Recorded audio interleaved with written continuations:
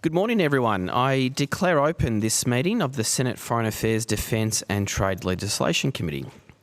I want to begin by acknowledging the traditional custodians of the land on which we meet today and pay my respects to their elders past, present and emerging. The Senate has referred to the committee the particulars of the proposed expenditure for the year 24-25 and other related documents for the Foreign Affairs, Defence and Trade portfolios.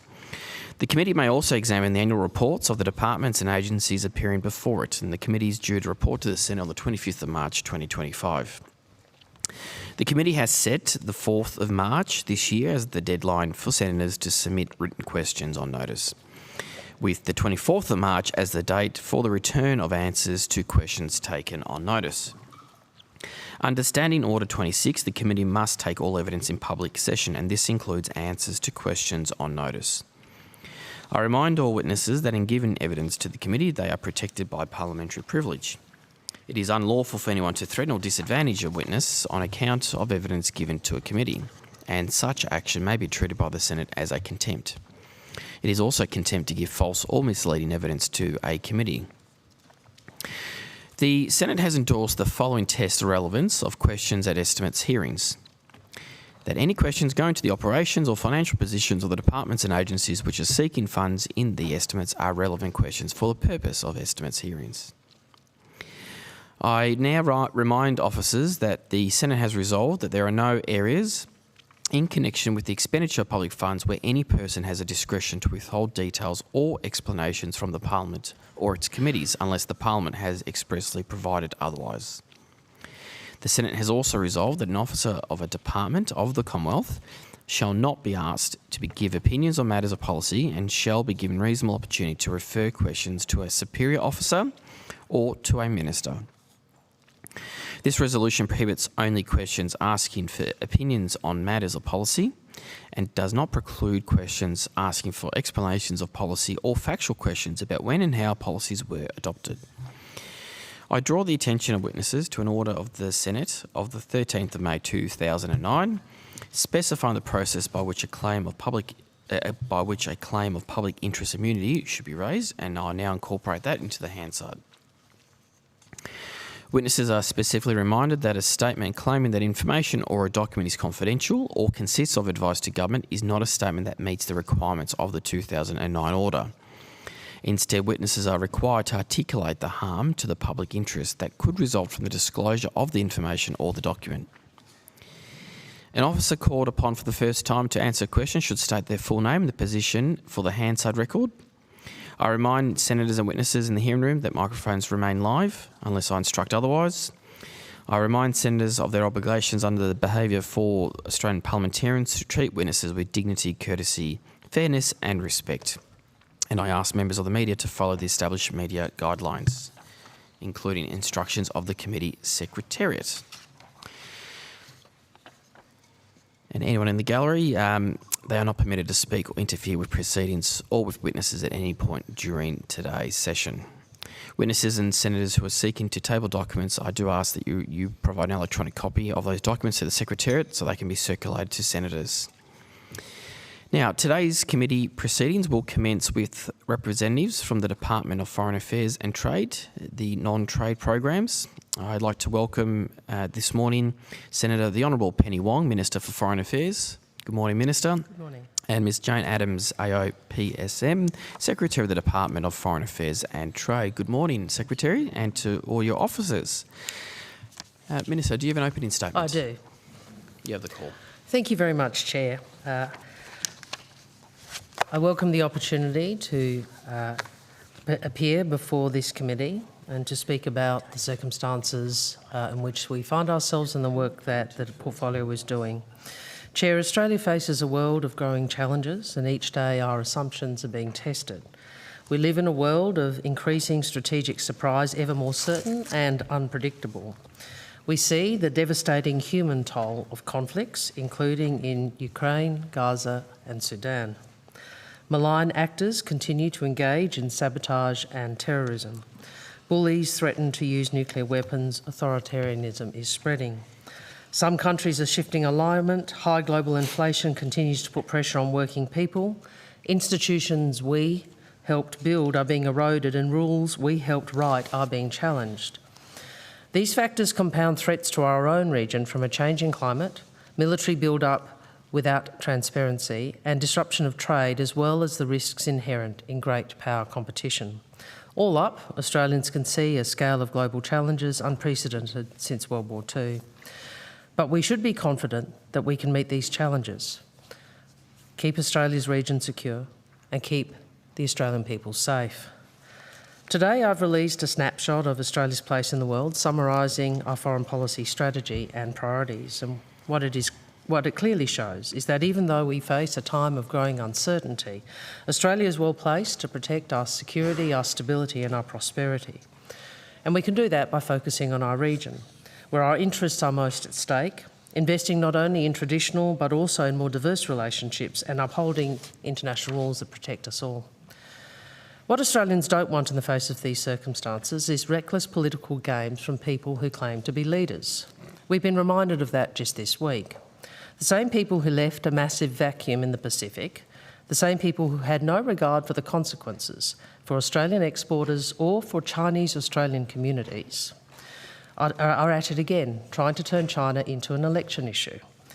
We have been very clear that China is going to keep being China, just as Mr Dutton isn't going to stop being Mr Dutton. The man who once said it was inconceivable we wouldn't go to war is going to keep beating the drums of war. The Labor government will be calm and consistent, not reckless and arrogant. And let me remind the committee the mature and responsible way we have sought to deal with China. We set out to stabilise the relationship without compromising on Australian values or Australian interests. Stabilisation has never meant there would be no problems. It has always meant we should be able to engage directly with China to manage inevitable differences and problems without these problems derailing our ability to talk to each other, as was the case under Mr Morrison and Mr Dutton. And that is what we will keep doing, and it is what the Australian people expect of their government, engaging confidently, calmly and consistently, protecting our sovereignty and advancing our interests. That is what we have done in the case of both the unsafe and unprofessional interaction between the PLA-P8 and the extended deployment of a PLA-N task group near Australia. As the committee is aware, the Deputy Prime Minister has ensured the public is kept apprised of the situation. Defence have issued regular updates on its location, and the ADF has worked with the New Zealand Defence Force to monitor the task group.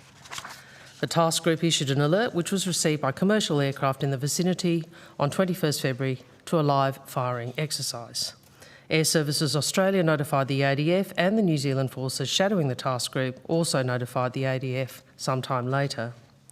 Within hours of the live firing exercise, the Australian government made representations to China, seeking an explanation of why we were not provided advance notice.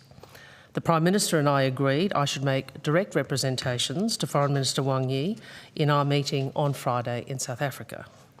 I made clear to Foreign Minister Wang that the lack of notice for the PLA-N's activities did not meet our expectations and was of deep concern. I said the Australian Defence Force would provide at least 12 hours notice in such circumstances. Chair, the Australian government was in a position to raise our concerns directly with the Chinese government at a high level less than a day after the exercise commenced. Some politicians seem to be insinuating that Australia is responsible for the PLA not providing more notice, when in fact we raised our concerns directly with China at military, diplomatic and political levels. And we now see gunboat diplomacy being added to the litany of war talk from the opposition. Such rhetoric does not make Australians safer. Chair, the Albanese government is also approaching the United States with the same maturity that the Australian people expect. President Trump's America First agenda envisages a different role for America in the world, and that is what the American people have chosen. Australians should be confident in our ability to come together and navigate these changes in our national interest. In addition to the extensive engagement by our ambassador in Washington, the Prime Minister has had 2 productive phone calls with the President. I was the first Australian Foreign Minister ever invited to attend a presidential inauguration, where I also met Secretary of State Rubio on his first day in office bilaterally and at the Quad Foreign Ministers meeting. The Deputy Prime Minister was Secretary Hegseth's first international counterpart to meet with him following his confirmation. And this meet week, the Treasurer met with his counterpart, US Secretary of the Treasury, Scott Bessent. President Trump campaigned on change, and none of us should try to minimise the implications of this change. Australians can see from the experiences of other countries in recent weeks how broad these implications can be. And Australians will not thank politicians who recklessly try to score political points. This same recklessness has serious implications for us at home. We see some global conflict, hatred and division refracted into our country. We all want to end the scourge of anti-Semitism, of Islamophobia and of violence extremism. We must safeguard who we are. We must not allow these conflicts to be reproduced here. As ASIO Director General Mike Burgess has said, we all need to watch our language because there is a direct connection between inflamed language, inflamed tension and violence. We all means all of us, including in this room. Our job is to turn the temperature down and not dial it up. As Australians, we have to preserve our capacity to disagree peacefully. We have to preserve our capacity to argue respectfully. Our government is working to bring people together at home whilst using our respected voice abroad to advocate for an end to the cycle of violence. In closing, I want to thank the department, all its staff here and throughout the world at our posts for the work they've undertaken since the last estimates. Thanks a lot, Minister. Assuming you're happy to table that speech for us. Happy. Yep, and we'll circulate that to senators. Now, Secretary, did you have an opening statement? Chair, yes, please, with your indulgence. Yes, sure. Thank you. Senators, thank you for the opportunity to make an opening statement. Since the last estimates hearings, my department has been focused on advancing Australia's interests against a backdrop of a challenging international environment. This week marks the third anniversary of Russia's illegal and immoral invasion of Ukraine. We've made clear that Australia stands shoulder to shoulder with Ukraine, and we continue to support the Ukrainian people, committing more than $1.5 billion in assistance. Turning to the Middle East, the ceasefire and hostage deal agreed in January are steps towards peace and stability for Israelis awaiting desperately the safe return of loved ones and Palestinians in dire need of humanitarian assistance.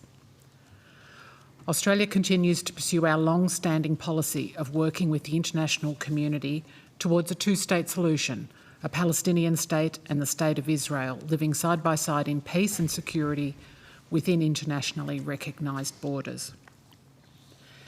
In these increasingly challenging times, I'm proud to lead a global network that engages confidently and effectively with the world to advocate our values and deliver on our national interests.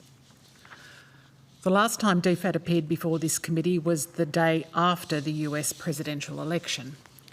We've moved quickly to prosecute Australia's interests with the new administration. In addition to the high-level political engagements outlined by the Foreign Minister, our ambassador to the United States has spoken with President Trump, and the embassy has developed extensive relationships across the new administration. As the Foreign Minister has said, Australia can engage with confidence as we continue to bolster our ties with the United States, Australia's principal and long-standing strategic partner.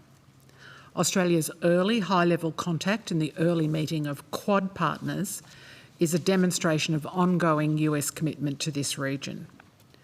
We will continue to work with all of our global partners in proactive, collaborative and innovative ways, with a clear understanding of our national interests to make Australia and our region peaceful, stable and prosperous. This includes a commitment to the predictable rules-based international system, which remains squarely in Australia's national interest.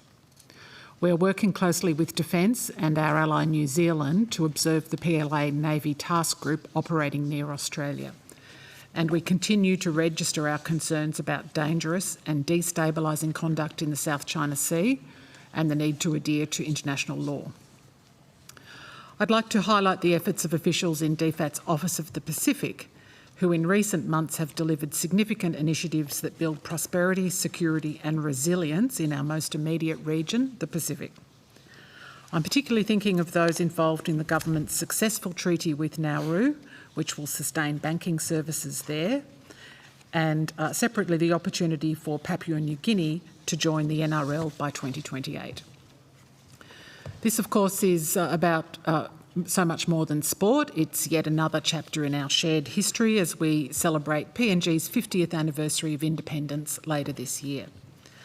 These are important initiatives that will help cement understanding and common purpose with other members of our Pacific family. As we focus our efforts to shape the kind of region we want to share, DFAT continues to drive deeper engagement with Southeast Asia, which is vital to Australia's security and prosperity and core to our national interests. We're strengthening education, industry and community connections through the ASEAN Australia Centre launched by the Foreign Minister in November, and continue to make significant progress in implementing the recommendations in Invested, Australia's Southeast Asia Economic Strategy to 2040. And just yesterday, the government launched the new roadmap for Australia's economic engagement with India, helping us harness the enormous trade and investment potential of the world's fastest growing major economy. I'd also like to acknowledge the professional and compassionate efforts of our consular office officials over the last few months as we continue to grapple with crises driven by events overseas. The recent Consular State of Play report highlighted a significant spike in crisis cases involving over 6,000 Australians in 23-24. Indeed, between May 22 and January 25, DFAT's Crisis Centre has been activated 10 times, and we have managed 21,573 consular cases. DFAT has coordinated 6 assisted departure operations since 2022, helping Australians and their families leave Ukraine, Sudan, Israel and the occupied Palestinian territories, New Caledonia, Lebanon and most recently Vanuatu, where we delivered humanitarian support and helped over 680 Australians and family members return home. Australia continues to support Vanuatu's recovery, and the Minister for International Development and the Pacific is visiting Port Vila today. Finally, Senators, I'm particularly proud DFAT ranked equal first in the 23-24 Survey of Trust in Australian Public Services. DFAT services provided through the Australian Passport Office and the Consular and Crisis Management Division were rated amongst the most trusted, backed by 81% of respondents. Similarly, a high level of respondents, 78%, expressed satisfaction with DFAT services. Respondents were most satisfied with the respectful interactions they had with DFAT staff and the accuracy of the information the department provided. These results reflect our strong commitment to helping Australians both at home and abroad. Thank you, chairs and members.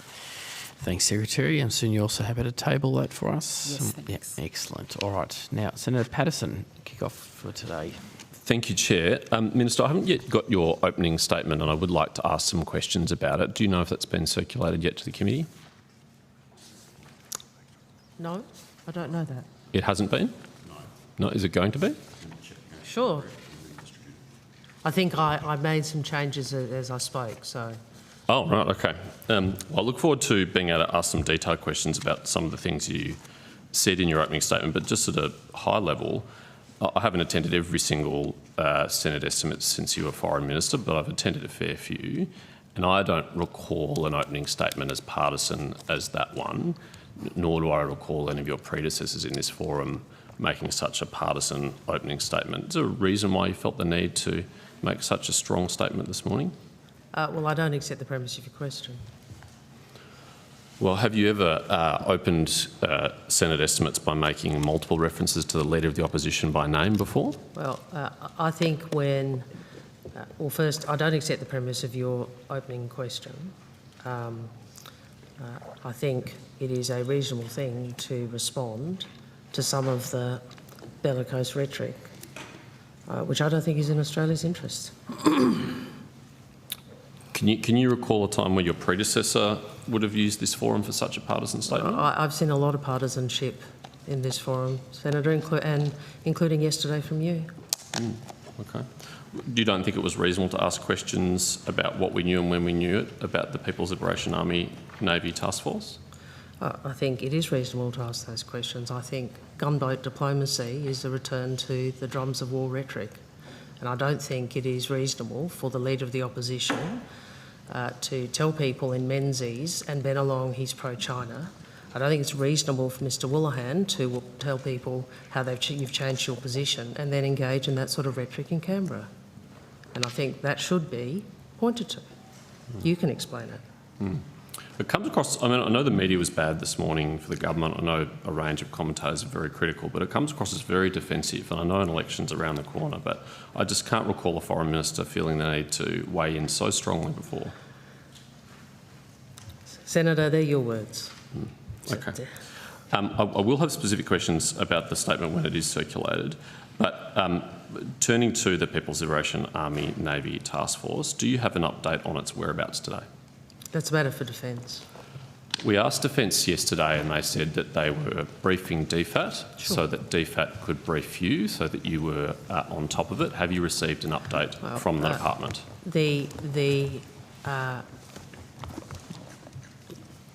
Those are operational matters for Defence, and if you want an update from Defence, I would refer you to the Deputy Prime Minister's office. I don't have the same opportunities to ask questions of him, as you know. Well, Senator, I don't know whether the opposition. I know that Mr Dutton was quite late to ask for a briefing on this. I don't know if you've sought a further briefing. I'm sure that if you seek a further briefing, we will provide one. It's funny you should say that. We did ask for briefings and we had some difficulty scheduling them. I'm not sure if it was the availability of officials or some other reason. And just on that... If I could just also say, my recollection is, and I'll check with the Defence portfolio, that there are regular statements updating in relation to this. Ms Lawson might be able to assist, or Ms Deserton. Thank you, Senator. Ellie Lawson, Deputy Secretary, Geostrategic and Planning Group. The Department of Defence is making regular updates on their website. Yes. Will there be an update today? Did you not check this morning? If you were very keen. I think it went live at 8:30. Okay, well then you should be able to answer the question. No, it's a Defence statement, sir. Right, so it's not in your state of knowledge? It's a Defence statement. Yeah, and we've been told by Defence you've been regularly briefed. If you're not aware, you can say so. No. I refer you to the statement, which is very transparent and professional. Is it in the state of knowledge of any officials here today? Is what? In their state of knowledge of any officials?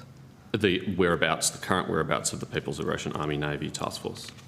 Senator, I would refer you to the update on the website of the Department of Defence. Thank you. So is that a no? That's not in the state of knowledge of any officials? Senator Sarah Deserton, First Assistant Secretary, Defence and National Security Policy Division. The Department of Defence issued a statement at 8:30 a.m, as the Minister referenced. It indicated that the task group was 548 kilometres west of Hobart. Thank you. I'm grateful for that update.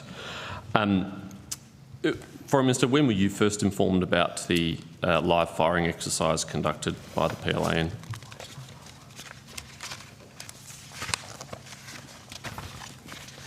As you will, or you may recall, I was in South Africa at the time. Yes.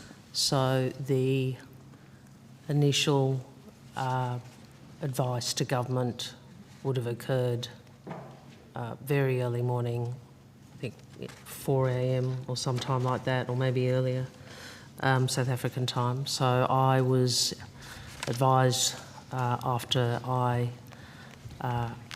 got up and I was briefed, and I also had a conversation with the Prime Minister in which we agreed that I would raise the issue directly with Wang Yi, Prime Minister Wang Yi, with whom I had a bilateral later that day. Okay, so you were advised by your own department, presumably? That's right. Possibly through the office as well as the department. Does anyone from the department have the Australian time that the Foreign Minister would have been notified?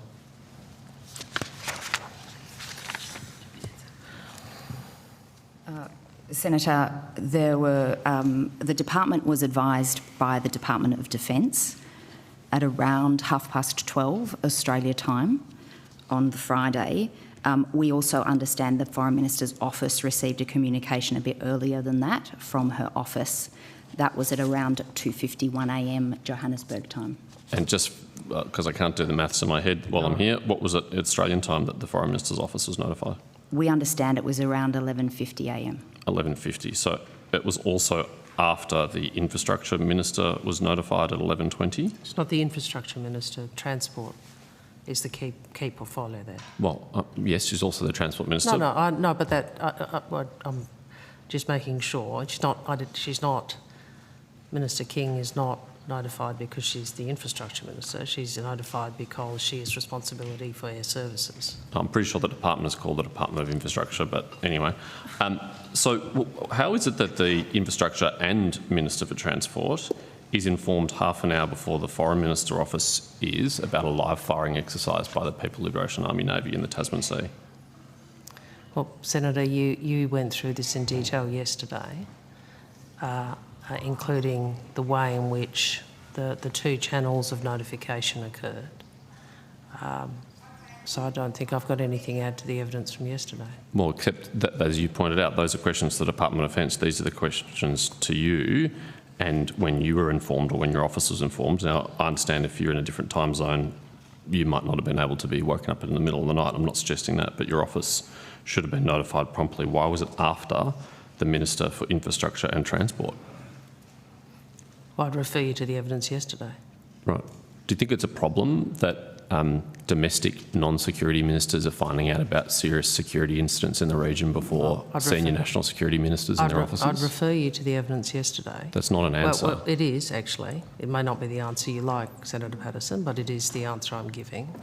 That the important point, though, is I was able to put our views directly to a senior member of the Chinese government within 24 hours. I look forward to canvassing that with you in a moment, but I think the notification issue is an important one. Has there been any reflection in government about the delayed notification to senior national security ministers such as yourselves about a senior national security incident, a serious national security incident? I'm not sure what your question is seeking to elicit. I'll rephrase it then. Don't you think it is a problem that it took so long to inform ministers about a serious incident and that ministers who do not have national security responsibilities found out about a national security incident prior to ministers such as yourself and the Defence Minister? Well, I think the evidence yesterday traversed in detail the two mechanisms or the two channels by which notification was provided. Yes, and that's not what the question was. The question is whether you think it's a problem or not.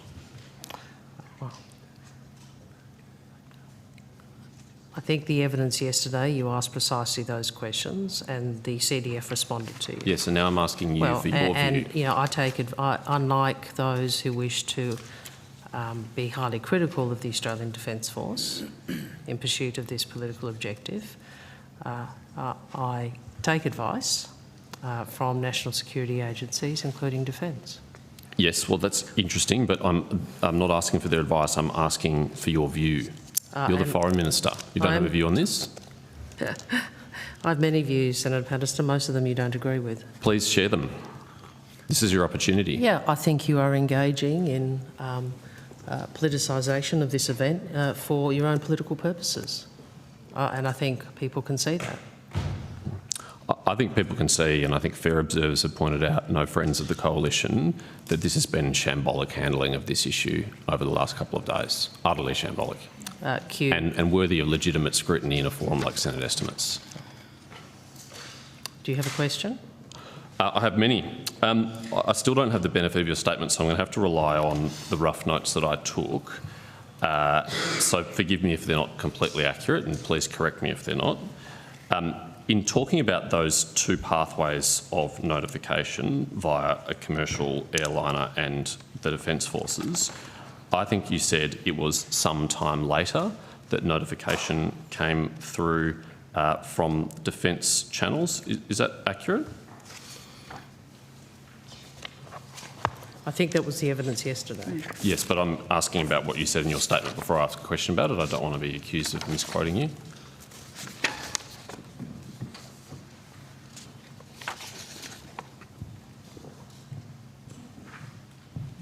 Yes. Okay. The Prime Minister said yesterday at his press conference that it was around the same time that notification came through from the Virgin Australia pilot and the Defence Force, but you've described it as some time later. What's the reason for the discrepancy between the Prime Minister's description and yours? I don't accept there's a discrepancy. Do you think that around the same time and some time later are Senator, the same? the time frame is clear from the evidence yesterday. We've been transparent about that. I think you've been transparent today, as Defence was yesterday, but I don't think that's a fair description of what the Prime Minister has said, because he said yesterday at his press conference that it was around the same time that notification came through the two channels. That's not true, and that's probably why you said on Hansard, quote, some time later. Why is there a discrepancy between the two of you? Well, I don't accept that is the case, Senator. You don't think... And I just would also make the point, if you were so interested in this issue, why did it take the Leader of the Opposition some 4 days after the incident before he sought a briefing? Why was a briefing proactively offered to the media on Friday, but not the Opposition? I'm not sure that's the case. It is the case. Well, hang on. You want transparency. The Deputy Prime Minister has been very transparent about this. He provided... there was a public statement issued, was it last week? I'm sorry, it wasn't my statement, but certainly before this occurred, about the task group and an interview and defence statements as required. I don't know how regular. So are you complaining about transparency? No, well, you made an observation about opposition briefings, and I'm responding by observing... Well, I just think it says something about sorry, how Minister, interested you are in this. I hadn't finished, Minister. How interested you are in this, that your leader took 4 days to even ask for a briefing on this, to even ask. Well, Now, you know, if this is such a big issue for you, surely you would have been pretty quick to request a briefing from the government, but you weren't. Minister, I'll do my best today not to interrupt you, and I ask that you do the same. Okay. You're not going to be Senator McGrath. We could all play that game. I won't run through a list of your colleagues and reflect No on games their today, please. conduct. No Well, games we today. just had a very All right, come on. interrupting Prime Minister and Cabinet. Let's get back to questions and answers. So, I mean, we can have the fight about briefings all day, probably not too productive. So, you don't accept that your description of the two pathways of reporting as being sometime later and the Prime Minister's description of being around the same time are in any way distinct? I mean, this is really... When you're talking about a difference from memory of less than an hour. From memory, is that what the defence evidence said? From memory, it was 50 minutes? I think it was 63 minutes I think it was between 50. the Virgin notification and the New Zealand Defence Force No. notification. But the relevant point is their services. I think it's about 50 minutes. So you're talking less than an hour. Now, if you want to focus your attention on words used to describe less than an hour, that's a matter for you. Okay. You also said, and I believe this is accurate, but again, I don't have your transcript, so you correct me if I'm wrong, we were not provided advance notice about the exercise. Is that right?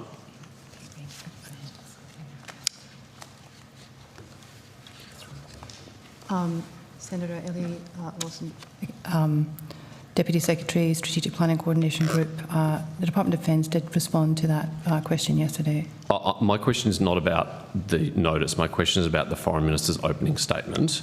I think it might have been now circulated, so I'll try and read it while I'm asking questions, but I might need to come back to it. But I think, Foreign Minister, you said in your opening statement that, quote, we were not provided advance notice. Is that what you said in your opening statement? And what I have indicated publicly, and I think was consistent with Defence yesterday, is that the Australian Defence Force in similar circumstances, and we do operate in similar circumstances, in general would provide 12 to 24 hours advance notice. Yes, just at the moment trying to seek the confirmation of what you said in your opening statement, and I now have it in front of me, and it says, and I quote, seeking an explanation for why we were not provided advance notice. Why are you observing that we were not given advance notice when the Prime Minister has repeatedly said that notice was given? Well, notice was given. That I was referencing the practice of the Australian Defence Force, which form part of my representations to the Foreign Minister. Yes, but it's not notice if it comes after the event has commenced, is it? We all know what you're trying to do. I put, on behalf of the country, to the Chinese Foreign Minister that in usual we would expect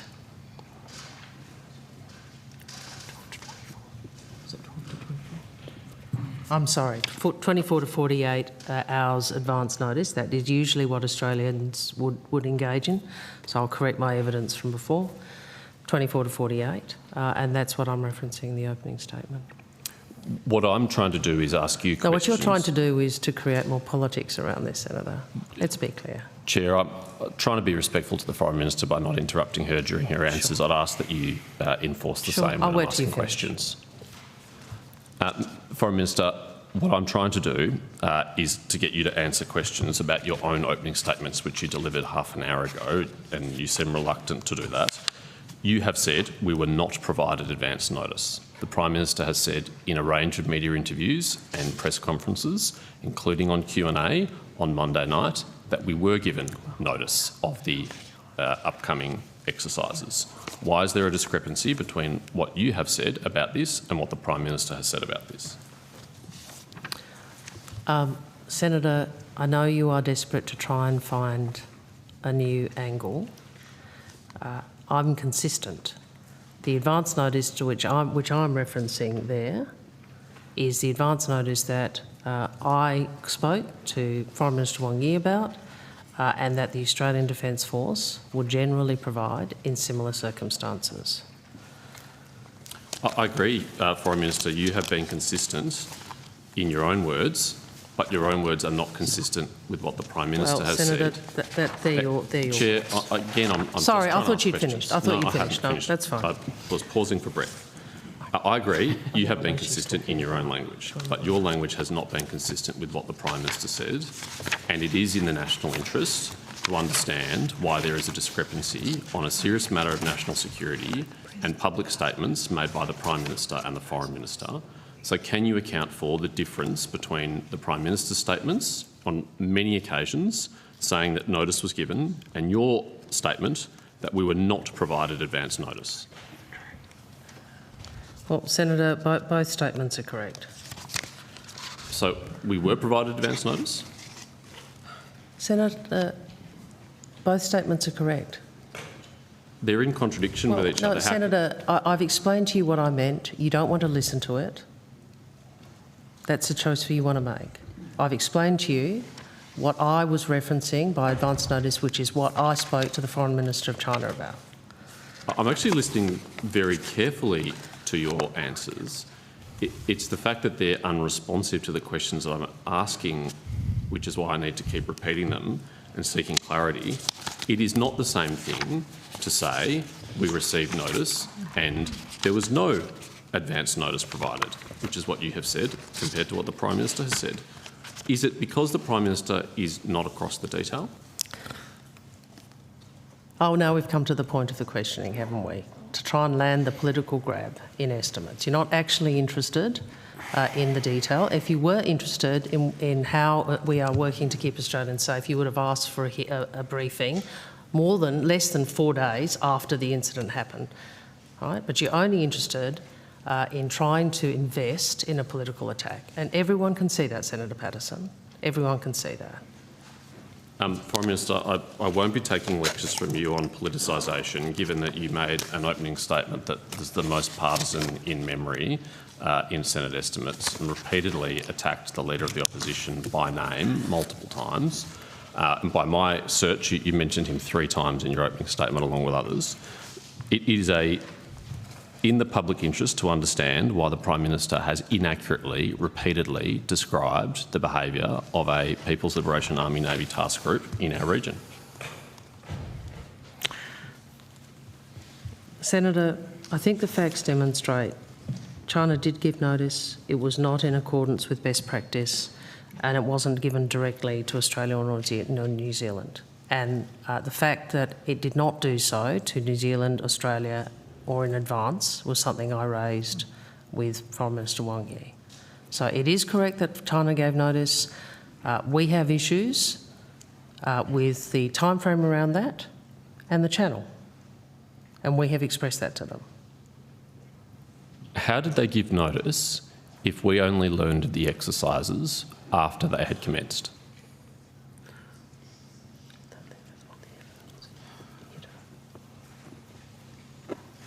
Senator, I believe Defence covered this in their committee hearing yesterday. My understanding is that there was notice given, but it was not through the best practice channels that are normally used. It was not a formal notice to mariners, and so it was not given directly to Australia or New Zealand.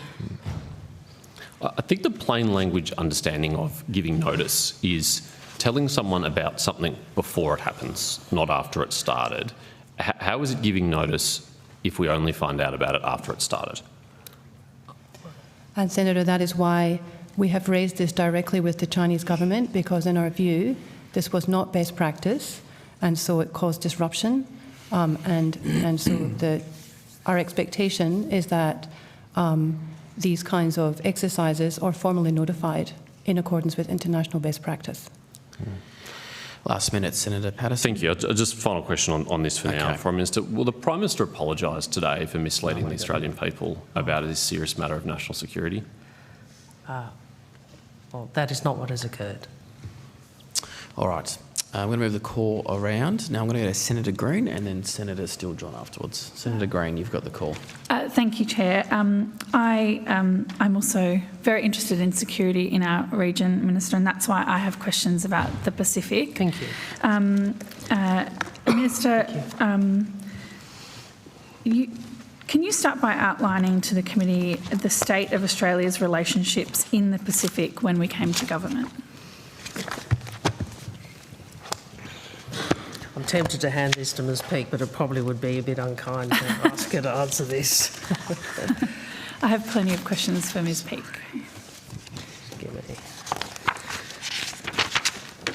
Well, Senator, I think you would know before the last election what we saw in the Pacific from the Morrison-Dutton governments. We saw vacating the space. We saw, frankly, disrespectful language. It is still raised with me when I visit the Pacific, Mr Dutton's comments about water lapping at your door. We saw $11.8 billion in aid cuts. Oh, might have been more, can't recall what it was at the end of the day. We saw the coalition having lectured the Pacific, mocked their priorities and joked about the threat of climate change, a lack of respect for the Pacific family. Trust in Australia was at an all-time low, and I have said publicly Australia lost the opportunity through those years to be the only partner of choice. And Australia's security continues to pay the price of the coalition's neglect. And that vacuum that you speak of, Minister, how did our government set about repairing those relationships and trying to, I guess, fill that vacuum that had been left? Well, as I've outlined in the snapshot which was released today, the immediate priority when we came to government was to engage with our region and to repair and rebuild the relationships in our region. The day we were sworn in, the Foreign Minister and I went to Tokyo to attend the Quad meeting. I returned to Australia and then I flew directly from Australia to Fiji, where I gave a speech at the Pacific Islands Forum. is it called the Secretariat? The whole, the Secretariat, which was obviously was a very important engagement. I'd also issued a video immediately after swearing in to the Pacific to express our commitment to the relationships, and I said we would listen and we would act on their priorities. And I had a single objective, which is that, we will work with you. We'll work with you respectfully. We'll listen to what you want, and we will be a respectful and substantial partner. I made a commitment also that I would visit every member of the Pacific Islands Forum in the first year, as well as every member of ASEAN except Myanmar, obviously, which was to try and underscore or to emphasise our intent. And we kept that commitment. We've worked very hard to repair relationships. We've made some very significant achievements, and I want to echo the Secretary's recognition of the work that Ms Peake and her team have engaged in, both here but also in country. What are some of the things we've done? Well, first, as the Prime Minister says, climate change credibility is the entry ticket for positive diplomatic engagement in the Pacific. Obviously we take climate change seriously. We've legislated our 2030 target and net zero by 2050.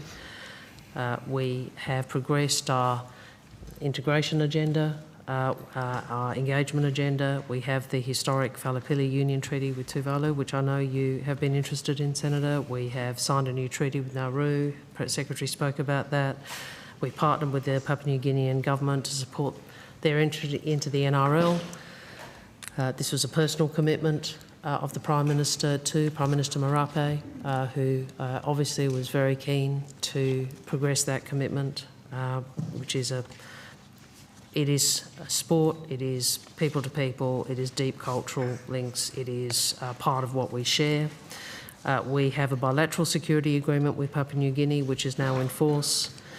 We have entered into agreement with Solomon Islands to grow their police force, which is bringing Australia back into that trusted partner role with Solomon Islands, a position that was lost under the coalition. We've brought two major regional initiatives to life. The Pacific Policing Initiative, and I want to acknowledge not just the work of the department but also the AFP, who have done such good work in that area. And we're very pleased to work very closely with them, and the Pacific Response Group. And these two, these two initiatives aim to increase the capability and resilience of the Pacific to respond to crises within the Pacific family. We've brought people closer together through the Labour Mobility Scheme and implementing the Pacific Engagement Visa, and we have all of these are achievements which are possible because of the trusted relationships the government has with the Pacific family, and more importantly, or as importantly, they are Australia being responsive and respectful to the priorities which are articulated by Pacific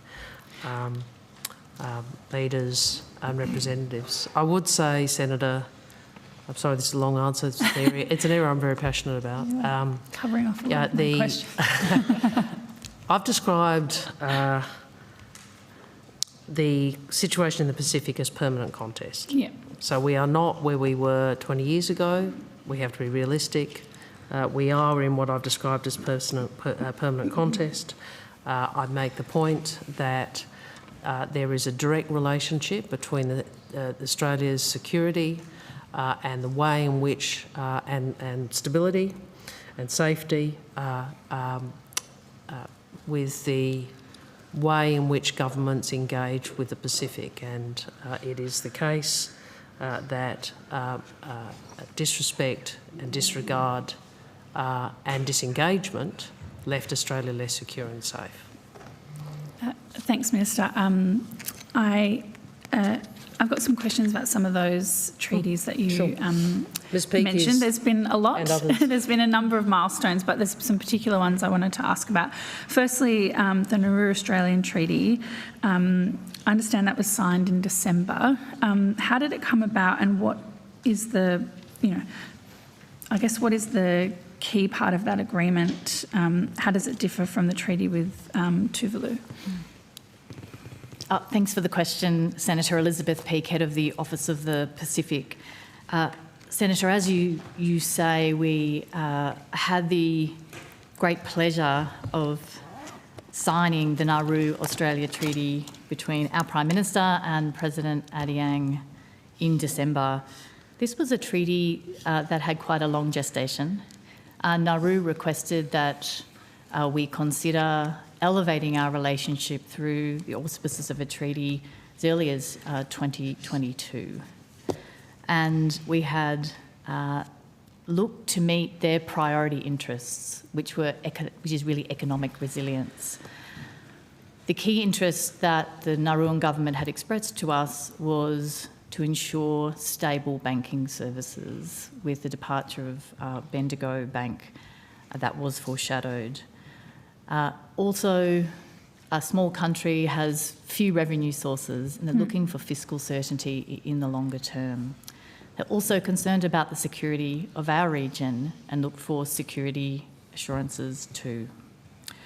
So through the Nauru-Australia Treaty, we were able to work on all of those fronts, able to provide a legally binding commitment that we would have a sustainable banking solution for Nauru, and the Commonwealth Bank has indicated that it will take over financial services for Nauru and ensure that they're connected to the international financial system. We also were able to provide, over 5 years, $100 million for fiscal certainty and $40 million for augmenting security in Nauru, particularly focused on Nauruan police. We were able to mutually agree security assurances as well, so that we had certainty over activity in the security sector of Nauru as well as key critical infrastructure sectors. Sorry, I'm very conscious of the time. I might have to get cut off in a little bit, but I just want to pick up on what you just mentioned and more broadly, as I haven't had the same engagement that the Foreign Minister has with countries around the Pacific, but from the engagement I have had, I understand that policing is such an important issue. I wanted to ask about that specifically because you mentioned it as part of the treaty, but more broadly,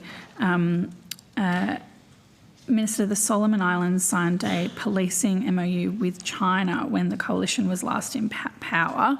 That describes the state of the situation when we came to government. Can you tell us about the context of that MOU and what Australia has done to fill that void?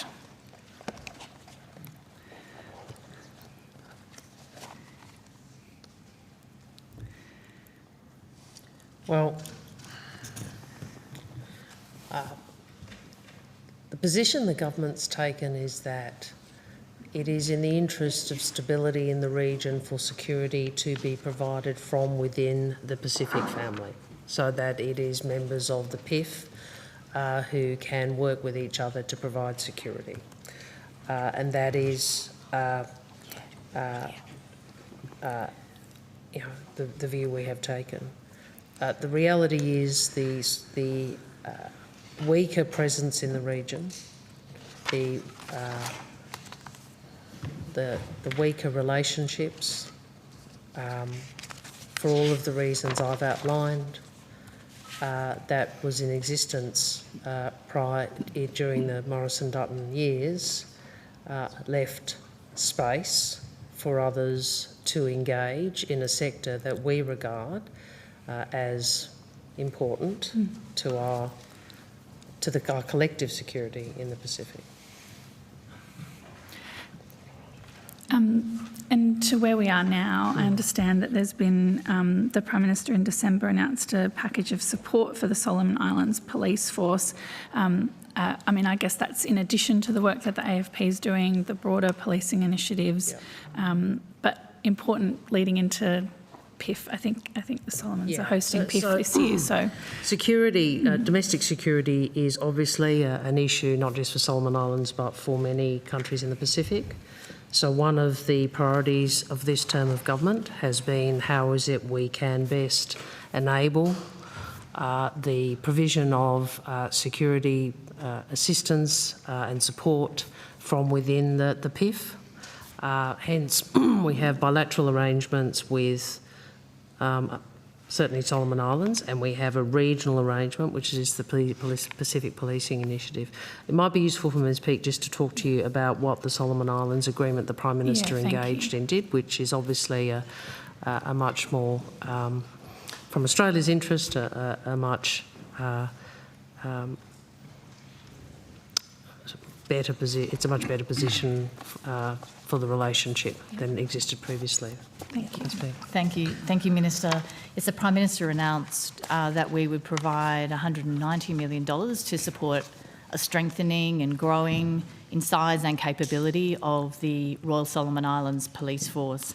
This has been a priority request from the Solomon Islands government, and Prime Minister Manelli has described that a three-tiered framework, that Solomon Islands would like to take care of its security by having a strong domestic police force.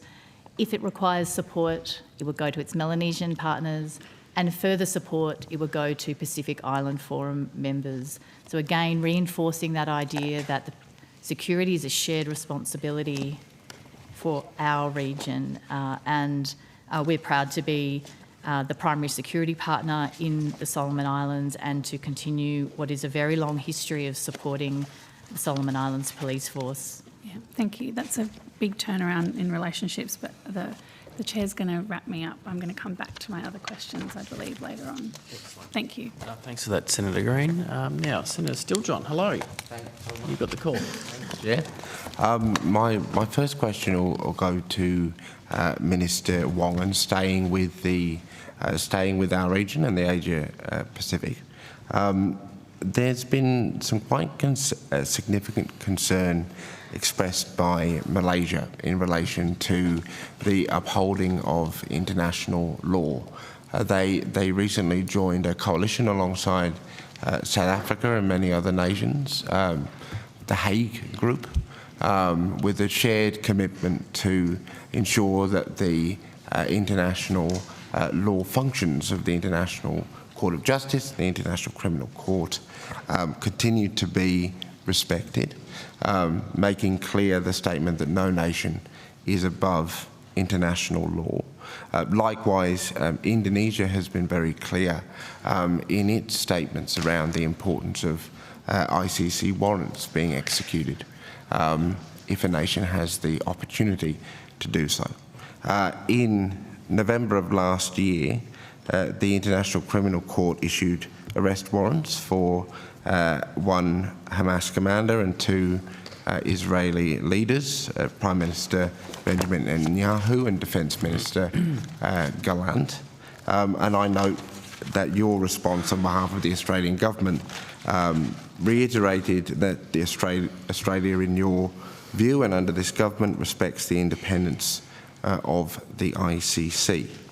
I have some questions about our position on these warrants. Firstly, what action is Australia taking to place diplomatic pressure on the State of Israel to comply with these arrest warrants?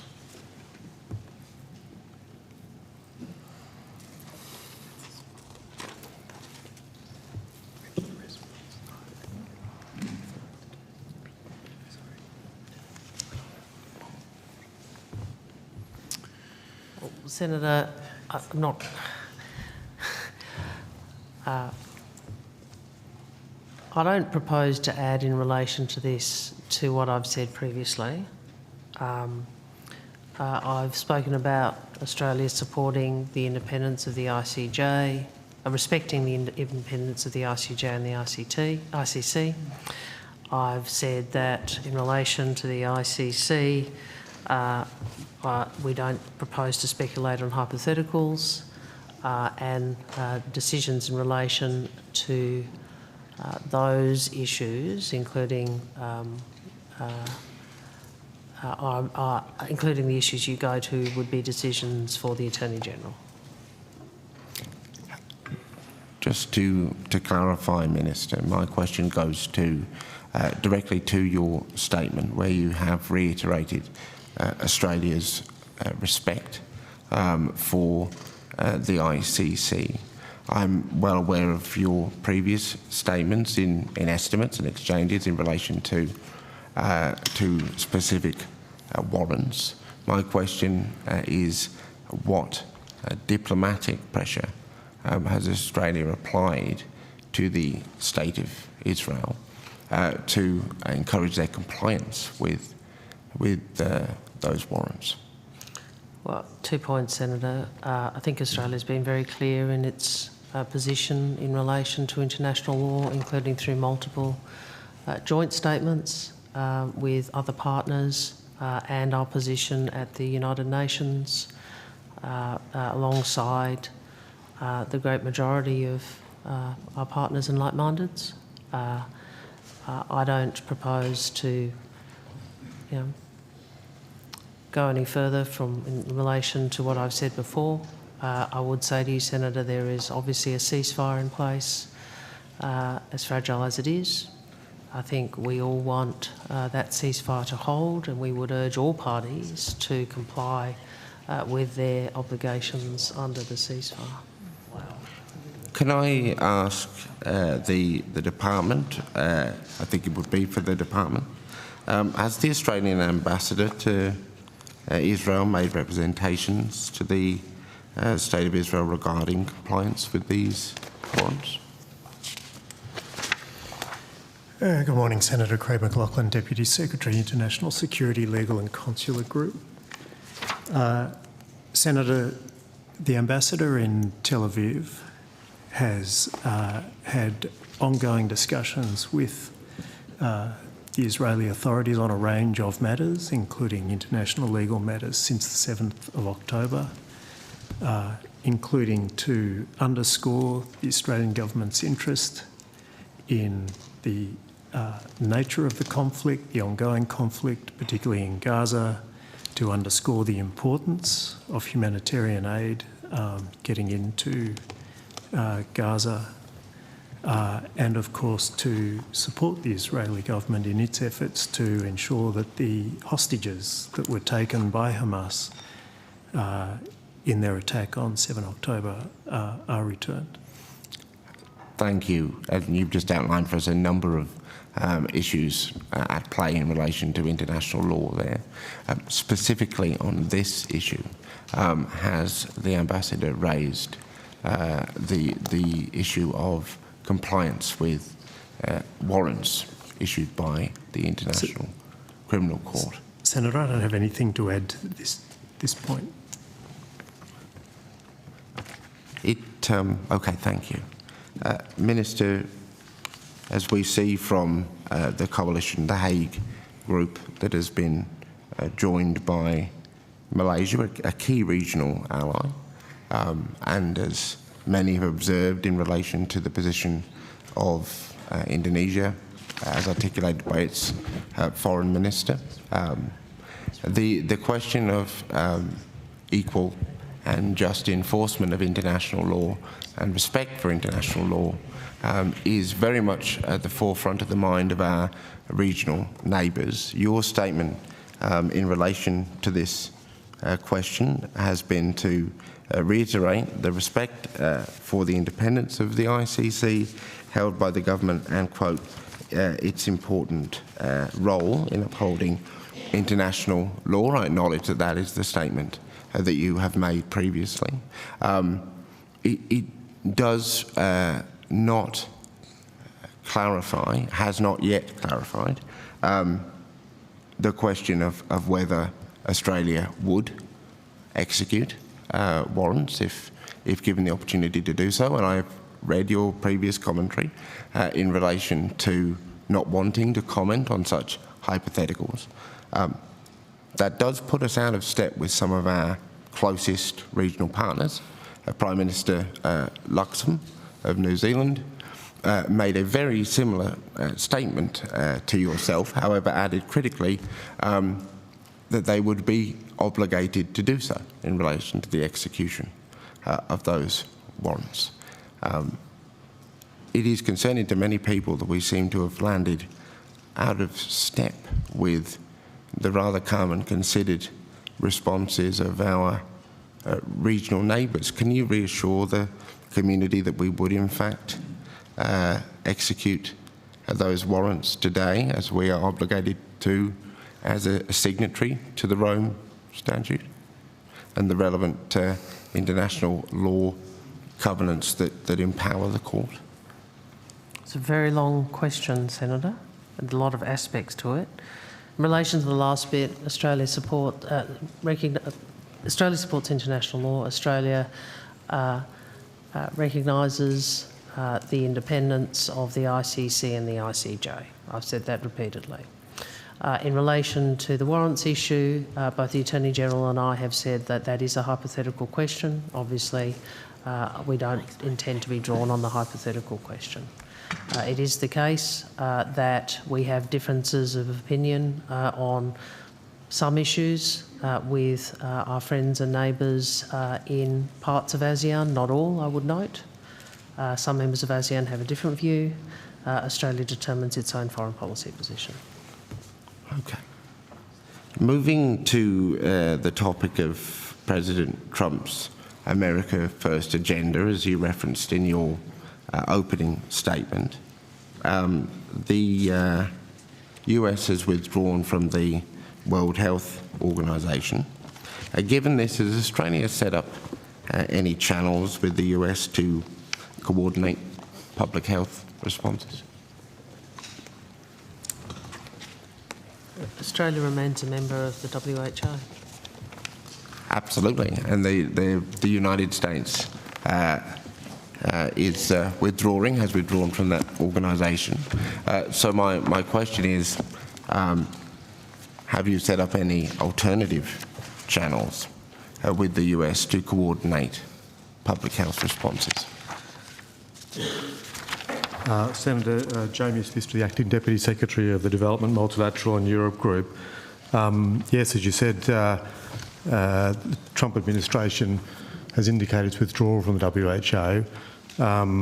As you know, Australia has and continues to be a strong partner with the World Health Organization. We are engaging with like-mindeds, with countries in our region about how we continue to support and address health needs. The Australian government's also, for the Department of Health, taking on the chair of the World Health Organisation later this year, and we'll continue to work with partners to look at how we address and continue to support health needs and health security globally. Thank you for that. But just to be clear, the current US population, what's the department's estimation of the current US population? Is it roughly 340 million individuals? Senator, I'll take your... There or thereabouts. I've just quickly looked it up so that I can frame this properly. Like whether or not the US is a formal member of the World Health Organization, I personally wish they were and long hope that we continue to be. It is one of the not only key economic global hubs, but also population hubs and transport points. No global response to a public health crisis is practically possible without coordination with the United States, and information in relation to public health matters of concern in the US are still deeply relevant to Australia, whether or not they are in the WHO. So my question to you is, they have left. What have we done to make sure that there are any channels of communication in relation to public health matters of concern within the United States, so that we are aware of what is going on that may be relevant to our public health here in Australia. I'll pass to my colleague Luca Tatoka, who's a Global Health Ambassador for DFAT. Thank you, Deputy Secretary. Luca Tatoka, Ambassador for Global Health. There are a number of channels where engagement still happens. The quad that the Minister referenced to in her opening statement that met on the first day of Secretary Rubio's activity has a health security partnership that focuses on the 4 countries working for a stronger health security system for the Indo-Pacific. There's a number of technical meetings and other arrangements that happen in different levels within and outside of WHO, where there's been some participation of US officials, and we will continue to monitor the situation through our post in DC and through the channels where both the US and Australia are represented to see what, after the review that is underway and some of the early orders come into effect, including the periods that they were ascribed to that, finalised, to see what modes of engagement remain. Important to note as well that in the withdrawal order, the US signalled an interest to maintain their engagement in the global health architecture through those or other channels. Okay. Chair, I'm aware I'm coming close to my time. I've just got 2 other questions. You are in time, but now one. One. All right. I will economise. Minister, there is understandable concern in many parts of the Australian community that has been triggered by certain statements by President Trump in relation to US intentions, in relation to potential, I can't even believe that this is something that we have to say now, but the potential of a US military action or invasion of Greenland or Panama. Can you provide us reassurance today that Australia would condemn such an action and would prevent Australian troops being sent to or in any way enabling such a flagrant violation of international law? Senator, you know that's a hypothetical question. But what I would say is Australia will determine our foreign policy position. Remarkable. It is remarkable to see how far the alliance goes, that we can't just assure Greenland that we wouldn't be part of that. Poor old Denmark. All right, we'll take All right, the comment. thanks. Thank you very much, yeah. Senator. Just checking the time. Actually, no. Okay, so Senator Patterson has the call, and then I'll come back to Senator Green. Thank you, Chair. Minister, I want to come to your meeting with China's Foreign Minister Wang Yi in South Africa. You said in your opening statement that you told him that the Australian Defence Force... The opening statement of the meeting? Your opening statement from this Senate estimates? No, sorry, I had opening remarks as well at the meeting. Sorry, Okay. I don't know which one you're referring to. So you said in your opening statement to Senate estimates this morning that you told the Foreign Minister that the Australian Defence Force would provide at least 12 hours notice in such circumstance. Is that what you told him? Sorry, could you repeat that? Of course. In your opening statement this morning, you said that you told China's Foreign Minister that you would provide at least 12 hours notice, that Australia would provide at least 12 hours notice. Is that what you told him?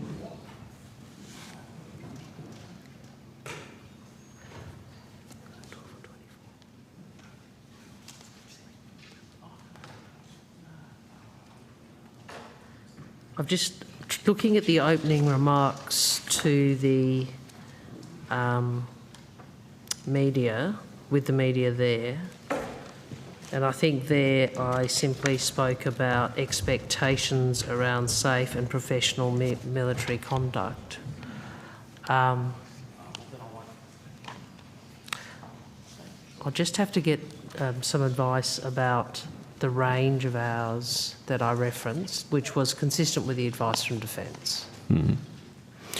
But you said 12 hours notice this morning. As officials have pointed out, as Ms Lawson said, that's not the correct best practice. As the ADF pointed out yesterday, it's 24 to 48 hours. So I just want to establish what it was that you told Wang Yi. Yeah, and I've just said I'll need to get some advice if we could come back to it. Okay, thank you. Because I'm just trying to recall the range that was that we discussed in the meeting. Was anybody in that meeting here today? Ms Lawson, you were there. So from your memory, do you remember what the Foreign Minister told Wang Yi? Senator, my recollection was 12 to 24, and we have clarified with Defence that is an appropriate time frame in line with international best practice. But you yourself just said before, earlier, in helping to correct Senator Wong, that it was 24 to 48, not 12 to 24. Senator, I think there have been references to 24 to 48 hours in other places, but I think 12 to 24, my understanding is that is an appropriate time frame to expect. Admiral Johnson was very clear about this. He's the Chief of Defence Force. He's a naval officer. He repeatedly said yesterday 24 to 48 hours. I can't remember on any occasion him saying 12 hours. Are you sure it's 12 hours? I would need to clarify that with Defence. It would be a problem if we've given the Chinese Foreign Minister the wrong best practice time frame, wouldn't it? Well, I think I would get the ROC checked. My recollection is, as Ms Lawson has said, which is 12 to 24. Obviously, more is better. Yes, and the CDF was very clear that ADF best practice is 24 to 48. He did not say 12 to 24. Well, I'm not...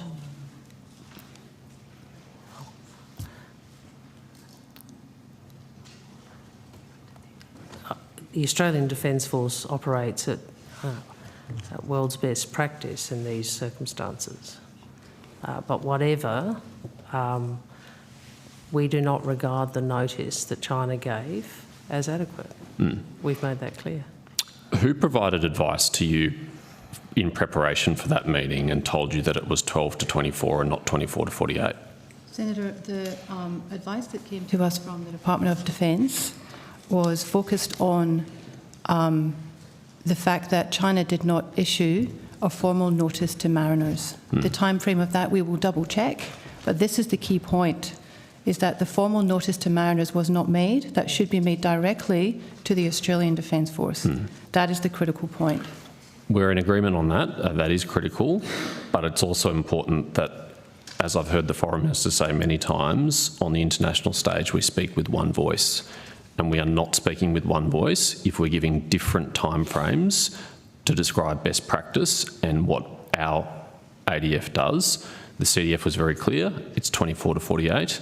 Where did 12 to 24 come from? Senator, we will double check the advice that was provided close to immediately after the incident occurred. This was a very high level representation conveying the clear message to the Chinese government that a formal notice to mariners did not occur. We will double check the advice about the timeframes, but the critical message, as I say, is that our assertion and our clear position is that China did not follow international best practice, and that message was conveyed very clearly at that meeting. I understand, but it's actually not very clear if we're giving different numbers. Sorry, Foreign Minister. So, I'll make 2 points. The basis of our expectations of notice are clear. I think yesterday there was evidence that the RAN conducted a live firing exercise earlier this year and lodged a notice to airmen mariners around 24 hours in advance with Air Services Australia. The notice included dimensions of where the live firing would occur, confirmation that firings would not take place within 10 nautical miles of known air routes or air activity. The notice also includes instructions for civil aircraft in the area to maintain a listening watch and to respond to requests for identification. Now, Australia, where we have large scale exercise, and I think this was covered yesterday, there is a more extensive and consultation and notification practice, for example, for something like Talisman Sabre. I think the Defence Force covered this yesterday. Deputy Prime Minister on radio this morning made the point that whilst what China engaged in did comply with international law, that this was not the standard by which Australia operates. he said at the end, we would, in the live firing event, be giving 12 to 24, sometimes 48 hours notice. But what I would say is I presented to Wang Yi what I was advised in terms of notice to make those representations, but the detail of what that notice should include is something that would need to be resolved between Defence. Sure. I have no doubt, Prime Minister, that whatever you're advised, you would have faithfully conveyed. I'm not suggesting otherwise, but I do want to understand what was advised, and I understand officials have taken that on notice. But you just said that the Defence Minister said on radio this morning 12 to 24 hours. Again, sometimes 48. I think this is this is what has been sent to me is what he said publicly. Yep. Again, I don't doubt that. But my point is. Sorry, Prime Minister, I haven't finished asking my question. No. But I just wanted to be clear. My point, the point I was making, is there is a distinction between what we might do, as the RAN did for a live firing exercise, and what we might do for a much larger exercise. Okay. Well, my memory of the evidence yesterday is that the ADF was very clear that best practice is 24 to 48. You just said that the DPM said on radio this morning 12 to 24 and sometimes 48. Is he also at odds with Defence's best practice advice? No. Well, it seems that way based on the evidence they gave yesterday. No one ever said 12 hours yesterday. They said 24 to 48. Well, Senator, you need to put to CDF the different circumstances. No, I don't have the opportunity to do that because they appeared yesterday, but when I asked him, he was clear and he said it repeatedly. If it does emerge that you've conveyed the wrong advice to Foreign Minister Wang, will you correct the record, and how will you do so? What do you mean correct the record? Well, if you've given a foreign government the wrong advice about Australian best practice, it would need to be clarified, surely. Senator, my recollection is that the advice to us was 12 to 24 hours. My understanding is that, as the Foreign Minister has said, it depends on the nature of the exercise. We will need to clarify with Defence why it is that there were different timeframes provided to us and provided in the hearing. But that is a matter for Defence to answer why sometimes it's 12 to 24 and sometimes it's 24 to 48. It's something that we will have to ask Defence to clarify with us. Yes, and I appreciate if you can clarify that for us on notice as promptly as you can, noting that obviously if the Prime Minister calls an election soon, which he may do, the Parliament will be prorogued and questions on notice are effectively cleared. So I'd be grateful if you could do it before then, because I think it's important for the public record that it's accurate. Just to the substance of the meeting with Foreign Minister Wang, is the only concern you raised with him about this conduct the lack of notice, or did you raise other concerns?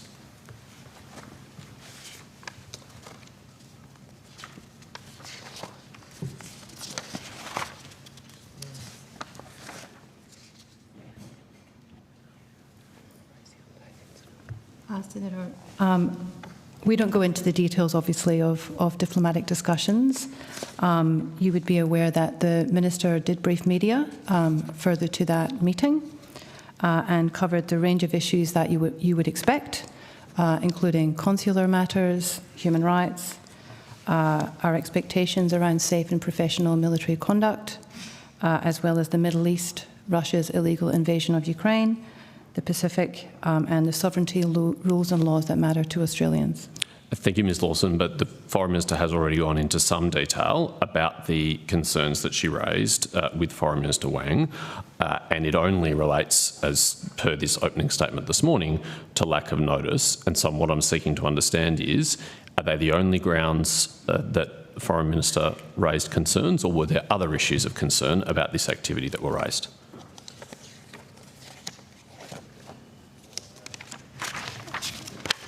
Senator, the key concern that we have around this activity is the lack of notice provided. So no concerns were raised about the 49 civilian aircraft that had to divert their route at short notice because of these activities? Senator, as you would expect, and as per Defence's evidence yesterday, we did consider this incident to be disruptive. Hence, you know, the desire for formal notification. And as you would expect, we did raise that that fact with the Chinese government. Right, so the specific issue of 49 flights being diverted was raised with Foreign Minister Wang. Senator, I'm not going to go into details about diplomatic discussions. It would be counterproductive. I thought... I'm happy to say publicly. Please. I'm happy to say publicly, though, that obviously the reason notice should be given in more substance and with more time frame than was, in part is for reasons of transparency, and also not to cause undue alarm or commercial disruption. And that is our position, and you would anticipate, I think I might have said that publicly, that we would reflect that position in our engagements. So is that confirmation that you did raise the specific issue of flight diversions, 49 flight diversions with Wang Yi? No, what I'm saying is that is our position, and you should anticipate that our diplomatic engagements reflect the Australian government position. Why can't you say... That's because we don't do that, Senator. We don't do verbatim everything that is in a meeting. I, in fact, have been much more transparent than many foreign ministers about what is discussed in meetings, because I think it is reasonable for topics. But what I'd say to you is the reason that advance notice and substantive notice should be given is in part transparency, but also commercial disruption. I thought that you might say that about not disclosing the details of diplomatic engagements, and I direct you to a transcript of the Prime Minister on the 3rd of April 2024, where he recounts in quite some detail a conversation he had with Israel's Prime Minister Benjamin Netanyahu relating to the IDF's accidental killing of the Australian aid worker Zomi Frankham. In that press conference, he not only outlines at length and in detail the issues that he raises, he also discloses Prime Minister Benjamin Netanyahu's responses repeatedly. Why is it okay for the Prime Minister to disclose both sides of a phone conversation with a foreign head of government, but it's not okay for you to tell me what you said in a meeting with Wang Yi? Is this in relation to the death of an Australian? Yes. Well, so can we agree not to treat with respect a conversation about the death of an Australian? Could we at least agree that, Senator? Of course we should be respectful to Ms Frankham and her family for what was an utterly tragic death. But what I'm asking you about is the Prime Minister's public comments about his engagement with a foreign leader. Well, in that instance, he disclosed details about it. In this instance, you're refusing to. If this is a hard and fast diplomatic rule, then why are you not willing? Why is he able to breach it but you are not? Well, Senator, a few comments. That's one of those cross-examination statements where you take one incorrect proposition, another incorrect proposition, and then put it as an inconsistency. So let's be very clear, I don't agree with the way you've construed the question for your cross-examination political purposes. And I've done it before, so in that chair or this chair here, so I'm aware of what you're doing. But what I would say to you is this was my 9th meeting with Foreign Minister Wang Yi, and I was able to engage with him rather than just write a letter, because there is engagement. You were never able to put your views directly to him or to his counterpart. Right? So let's be clear.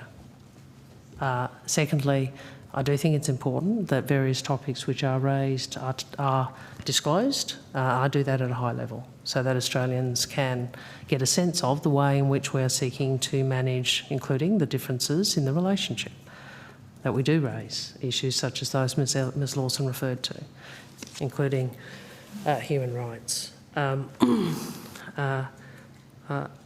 The Australian government position in relation to notices, as I've outlined, transparency and disruption to commercial aircraft being amongst those, amongst the benefits of providing advance notice, including to mariners and airmen, as Ms Lawson has described. Senator, I would remind you that when you were in government, the PLA Navy did visit Australia did come to Australia in June of 2019, in fact on the anniversary of Tiananmen, without notice. So I will just remind you that you are very keen to seek notice now, but no advance notice was given to the Australian public. Foreign Minister, you are right. There was a period in the last term of government where the Chinese government refused to engage with the Australian government, but frankly I think that reflects on them and was their decision to do so, not the Australian government's decision to do so.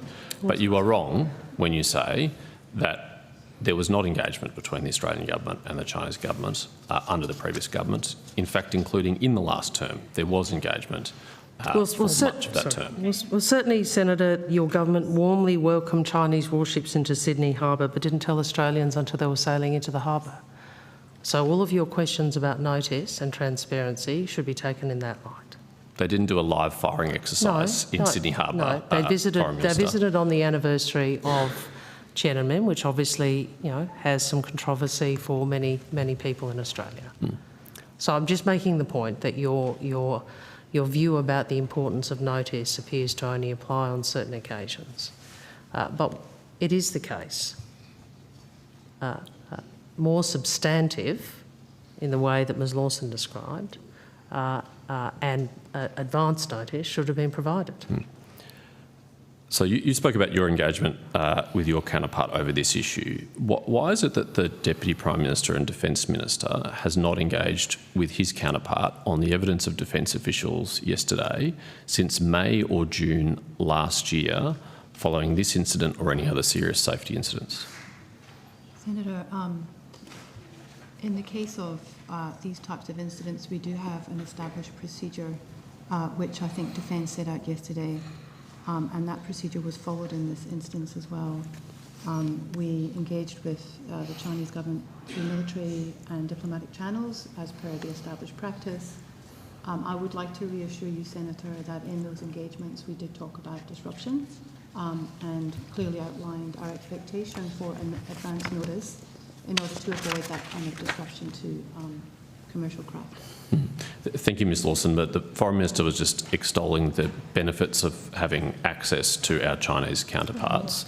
Why hasn't the Defence Minister availed himself of the opportunity provided by that access for almost a year after either this incident or indeed the very serious safety incident a couple of weeks ago involving the P8 Poseidon in the South China Sea? Well, Senator, first, I think you should take some responsibility for the approach that you took in government. I know it's convenient to say it's all someone else's fault, but you engaged in domestic political attack, including describing the now Deputy Prime Minister as a Manchurian candidate. I never said that. Well, then disavow it. I did at the time. Oh. I did on Insiders 3 days later. Your leader hasn't, has he? Well, your leader used that phrase as well and never withdrew it. All right, colleagues, come on, let's get but back to the my questions. point is, I don't think anyone watching how Mr Morrison and Mr Dutton conducted the discussion of the China relationship with China between 2019 and 2022 would think they did so without that relationship being handled with an overriding objective of domestic politics. Overriding, whether it was in Australia's national interest or not. And that was my objection to it at the time. It is not that China does not do things that we disagree with. It does. As I've said, China's strategic intent hasn't changed. We sought to stabilise the relationship, not because we thought that would remove difference, but because we understood that we have to have a more mature and considered way of dealing with difference. And that is what we've done. Now, you talk about extolling the virtues in a very dismissive way. I happen to think it is a useful thing for a country to be able to engage with one of the great powers in its region.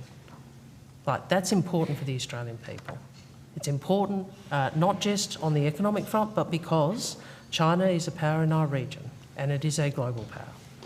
You know, we will agree on cooperate on some things. We will not agree on many things, but we have to keep engaging in Australia's interest. In relation to defence strategic dialogue that Ms Lawson spoke about, which defence also engaged. I don't know if you had the opportunity to ask anything about that yesterday. It's the first such dialogue, I think, since 2019. Why do we want dialogue between defence forces, Senator? Because we want to try and avoid miscalculation. We want to try and avoid escalation. We know that defence-to-defence dialogue, military-to-military engagement is important for preserving stability and peace. That is why we do it. Thank you. No one's suggesting that we shouldn't. We're just trying to explore how it's being utilised in Australia's national interest. I suspect the Chair's going to move the call along shortly, so just a couple of final questions on this. When you met with Wang Yi, did you seek any commitments about future conduct from the PLA in our region? I reiterated my expectation to him. I would anticipate there will be more discussions about this, Senator. Are there any scheduled? Well, we have regular dialogue with the Chinese system at different levels. Is China's activity in the Tasman Sea over the last week consistent with the stabilisation agenda? As I said in my opening, stabilisation doesn't mean that China will not do things with which we do not agree. I mean, this is the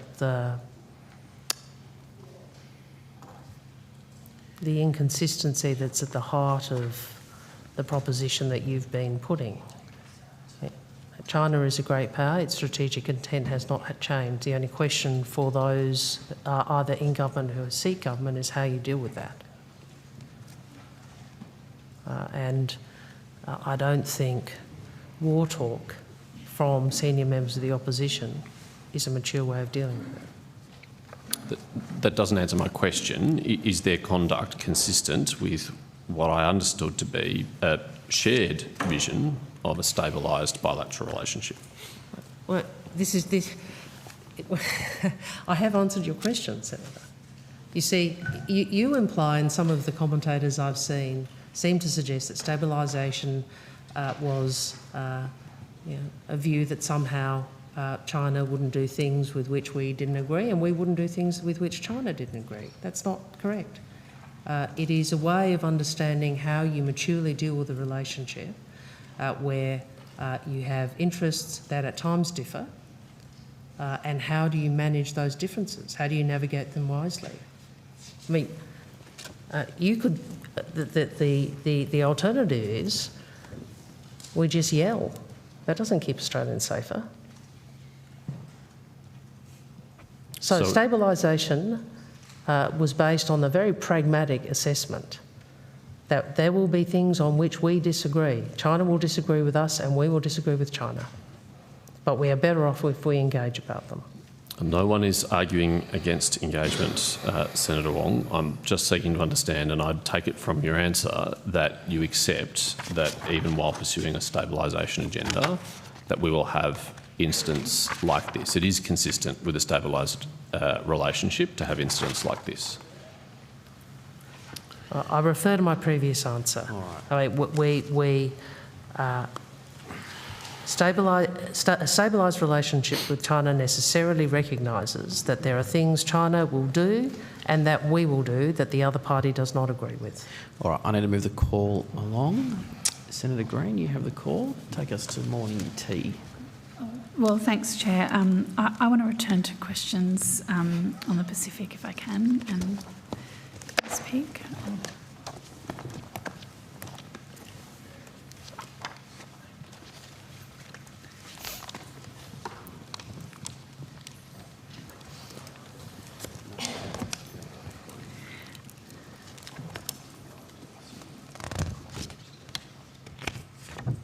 Thanks, Ms Peake.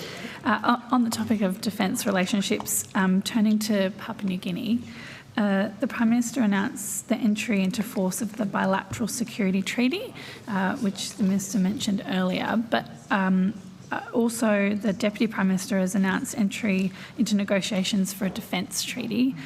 Can you outline to the committee the context in which these agreements came about? Certainly. Thank you, Senator Green. Elizabeth Peake, Head of the Office of the Pacific. As you say, we have, under our comprehensive strategic and economic partnership with Papua New Guinea, there was a commitment at leader level to progress a bilateral security agreement that was negotiated and ratified at the end of last year in December 12, if I recall correctly. What that does is set out in a legally binding manner a framework for our security cooperation, all the way from traditional security to new threats like cyber security and gender-based violence, so the full spectrum. Last Thursday, Deputy Prime Minister and Defence Minister Richard Marles and Defence Minister Billy Joseph from Papua New Guinea announced the commencement of negotiations on a defence treaty, as you mentioned. What this will do is drill down into our defence relationship, look to modernise and promote the integration of our defence relationship, which we judge to be a positive for the security between our two nations, but also the collective security of the region. Thank you. Sorry, this sounds like a silly question, but why are we seeking these stronger ties with PNG? I mean, obviously Queensland literally shares a border with PNG, so it's quite obvious in one sense, but why are we seeking to specifically have stronger ties when it comes to defence? Yeah, it's a good question, Senator. You know better than anyone the proximity. But there are those geographical reasons, but more generally our history, which means our futures are inseparable, and the security of our two nations are inseparable. So having a strong defence relationship not only brings our two nations together and supports our security, but also, as the two largest countries in the Pacific region, allows us to support the security of the Pacific region. This is very much in line with that idea that Pacific countries share a responsibility for security in our region. The Defence Treaty, how does it interact with the Bilateral Security Agreement? And is the Security Agreement a legally binding document? So the Bilateral Security Agreement is a legally binding document. Both Prime Minister Albanese and Prime Minister Marape have that very clearly on the record, and that was the intention the whole way through the negotiations. It's, as I mentioned, an overarching agreement that covers the whole spectrum of security issues, and contemplated in the Bilateral Security Agreement was further agreements on specific issues of security. This is the first expression of that, and unsurprisingly focuses on defence, which is really the foundation of our security relationship. And on to very important matters, NRL.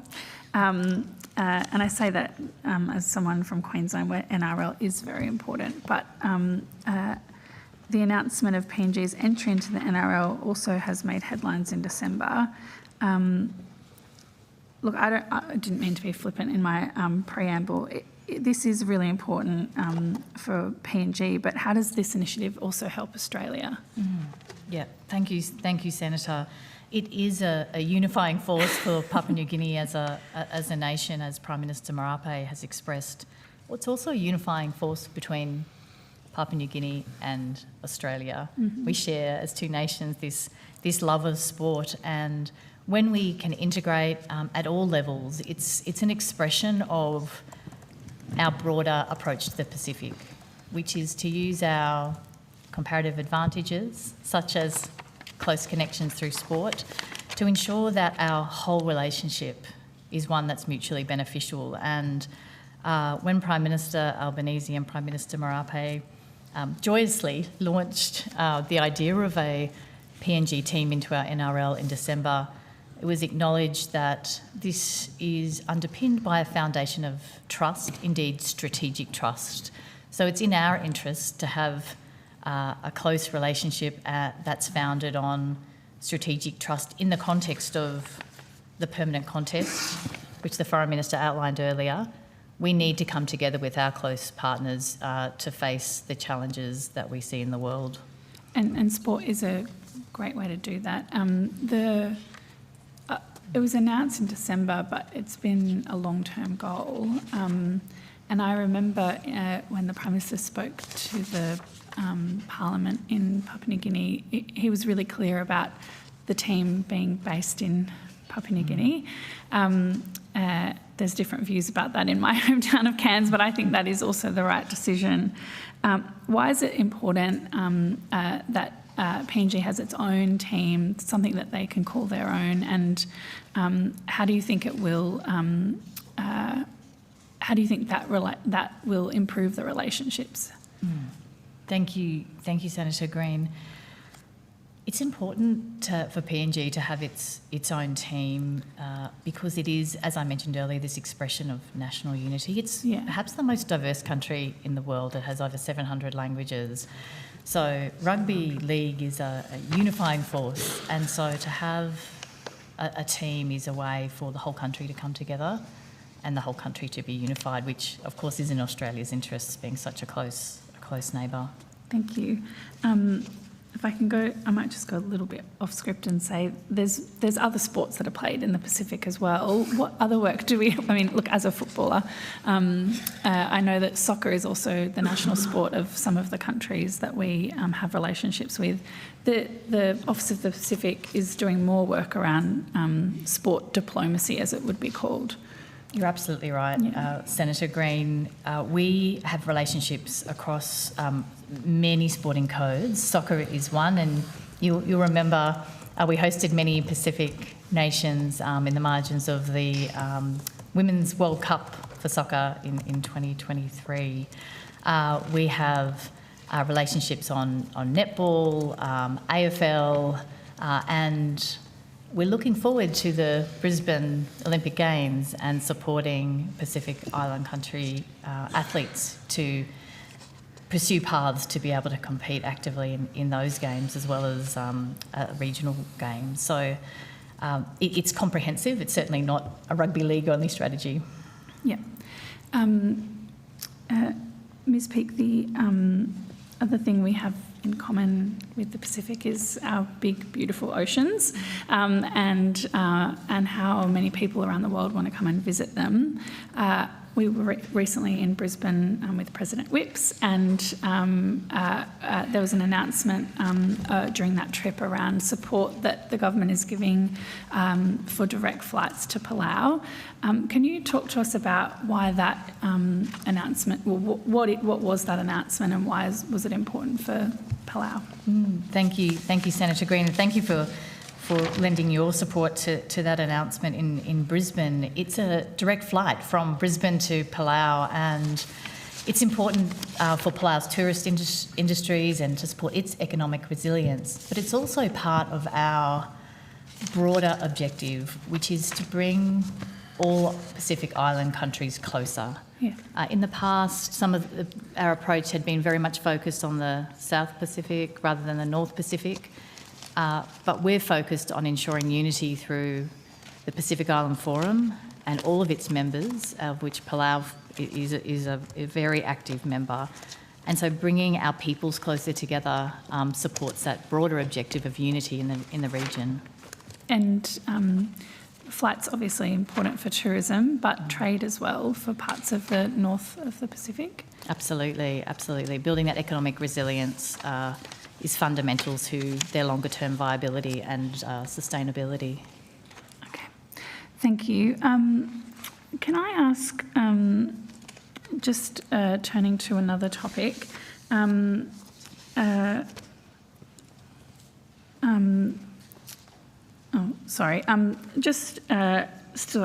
on Pacific, if I can finish this, so hopefully the chair doesn't cut me off.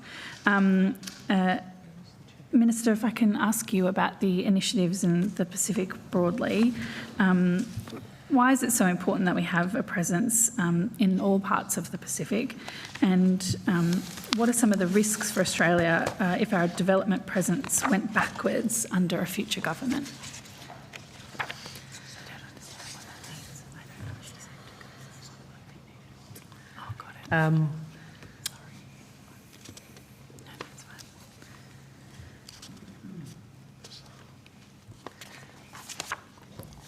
So I'm just trying to think about where to start on that. I think it's important to recognise what development funding is and what it does in terms of our relationship, but obviously more broadly, there's the humanitarian imperative that if you can make sure more children grow up healthy, you reduce the number of children dying, that's a good thing for humanity. But there is a very real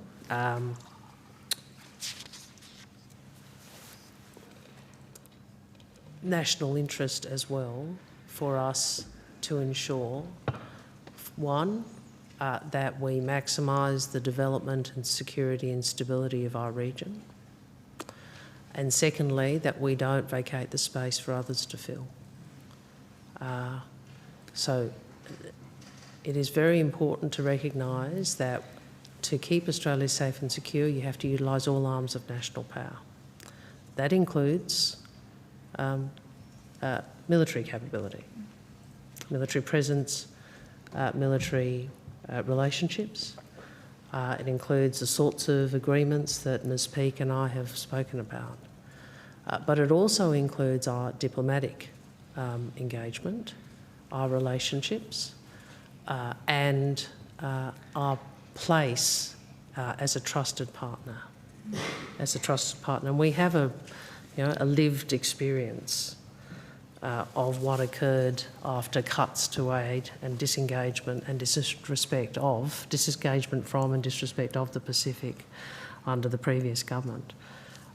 And that directly impacts on Australian security and the stability of our region. It is in our interest to do everything we can in a much more competitive environment to continue to be a partner of choice. It is in our interest to continue to work together with Pacific partners to meet the needs of the region. We lost a decade in the Pacific, and we should not willingly and voluntarily lose it again, because it is our interests which are impacted. Thank you, Minister. I'm just going to go to another topic which I think is a little broader than the Pacific, but we'll see how we go. It's about what we're doing to assist our partners on cyber. It's such a big and complex issue, particularly for developing countries, but I assume around the world. The question is around what Australia is doing to support the resilience and response of our neighbours against malicious cyber activity. I know that there was a strategy around this, and I wanted to ask a few more questions from a Southeast Asia and Pacific point of view. Thanks, Mr. Dowling. Can you tell me about the strategy? Sure. Brendan Dowling, the Ambassador for Cyber Affairs and Critical Technology. So we're in a context where cyber attacks are getting worse globally. We're seeing cybercrime rates in the Pacific and Southeast Asia and elsewhere growing at quite alarming levels. We also see nation states far more willing to use cyber as a tool of interference or coercion or disruption. In that context, many of our partner countries in the Pacific and Southeast Asia are coming from a lower base of capability to protect and defend their systems and preserve their cyber resilience. So we have made it a priority under the cyber strategy that we released in November 2023 to work with countries in the region to build up their resilience. That goes to a range of areas of assistance. We do extensive work on capacity building in Southeast Asia to build up legal frameworks, to train staff, to provide assistance to police with digital forensics. We run a new program which is doing cyber exercising throughout the Southeast Asian region to help countries understand where their gaps in infrastructure protection or the vulnerabilities in their government systems might be. And we do extensive work in the Pacific. Some of that work goes to responding to the increasing number of cyber incidents in the Pacific. We have a program we call RAPID, or otherwise sometimes referred to as flying squads, where we actually deploy staff from Australia to help Pacific countries respond and recover from major incidents. But we also do things like upgrade hardware, support cutting-edge technology in cloud computing, all in the interest of building up their ability to protect themselves from major incidents. The end game is everyone should be able to participate safely and securely in the contemporary digital world, but cyber threat actors are extremely active in the region, and so for them, countries in the region to harvest the economic benefits, the social benefits, we are working closely in partnership to build up their ability to do so safely. And is this one of the initiatives where there's support or joint work with the AFP as well? Yeah, under our work in both the Pacific and Southeast Asia, we work closely with the AFP on delivering capacity building work in cybercrime investigations. It's a complicated area of policing. Digital evidence is notoriously difficult to find, identify and track. So we work with the AFP to have officers throughout the region building up digital forensic investigative capabilities. And we've seen some really good dividends in that work in places like the Philippines or Fiji, where local policing authorities have been able to successfully investigate, launch prosecutions of cyber criminals, whether it be to do with scams or fraud or ransomware, or with things like online child abuse material. Building up the capacity of those police forces is really crucial to that effort. The Cyber Rapid program that you spoke about, as I understand, it's now established as a standing capability of the region. Who's involved in those teams, and is it on the request of Pacific partners that they sort of sent in? Yeah, that's right, Senator. The Rapid teams were essentially developed in response to requests that were coming in from the Pacific. The tempo of incidents is increasing. Both we've deployed the Rapid teams in response to cybercrime attacks, ransomware attacks that have hit hospitals or essential services, but also in response to nation-state attacks that have hit government systems in the Pacific. They are sent in the same way we do humanitarian response.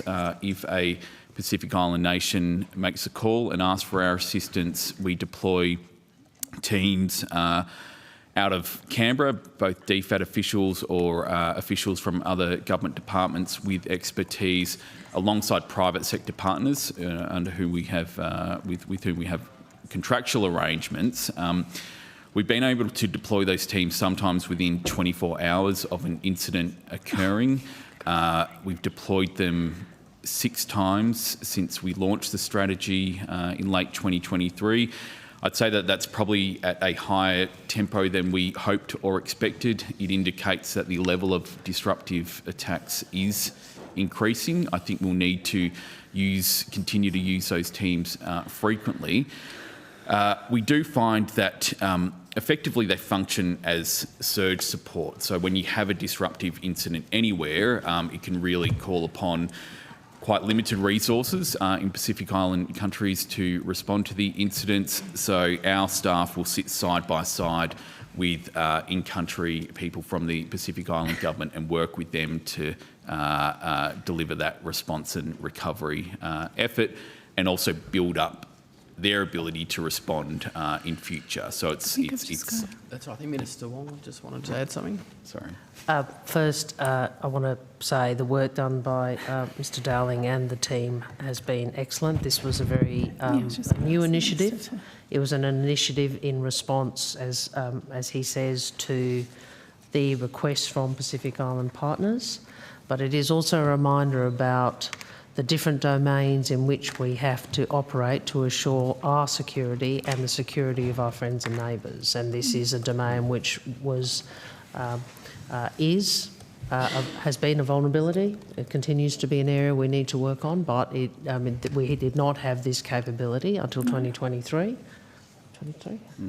And the uptake has obviously been higher than we anticipated, which says something about the way in which this domain has been an issue for many of our partners, therefore an issue for us.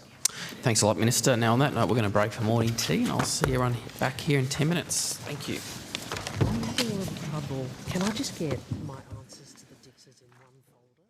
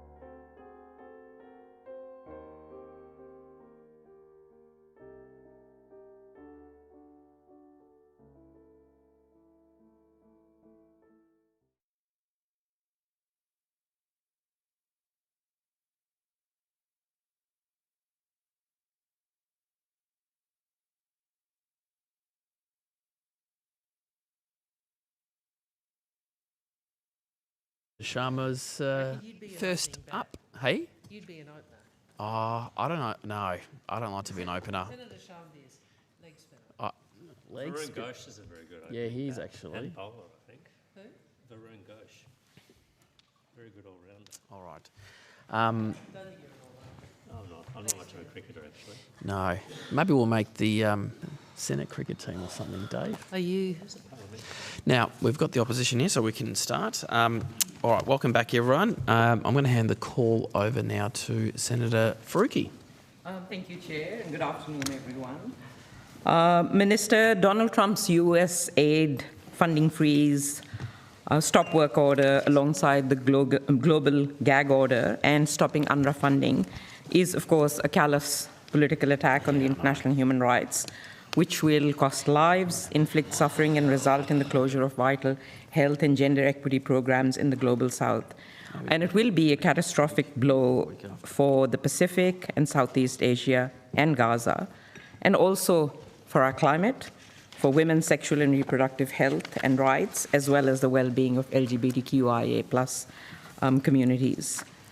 I read this morning that the minister has tasked the department to review all projects in the Pacific and Southeast Asia funded by US foreign aid that has been frozen by Donald Trump. Minister, have you also spoken to your counterpart in the US about the impacts of freezing aid and urged them to reverse this terrible decision? Senator, first, obviously, I'll just get the information.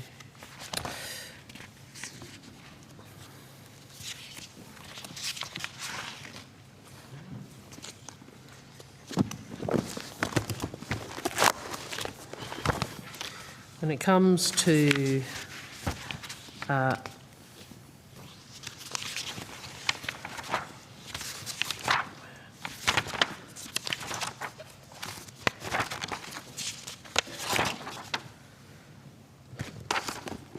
sorry, I'm in the wrong section.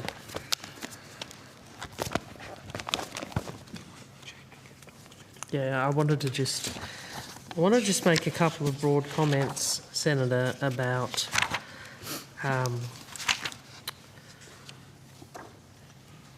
development assistance. I don't think you were here for the evidence this morning, but I talked about the role and the place of development funding in terms of Australia's interests. I said there's obviously a humanitarian interest. You know, if we can avert a child dying, that is a good thing. But I also spoke about the national security imperatives, which are that we do better in a region where there is greater stability and greater security, and we know development contributes to those. So we have our position on development assistance. In relation to the decisions of the Trump administration to pause or freeze and review, and I'd just emphasise that we're obviously in a process of review. Obviously, that is consistent with the position that President Trump articulated and that Americans have voted for in terms of the support for the new presidency and the new administration. So we respect that. Australia has our position, and we will continue to contribute to the development budget in the ways that I've outlined. As you said, I have asked DFAT to take an assessment of current needs in our region, and Mr Isbister can go to that and to the broader issue you raise.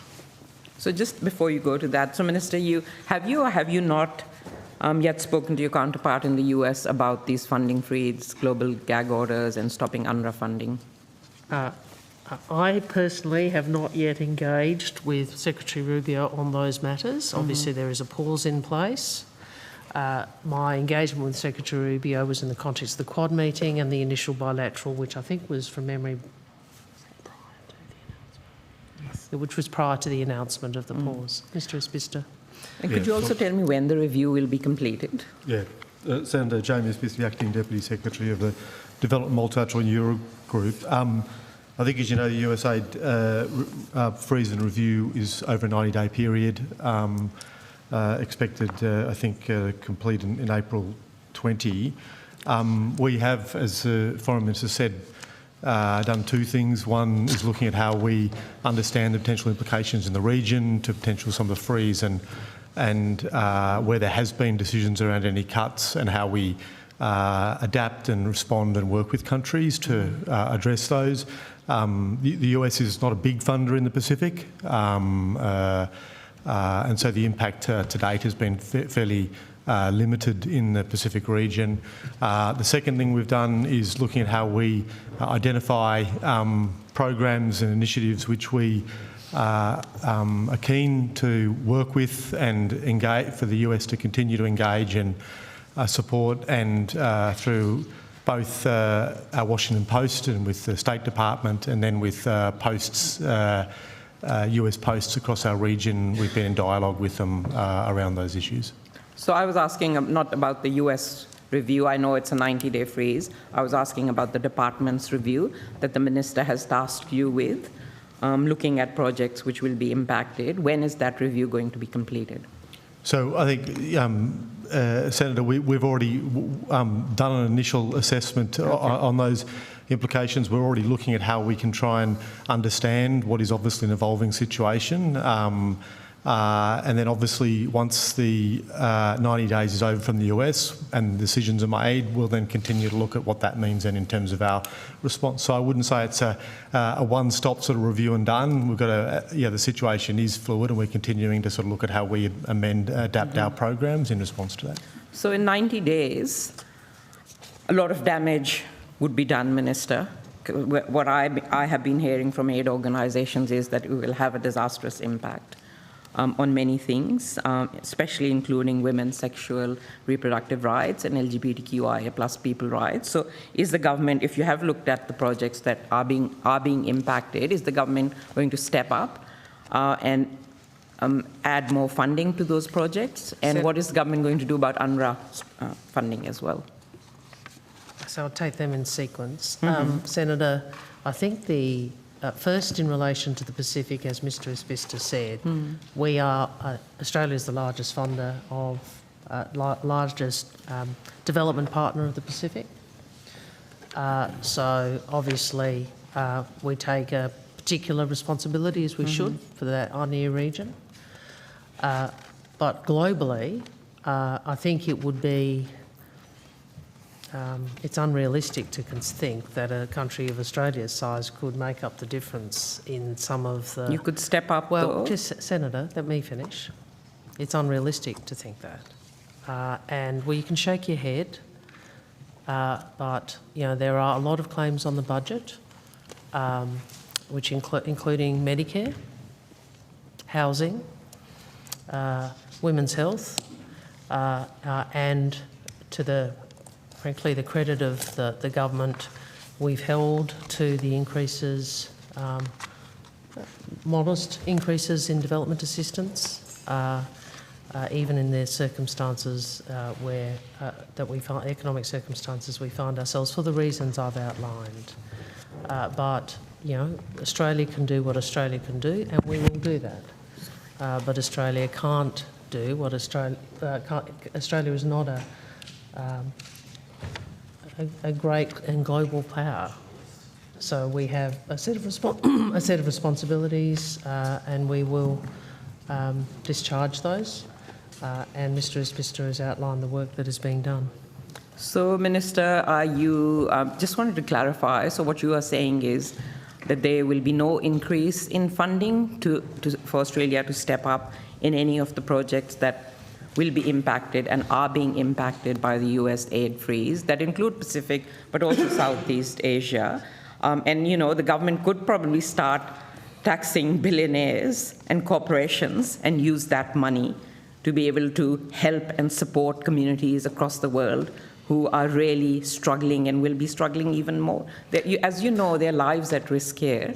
So will there be any thought to increasing aid at all or not at all? Okay, there are about 8 questions in that. I'll do my best, Senator. The first is, as I recall, your tax billionaires more proposition has been what you reach to for every expenditure that you outline of multi. Because there is a lot of money that they are not paying. Senator, I'll let you finish. As I recall, you referred to that when you want to increase, when you want to pay for dental health, when you want to increase a whole range of other funding. So it's apparently a bottomless pit when it comes to Greens policies. We deal in real numbers, and those real numbers show that we have increased aid and we are on track to continue to grow the aid budget. It is a modest and reasonable increase. It is not excessive or overly ambitious. It reflects Australia's interests, our interest in stability and security and development in our region. You made a set of inaccurate statements about the Pacific. I've already responded about how we are dealing with that. I make the obvious point that we are the Australian aid budget and the Australian economy is not of a is a much smaller budget and a much smaller economy than the United States. So it's not realistic to seek to look at how you might resolve some of the issues globally. What it is important to do is to look at our region, and that is what we are doing. I just want to move on to climate finance.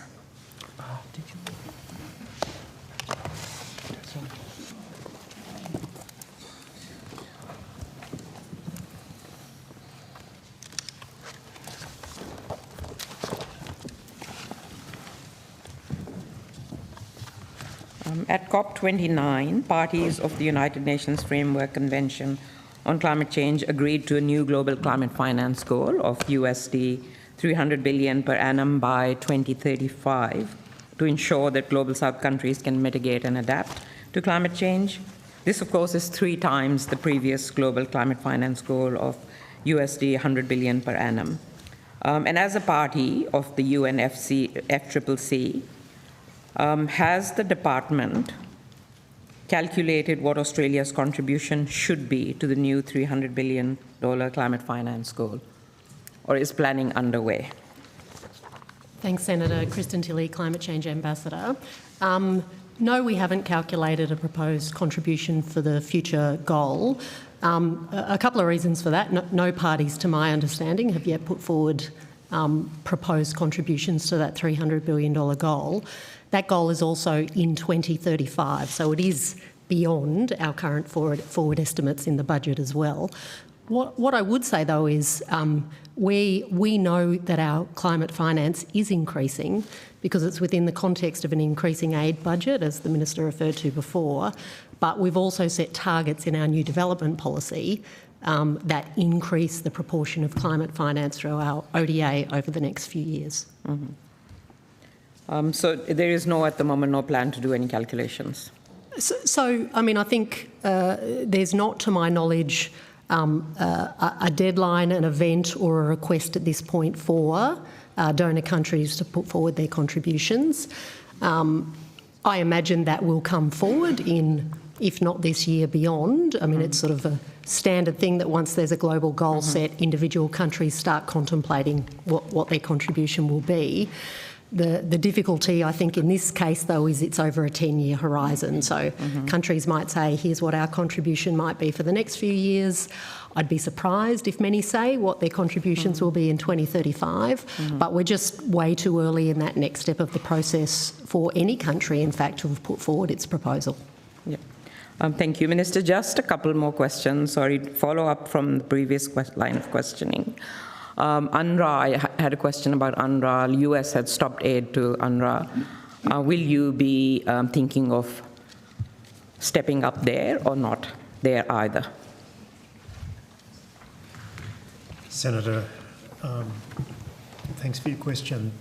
The US actually froze UNRWA funding under the Biden administration, so in that respect, the current freeze under the Trump administration makes no practical difference. The government, as you know, announced, just before the announcement, the government contributed $6 million to an UNRWA flash appeal earlier last year. After stopping aid as well? In response to accusations that UNRWA employees had been involved in the 7 October which were not attacks. proven at all. This is an official. She keeps interrupting me. That's one thing. She should leave him to speak. And I don't want to remind everyone again, but I have to. Senator, just let the officials provide an answer, and then we'll move the call around. But thanks, Chair. And then in the budget last year, the government announced it would be contributing $20 million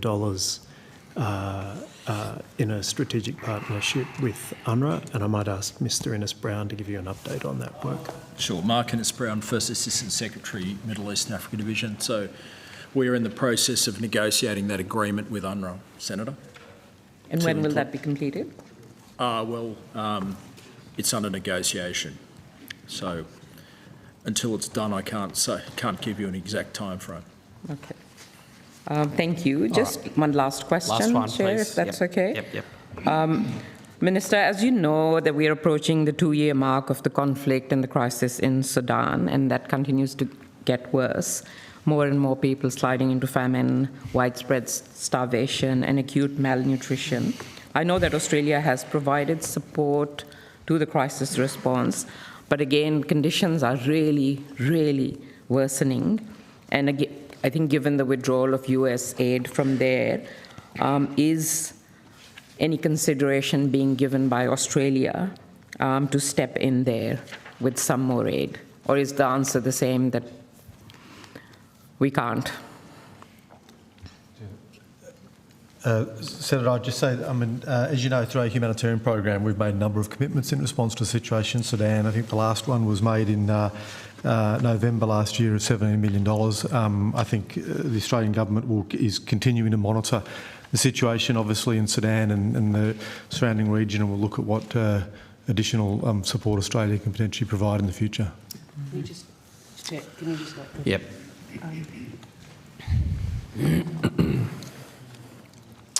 And then we'll move the call to Senator Van, just so people know. If I could just indicate, Senator, we have an allocation within the ODA budget for what's called the Humanitarian Fund, which is, I think that's right, Yep, that's what it's called, for these sorts of crises. And they are, I suppose, discretionary in the sense that we utilise that fund for crises as they arise. And often, we have to make judgments about how much do we retain in the fund because something else may happen, or we think somewhere else is going to get worse for a period of time. So, of course, when Mr Isbister says it's under review, you're right. It's the humanitarian situation in Sudan is dreadful, catastrophic. In fact, I think the UN has described it as, and we're very conscious of.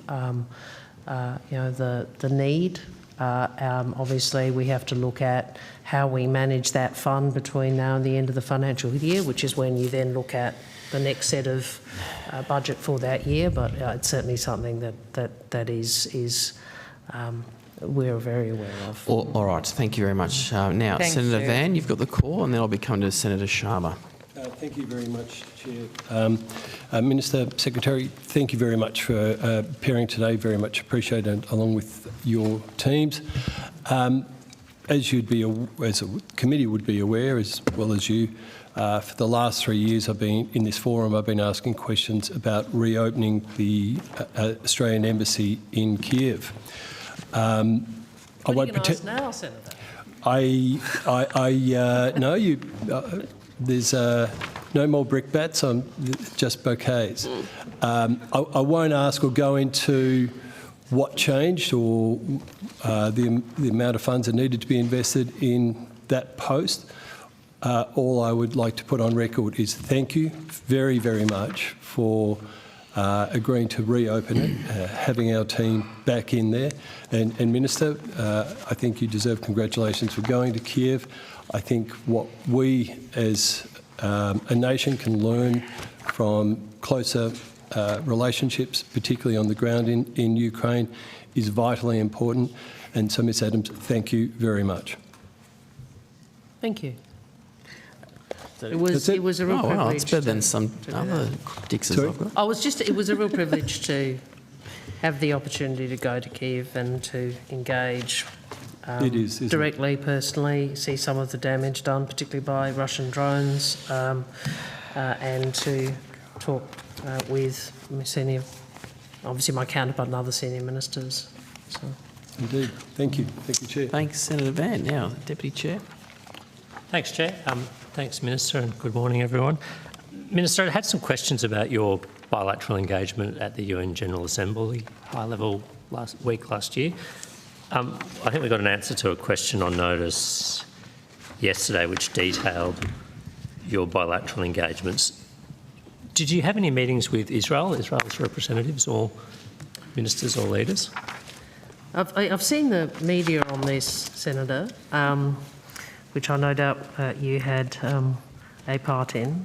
My recollection is the Foreign Minister of Israel did not attend UNGA. Obviously, we have a number of engagements. Had the Foreign Minister attended, I would have had that opportunity. Did you seek a meeting with Israel or Israel's representative? Well, my counterpart didn't attend. But, I mean, I think Prime Minister Netanyahu was there. The Israeli permanent representative is obviously there. Well, Senator, I would usually engage with counterparts. Were there Israeli representatives at the ministerial dinner on the Middle East? Or? Sorry, I think the officials have something to say. So, yes, Senator, yes, we did seek a meeting, but advised later that he wasn't. Sorry, would you mind just repeating that again? Yeah, so we did seek a meeting with Foreign Minister Katz. Yep. However, we were later advised that he wasn't attending. Okay. Was there engagement with any other Israeli representatives at the ministerial dinner on the Middle East or the ministerial meeting on the situation in Gaza? Not that I'm aware of. Which ministerial dinner? I believe just in the response to the question on notice, it says you attended a ministerial dinner on the Middle East and a ministerial meeting on the situation in Gaza. So I think the dinner was the World Economic Forum hosted, or perhaps hosted by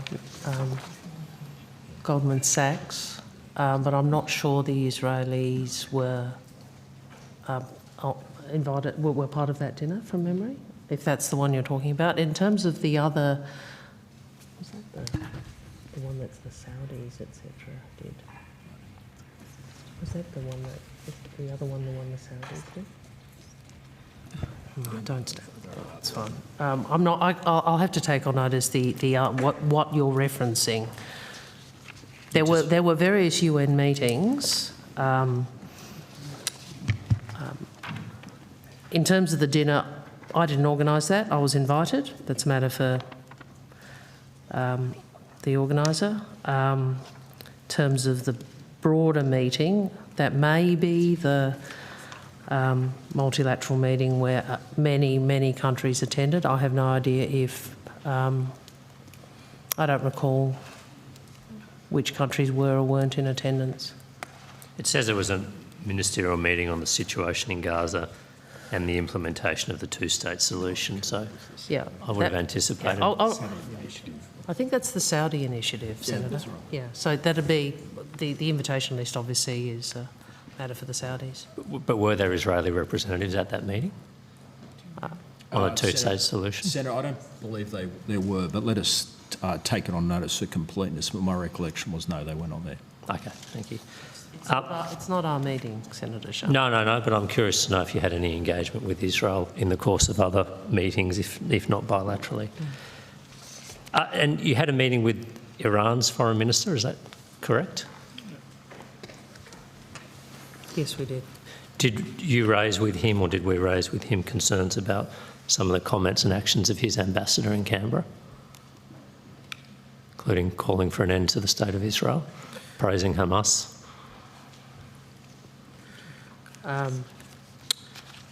I will take on notice more information on this, Senator. I think after that meeting I publicly indicated that I pressed Iran on for regional de-escalation and restraint, and that I raised concerns about both human rights and Iranian-Russian military cooperation.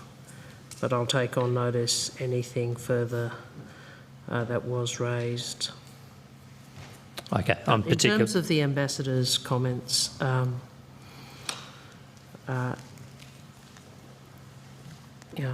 Prime Minister and I have both been clear about this. We condemn the ambassador's comments. We condemn support for organisations such as Hezbollah, and the ambassador was called in by the acting secretary and chief of protocol in relation to his comments. Thanks, Minister. I would like to know if you can take on notice whether you raised the ambassador's behaviour with the Iranian foreign minister when you met. This was July last year. I just have to look at the time September, frames. I think. September. Yeah. So I need to. Yeah, I'll take that on notice. Okay, thank you. And you also met with UNRWA, I understand? No. I don't. Choose that. There was an event. There was an UNRWA event, Senator, if I recall correctly. Okay. At which there was a large number of participants. Was there any direct Australian delegate interaction with UNRWA officials or the minister? Oh, I can say that I had a direct engagement with an UNRWA official, Senator, in the margins of that event. Okay. Well, can I ask for a general characterisation of what we raised with UNRWA when whoever it was who had the discussion interacted with them? My recollection is we were talking about the agreement that we're starting to negotiate with our funding agreement, multi-year funding agreement, Senator. Did we receive Can I just be clear though? I mean, and I don't recall off the top of my head the various engagements I've had with Philippe Lazzarini, who is the Executive Director, is that his title? Commissioner General. Commissioner, thank you, of UNRWA. But the government's position is certainly in relation to the SPF that we want stringent controls and safeguards, and we want to ensure that Australian funds are used only for humanitarian purposes and comply with Australian law. And that position has been articulated very clearly to UNRWA by the Australian government. Have we received any updates from UNRWA recently about the disciplinary action it's taken against the 9 staff that were dismissed, or subsequent disciplinary action against further staff, those 9 staff who were involved in the Hamas terrorist attacks? Senator, yes, they were, as they announced in August last year, they were dismissed. The ones that the UN Office Internal Oversight Services determined there was sufficient evidence, UNRWA dismissed them. So that happened in August last year. And is any further action being taken by UNRWA? Not on that particular case. Obviously, there have been a number of other things that have come up. We regularly, when things come up, we take them up with UNRWA and ask what their version of events is and what action they're taking. It's part of our regular engagement with them. Do we know where these 9 individuals who are dismissed are now? I don't know, Senator. I'm just curious, are there any other steps to hold them to account for allegedly participating in the 7th of October Hamas terrorist attacks? Which is why we pause funding. But, Senator, what are you suggesting Australia should pursue? No. This is a matter that the relevant the UN and relevant authorities should be pursuing, and they should. I agree. I'm just wondering, does UNRWA consider it case closed now that it's dismissed those workers, or is it pursuing other action? What action would you want us to pursue? Well, I mean, I believe there's a court case pending against UNRWA in the US federal court seeking to hold them and their employees to account. Well, that's good. And I hope that the law, as is appropriate, is applied. But my point is we're not We can do what we can do in terms of our funding and our expectations, and that's what we've done. Yes, but my point is, I think I would hope that we are asking UNRWA to cooperate in any investigation or any attempt to hold these individuals to account, and that they are taking further steps if further allegations come to light. Right. Are you sure? Well, thanks for the advice, Senator. Thank you. I do believe I touched on that case. So I believe it's a US federal court case that's seeking to hold UNRWA staff responsible for UNRWA responsible for the actions of the staff involved in the 7th of October attacks. Sorry, I thought it was in relation to the staff themselves. I thought that's what you said. Yeah, I'm not aware of the case, to be honest with you. But I thought you said that the court was seeking to hold the staff accountable. Seeking to hold UNRWA vicariously accountable, I believe. Vicariously accountable, okay. And I believe that the UN has argued that any staff involved would have diplomatic immunity. Are we aware of that claim? Look, Senator, I understand that, you know, I make a few points and I understand why you're asking these things. I have said consistently that these allegations must be thoroughly investigated and that those responsible need to be held to account. I've said consistently that we expect individuals complicit in or who participated in the October 7 atrocities or any other terrorist attack should be prosecuted. So that is our position. So I want you to be very clear that that is our position. That remains the Australian Government's position. Are we satisfied that UNRWA has reformed its internal governance and oversight such that we will not find further employees who were involved in the Hamas terrorist attacks? We're still in the process of negotiating the agreement, Senator. So is this what is the agreement we're in the process of negotiating for further tranche of funding? You weren't here for the... I was, yeah. Yeah, it's the strategic partnership framework, Senator, which will provide the basis on which the government's commitment of $20 million this financial year and whatever monies are committed in years following would be dispersed to UNRWA. And when would we expect that negotiation to conclude? As we just, Mr Innes-Brown just answered, the negotiations are ongoing. They won't be completed until they're completed. But this is for next financial year's funding? This financial year. The commitment was in the last budget for this financial year, the initial commitment of $20 million. And as has been made clear already, we need to be satisfied that the money is going to be used for its intended purpose. And that's the reason why we are working through these negotiations with UNRWA. Okay, thanks, Mr McLaughlin. How much funding have we given UNRWA since the Labor government was elected, since May 2022?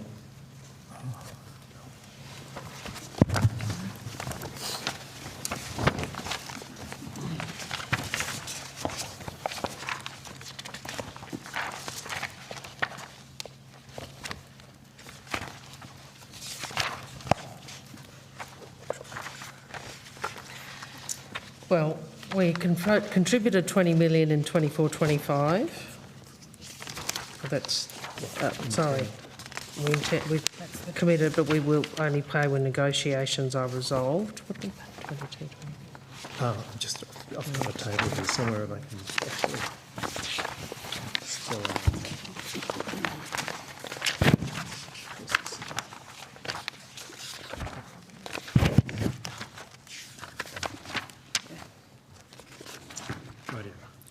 Senator, if I might, well, why don't you do it, Beth? Morning, Senator. Beth Delaney, First Assistant Secretary, Humanitarian Division.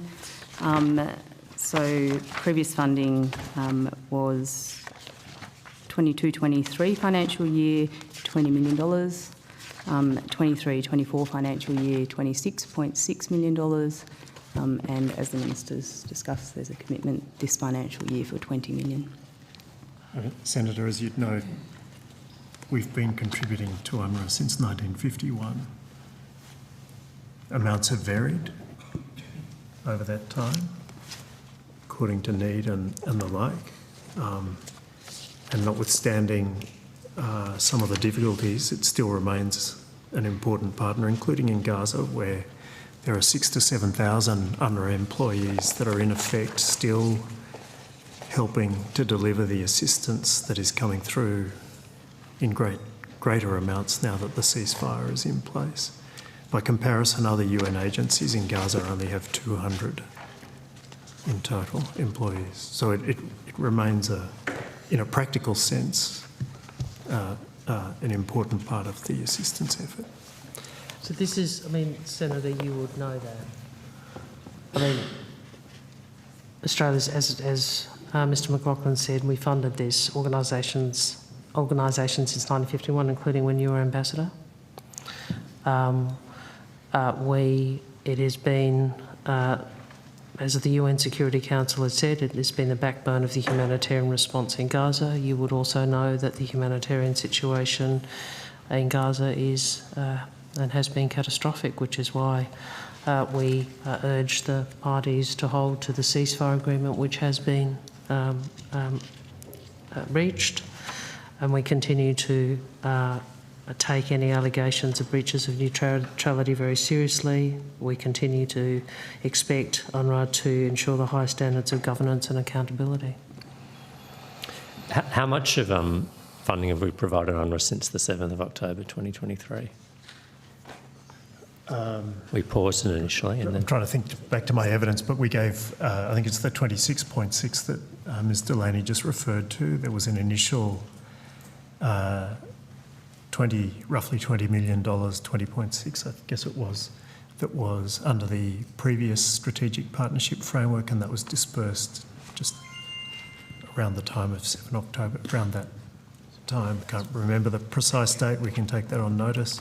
In addition, there was the $6 million which was contributed to the flash appeal, which we discussed earlier, that had been announced was paused following the revelations and then was resumed when we had in place with UNRWA a satisfactory partnership framework for that disbursement. And is the UN Office of Internal Oversight that was conducting this, one of the parties that was conducting an investigation into UNRWA, has that concluded its investigation? It concluded its investigation into the original group of individuals who were accused of being associated with the attack on 7 October. And as Mr Innes-Brown has noted, 9 individuals were dismissed as a consequence of those findings. In relation to others, in the case of one, there was no evidence to support the accusation, and in the case of the remainder, there was insufficient evidence for UNRWA to substantiate the accusation at the time. And are there any investigations ongoing by UNRWA or the Office of Internal Oversight into other employees? I think what I'd say is that UNRWA, of course, from time to time will be given information, including by Israeli authorities, about individuals whom the Israelis believe are UNRWA employees and who may be associated with terrorist organisations. We're advised of those. UNRWA seeks further information because quite often it might just be a name, insufficient information for them to pursue further. So far, and Mr Innes-Brown will correct me if I'm wrong, but so far I think sometimes the response that UNRWA receives to its request for more information is insufficient. And did the UN Office of Internal Oversight Services make any recommendations about broader structural reform or systems and processes of governance for UNRWA to implement to ensure that the risks of such things happening in the future are minimised? Well, in one of my colleagues at the table may be able to go into depth, but of course there was the Coloner review as well as the OS review. And the Coloner review in particular did not find or did not substantiate inherent bias and the like in the organisation, but did make recommendations about how UNRWA could strengthen its independence, non-partisan approach in terms of delivering the services that it does. I don't know if maybe you have more to add. I guess I was just looking for some reassurance that UNRWA has instituted reforms such that it's no longer going to be putting Hamas people on its payroll. Well, our sense is that they are putting in place reforms, but regardless, we are also ensuring that the safeguards we put around the contribution that we would make, that the government wishes to make to UNRWA, that we're putting in place strong safeguards to ensure that the money is used for the purposes for which it is provided. All right, thank you. Thank you, Chair. All right, thanks very much, Deputy Chair. Now, I want to see if Senator Thorpe is online. Ah, there she is. Hello. Hello. You got the call. Thank you, Chair, and thanks for appearing today. I have a question to the Minister. The Genocide Red Lines package introduced by myself and Senator Payman are 3 bills which together enshrine Australia's minimum obligations under the Genocide Convention, including addressing the International Court of Justice opinion of July 2024, which confirmed Israel's occupation of Palestine as illegal, and the Convention on the Elimination of Racial Discrimination, who in August 2024 again confirmed Israel is practicing racial segregation and apartheid. Minister, your government refused to support an inquiry into the Treasury Laws Amendment divesting from illegal Israeli settlements Bill 2024, which seeks to safeguard Australian businesses, charities and taxpayer funds from financially supporting apartheid and genocide, denying important scrutiny and transparency. Can you explain why? Well, Senator, there's quite a lot in that question. I might ask Marie-Charlotte, sorry. It's basically a scrutiny process. Ms McKenna, to respond to some of your propositions, I would say in respect of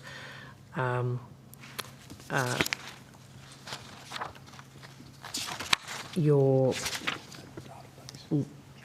package of legislation, my recollection is the government did articulate in the chamber why we weren't intending to support it, but I might be wrong, and I'll check that, but Ms McKenna might assist.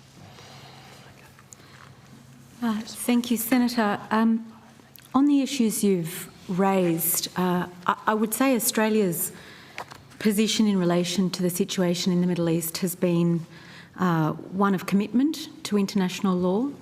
We have taken a clear and principled position on the application of international law throughout the situation and called on all parties to adhere to their obligations. As the Minister has said, Senator, Australia respects the independence of the International Court of Justice and its role. You've raised the issue of genocide, Senator. Australia has a long history of supporting efforts to promote the Genocide Convention, including playing an active role in the negotiation of that convention in 1949, and we take those obligations very seriously.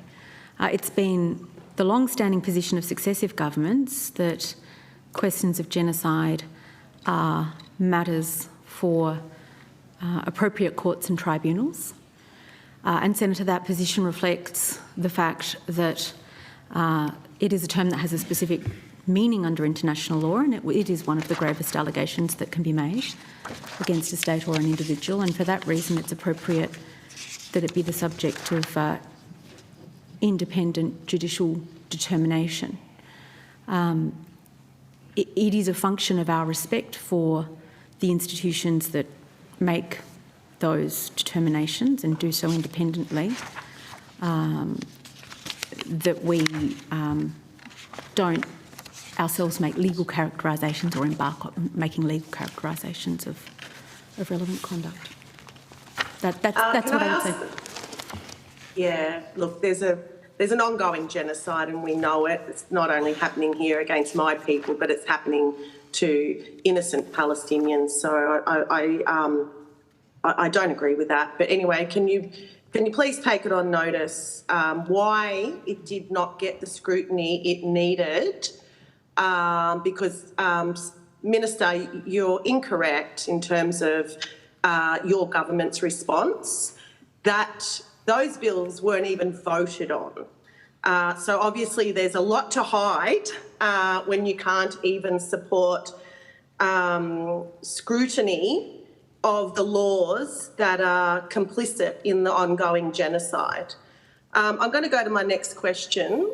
This bill refers to a United Nations database of businesses involved in illegal Israel settlements, which was updated only last year in February 2024 and includes companies like TripAdvisor, Airbnb, Expedia, Booking.com, who are sending people to holiday on illegal settlements.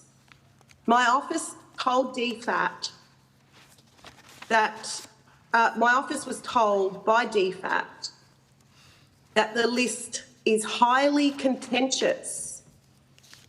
Now, what is your department saying when the UN verified this list? They compiled this list by experts tasked with investigating violations of international law, and on what grounds does the government reject its legitimacy? Sorry. I'm talking about the list and the fact that DFAT are saying that the list is contentious. Why is your department saying that this is contentious? Sorry, just so I'm... Well, first, in terms of settlements, we have been very clear that settlements are illegal under international law and are a significant obstacle to peace. And we've expressed our opposition to the Israeli government of the approval of new settlement construction in the West Bank, and we will continue to press Israel to cease settlement activity because we believe it's inconsistent with a two-state solution, Israel and a Palestinian state living side by side within secure borders is the only way to assure ultimately long-term peace and security for both peoples. Sorry, Minister. Sorry.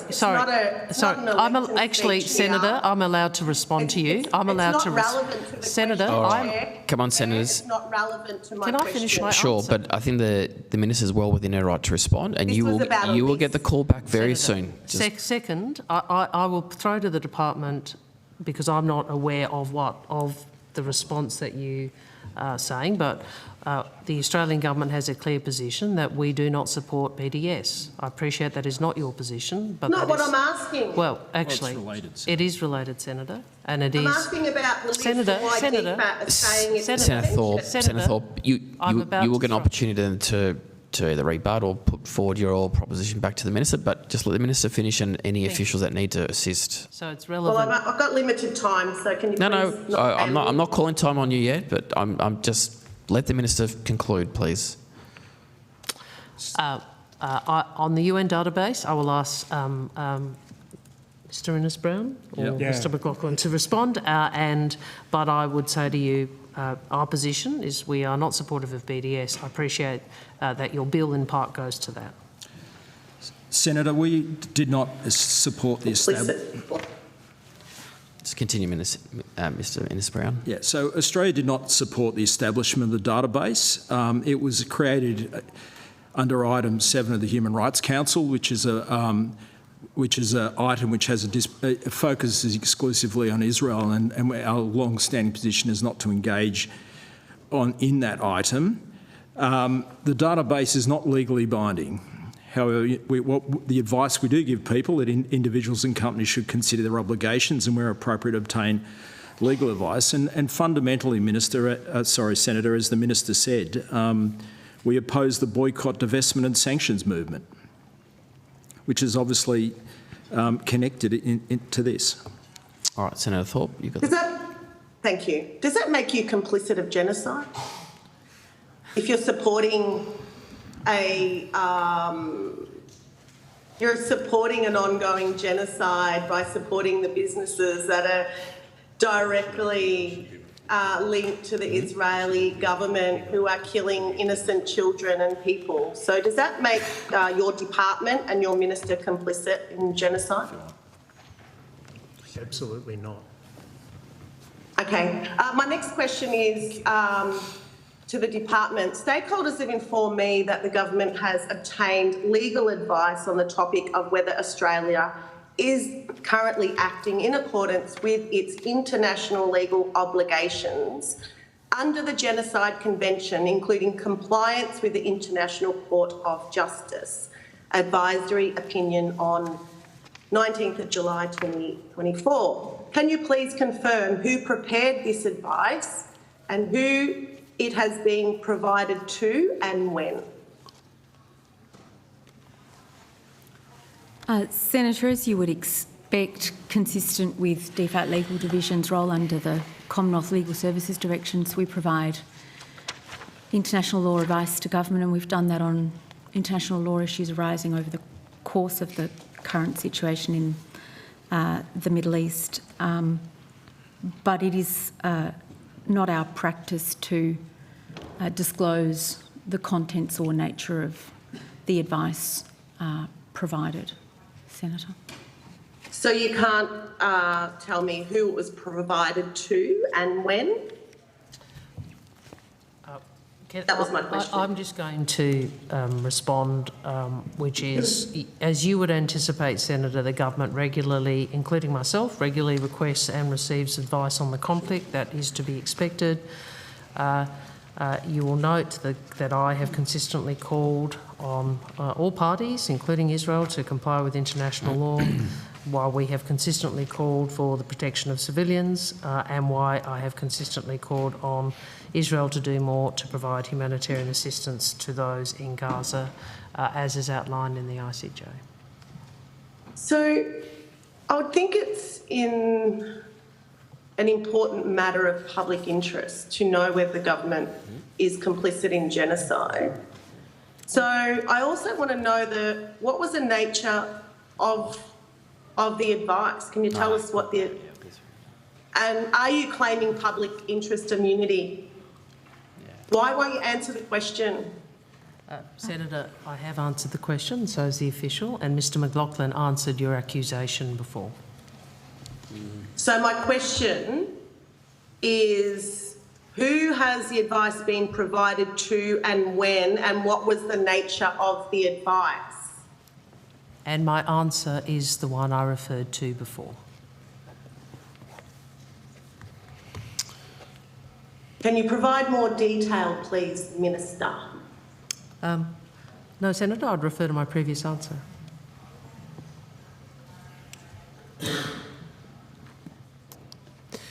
Any other questions, Senator Thorpe? How can voters... Yes, sorry, Chair. How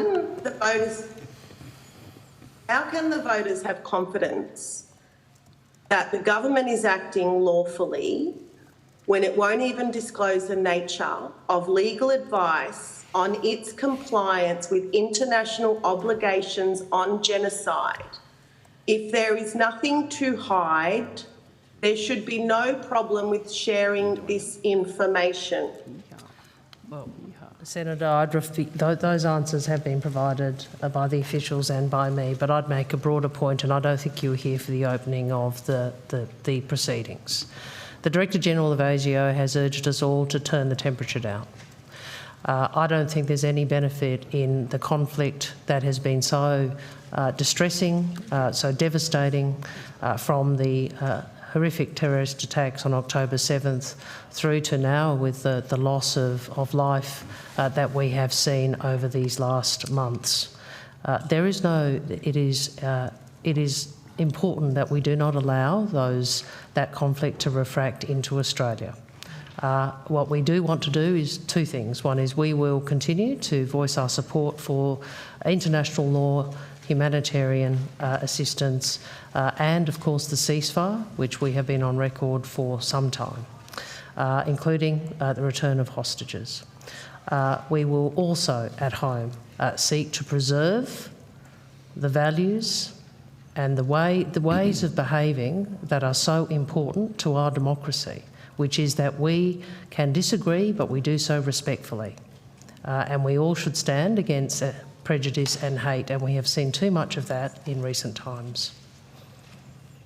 Thank you, Minister. I just have a follow-up question, and believe me, I know what prejudice and hate looks like. I deal with that every day of my life, particularly in that building you're sitting in right now.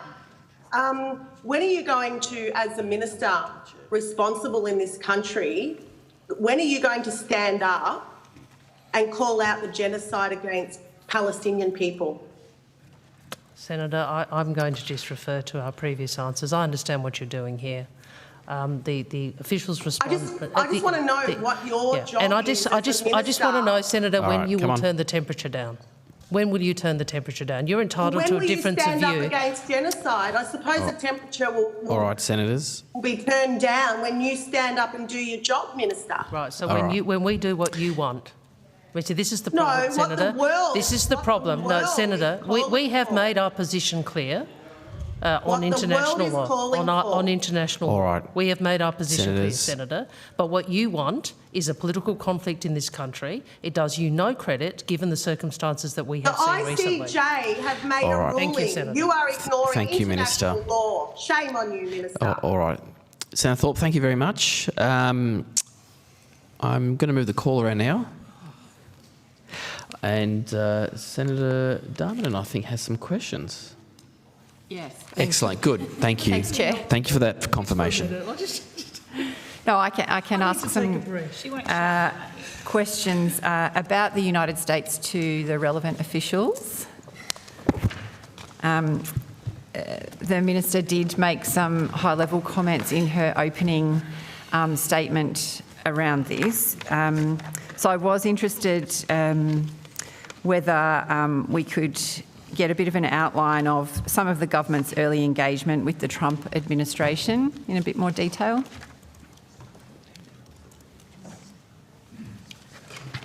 Senator Peter Savchuk, First Assistant Secretary, Geostrategy and Partnerships Division. Senator, as you know, the United States is our closest ally and strategic partner. It's been critical the role that the alliance has played to both our countries' defence, security and economic prosperity. That's backed up with long-standing cooperation across successive governments over recent decades, and that includes with the first Trump administration. The second Trump administration has been no exception in that regard. In fact, Australia has been very quick off the mark in terms of senior-level contacts. The Prime Minister, as you will recall, had a very warm and constructive call with President Trump on the 11th of February, following up a call he'd made to congratulate him on the outcome of the election. The Foreign Minister, Minister Wong, attended President Trump's inauguration on the 20th of January. That was quite a remarkable event in the sense that the first time that an Australian Foreign Minister has been invited and participated in the inauguration of a US President. She also had the opportunity to meet with Secretary of State Rubio and National Security Advisor Waltz. That meeting came directly in the wake of Secretary of State Rubio's first engagement in that role, and that was to host a Quad Foreign Ministers meeting. A really important meeting in the sense that it conveyed the Trump administration's, the importance it holds by close partnerships, but also the importance of the Indo-Pacific region as a whole. Deputy Prime Minister Miles also had a positive discussion with Defence Secretary Hegseth in Washington on the 7th of February. Following, that was the first meeting that Secretary Hegseth had with a foreign counterpart, and that followed a call that Deputy Prime Minister had with Hegseth beforehand. And most recently, the Treasurer, Mr. Chalmers, met with his counterpart, Treasury Secretary Besant, as well as Director of the National Economic Council, Hassett, in Washington earlier this week. So many senior-level ministerial engagements, and that underlies the important ongoing work that our embassy and ambassador are undertaking in Washington to engage the Trump administration. Thank you. That does sound very quick off the mark. Just in terms of the inauguration, and you mentioned that this was the first time that the Foreign Minister has been invited and unusual and remarkable. Who is usually invited to the inauguration of the President? Senator, as a matter of past long-standing practice, generally ambassadors, heads of mission represent foreign countries at US inauguration ceremonies. Okay.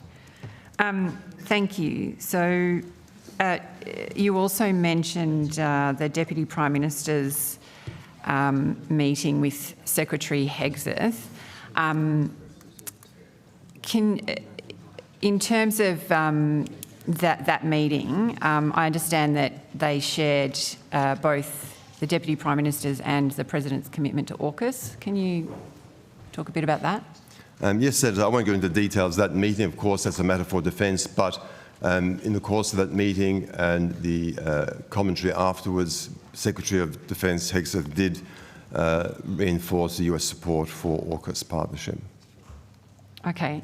And I think you mentioned in terms of our national interest that defence and security is clearly an important alliance, but also a strategic partnership in terms of economic security, particularly with the United States. Can you talk a bit about, I guess, our economic relationship and how we are working with the Trump administration to advance our mutual interests and certainly the interests for Australian communities, economies, and also those in our region?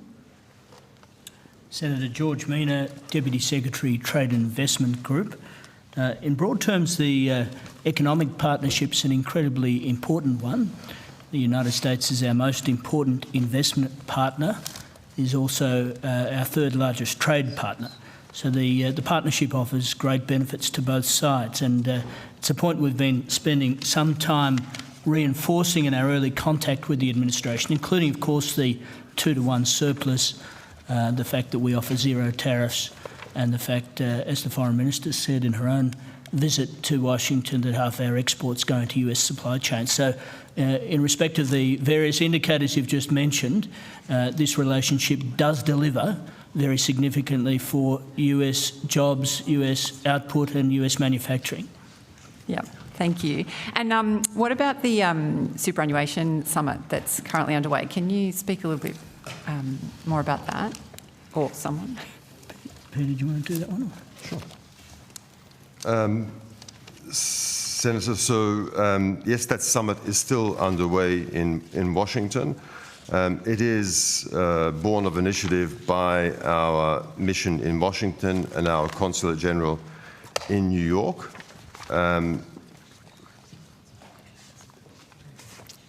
Running from the 24th to the 27th of February, starting off in Washington, finishing up in New York, where it's currently still underway. The rationale for it was that we needed to show to a US audience the depth of Australia's pool of retirement capital and strengthen connections with the US investment community. We're talking about roughly 2.6 trillion American dollars, roughly 4 trillion Australian dollars in assets. And these funds are obviously looking increasingly to the US in search of greater returns and diversification. Planning for this summit was underway from last year, and it attracted very senior participation. In fact, that included the US Treasury Secretary, Mr. Bessent, Commerce Secretary Lutnick, only days after his own confirmation in that role, as well as leading figures from the US investment community and the chairs and CEOs and CIOs of Australia's leading funds. It might include also Mr. Hassett, the Director of the National Economic Council, also attended that event. And also our own Treasurer, of course, gave a keynote address there as well. Thank you for that. And maybe if I might turn to the Foreign Minister just for a moment. Could you explain how the government is engaging closely with the administration on its trade and tariff policy? Well, thanks, Senator. And I'm conscious you've also have some trade time later after dinner. That's right. So you might want to go into. The committee has the opportunity to go into more detail on some of this if they wish, but I'd say at a high level first that we are engaging closely with the new administration on this matter, and you would have seen that the Prime Minister articulated Australia's case for an exemption directly to President Trump in their call. And President Trump had confirmed that he will give an exemption great consideration. There's cause for optimism, but we are also realistic. This will be a challenge and it will take time. And I'd make the point that you would have seen strong views articulated from within the US administration on tariffs generally, and also in relation to Australia. I would also remind, I would also underscore that it took the Turnbull government some time to negotiate a carve-out. And given what has happened in the intervening period, I suppose I'd say we have an even greater hill to climb. We will, we have we think a strong case to put to the US administration. We're very conscious of the policies articulated by President Trump and his administration. There are many avenues which are being utilised, some of which have been outlined today. Mm-hmm. Thank you, Minister. We may well explore a bit more later tonight. Thank you. I did now want to turn to Vanuatu. There's a shift. Yes.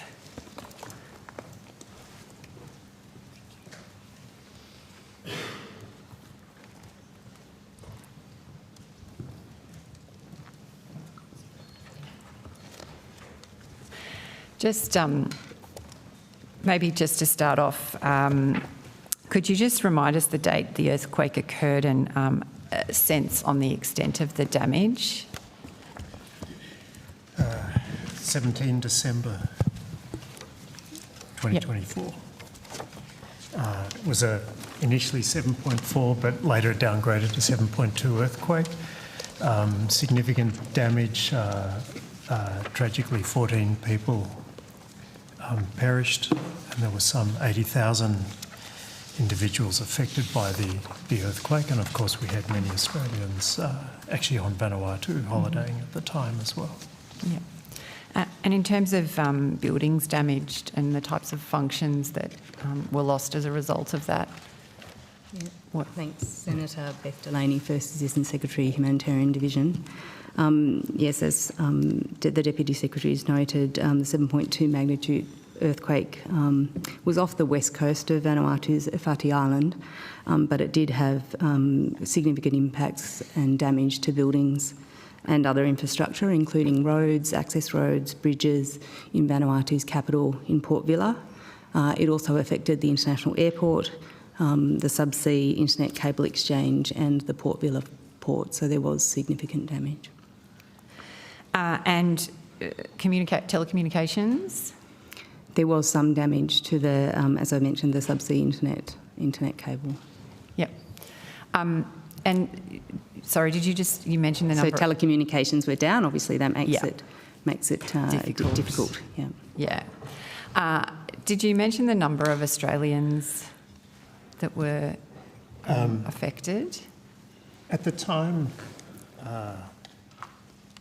we had up to about 1,200 people who registered on the. If I can sort of set it out very briefly, following the earthquake, we established an IDETF, an Interdepartmental Emergency Task Force, that essentially got the crisis response going, and that was twofold. One was to surge in assistance to help the Vanuatuans address the challenge, and the second part was actually to bring Australians out. Yeah. As part of that, you established a registration portal. There were about 1,200 individuals who registered. A lot of them, because of the telecommunications issues, were family here in Australia. Yeah, yeah. And so is the risk of earthquakes in Vanuatu covered by DFAT's travel advice? That's a good question. I assume it is, but I can't quite recall. Maddie, have you got that? Presumably it is. Senator, of course, the region is very susceptible to all types of hazards, including earthquakes, but also as you'd be aware, significant tropical cyclone impacts that we've also seen over the last 12 to 18 months.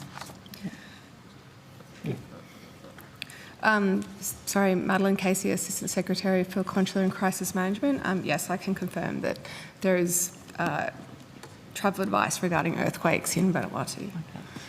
And so it happened on the 17th of December. When did the Australian government get the first flight into Port Vila?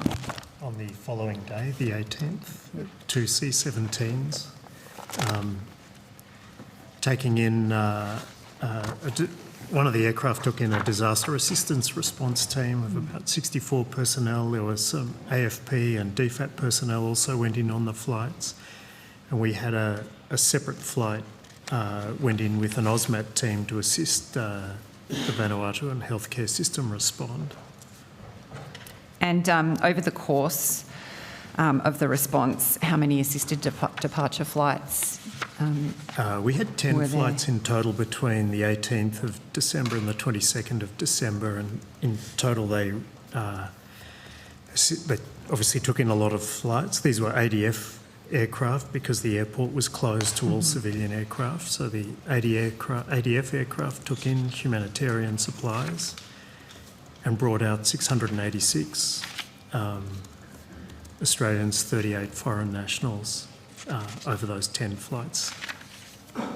And in terms of the broader humanitarian response, I think you've mentioned, I think at a high level already, but what are the kinds of supports that we provided to Vanuatu in a bit more detail?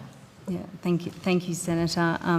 So the government responded quickly with offers of support and at the request of the Vanuatu government provided a rapid and substantial package of humanitarian assistance. That included a commitment and delivery of $7 million worth of practical assistance, which had a few key elements. It included, as my colleague has mentioned, the deployment of 64 urban search and rescue specialists and 2 canines, as well as 6 AUSMAT emergency medical personnel, and they were deployed within 24 hours of the government's request of the 17th of December. That was complemented by 22 AUSMAT personnel, again emergency medical personnel, who continued clinical treatment over the period. The teams undertook 1,300 damage assessments of both buildings and infrastructure, and we talked about the damage, and also provided care for over 300 patients. We also separately had deployed humanitarian specialists and engineers. That was really important. This was, of course, a Vanuatu government-led response through their National Disaster Management Office, and we deployed humanitarian specialists who supported them actually to coordinate the humanitarian response. We also delivered humanitarian relief items to meet the needs of over 500 households. Those supplies were crucial to both reduce the risk of illness, as you'd be aware when there's damage, which there was to the water supply, for example, that increases the risk of illness, and it also enabled the temporary repair or provision of temporary shelter. As my colleagues mentioned, we delivered a range of humanitarian supplies also on behalf of others that were supported by the Australian Defence Force. That included 9.5 tonnes of emergency relief supplies on behalf of the Red Cross, the World Food Programme, CARE, Save the Children and World Vision. And then, as an additional part, $3 million of that $7 million commitment went to partners who are working in Vanuatu through our Australian Humanitarian Partnership, the Australian Red Cross and UNICEF, in order to provide essential items and services for affected communities. What I would say is just the importance of the Pacific-led aspect of us coming in behind, as I've mentioned, the NDMO, but also our ability to work with partners who are already on the ground, enabling them to also come in behind local response capability. Thank you. So a lot in a very short space of time. And in terms of financial assistance, what on top of that, can you provide the committee with what that was? So in total, in terms of humanitarian assistance, the government provided $7 million. That included all those items that I've referred to.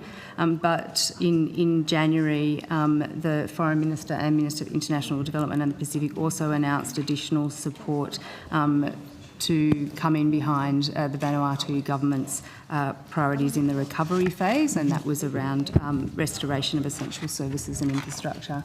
Obviously, my colleagues in the Office of the Pacific are taking that forward and can speak in more detail. We also had the engagement at ministerial level with Vanuatu. So I think messaged them personally and through others early on to say, what do you need? So this is an addition, obviously, to the consular response, but the humanitarian response. Thanks very much, Minister. Now I'm going to Thank call you. to Senator Patterson to about 5 minutes to 1, and then I think Senator Cox has about 5 minutes of questions, or 5 minutes. Yep. Just so everyone's clear, and then we're going to break at 1 o'clock for lunch, okay? Thank you, Chair. For the assistance of officials, I have questions about Australia's voting record at the United Nations, particularly on Middle East issues.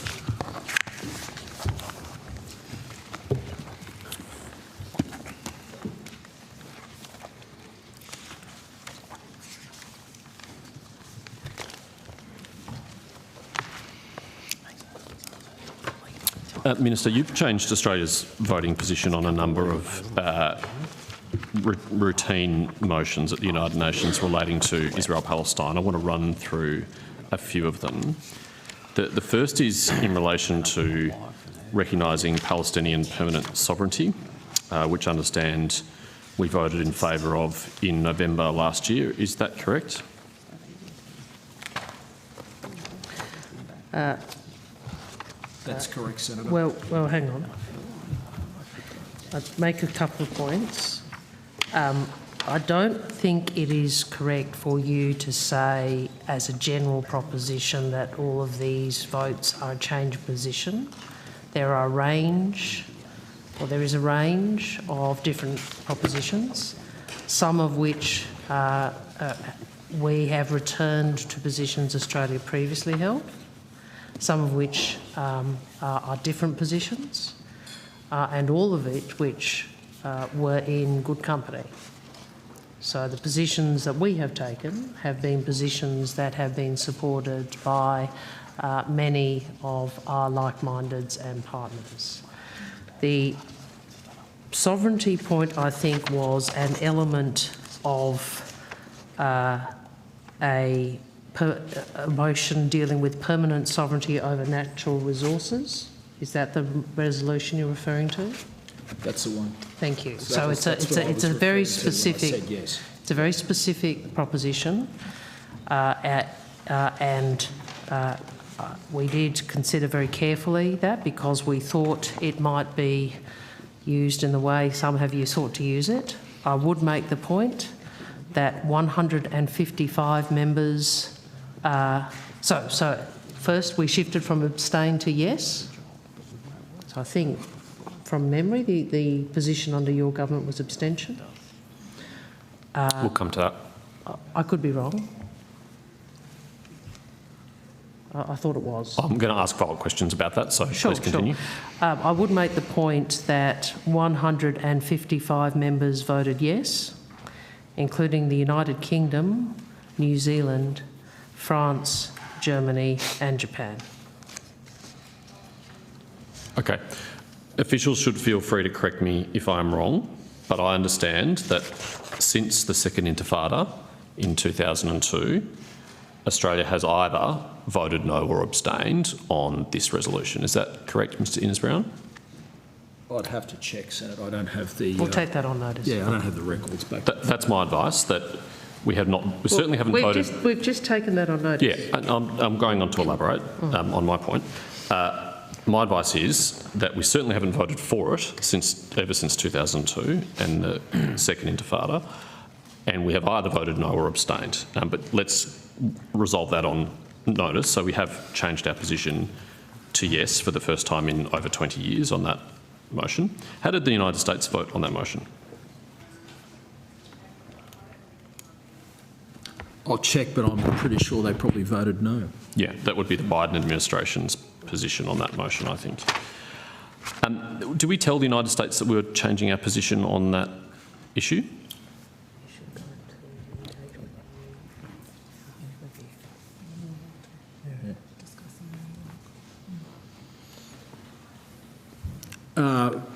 Again, we'll double check, Senator, but I think we probably did, yes. We normally do. Yes, one would hope so. If you could tell me when and in what form, whether it was UN ambassador to UN ambassador or some other communication, that would be helpful. Senator, there are a great many of these votes in a short space of time, and particularly more so, obviously, because there have been further debates on the conflict in Gaza through this period.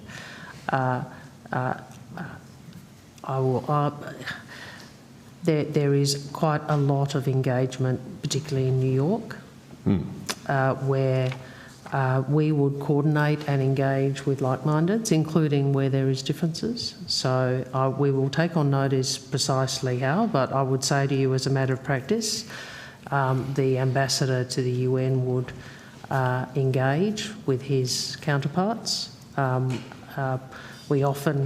is often how differences are resolved or positions are coalesced. There's a lot of engagement and negotiation in New York. Yes, I do understand that, but this is also a change to the bipartisan position that Australia had held for 20 years and voted alongside the United States, so I would imagine Senator, it would warrant a notification. Well, Senator, we obviously engage very closely with the United States. I would make the point that the majority of the international community, including the United Kingdom and others that I have gone through, took the same view as Australia. So we are not an outlier.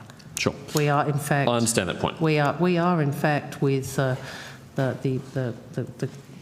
overwhelming consensus of the majority of the international community. I understand your point about that, but that doesn't mean it's not a changed position. And Mr Innes-Brown, if it's possible to bring it back today, that'd be helpful, given that most questions on notice are unlikely Senator, I would also remind you, and I seem to recall you defending the position that your party opposed a ceasefire, which is now supported by President Trump's administration, on insiders saying it was not remarkable to disagree with the United States. Yes, so I'm assuming you have the same view about this. I agree that Minister, we're a sovereign nation. We should make decisions in our own national interest, but they are a close and important ally, and if we are to change a 20-year bipartisan position, we should notify our closest ally, and I'm just trying to explore that. Anyway, let's move on to another motion, because otherwise this can take a very long time. I understand that we changed our position on the oil slick on Lebanese shores motion. We traditionally vote no on this resolution since it was put in 2006, but we voted yes. Is that right?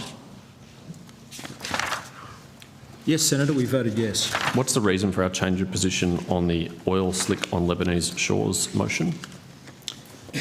So we voted, we had reservations about some aspects of the text, but the vote reflected our concern about the conflict in Lebanon and Israel, and also the destruction, displacement, the loss of civilian life that was taking place. How does a motion about an oil slick in 2006 relate to a contemporary conflict with Hezbollah? It went to the issue of damage and displacement and those issues that were ongoing, Senator. So, presumably a historic issue, though, and it's a historic issue which we'd already taken a position on. The text of the resolution has also been updated as time, sort of it becomes more, there's elements in it that become more contemporary when I looked at it. There are certainly new elements that were not in there that relate to developments since then. Okay, so again, if you could take on notice and come back today if possible about when and if we notified our US partners. Another resolution, the peaceful settlement on the question of Palestine. We voted yes. My advice is that we had previously voted no or abstained since the Second Intifada in 2002. Is that correct? We did abstained most recently, but yeah, as I said, the full period going back to 2002, the pattern I'll have to take on notice, Senator. Yeah, I think we shifted from abstain to yes. And again, more than 155 members voted yes, including the United Kingdom, New Zealand, France, Germany and Japan. We shifted from the position of abstain under your previous voting at the United Nations or the previous governments? I'd have to go back. There are multiple motions with multiple different positions. In fact, Australia's position over the 20 years has not always been consistent, which is, I'm not critical of that, I'm making an observation. We'll come back to you on that. Well, Mr Innisbrown, you might be able to help us. Have we ever voted yes for this motion previously? I'll take it on notice, Senator. Okay, thank you. And also notification of our ally, the United States, on that. On the motion, Division for Palestinian Rights of the Secretariat, I'm advised we abstained and we'd previously voted no since 2004. Is that correct? On this occasion, we shifted from no to abstain, but again, the voting record prior will check on. Why did we shift our position on that issue? There's an explanation of vote, Senator. Yes, I'm asking you for it. Okay, we'll well, I provide can that give on notice. You can't provide it now? No, we'll provide it on notice. Mr Innisbrown doesn't know, or you don't know. Foreign Minister, you directed a change of position. Senator, there's quite a lot that we do, and we take these decisions very carefully. We consider very carefully the text because most of the time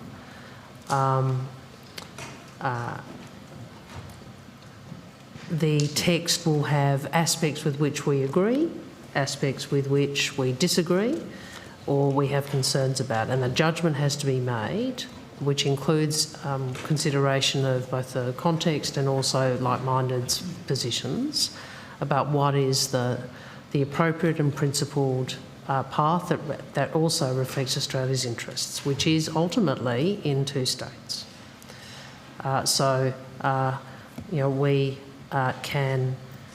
We make these decisions carefully after discussions, advice, sometimes in compressed timeframes, obviously, particularly if there are amendments to the resolutions, but that is what we seek to do. And where appropriate, we read an explanation of vote that clarifies our position as to why we are doing it, and he has now got the explanation of vote from this particular one, so perhaps he can simply... Very good. Mr Innisbrown can read it. Read it? Please. Sure. So, Australia's shift from no to abstention today in the resolution for the Division for Palestinian Rights of the Secretariat reflects the position our country took until 2003. Our return to this position reflects our frustration and that of the great majority of countries that more than 77 years since the General Assembly adopted Resolution 181, a plan for two states side by side, one Jewish, one Palestinian, a Palestinian state still does not exist. It reflects Australia's belief that we must all once again contribute new ways to build momentum towards lasting peace. Because a two-state solution, a Palestinian state and the state of Israel side by side within safe, secure and internationally recognised borders remains the only hope of breaking the endless cycle of violence. It remains the only hope to see a secure and prosperous future for both peoples. Australia could not move further than abstention because of our concerns over the work of the division to date. We continue to have reservations that the Division for Palestinian Rights devotes too many resources to a one-sided perspective of the conflict. UN divisions such as this must do better. They must offer constructive advice and support to the international community to work together to pave a path to lasting peace. Because any lasting solution to the Middle East conflict cannot be at the expense of either Palestinians or Israelis. I would also make the point, Senator, that we return to the position of the Howard government in that vote. Well, not the Howard government after 2004. No. But the Howard government prior to that. Yes, something changed in early 2000 on Israel-Palestine, Senator, I'm didn't it? making the point. This is, Australia has adopted a range of positions reflecting what we regard as our national interests and our interest in the two-state outcome, which the Mr Innes-Brown has outlined. Yes, but it's pretty important what happened in the early 2000s and the Second Intifada. Well, It changed. Senator, Sorry, Minister, I haven't finished well, asking my you question. made a comment. Okay, I'll respond. Minister, I haven't finished making the comment, but I do have a question. I'd like the opportunity to ask okay, it. Well, Senators, I'll please. respond to your comment. You can after I've finished. Well, I haven't finished yet, Minister. Senator You objected to Senator Faruqi interjecting on you before, and I asked you off the same courtesy. Come on. Senator Patterson, you've got the call. Thank you, Chair. As I said, it was an important event in the early 2000s. It was the Second Intifada. We changed our foreign policy after that for very good reason, and it was bipartisan, including under the Gillard-Rudd governments. You have since changed it. Minister. Senator, and the expression of vote, the explanation of vote which is outlined reflects why. And Senator, I would also make the point to you, if there's anything that is demonstrated by, well, I'll rephrase. We have seen a horrific terrorist attack on October 7th. We have seen since then loss of life, including civilian life, women and children, at a scale which has not been seen. Now, I don't hear very often from you and your party anything about the loss of Palestinian lives. We mourn every life and we want peace for both peoples. And so our position in the UN reflects that. Or perhaps you should listen more carefully, Senator Wong. Speaking only for myself, I delivered a speech after the 7th of October in the Senate, which was primarily concerned with the loss of Palestinian life. Well, Senator, just as the Manchurian candidate disavows, maybe you and your leader should have a conversation. Have you had a conversation with the Prime Minister about his use of the phrase Manchurian candidate? Well, Senator, I'm making the point that Mr Dutton only ever talks about one experience of the conflict. Yes, and I'm making the point. We need in this country, just as I said to Senator Thorpe, to recognise that we have to do what we can to break the cycle of violence, including, and we have to do what we can to prevent that hatred and that violence coming to Australia. Okay. In December, Australia voted for a ceasefire motion at the UN which failed to condemn Hamas or hold it to account in any way. That's not consistent with what you have said, Foreign Minister, and Australia's foreign policy. Why did we vote for a motion that let Hamas off the hook? Oh, please. It literally did. Senator, 152 other countries in December 2023, including New Zealand, Canada, Japan, France and Korea, voted for that ceasefire. It is a ceasefire that is now being achieved and supported by the Trump administration. Like, you are the ones who are an outlier on ceasefires because you are the ones who oppose the very ceasefire that President Trump's administration has worked to deliver. Now, our position on Hamas has been consistent. We condemn Hamas as a terrorist organisation, full stop. And I really object to everything, anything where you disagree with us being turned into some accusation that we are other than condemnatory of them. It is frankly beneath you. Minister, if Israel had followed your advice and entered into a ceasefire when you first called on them to do so, Hassan Nasrallah and Yahya Sinwar would be alive today. The death of those terrorists is something that your government has welcomed. How do you think they would have been removed from the battlefield had they followed your advice and implemented a ceasefire? Well, Senator, the same question can be asked of every other country that also supported a ceasefire. Every other country is not here today, Minister. You're here. Senator, the position I have taken from the commencement of this has been Israel has a right to defend itself and it must do so in accordance with international law. We've also changed our position on recognition of a Palestinian state. You have said that we should explore unilaterally recognising a Palestinian state prior to the conclusion of a peace negotiation between Israel and Palestine. Why have you changed that long-standing bipartisan position?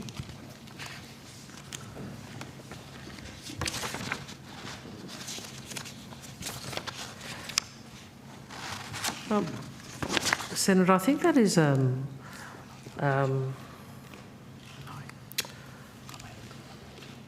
somewhat oversimplified articulation of what I said. What I have said is that long-term peace in the region will require a pathway to Palestinian self-determination, and recognition is an integral part of that. I've said that a Palestinian state needs a reformed Palestinian Authority. I've said that it must not be such a state must not be in a position to threaten Israel's security. And I've said there is no role for Hamas in the future governance of Gaza. I've also said, and I think you're referencing my General Assembly speech, that we wanted to engage in ways to build momentum, including the role of the Security Council in setting a pathway for two states, including with a timeline for the International Declaration of Palestinian Statehood. So the position is more nuanced than you have put to me in your question. I would say this: why do we believe that? Because there is an endless cycle of violence in the Middle East. We do not believe, and I think it is your position too, that will be resolved until the issue of Palestinian statehood alongside Israeli security is resolved. Now, we might have differences of views of how to get there. I've set out the range of matters that obviously would have to be dealt with. But ultimately, peace will only come when these issues are resolved. Having said that, Senator, I think we all know that the key near-term issue is to urge that the ceasefire hold and that hostages are returned. And we've seen some both moving images of hostages coming home, and we've seen some dreadful and distressing stories of people who have lost their lives or being killed, being returned.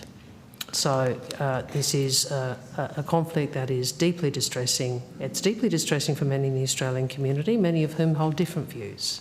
Indeed. I have sought to work to not bring the conflict here. I've sought to work to have a principled position. I appreciate it's not what, the Australian Jewish Association, who Senator Sharma hosted in Parliament House, believes in one state. That is no Palestinians. There are others who have a different view. Australia seeks to take a principled view, and that's what I've sought to do. Thank you. Let me quote the remarks of our ambassador, Mr. Larson, to the General Assembly on the 10th of May 2024, when he said, and I quote, "Nevertheless, Australia no longer accepts that recognition can only come at the end of the peace process." So the government's policy is that we could recognise a Palestinian state even if they haven't engaged in a peace process with Israel, isn't it? Last question. I think the point is there are those within the Israeli political system, including Prime Minister Netanyahu, who have said they are not supportive of a Palestinian state. Now that presents certain issues, doesn't it? But I would make the point that articulation is very similar to the articulation from memory that Secretary Cameron put previously when he was Foreign Secretary. All right. I think he described it as it could be an input or something like that to the peace process. So I think the international community is seeking to try and resolve how it is we can break this cycle of violence. I'm going to move the call along. Thank you, Chair. Thank you. Senator Cox.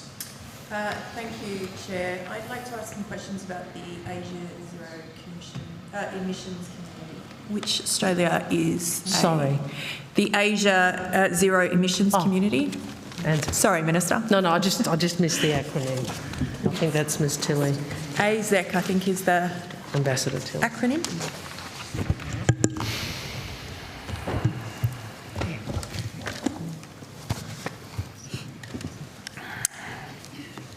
So it's been reported that Australia is one of 11 countries that is a member of the AZEC that started in 2022. Each recent data that's been published and an analysis of the MOUs looks at 156 projects, and 56 of those projects lock in fossil fuels and only support clean energy technologies of 54. Can I ask how influential would you say Australia is about setting the direction of AZEC? Are we more of a passenger here, or are we letting Japan doing all the driving these days? Thanks, Senator Kristen Tilley, Climate Change Ambassador. I'm happy to try and get further information to you on notice. I think we're going to be reasonably limited at this point in our own knowledge. It's a partnership, as you say, led by Japan with a bunch of countries, or a number of countries in the Southeast Asian region, which has been led to date for the Australian government by the Department of Climate Change. So my colleague Mr Woods and I have certainly been kept in the loop when some of the meetings have been coming up. I think one of the most recent ones was in Jakarta in about September last year. As to the projects you mentioned, I am reasonably confident that those are Japanese-led projects, often bilaterally with some of the partners in that initiative, rather than ones that Australia has been leading or helping design. Okay. So, Ms Tilley, how comfortable are Australia in relation to this zero emissions community? Because that's what it's called. It's for our region in relation to Southeast Asian countries. How comfortable are we as Australia in proposing more fossil fuel-based projects rather than clean energy projects? That's the crux of it. There's 56 that are being led, that are constantly going to be reliant on fossil fuels versus clean energy. Like, how comfortable are we in signing up to that and continuing to just nod as Japan lead us into that? Senator, I can't speak to the specifics of the projects.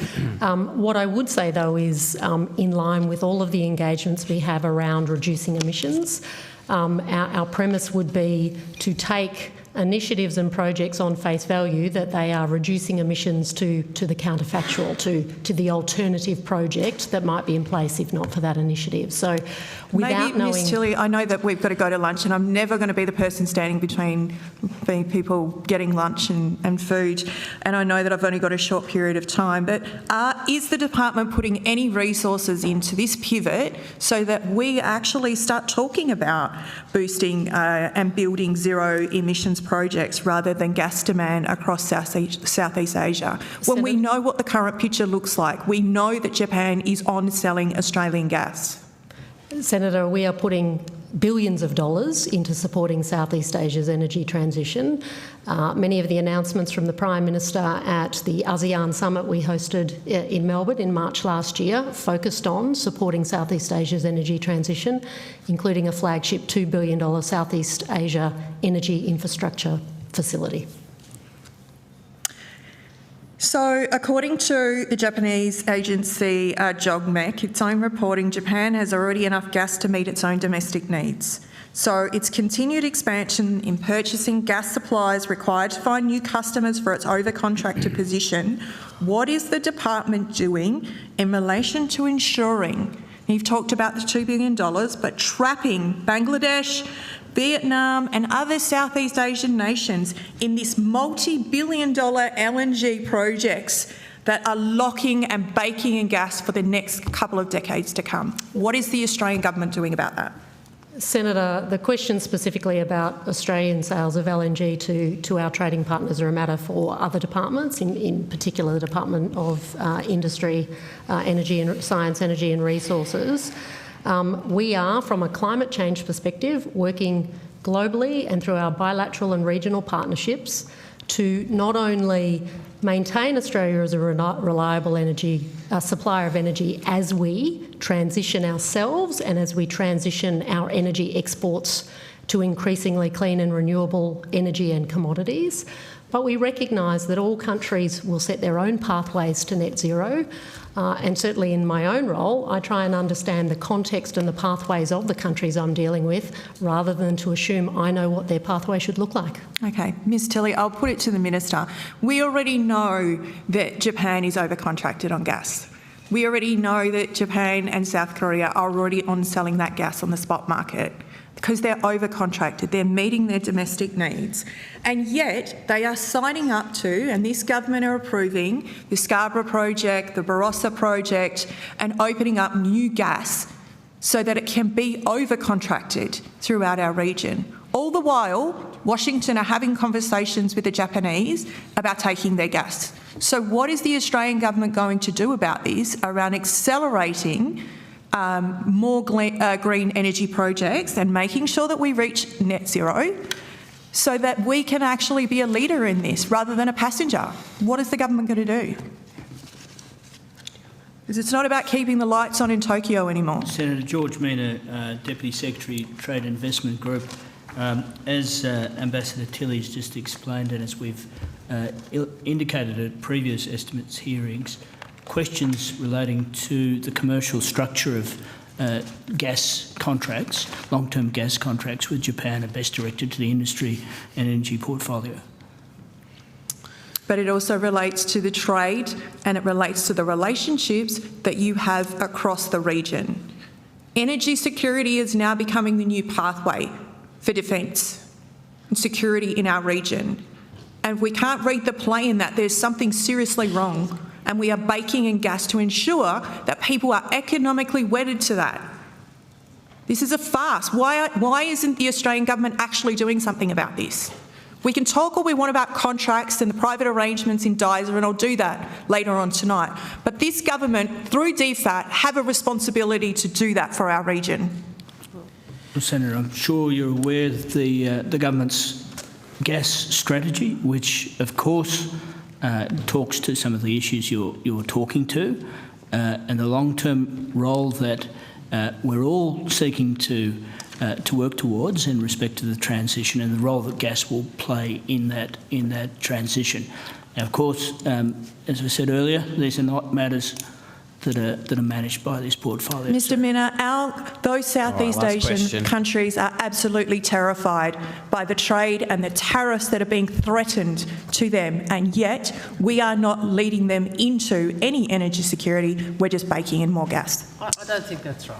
All right. I understand that's a view you have, but I think Ms. Tilley went through the work we're already doing in Southeast Asia, including, with Singapore on renewable energy and the transition to net zero. But I understand the position your party have on gas. We have a view about the necessity of gas as a transitional fuel, and I think that is demonstrated by the expert advice. All right, thank you very much. On that note, we're now going to break for lunch, and I'll see everyone back here in 45 minutes' time.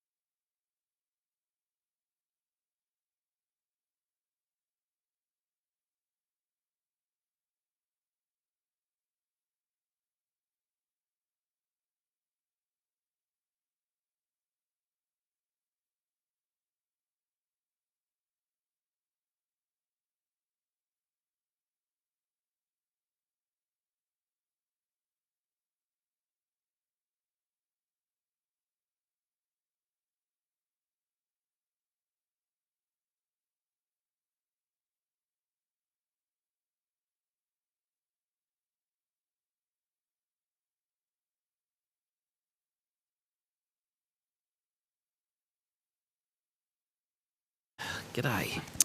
All right, welcome back, everyone. Hope you had a nice lunch. Now, I'm going to hand the call over to Senator Patterson. Thank you, Chair.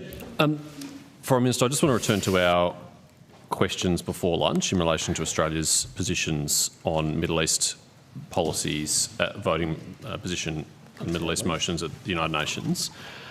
You've articulated the rationale for the government's changed position. Do you think it's fair to say that the government's position is less supportive of or less close to Israel than the previous government's position? Well, there are different ways in which you could articulate it. I would say the government's position is more consistent with the majority of the international community, including often the majority of Five Eyes, and that the government's position is more consistent with progress towards a two-state solution. But ultimately, if the question, well, I mean, we have to make judgments which include consideration of the circumstances in which this is occurring. Sure. Let me word it in the most neutral way possible to see if we can find agreement. Australia votes less often with Israel at the United Nations compared to the previous government. Is that true? I think the position of the previous government is a matter of record, as is ours. Okay, I'll take that as a yes. Prior to the last election, Mr Dreyfus, the then Shadow Attorney General, wrote an article for the Jewish News in which he said, and I quote, "By suggesting that Australia's support for Israel is somehow conditional on which of the two parties form government, as he did in his interview, Mr Morrison is undermining Israel's and Australia's long-term interests for what he hopes is his own short-term partisan advantage." Don't we now know that the change of government has in fact changed Australia's support for Israel? I think there are two different propositions. One is, do I think that, the first is, we would argue, in Australia's interest and in Israel's interest for support for the existence of the State of Israel to be bipartisan and beyond partisan debate. The second point I would make is we continue to advocate for a two-state solution, which necessarily includes both support for the existence of the Israeli state and the creation of a Palestinian state. I do not think it is actually in the interests of either Australia or Israel for the issue of our support for the existence of the State of Israel to be a matter of partisanship. I know that just like on the issue of China, this is something that your party seeks to make an issue of domestic politics.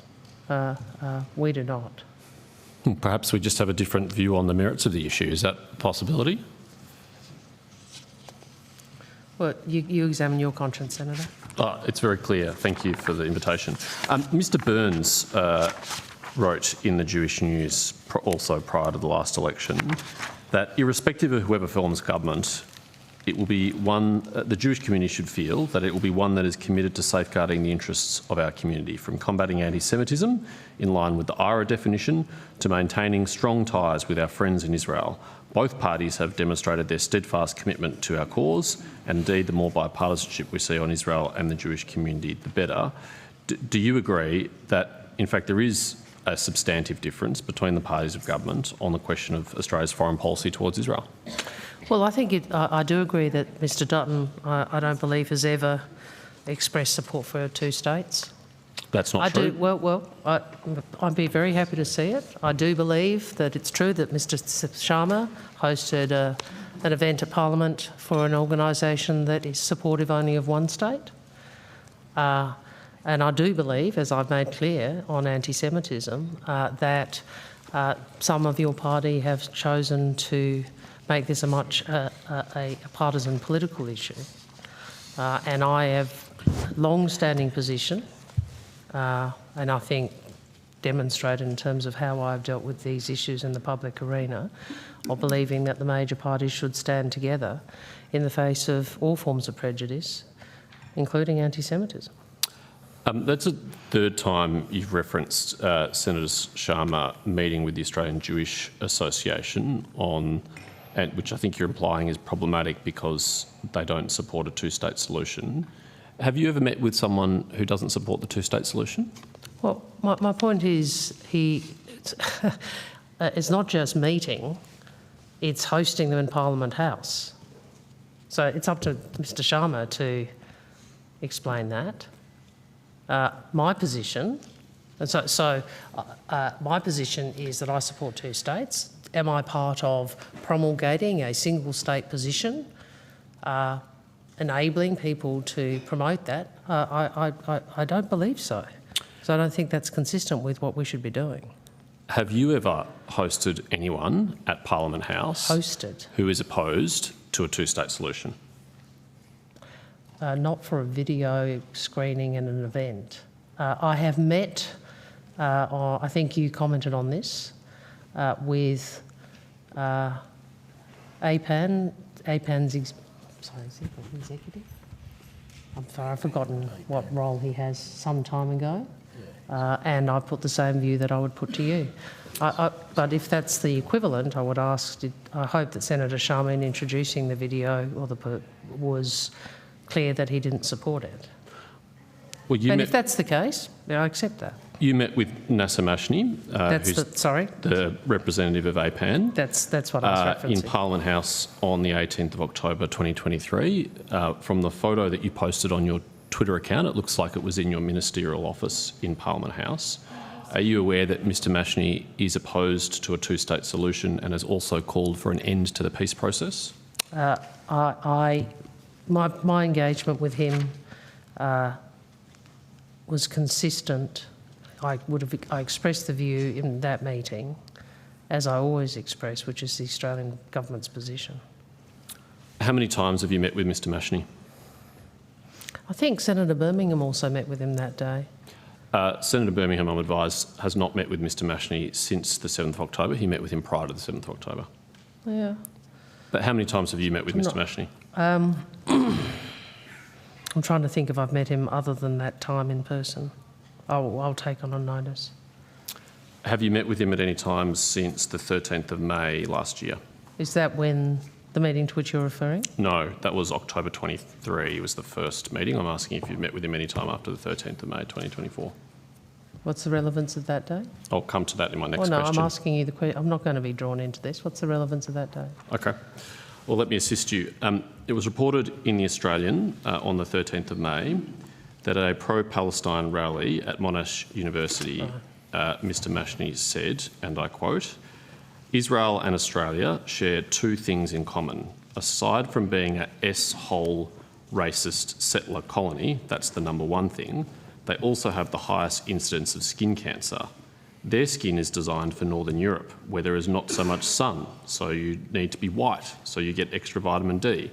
But our skin is designed for this land. It's designed for the Middle East." Are those kind of anti-Semitic and racist views appropriate for a person who has met with the Foreign Minister? Well, they're not appropriate for anyone. Where has these comments been drawn to your attention previously?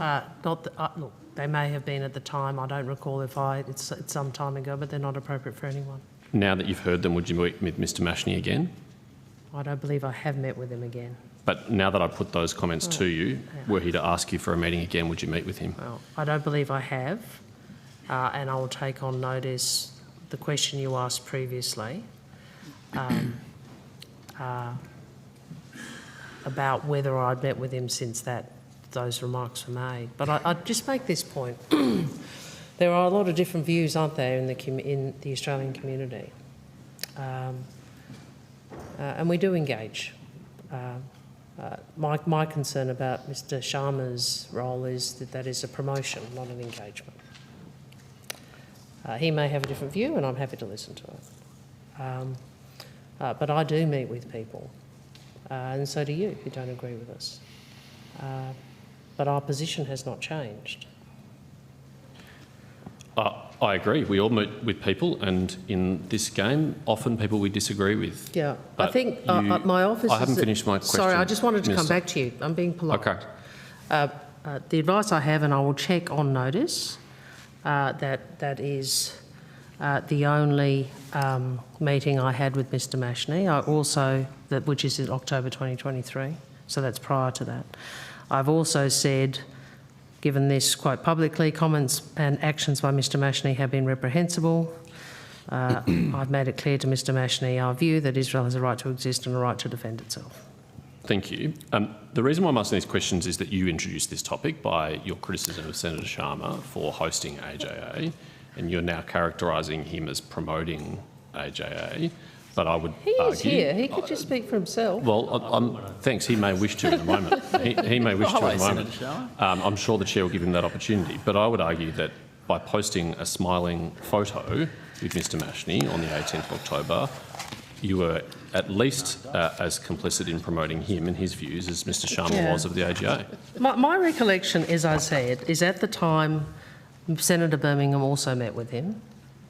That is my recollection, Senator, so not just prior. Well, that's my advice. Well, I don't know that that's correct, but so that is my recollection, that he also met with him. And I've made my views about things that Mr Mashney has said clear publicly, and I don't walk away from them. Your colleague, the Minister for Home Affairs, Tony Burke, has met with Mr Mashney. In fact, Mr Mashney has boasted that the government's decision to refuse a visa application from the former Israeli Minister Eilat Shaked was based on a dossier that APAN handed to Mr Burke at that meeting. Is Mr Mashney an appropriate person to influence Australian government immigration policy? Senator,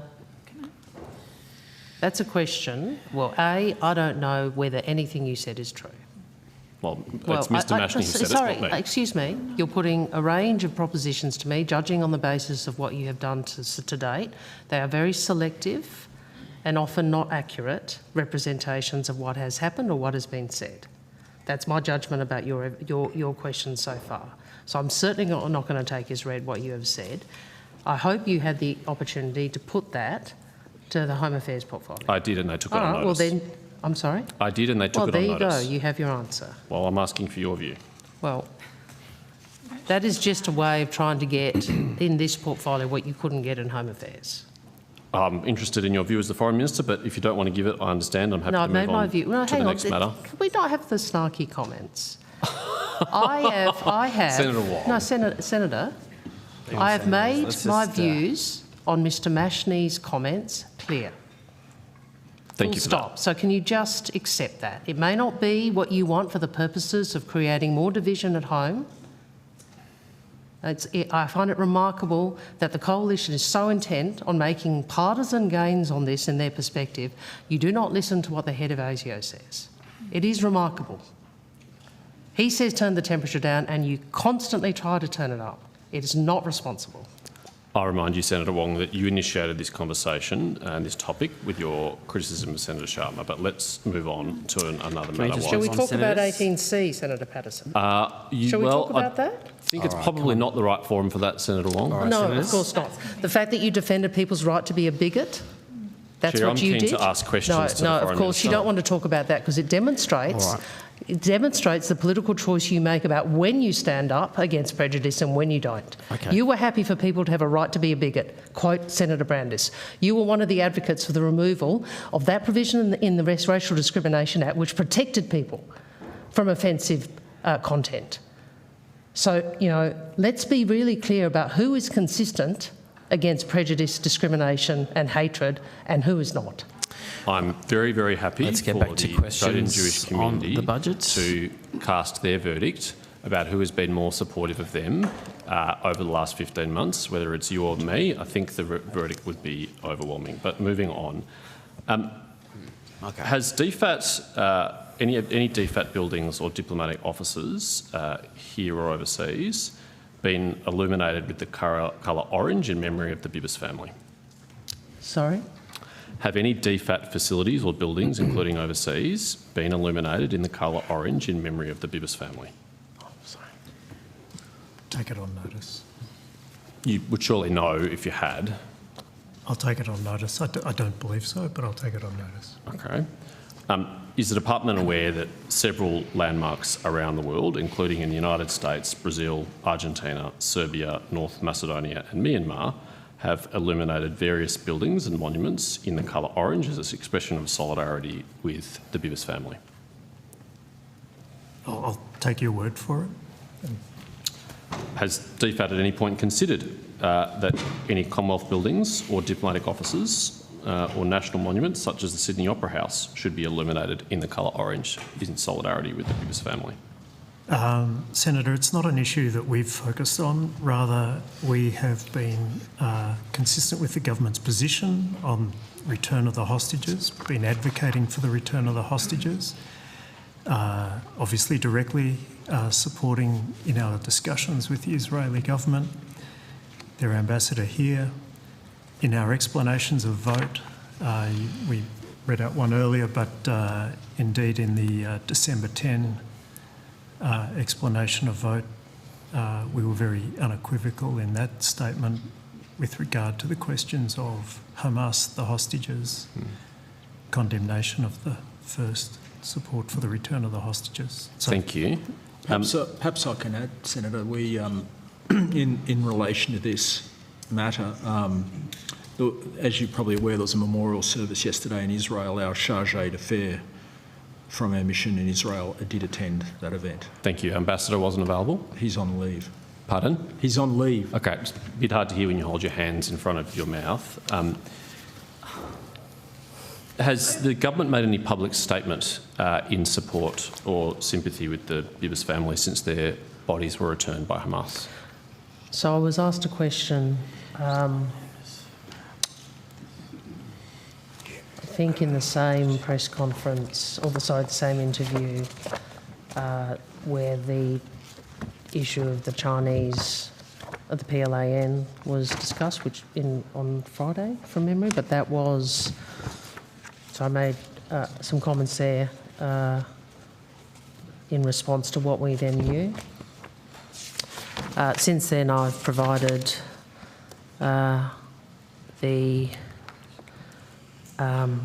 following comments. I'm not sure to which outlets I can find that out on notice. I condemn Hamas unequivocally for the killings of Shiri Bibas and her children, which is yet more evidence of the vile brutality of the terrorist group. I've made clear previously the manner in which the family was returned to Israel was sickening and cruel. We want to see hostages released. They deserve to be released with dignity. Australia supports the ceasefire and hostage agreement and calls on all parties to respect its terms and implement it in full. Actions such as this only put that goal at risk. Thank you. Minister, will the government consider doing as we did after the 7th October and support the illumination of any public buildings such as Parliament House or the Opera House in orange, as we did in blue and white after the 7th October? Well, let me take that on notice. Obviously, they're not matters actually for, they'd be matters for the presiding officers as they were after October 7, and matters for, I think, the Premier of New South Wales in relation to the Opera House. But I'll take that on notice. Thank you. Thank you, Chair. All right. Thanks a lot. Did you have any questions on your end? And then I can go to the government, or we'll go to government and then come back to you? I did have questions, if we can. Sure. All right. We might come to you, Deputy Chair, and then I'll hand the call to the government. Thank you. Yep. It's probably not the forum to do this, Minister, but I would just say I do meet with organisations frequently whose views I do not share entirely, and I don't share the AJA's views about a two-state solution. Right. It's an interesting proposition, though, to host, not them just in a meeting where you put that to them, but as I recall, you hosted a video or a film for them. Is that right? I hosted a forum. Right, a forum, right. And so, did you make clear your views at that forum that you disagreed? I certainly did, Senator Wong, and I expect you made your views clear when you posted, when you met with Nasser Nashani and posted a photo of the two of you outside his office afterwards. I think, Senator, I think if we get into this game, purview of what Senator estimates, I think if we get into this game of who did you meet with and do you No, but I'm just making the point, Senator, that as a former ambassador, which you remind us of regularly, to Israel. I thought we were making some remarks. Can we just get back to Senate estimates, please? Yeah, I respect his experience, Senator. No snide remarks. I respect his experience. Let's just get back to Senate estimates. I think you would understand what it says to host a forum and a film which is essentially proselytising the position. I didn't engage with Mr Mashney in any context which could be argued as proselytising the position he holds. I had a meeting with him in my office. As I said, I believe Senator Birmingham did too, but I might be wrong. And I was consistent in my view about two states. I think it's a long bow to draw to try and suggest that that is the same as hosting a forum, including a film, for an organisation which believes there should be no Palestinian state. All right. Now, back to Senate estimates. Move on to questions if we can. Budgets, yes, something about the budget would be nice. Do you got any questions, Deputy Chair? Yes, I had some questions about the Pacific, if relevant officials would like to come to the table.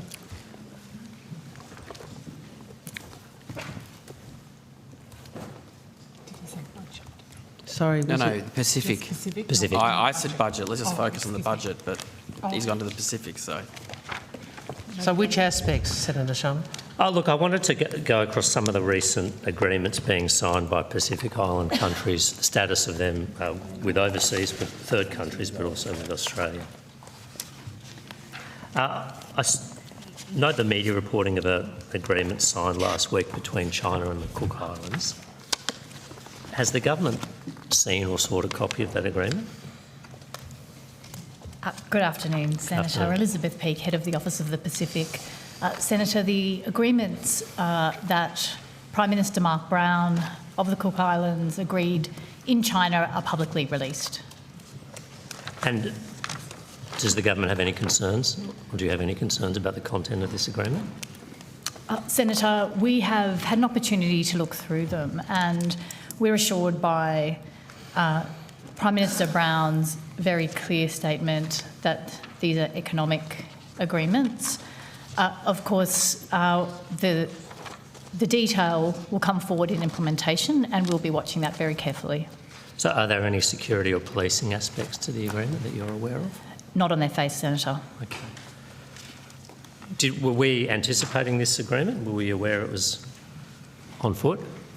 We were anticipating this. Cook Islands and China have had a comprehensive strategic partnership for some years, and this action plan had been foreshadowed. Okay. And then in terms of some other agreements that have been concluded recently, the Timor-Leste Timor-Leste is not you, is it, Ms Peake? So we'll come back to that one. Solomon Islands, the agreement on policing signed with China in July 2023 during then Prime Minister Sogavari's visit to China. Have we seen a copy of that agreement? Senator, we haven't seen a copy of that agreement. Has that been asked? Have we asked for that? We have. We've consistently requested transparency in all agreements, indeed not just between Solomon Islands and China, but any partners that engage in our region, we request transparency. Okay. And that agreement, we understand, that contains security and policing elements to it? That was framed as an implementation agreement associated with the China-Solomon Islands security agreement that was agreed in 2022. So, yes, we anticipate it does have security components. Okay. And then in August of 2023, I believe China's embassy announced a new era in China-Vanuatu police cooperation, and Beijing sent a team of police experts and supplies to Vanuatu. Is there an agreement that underpins that arrangement? We're not aware of an agreement that underpins. Have we sought advice from Vanuatu about whether there is such an agreement, or whether this is a... We have, Senator, and we have no advice that there is an agreement in place. So they haven't confirmed or denied that there's an agreement in place? They have not confirmed that there's an agreement in place. Okay, but we have seen evidence. I mean, obviously China has dispatched police experts and supplies to Vanuatu, so we have seen evidence of increased China-Vanuatu cooperation in the police sphere? There are a small number of Chinese police on the ground in Vanuatu, yes. Okay.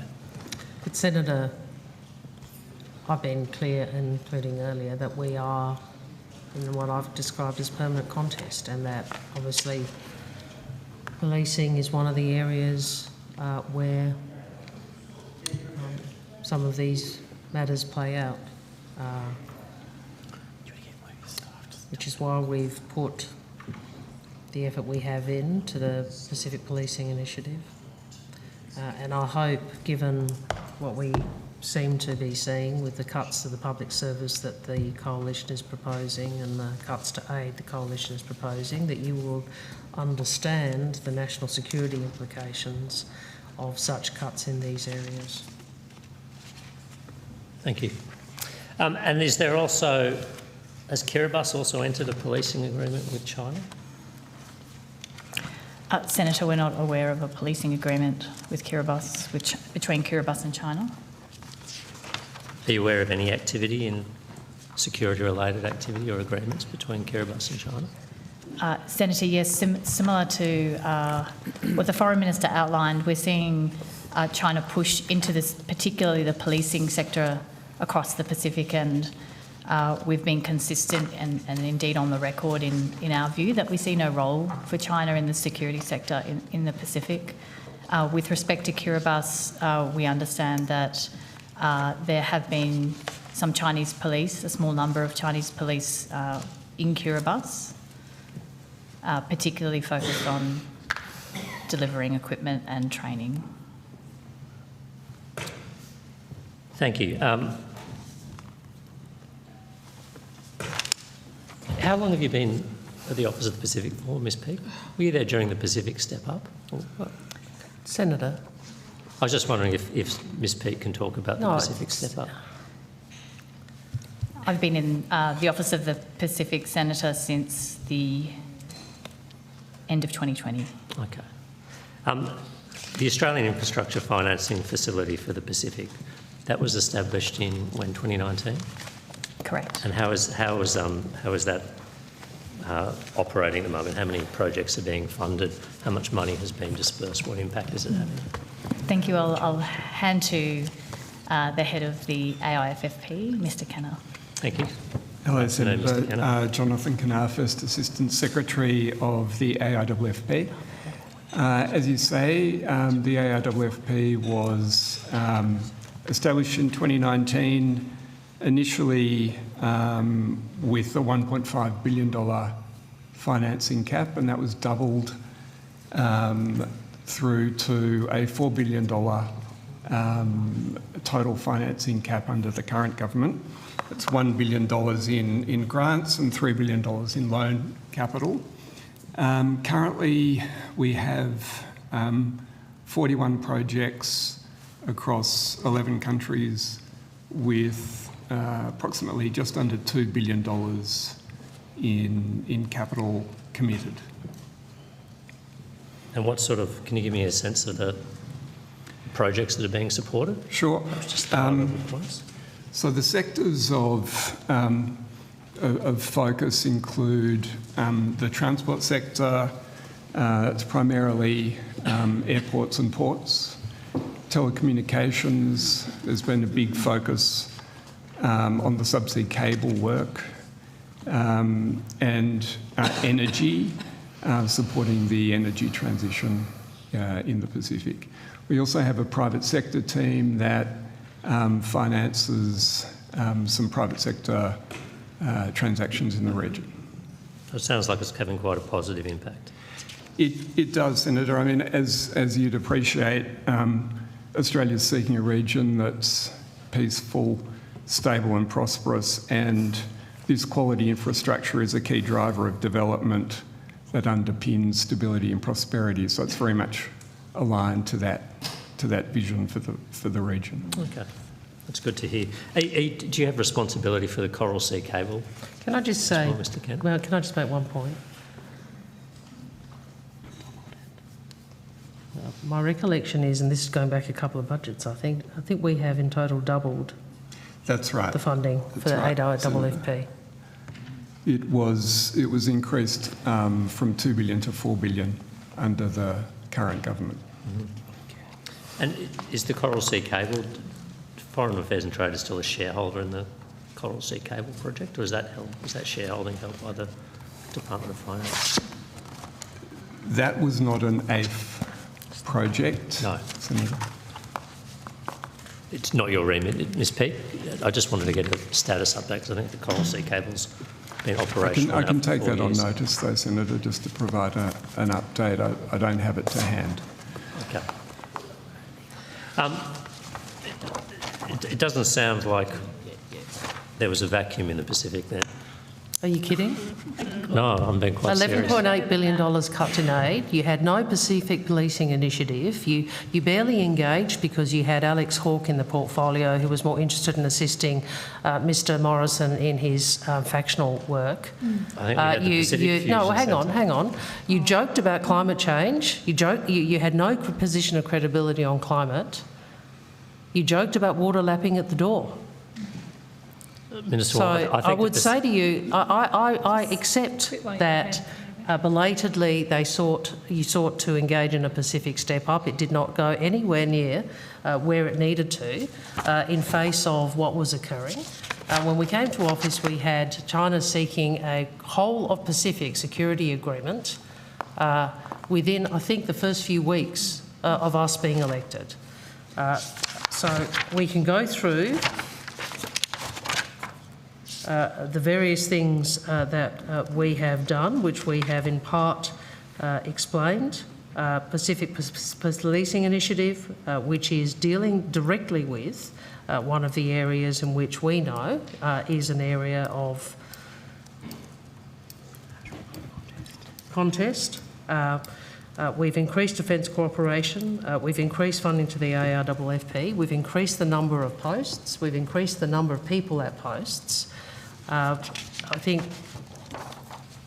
it's remarkable, Senator Sharma, that you seek to pretend that what happened on your watch was acceptable.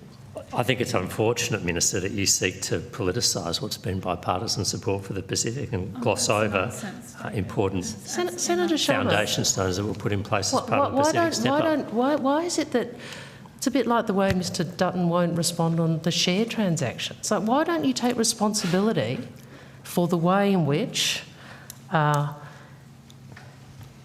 your government's attention on this was insufficient? Why don't you take responsibility for what Mr Abbott and Mr Dutton did and said on climate? And you should know what effect that had on our relationship and our credibility with the Pacific.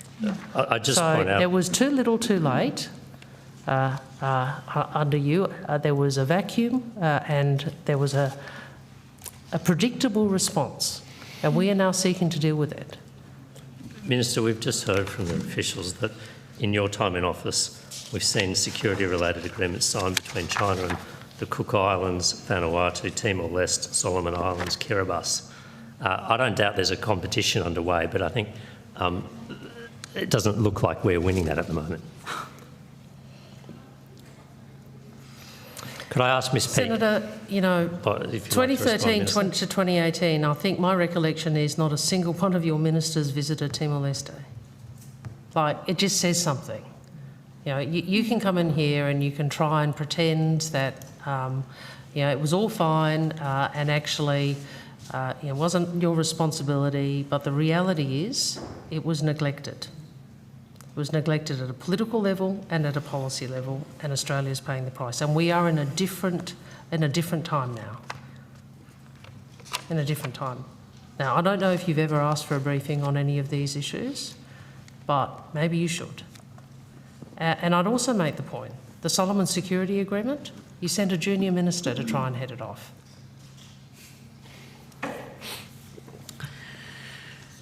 Can we return to...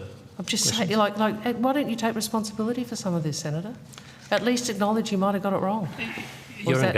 Minister, you're in government at the moment, and we're examining and I'm the happy to government's take responsibility for the things we do well and the things we don't do well. And the mistakes we make that we learn from. And one of them, I think, is that we had to respond regionally on policing. That's what we've done. It doesn't appear to be preventing bilateral arrangements with China on policing being pursued by a number of Pacific Island countries. What would you suggest we should be doing differently, Senator Sharma? Well, I'm not putting myself forward here as the alternative government, which is estimates. I'm asking the department. We have a changed environment in the Pacific. The opportunity to be the partner of choice was lost under your party. And it will not come back. So you say what you're doing is not sufficient. I'm very happy to listen to your ideas about what else, and I'm very happy to say to you, why don't you go along to your Shadow Expenditure Review Committee and tell them that cutting development funding to the Pacific has consequences for Australia's national security. Are you going to do that, Senator Sharma? If I ask us a couple of questions. Are you going to do that, Senator Sharma?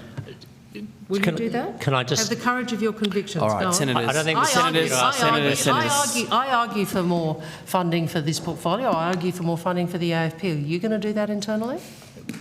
Did you say just before that you don't believe Australia is the partner of choice anymore in the Pacific? The partner of choice. Yes, I've said that.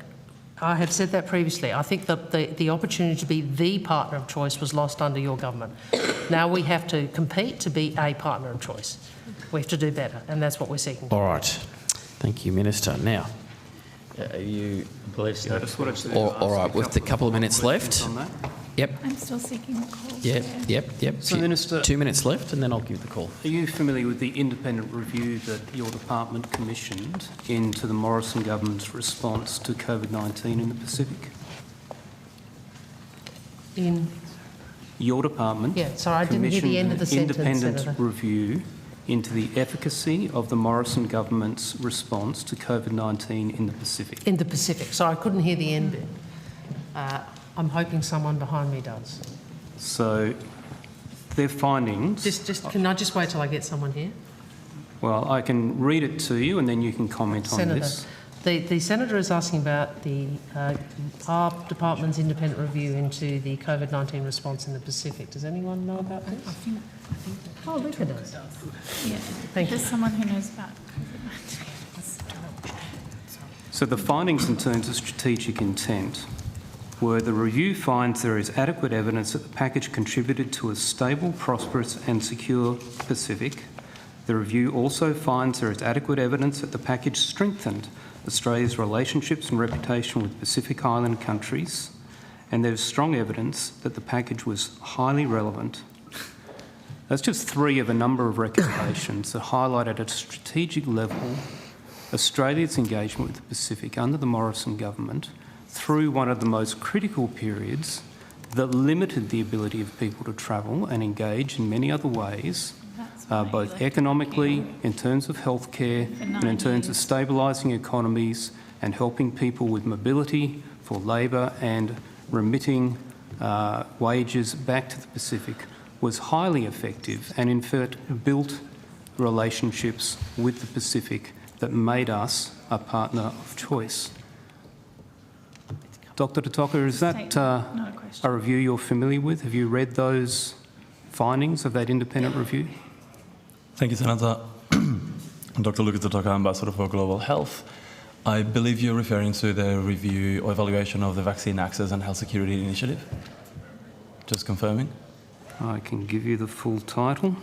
It's Australia's COVID-19 response package for the Pacific and Timor-Leste. I am not immediately familiar with that review. I would have to take it on notice. Okay, well, it was commissioned by DFAT, an independent review, and what it found is directly in contravention to your assessment, Minister, that Australia dropped the ball. In fact, we stepped up and we provided critical support to the Pacific. And not only did Pacific nations identify their gratitude for that, but an independent review that your department commissioned found the same things. Thanks, Chair. Senator, we commission evaluations and reviews for many aspects of our development assistance. I will undertake to allocate a specific review. The number of COVID-19 initiatives, including the vaccine-related initiatives, have continued for a number of years. Some of their activities are still ongoing, actually, or being wound up at the end of the last calendar year, but we will locate the review you're referring to. Thank you. That would be fantastic, and perhaps it should be compulsory reading for people who are going to make comment on how Australia has engaged. Thank you very much. We don't need more commentary. I need to respond to that. I need colleagues. to respond to that. Yeah. And I hope, that you will also talk to the members of your party who are not supportive of vaccines, Senator. But I think if you look at the period of time of the Abbott, Turnbull, Morrison governments, if you look at the lack of engagement from senior ministers, if you look at the nearly $12 billion of reduction in aid under you, if you look at the way in which you joked about climate, were disrespectful, and refused to recognise that the issue that the Pacific regard as their number one national security issue. Let's be clear, climate is the number one national security issue as identified by Pacific leaders. I find it remarkable that you want to pretend that that had no national security consequence. It's not responsible. So, Minister, I'm intrigued that you make those comments about no high-level engagement. You travelled to the Pacific with Minister Bishop on a number of occasions. Yes. And you highlighted the value of the engagement of Australia. So all I'm saying is don't cherry-pick the facts that suit your narrative. I am very happy. There are a broad range of facts that highlight that governments of both persuasions have engaged with the Pacific in a constructive manner. Those bipartisan trips were reinstated at my request. So they are bipartisan trips which had been discontinued, and I went to Ms Bishop as shadow and said you should reinstate them because they matter. And I would say to you, if you compare the extent and seniority of our engagement in the Pacific over the last 3 years with the lack of sufficient engagement in the 9 years you were in government, I think it's self-evident. Now, Senator, leaving all partisanship aside, I think we can agree the Pacific is important for our national security. It's important as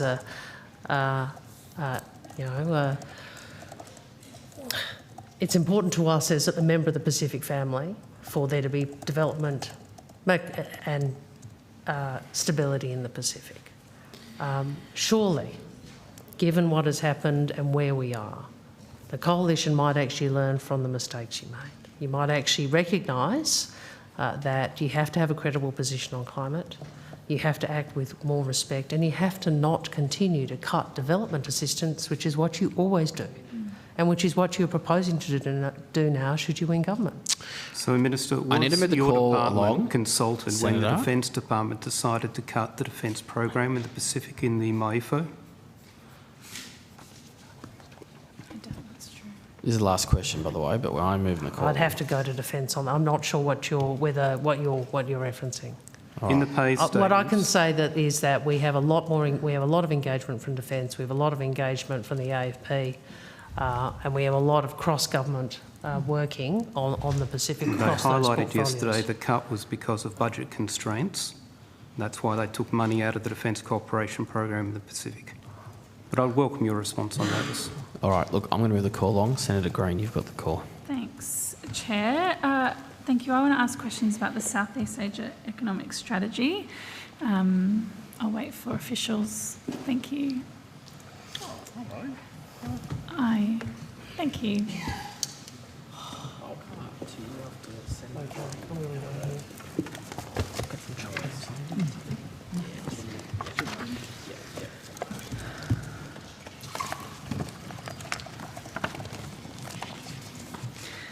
Okay. I noticed the Prime Minister held an event last year with the Vietnamese Prime Minister to mark 1 year since the launch of Australia's Southeast Asia Economic Strategy to 2040. I understand the strategy has a number of initiatives. Given it's a year on, how are those initiatives progressing? Michelle Chan, Deputy Secretary, South and Southeast Asia Group. The implementation of the strategy is going extremely well. So far, out of the 75 recommendations from the strategy, we have implemented or are in the process of implementing 49 of the 75. And that's through a really comprehensive whole of government effort. So a lot of it has been done through DFAT, but through many of our other partner departments and agencies such as Austrade, but many others. So, for example, we have deployed deal teams into each of our embassies and high commissions in the region, which are sourcing investment deals to put together a deal book to facilitate Australian investment into Southeast Asia. The government, they are developing a pipeline of projects also for the $2 billion Southeast Asia investment financing facility that the Prime Minister announced last year. The first initiative under that facility was announced late last year. It's a $75 million investment in the Singapore government's Financing Asia's Transition Partnership, which is supporting the region's clean energy transition. Also in the last, since the report was released, we have organised 11 trade and investment missions into the region to 7 countries, and they have involved over 250 Australian businesses, so looking at the opportunities that there are in the region. The Prime Minister also announced private sector business champions for each of the 10 countries covered in the report. Those champions are promoting trade and investment opportunities in Southeast Asia for Australian businesses. We've also established technology landing pads in Jakarta and in Ho Chi Minh City, which have supported so far 30 technology services clients to engage with the region. And also in July last year, we have set up the ASEAN Australia Centre, again, another initiative announced by the Prime Minister at the ASEAN Australia Special Summit, and that's strengthening our connections with the region in business, in education and cultural and community sectors. Thanks. If we can go over some of those initiatives. The financing facility, you mentioned the most recent investment, or the first investment from that. How is the facility working more broadly? What is the strategy with the facility? Senator Gerald Thompson, First Assistant Secretary for the Southeast Asia Strategy and Development Division. So the Southeast Asia Investment Financing Facility that Ms Chan mentioned, it's a $2 billion facility that's managed to run out of Export Finance Australia, with the financing that's agreed under the facility on the National Interest Account. It's a $2 billion facility designed to catalyse greater Australian private sector investment in Southeast Asia, and it provides access to finance through Export Finance Australia's existing portfolio of products, its loans, guarantees, equity and insurance products. EFA, with the support of DFAT and Austrade, and including through the deal teams that Ms Chan mentioned, is working with Australian companies, investors and regional governments to identify projects of interest, and is developing a pipeline that EFA is considering. And it's worth noting that this is really a new approach to promoting trade and investment in the region. I mean, traditionally our focus has been on attracting foreign investment into Australia, and this is putting much more emphasis on also promoting Australian investment into the region, recognising that only a small proportion of our current stock of investment is in Southeast Asia. Can I ask about the... Thank you. Sorry. Can I ask about the deal teams? Yeah, sure. I think, Ms Chan, you referenced that they'd been established. What is a deal? What is a deal team? Like, how many people? What's the general expertise in a group like that? And you said they were based in embassies or side by side with Austrade, I imagine. Yes, Senator. So the deal team's framework basically is we've established 3 hubs: one in Jakarta, one in Singapore, and one in Ho Chi Minh City. And the hub is a joint endeavour with staff from Department of Foreign Affairs and Trade, Austrade and EFA. Yep. It's the first time that EFA has actually deployed staff into our embassies and high commissions anywhere in the world. Yep. Those staff in the hubs are not going into a vacuum. They're supported by the existing DFAT and Austrade embassy and high commission staff. Mm-hmm. So there's a from the head of mission down, there's a lot of support for those teams, those hub teams. And then in 6 other embassies and high commissions in Manila, Bangkok, Phnom Penh, Hanoi, Kuala Lumpur and Bandar Seri Begawan, DFAT has deployed 1 Australian-based staff member into those embassies and high commissions to support the work of the deal teams. But again, the existing DFAT and Austrade infrastructure is supporting that effort, and there's also been locally engaged staff employed to support that work.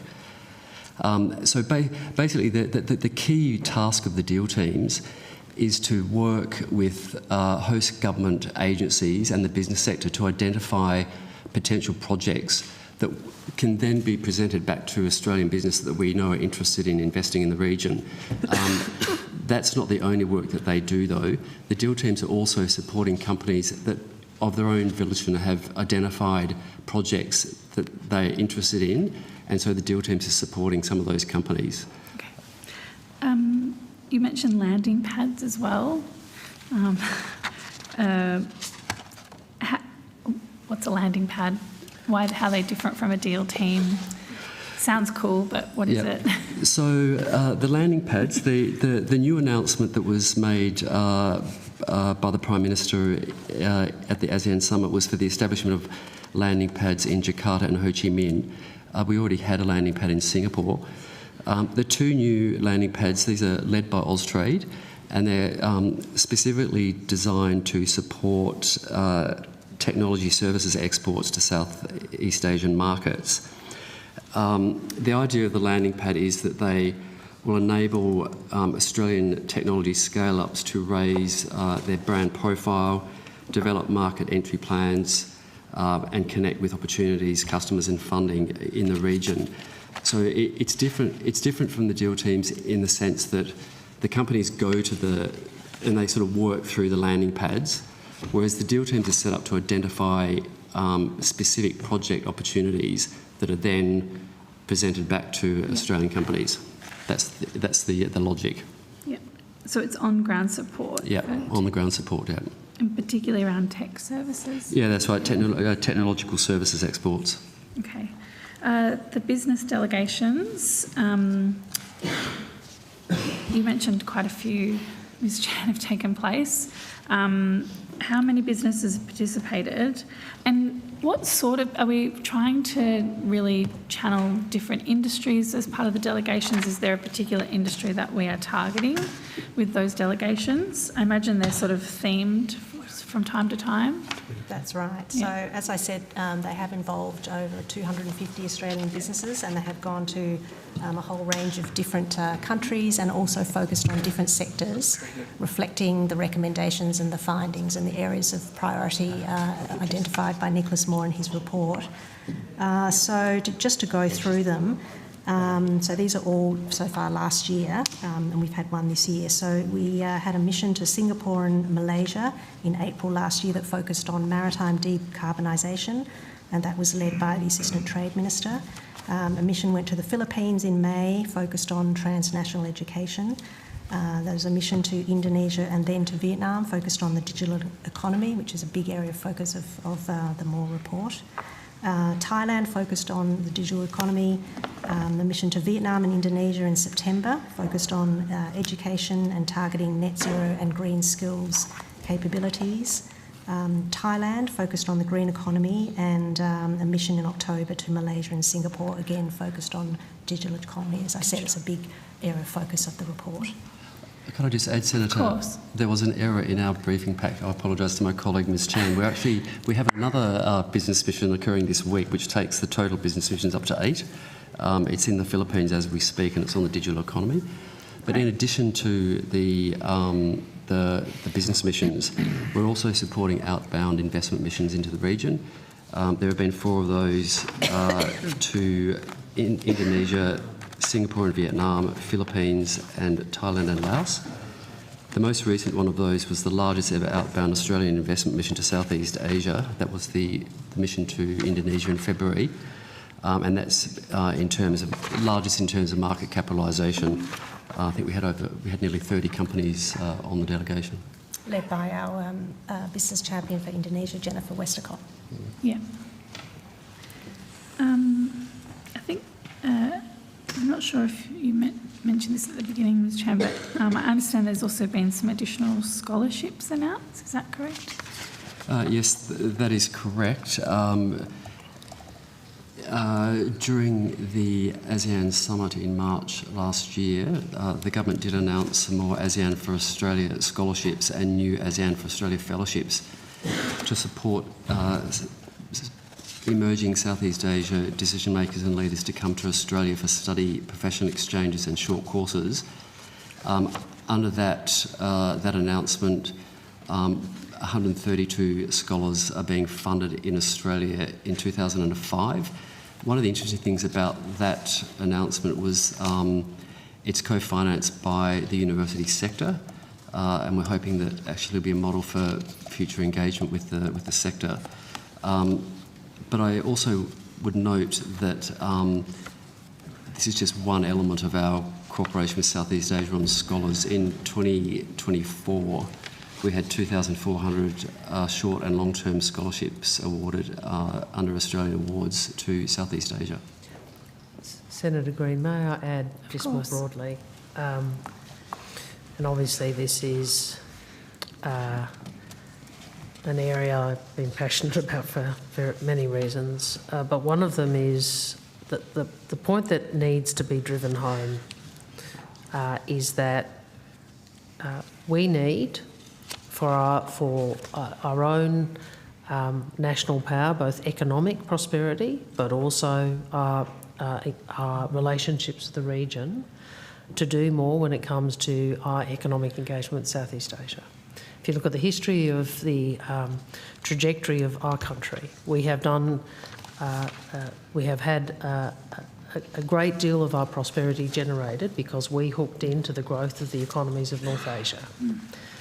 Southeast Asia is projected to be the 4th largest economic group by 2030.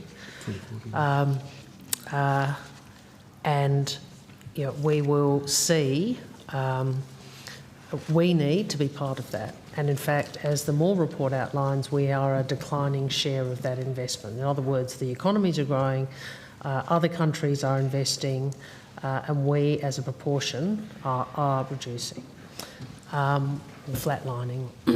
The second point I'd make goes to strategic alignment. If you want to, it's a bit like the Pacific. You've got to actually understand for them where climate change sits in the hierarchy. Similarly with Southeast Asia, that if we are serious about seeking more strategic engagement, alignment on key issues, we also have to respond to the priorities that Southeast Asian countries seek of us. And they have made it really clear that they want greater investment from their partners. So that there are a set of national interests which this report and the implementation of it go to. And it is very important, but it is also very challenging because business makes its own decisions about risk, and business has a set of, firms have a history in different jurisdictions. So what we're trying to do here is practically do what government can to change the way in which Australian investors think about these markets. Yeah. So I just wanted to sort of have a kind of overarching point I was making about that. And there's two elements to it, not only giving businesses in Australia the opportunity to expand their business, invest, create more jobs, but also we're hearing that that's their strategy, that's strategically important to our partners there. Absolutely.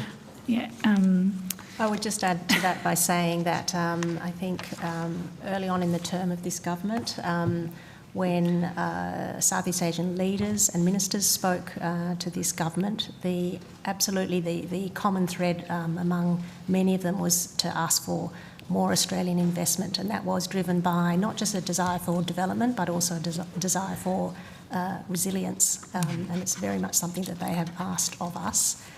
So the response to the Southeast Asian Economic Strategy has been very positive because it has responded to that request. And that the word resilience is another word associated with that work. Diversity of investment as well, so not relying on one particular source of investment. Absolutely. And I just have one other last question. Yep, last one. Sorry. This initiative's new. There's a lot of work going on, obviously. Sometimes when we say the word strategy, people think it's just a pamphlet, but actually there's a lot of initiatives underneath. I imagine that these are probably newer positions that have created. I'm sure the officials might not be able to answer this, but I'm assuming that these are newer staff. Have they been added over the last 3 years under this government? Yep. That's correct. In terms of the staff that are working in Canberra, in the Southeast Asia, in the Office of Southeast Asia, yes, that's correct. There has been an increase in staff. So So the Office of Southeast Asia was established in September 2022 and comprises 3 divisions. And as at the 29th of January, the Office of Southeast Asia had 172.8 full-time equivalent staff. Prior to the establishment of Office of Southeast Asia, as at the 26th of October 2022, the Southeast Asia divisions in the department had 126 full-time equivalent staff. So some of those extra staff have been applied particularly to the implementation of the MORE report that we've just been talking about, the economic strategy. Yep. The staff have also include the officers that are setting up the ASEAN Australia Centre that Michelle mentioned, but also just broadly increased staff to also help with the increased political engagement that's happened under the government. The government has enhanced our political relationships with 4 other countries in the region: Brunei, Vietnam, Philippines and Laos, but also, really substantive engagement with our key partners like Indonesia, Malaysia, Timor. Thanks, Mr. Thompson. It's obviously not for you to answer, but it goes without saying that these new staff that are creating these new investments, providing opportunities for businesses in Australia and supporting our strategic interests in the region sound like some of the staff that Peter Dutton has included in the wasteful spending 36,000 public servants he's planning on cutting. So all of that work will finish, it sounds like, if Peter Dutton gets his way, but I might leave it there, Chair, because I have to run. Senator Pocock. Thank you, Chair, and thanks for being here and for your work. My questions go to Official Development Assistance. The Joint Standing Committee on Foreign Affairs, Defence and Trade's inquiry into Australia's alignment with the priorities of Pacific Island countries made a couple of recommendations about official development assistance. Namely, it recommended to prioritise funding to civil society organisations in the ODA budget and to examine the share of the ODA budget received by for-profit managing contractors, quote, with a view to increasing the share received by Pacific civil society organisations and Australian non-government organisations. How does the department plan to respond to these recommendations? Senator Craig Chittick, First Assistant Secretary. Pacific Strategy Division. The department engaged with the committee in the course of its hearings, including submitting a written submission. We now have the committee's report, and government is considering its response.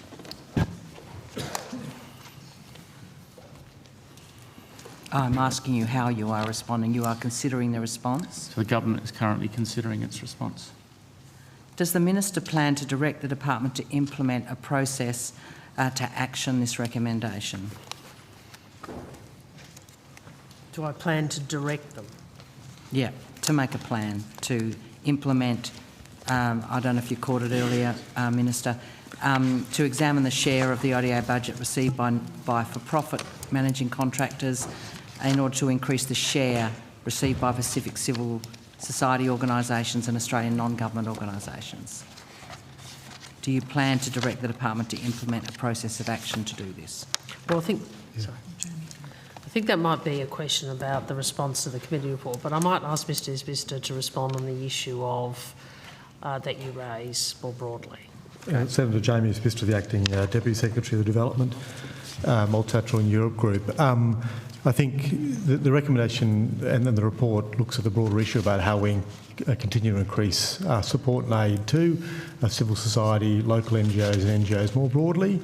As you may know, when the government came in, they announced a $30 million additional commitment to the Australian NGO Cooperation Program to enhance funding to NGOs. They've also announced the establishment of civil society fund to look at how to increase support to civil society more broadly.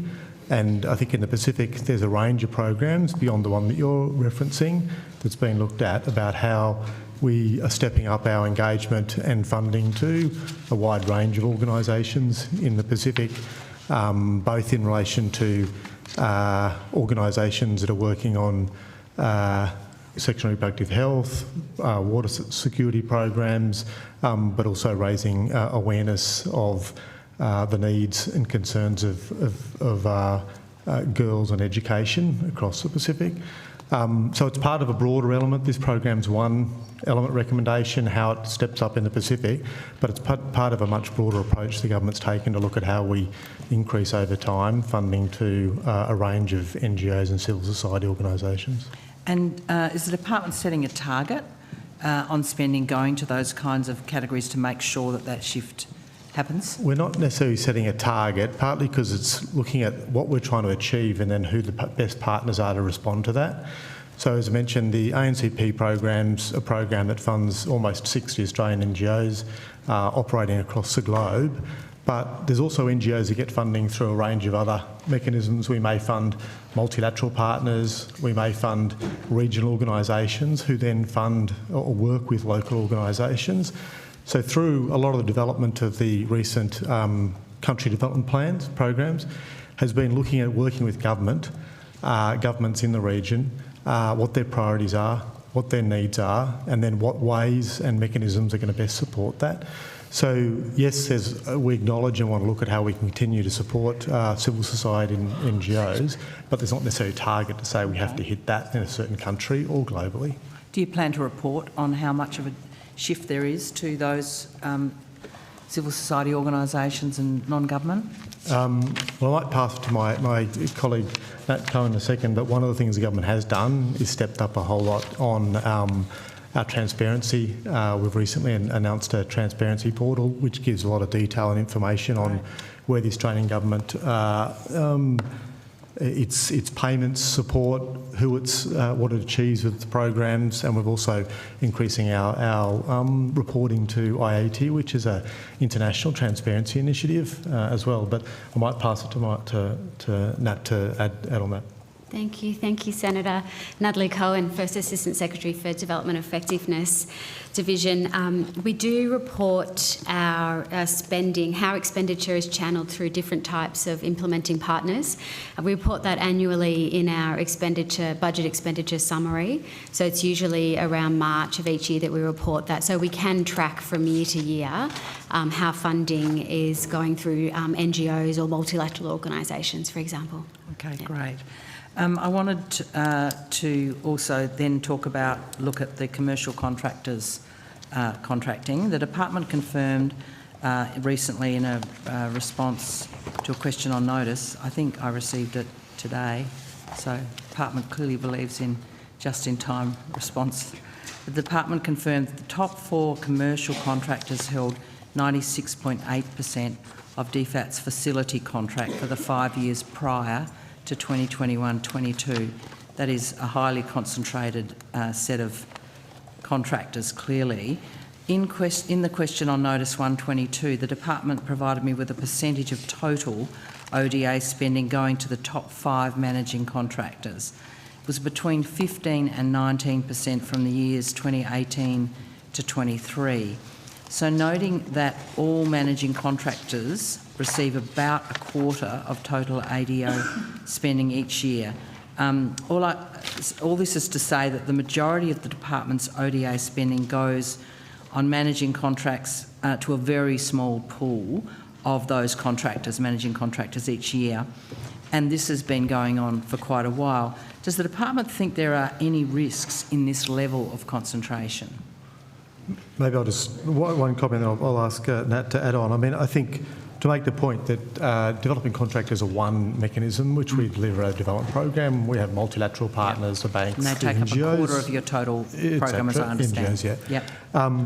And we acknowledge that there is a concentration element. Some of the facilities that are managing that, they're simply a facility that's oversighting then a range of delivery partners, which includes NGOs, includes in-country programs to that. So it doesn't necessarily mean that that facility or that contractor is receiving or delivering all of that. They're often just coordinating sort of efforts on it. But I think we would acknowledge that we are, and we're continuing to look at how we try and diversify the sector. We have open tendering contracts. We're continuing to look at engaging with industry, not just here in Australia, but more broadly, to encourage that effort. I might pass it again to my colleague Nat just to talk a bit about what on that's been done the last couple of years. Yeah, I'm interested in whether you're taking steps to improve competition at that high-level head of contract kind of. Yeah. Thank you, Senator. Yes, it's so the figure on the 96.8% is specific to facilities, which are a subset of the types of programs that we run and that we commercially contract for. So, but you're correct, and in the questions on notice provided this data as well. So we have in the financial year 2022-23. The top 4 commercial suppliers accounted for 70% of the expenditure of our commercial contracts, so of the 25% of the total. In terms of whether that's a risk, we recognise that it's a relatively concentrated market. However, there's a few things that we look at that tell us that we think we're managing it in a responsible way. So it gets to the way that we do our procurements in an open and robust process. We see that we get the number of bids that we get per process is quite good, around 6 to 7 in the large processes, and that actually compares very well with other donors that we've checked in, like-minded donors that run similar kinds of programs around the world. We are conscious of the market in which we're working, and I think last time, at the last session, we spoke a little bit about the sort of niche skills that are required to deliver in some of these very challenging areas. But what we're trying to do, building on the point that Mr. Espista raised around diversifying that market, is to make sure that there's a lot of information available for any company that wants to tender.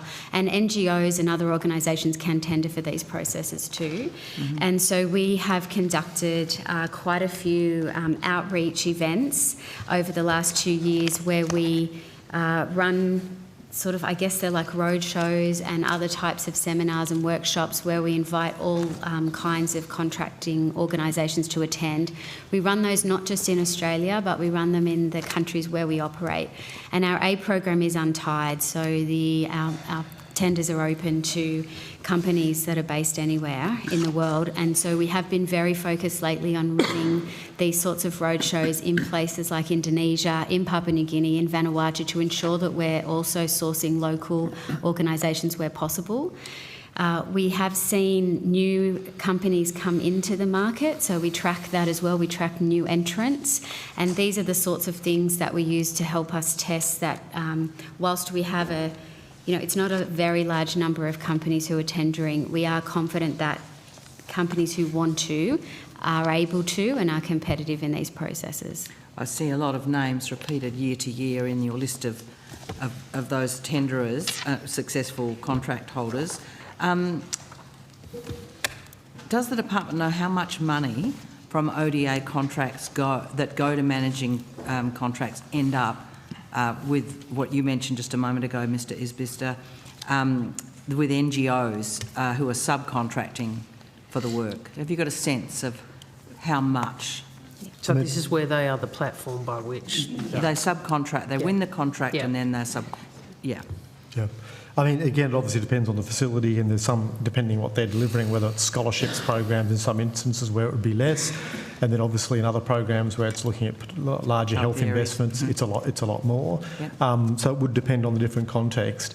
We do look at times how we track that in the reporting that we get in terms of the level of it, but I have to take it on notice. I'm happy for you to take it on notice, thank you. I have the data, Senator. Sorry? I have the data. Okay, great. Yes, so in the financial year 22-23, which is our most recent at the moment, we'll soon have the next financial year, the number of subcontracts and grants that went to local NGOs and organisations through a managing contractor was 2,451, and the value of that in that financial year was $239 million.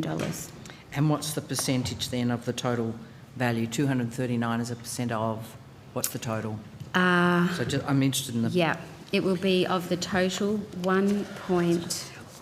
just let me get you the right figure.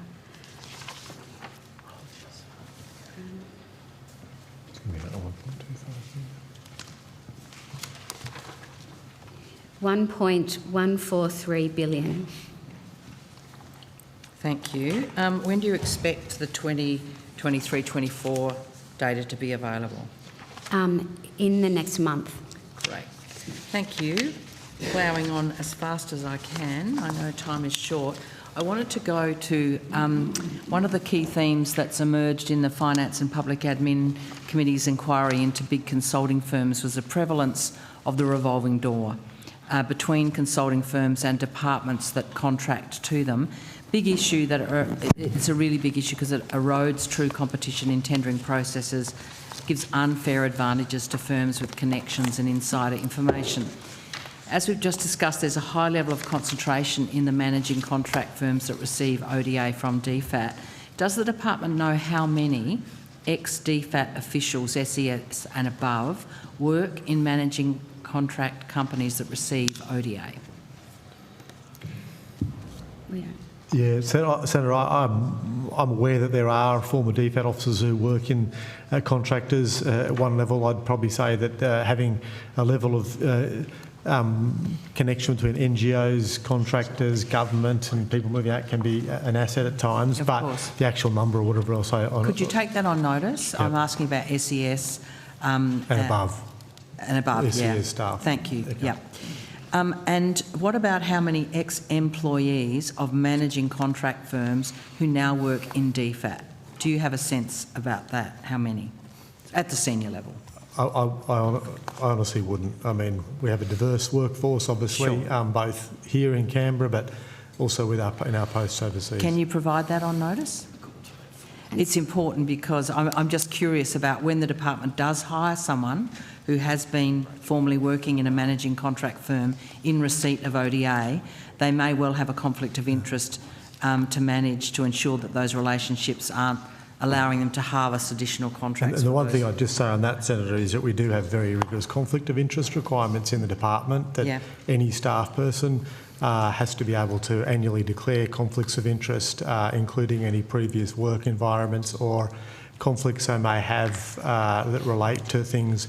That includes then exempting themselves from any potential programs or decisions that would impact on that. So the government's got a pretty rigorous, and DFAT a very rigorous system on this that requires those and to be constantly updated as well. And have you had any concerns, investigations, complaints in relation to conflicts of interest like this in, say, the last 5 years?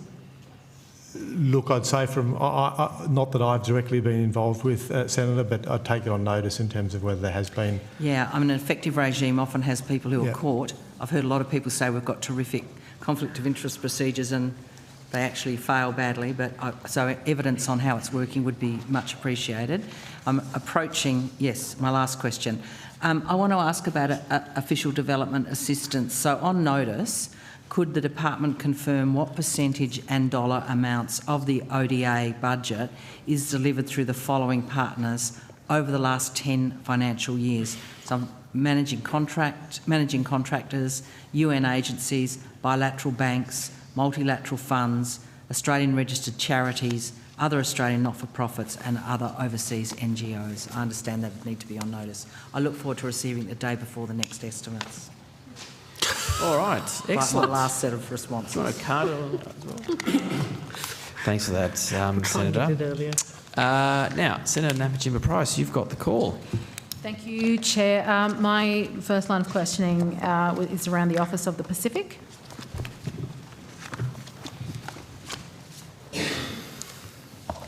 Office of the Pacific? Is that, sorry, I just didn't hear you, Senator. Office of the Pacific? Correct, Office of the Pacific. Yeah, thank you.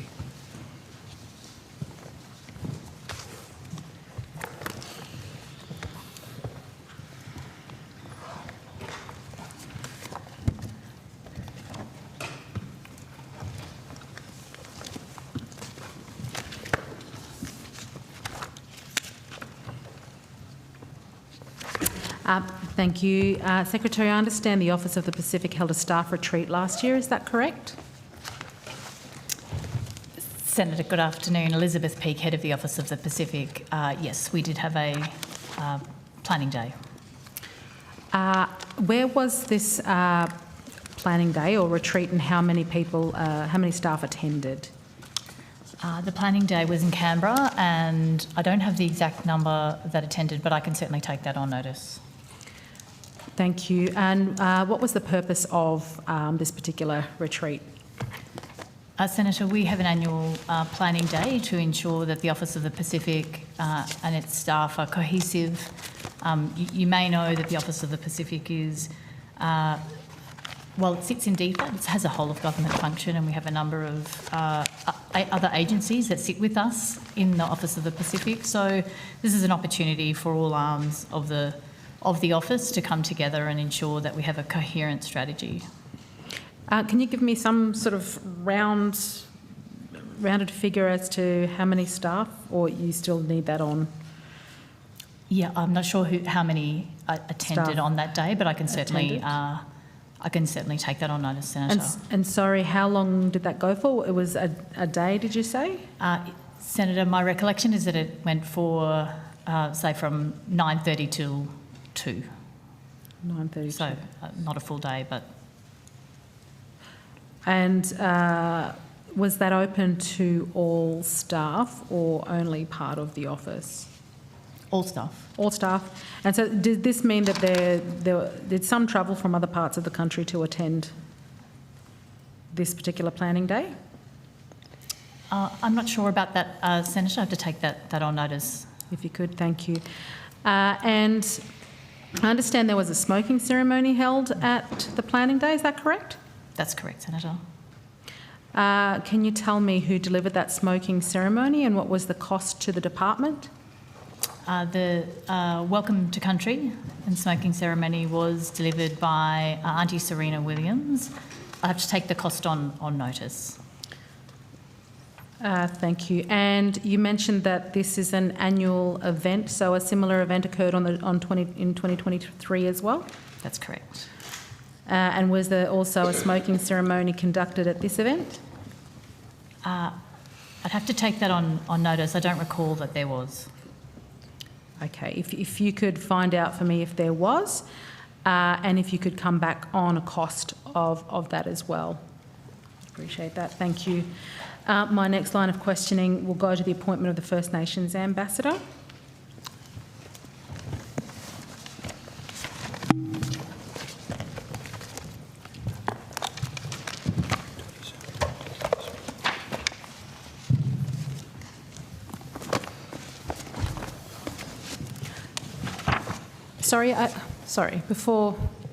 Secretary, can I just ask, previous Secretary that was just at the table, if I could ask that Deputy Secretary.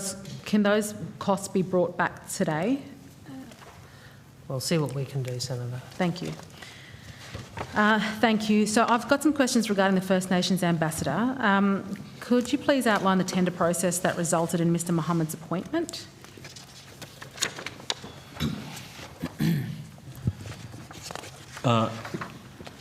Hi, Senator. Dr. Lucas Otoka, this time as First Assistant Secretary of the Global Health Division and the Office for First Nations and International Engagement. There was an open recruitment process for the ambassador's role early in 2023. People were welcome to apply externally and internally from government, and a selection panel was put in place, and then a decision was made for an appointment. So it was an external recruitment process. External recruitment process. And there was a panel put in place. Can I have the names and the positions of those? I'll get back to you on that, Senator. We can check it quickly. Thank you. Can you tell me how many individuals applied for the role? Senator, sorry, excuse me. I think we'll have to take these questions on notice because I don't have that information. It was a little while ago now. Yeah, very specific process questions for an appointment that happened early in 2023. We have the information, but we have to seek it specifically. Okay, so I mean, it's been quite a contentious issue, the appointment of the First Nations ambassador within the media and around the role of the First Nations ambassador. How soon do you think you can come back with those responses? We'll do what we can. So you can't tell me then how the applicants were assessed for that particular role? What the selection process? Well, or whether there were several applicants excuse me, interviewed. Secretary Jan Adams, I can certainly say that it was a open process, as has already been mentioned, and in line with normal public service appointment procedures. There was panel and criteria that were made public in the process of the advertisements. Okay, so can you at all clarify whether Mr Mohamed was the only applicant or whether there were several? He was not the only applicant? Okay. So for clarity, the ambassador is not a permanent APS employee, or is he a contractor? The ambassador is on a SES Bantu equivalent contract. So he's a contractor, not an APS employee? That is correct, Senator. So is it normal for senior executive service level employees to be contractors as opposed to permanent APS staff? We have some positions, you know, different types of positions that are non-ongoing. It's not the only one. So that's not unusual then for his position, his specific position, to be a contractor position? Well, obviously, as you know, Senator, it's the first time we've had this exact position, but we do have other senior executive level appointments in Foreign Affairs and Trade that are not ongoing APS employees. So could I just ask a clarifying question, if you don't mind, Senator Price? I'll just let the official consult with the Minister. Could you just clarify, Ms Adams, has anyone with the title of ambassador previously been a contractor rather than an APS employee? I'll take that on notice, Senator. Was the ambassador's appointment subject to confirmation by Cabinet? We don't discuss Cabinet. So does the ambassador work from where is his home base? Is it Melbourne? The ambassador's main place of work is Canberra. So the ambassador is based here in Canberra, is that correct? Home base. The ambassador's office is in Canberra. He lives in Melbourne, but the work is based in Canberra. Okay, so his home base is in Melbourne and his work base is here in Canberra. So is there additional cost involved with having the ambassador live in Melbourne, yet his workplace is in Canberra? The ambassador's required travel from Melbourne to Canberra to undertake his work is covered at the ambassador's own expense. Is covered at the ambassador's own expense? Correct. Sorry, so his travel between Melbourne and Canberra is at his own expense? Correct. Okay. When does the ambassador's contract end? Is that the 2nd of April? Well, I'm not sure that we... discussing individuals. We don't generally go to individuals' employment arrangements, Senator. Okay, so it's expected then that he will continue in his role. Should we go into caretaker mode? His contract is current, so... Will he be reinstated after the election has been held? Oh, look, there's so many questions implicit in that. I don't think the officials are able to give you any meaningful answer. Yeah.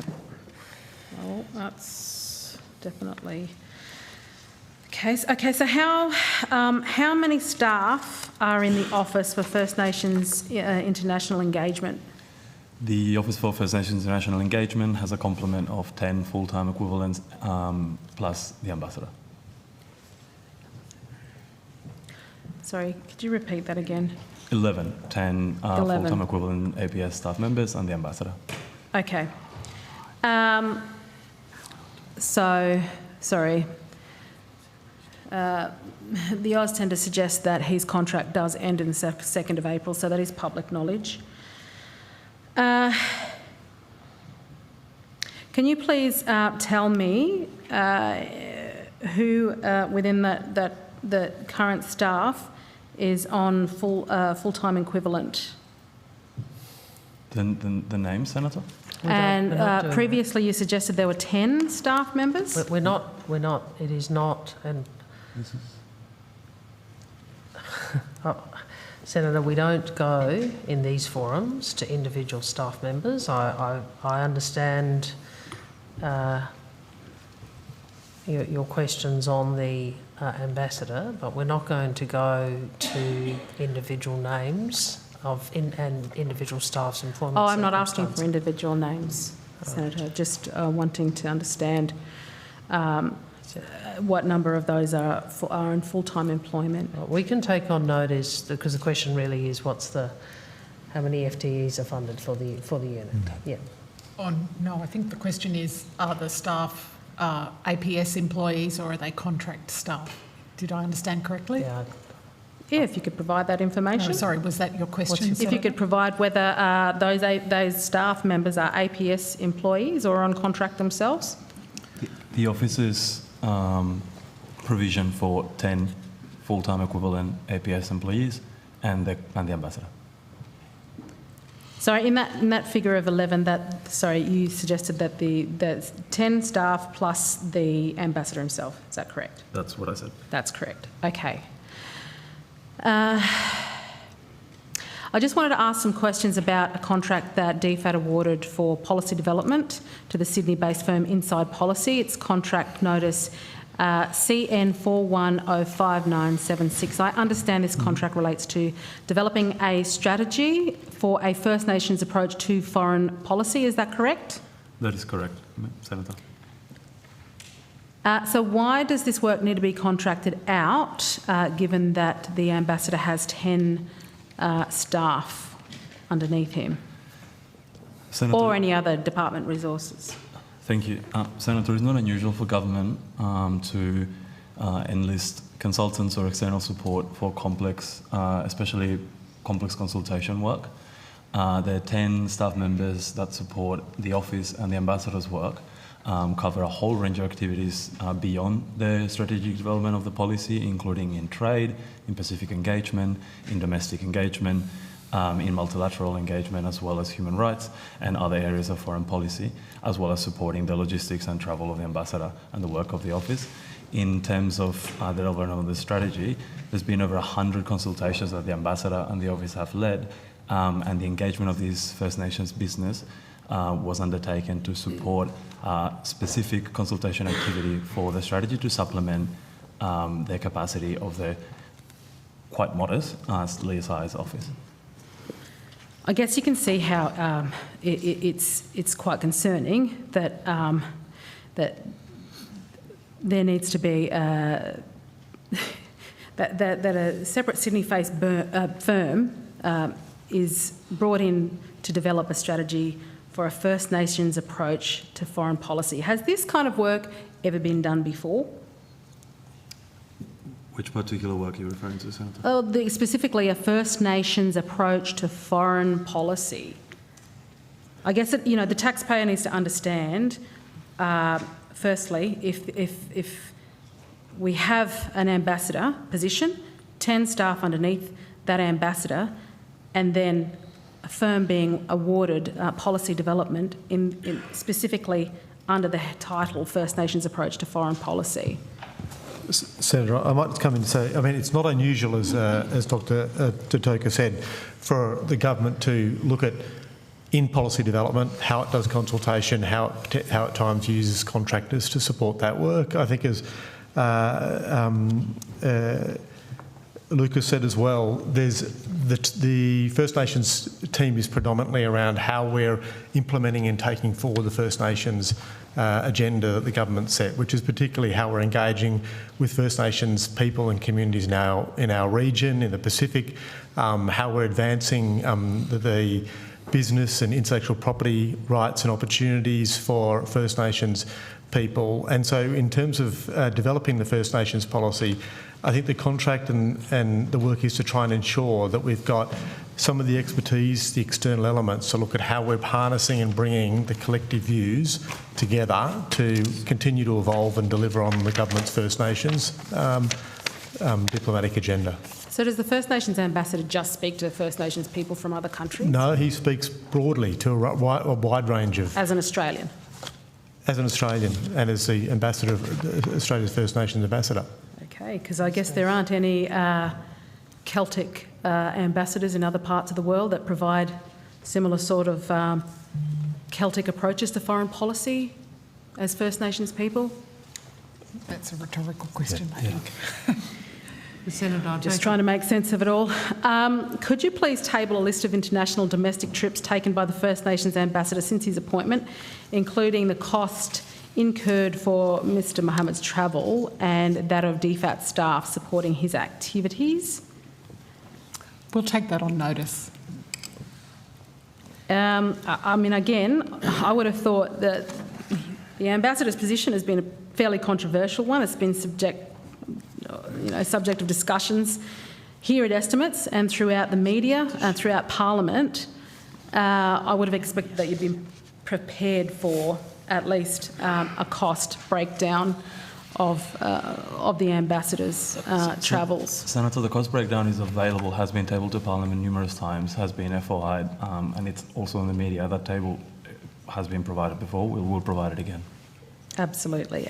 And that there's nothing different to what's been provided previously, or just an up-to-date version is, I guess, we will what I'm provide seeking. the latest update. And it's... So is it normal for a contractor to undertake such extensive domestic and international travel?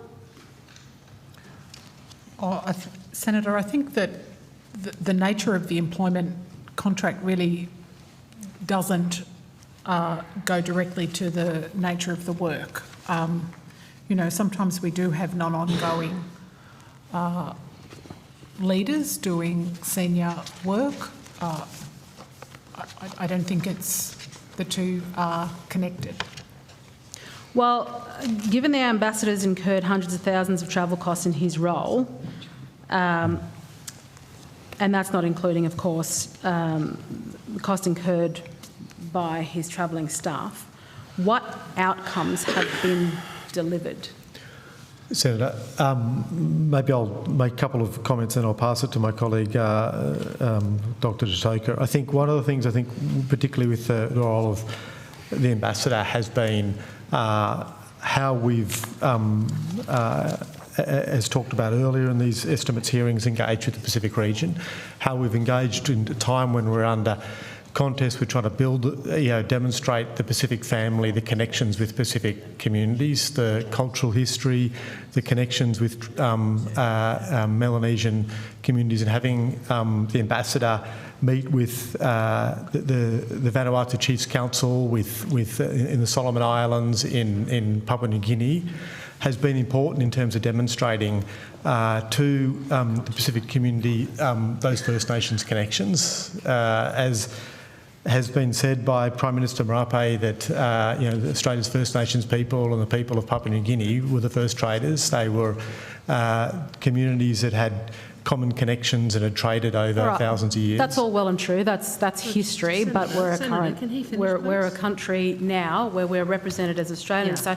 how does that role differ as a First Nations person to an Australian ambassador? Okay, just want to bring everyone back to order. I mean, we ask the questions and then we get the answers and we ask the questions. So let's just go back with the pace from today, please. All right. Because I think the history is critical in terms of how Australia demonstrates and works with Pacific Island countries about our common security needs, our common climate needs, the economic opportunities for the region. Thank you. Look, in the interest of time, I'm not satisfied with the answer that an Australian ambassador can't do the same role and somehow First Nations ambassador can do the same role. Ambassador Mohammed is an Australian can do a ambassador. better role, is what it sounds like. Ambassador Mohammed is an Australian ambassador. Exactly. Exactly. My point exactly. He is an Australian ambassador. Exactly. So an Australian ambassador could do the same role. He and his team, and you might, if you're interested, ask Mr Mina to tell you about the treaty that was negotiated, but he and his team are progressing international treaty. Okay, well, why not just make him the Australian ambassador? Yes. Just on that point, if I may, Minister and Senator, just to add... In the interest of time... Just very briefly to add, in respect of the tough challenges we're now facing in the multilateral system, the enormous step forward on a new multilateral treaty on genetic resources last year was an extraordinary step forward. Ambassador Mohammed played a pivotal role in that. And Senator, I'm not sure if you were engaged in the discussions here with the Director General of the World Intellectual Property Organisation here in the Australian Parliament late last year, but he acknowledged the critical role that both Ambassador Mohammed and Ambassador Baxter played in the finalisation of that treaty. I can go into further detail if you wish, but that was one of the milestone accomplishments of and in the interest of time, I would like to move on because I only have a couple more questions, which I would like to ask a question around the agriculture visa. Can I come back to you on that? Just I feel like we've... Senator, that's another large block. Visa that we issue. Sorry? They're just a couple of brief questions that I have with regard to the ag visa. It may not be a visa we don't issue visas. So it's with regard to the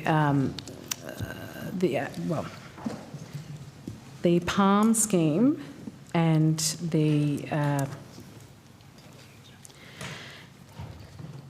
and a question that was taken on notice in previous Senate estimates to the department that advised that the first cohort of workers from Vietnam under the ag visa were expected to arrive in 2025. So it's just an update on how many workers had arrived so far. Thank you, Senator. Jan Hutton, First Assistant Secretary, Pacific Integration Division. Thank you for your question and a chance to provide an update. So the initial mobilisation of workers from Vietnam, they have not arrived yet. We expect them to arrive in the first half of 2025. First half 25. So additional recruitment was expected to take place in January. What was the outcome of this recruitment, or is there still an expectation to come? Yes, Senator, recruitments have been undertaken in Vietnam and they're continuing to be undertaken, and we expect those first workers to arrive in coming months. So in 3 months? By mid-2025 we expect them to be in Australia. That's all the questions I have. Thank you. Thank you.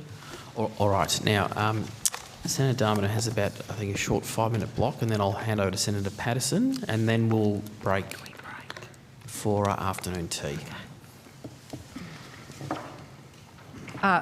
Thank you. I will be quick. You know, I'm still fairly new here, so I just had some questions probably for the officials that were just previously up, and it was really about this idea of thematic ambassadors, because there was a particular focus on the First Nations ambassador, but I understand that it is it's not unusual that Australia does have a range of ambassadors that cover themes like counter-terrorism, counter-proliferation, cyber affairs, human trafficking.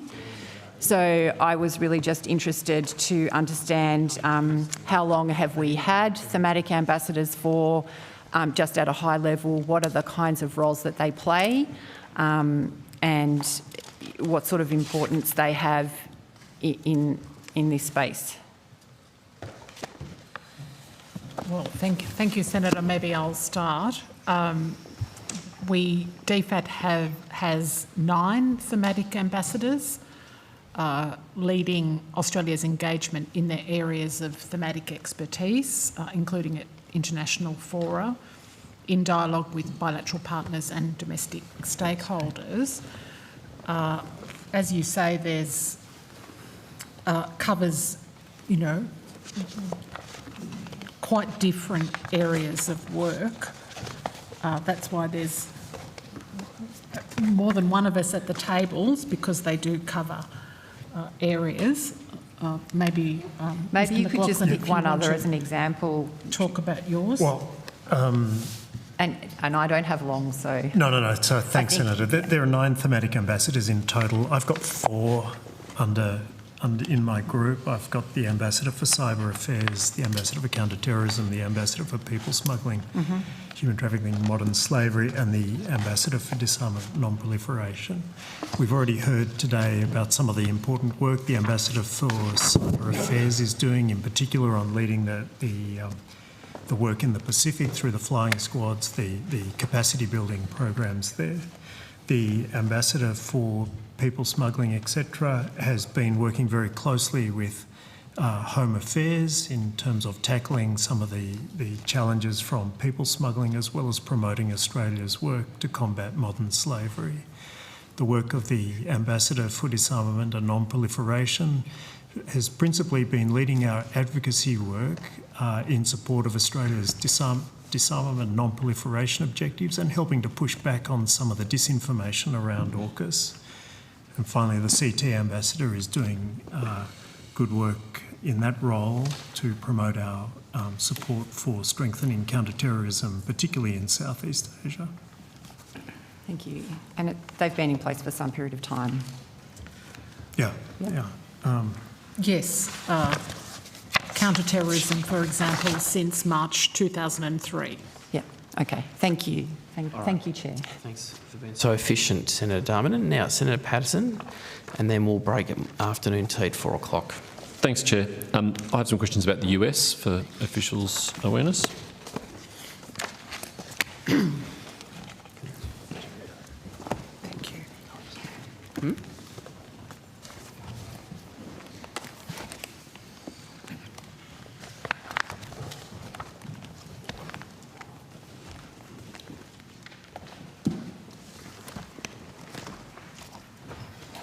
In an interview on the 17th of January this year for ABC Radio, The Prime Minister said there had been direct contact between Ambassador Rudd and President Trump. Can you tell me the date of that direct contact?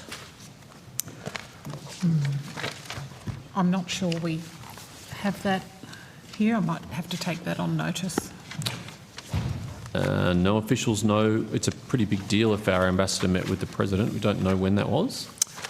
Well, since then we've had two conversations between the Prime Minister. Yes, I'm aware of those, So- and we might come to that. But when did Ambassador Rudd meet President Trump? We said we'd take that on notice. Okay, is that an answer that could be provided reasonably quickly? As quickly as we can, Senator. Thank you. I'm grateful for that.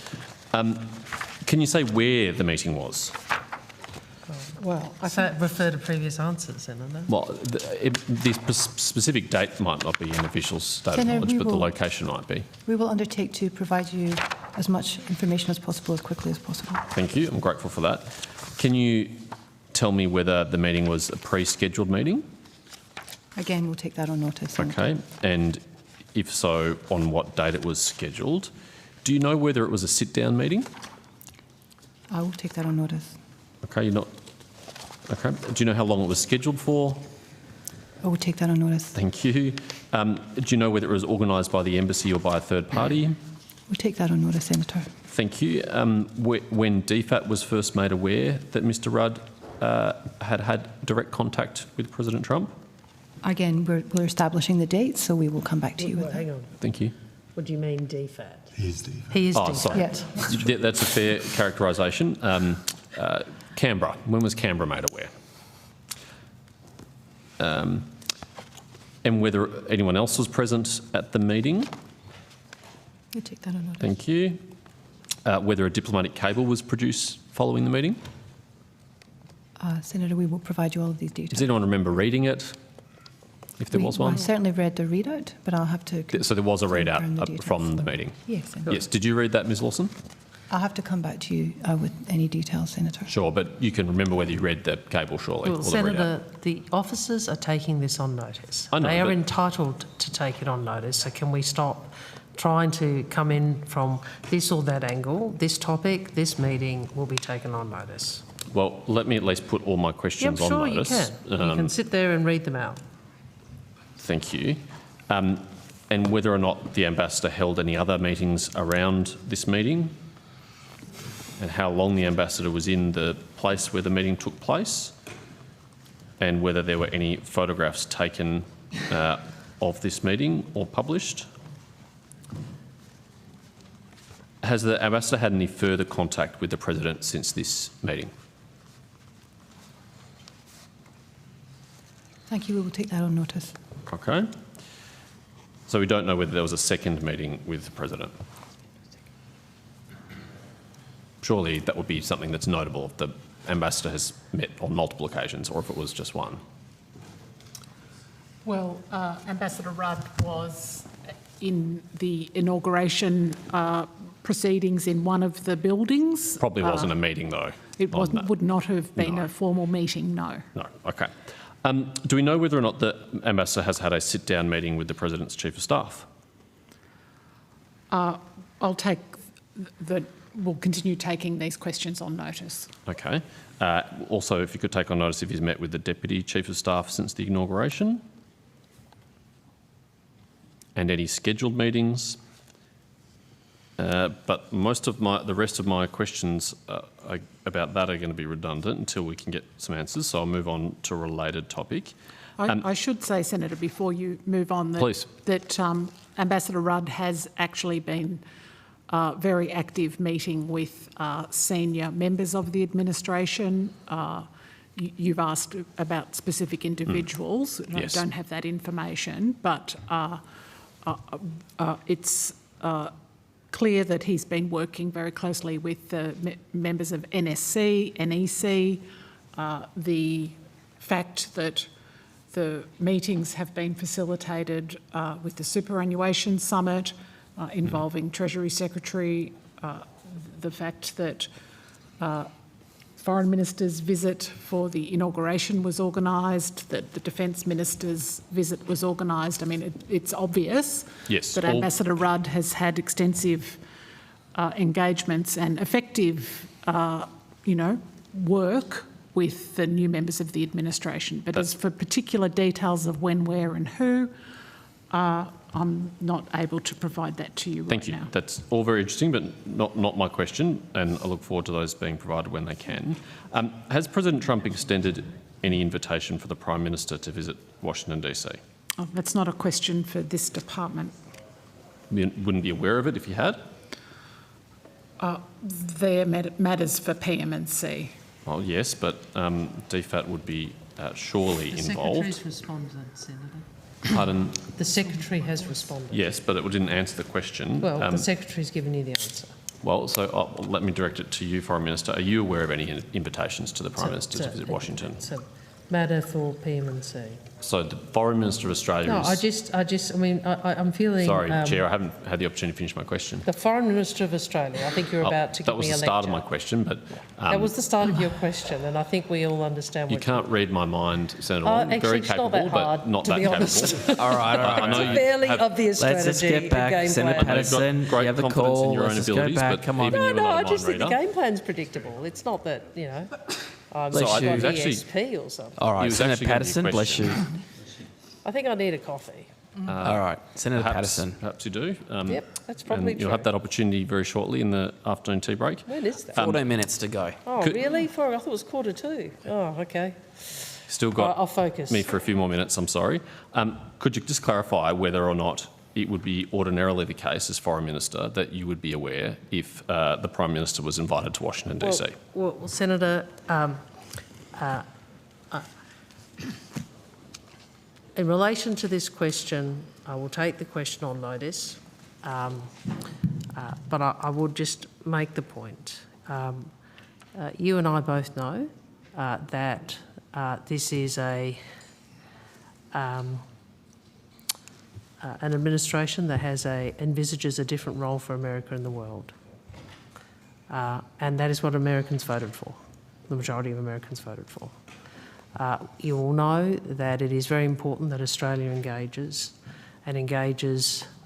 in order to protect and advance our national interests.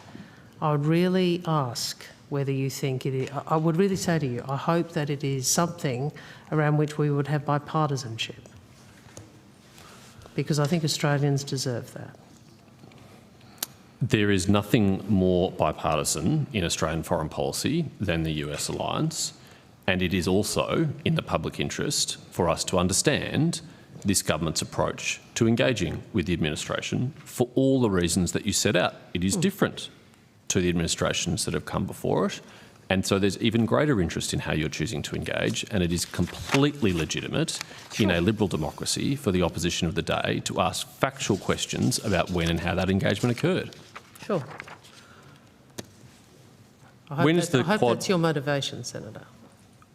I'm sorry, I won't be deterred from asking reasonable questions. I'm just saying. You are not going to No, I'm just saying. discourage me from pursuing this issue. I just hope it is your motivation. Well, and I note that you have never asked for a briefing about this, and I'm happy to have you briefed if you would require that.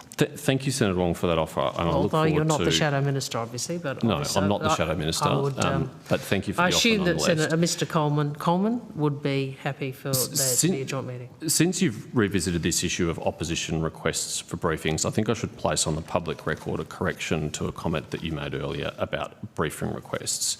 You made an observation about our failure to request a briefing. Mr. Dutton's. You made a Mr. Dutton's, not the opposition. I'll finish and you can respond if you wish. One at a time. About the failure of the opposition to request a briefing in relation to the Tasman Sea incident. I'm informed by the Shadow Minister for Defence's office that he requested a briefing on the afternoon of the 21st, that is the Friday in which the news broke, and that as of yesterday, that briefing had still not been organised. Perhaps it's been organised today.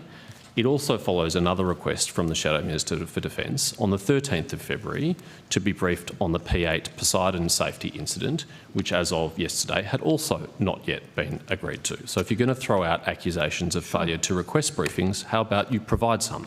Well, I try to provide briefings as requested, and I think if you speak to Senator Birmingham, you will find that that is the case. I would also say to you, I think my reference was specifically to Mr Dutton, who has made a big issue about this, but did not seek a briefing for 4 days. So, Senator, you may point to Mr Hastie or to yourself. The Leader of the Opposition, who's made a big issue about this, waited 4 days before he sought a briefing. I think that says something.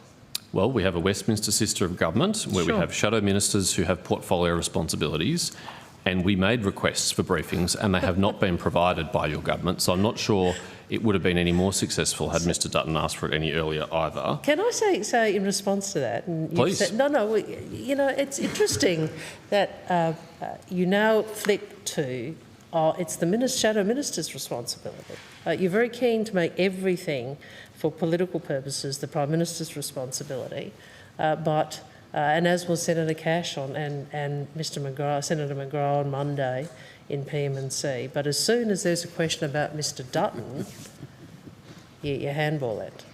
Well, I can give you examples, if you like, of when Mr Dutton requested briefings that weren't provided as well. We could go through that if you think that's a useful exercise. You use your time however you'd like, mate. Well, it's not actually my preference to use the time that way. Go I would ahead. rather I'm happy ask to. questions Has he about asked for a substantive briefing from me? issues. I don't Can think I he has. ask No. when the Quad meeting in India is likely to be held? It's a matter for India. There's no discussion about when that could be, or questions about our It's a availability matter to for participate? India to announce that, not for us.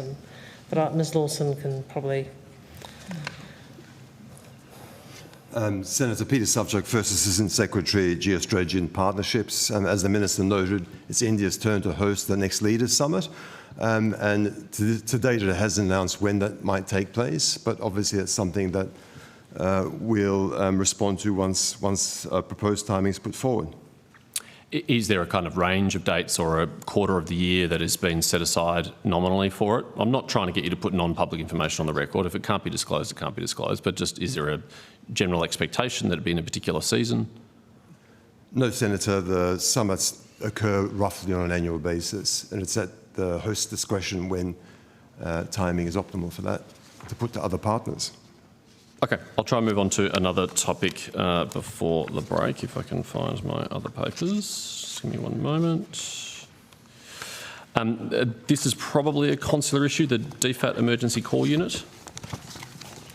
DFAT? Emergency call unit.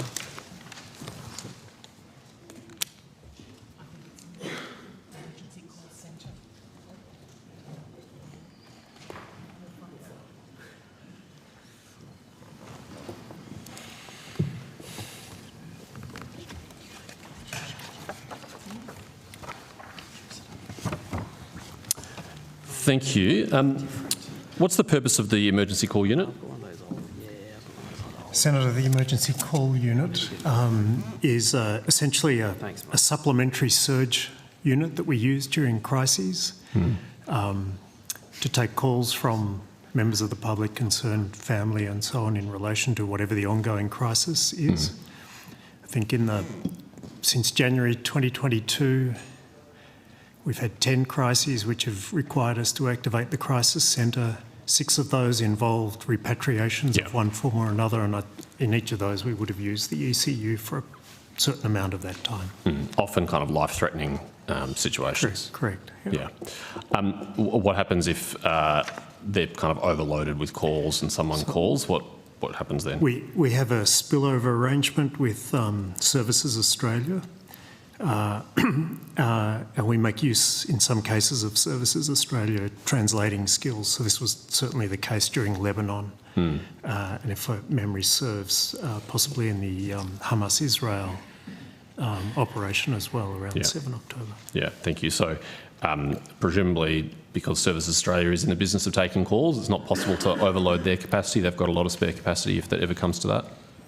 Yeah, I mean, they have spare capacity. We have capacity too at that time, and it's useful for us in a way. The ECU is right there next to the crisis centre. When a crisis is on, I can move between all 3 and just see what the temperature is as we're trying to move people, etc. Thank you. It's been brought to my attention on question on notice 78 from Senator Steele, John, that last year, in 2023, between 8 November and 1 December, calls to the Minister's office were redirected to the emergency call unit for 24 days or 18 working days. Is that correct? Do you have the dates again? Sorry. 8 November and 1 December 2023. That was during the Hamas. Yes. Israel, yeah. So we during that time we had a lot of calls coming in relation to the ongoing crisis, and I believe a certain number of those calls were also going through to the office as well, but they were basically related to our operation.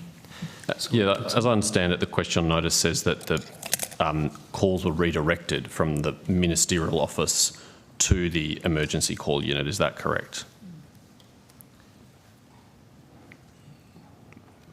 In other words, if someone rang the Foreign Minister's office, it was answered by the emergency call unit.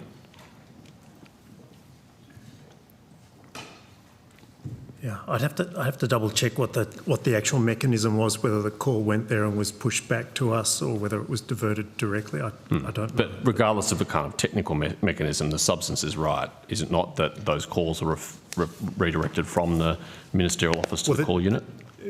Certainly a number of calls were redirected. Yes. The question on notice says 3,369 calls. Is that accurate? Must be. I assume it is because it's been answered in the question. It's your question on notice, yeah. yep. Yeah. Can you tell me, were all of those calls about evacuating Australians from the region? I honestly don't know because I didn't answer those calls. Anyone but I'd imagine a number of them were, probably the majority, but because this was the issue, if you recall, at the time. Definitely. No. Has this ever been done before, where calls to the ministerial office have been redirected to the emergency call unit? I'd have to take that on notice. In your state of knowledge, or your colleagues? I don't know. Can you recall a time? So last year, Lebanon, were calls redirected from the FMO I'd have to take that on notice. I don't know. No? Yeah. Evacuation of Afghanistan, do you know? I wasn't in my role at that time. Anyone else know? No, Senator, I'd have to take that on notice. Okay, all right. Do you know whether any of the calls were kind of from Australian constituents just relaying their views on the government's policy position on Israel-Palestine? I don't know, but I think you'd imagine that in some of those calls you'd get that sort of a comment. In much the same way, frankly, that when we have the ECU running, we do get calls that are sometimes unrelated to specific individuals. So. Not normally diverted from the Foreign Minister's office. Was any kind of log taken recording the nature of the feedback of the calls and the purpose of the calls? I have to take that on notice. Is that standard practice? Well, there would be. In the case where somebody is calling in to raise a concern about a relative or seeking information, someone who's registered on our registration portal, there would be details taken. Right. Senator, can I? Please. Thank you. During this time, the volume of calls to the office is probably unprecedented. If you look at the number that were diverted over 18 days, nearly 3,400. And you know the size of ministers' offices. I do recall the impact and the tone of many of the calls had an impact on staff welfare and obviously the capacity of the office to function. The advice to me is that the line to the office was almost continuously engaged and it wasn't possible for us to respond or in fact register all the calls. I'm advised the department offered assistance to have calls diverted for a period of time and we accepted that. The advice to me is that the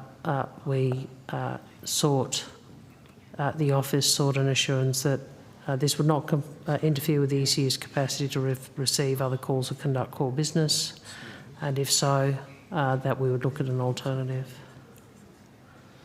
Has there been any cause to do so again since that occasion, or is this the only occasion in which it's occurred? I think that was the only. I can't recall. Yeah, I can't recall another time, but we'll take that on notice. Was any feedback or report been made available to your office, Minister, about the nature of the calls or the breakdown of the calls? How many related to emergency evacuation assistance? How many were constituent feedback? There were, no, we'll take that on notice, but I can say to you, some of my staff, including departmental officers engaged in the office at the time, were very distressed by the content of the calls. Yes, well, I'm sure your office probably more than any other office in this last 15 months has been on the receiving end of that. But of course, unfortunately, many staff in many offices have also been on the receiving end of those, some of them criminal in nature. That's all my questions, Chair, and I think we're at time anyway. Yeah, we are. Thank you. So we'll now break for afternoon tea. I'll see everyone back here in 10 minutes. I thought it was 15. No, it's 10 minutes. We're on a tight ship here.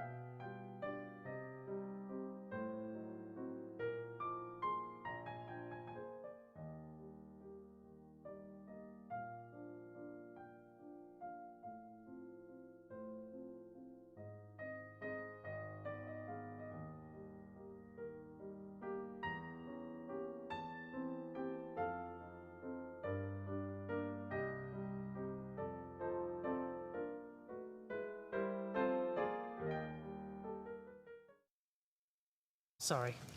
Now we're back live. Good afternoon, everyone. Now, Minister. I think Sorry, I was just asked. I think Ms Lawson is able to All right, Ms Lawson, respond. do you mind just moving your sign just around? Because do you want to move your sign just a bit forward? Sorry. Oh, sorry. It's just behind all the other things on the table there. But hello, Ms Lawson. Off you Hello, go. thank you. And Senator Patterson, you asked earlier about notification timeframes. We've sought some further advice to confirm with Defence. So Thank you. I'll read that to you now. So in his evidence yesterday, Chief of Defence Force said the requirement is that firing vessels notify of their activity. The requirement does not specify a pre-notification period, but requires taking active steps to manage the safety of aircraft or vessels in the proximity of the firing. I can advise the committee that further advice has been sought, and the Chief of Defence Force confirmed that while the ADF may provide up to 48 hours advance notice for live fire activities by issuing a NOTAM, the notice period will depend on a range of operational factors, including the relevant flight information region. Typically, 12 to 24 hours notice enables notification to appropriate authorities for activities that may impact the operations of civilian assets. Thank you. All right. Thanks a lot for that, Ms Lawson. Thank you. Now, Senator Shoebridge has the call. Thanks, Chair, and thanks, Minister, for your attendance today. Minister, a number of constituents have reached out to my office regarding the impact of the situation in Parachana, which is a region in the north of Pakistan, and it's Shia Pushtun, a region of about 7 million people. And for months now, it's been incredibly isolated because the main supply links to the south into Pakistan have effectively been blocked by ambushes.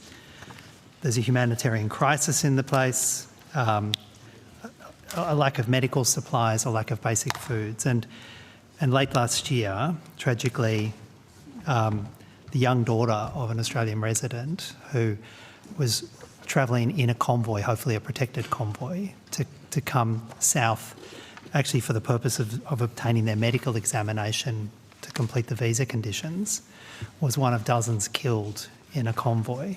I suppose my first question is, has this matter been brought to yours or the department's attention? And if so, has it been raised through the High Commission in Pakistan? Ms Story can assist. Thank you, sir. Thank you, Senator. Sarah Story, South and First Assistant Secretary, South and Central Asia Division. Thank you for your question and for the interest in your constituents. We are aware that this is a long-running insurgency in this region and it continues to pose significant security threats. The Australian Government remains deeply concerned by the violence, terrorism, sectarian and tribal, and the loss of life, including military, and calls on all parties to respect the current ceasefire. Australia's High Commissioner to Pakistan has raised Australia's concerns with senior officials about the situation in Parachana and Khyber Pakhtunkhwa province more broadly, and the High Commission monitors the situation through officials and NGOs operating in the region. Well, thanks for that.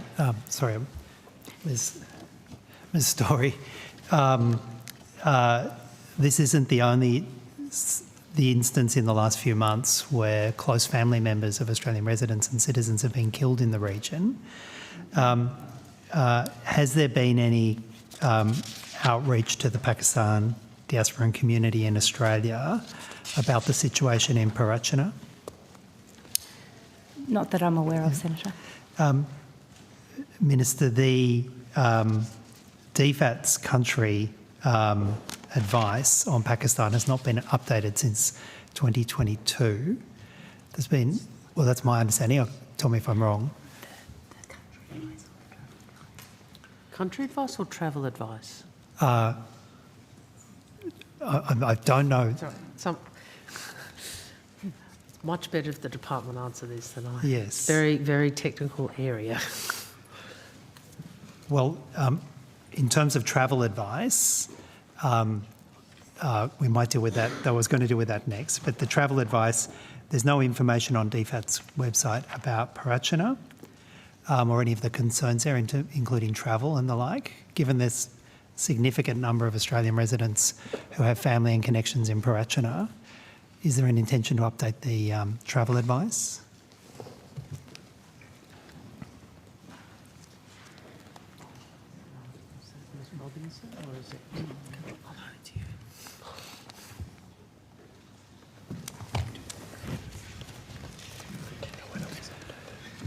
And then, Minister, sorry. Senator. The other aspect that I'll get to next, which just to let the officials know, it's the country information report, I think, which was last updated in 2022. So not the travel advice first. Yeah. No, it's both aspects. So travel advice in relation to Parachina and the country information report more broadly. So the travel advice was last updated on the 20th of February and remains current. I'll have to double check the reference to the district that you've mentioned. You've raised these issues. I'll ask my team, if it's not reflected in the travel advice, I'll ask my team to look at the issue and to see what appropriate advice would be there. I would note that just the broad advice for Pakistan is, and I quote, reconsider your need to travel to Pakistan overall due to the volatile security situation and threat of terrorism, kidnapping, violent crime and the risk of civil unrest. Higher levels apply in some areas, and I'm sorry my eyesight's not quite good enough to check it on the map as to whether or not the district you've talked about is actually covered by a higher threat level. Yes, it's the region to the north that pokes into the southern part of Afghanistan. Yeah, well, in which case it is, if I'm reading this map correctly, it may actually be do not travel. In fact, it is do not travel to that area. Right, but that requires the request is specific reference to Parachina, but you say it's covered by the map reference. I'm more than comfortable, Mr. McLaughlin, if it could be... I think that's the case, but if it could be taken on notice and reviewed. Yeah, I've undertaken to do that. So we'll Minister, the document that I was asking about, which hasn't been updated since 2022, on my understanding, is the country information report on Pakistan. Of course, since 2022, there's been an incredible amount of political upheaval. There's been the jailing of a democratically elected Prime Minister. There's been the concerns in the election and the use of security forces against democratic activists in the election campaign. What is the trigger for the updating a country information report, given so much has happened in Pakistan since 2022? Thank you very much, Senator.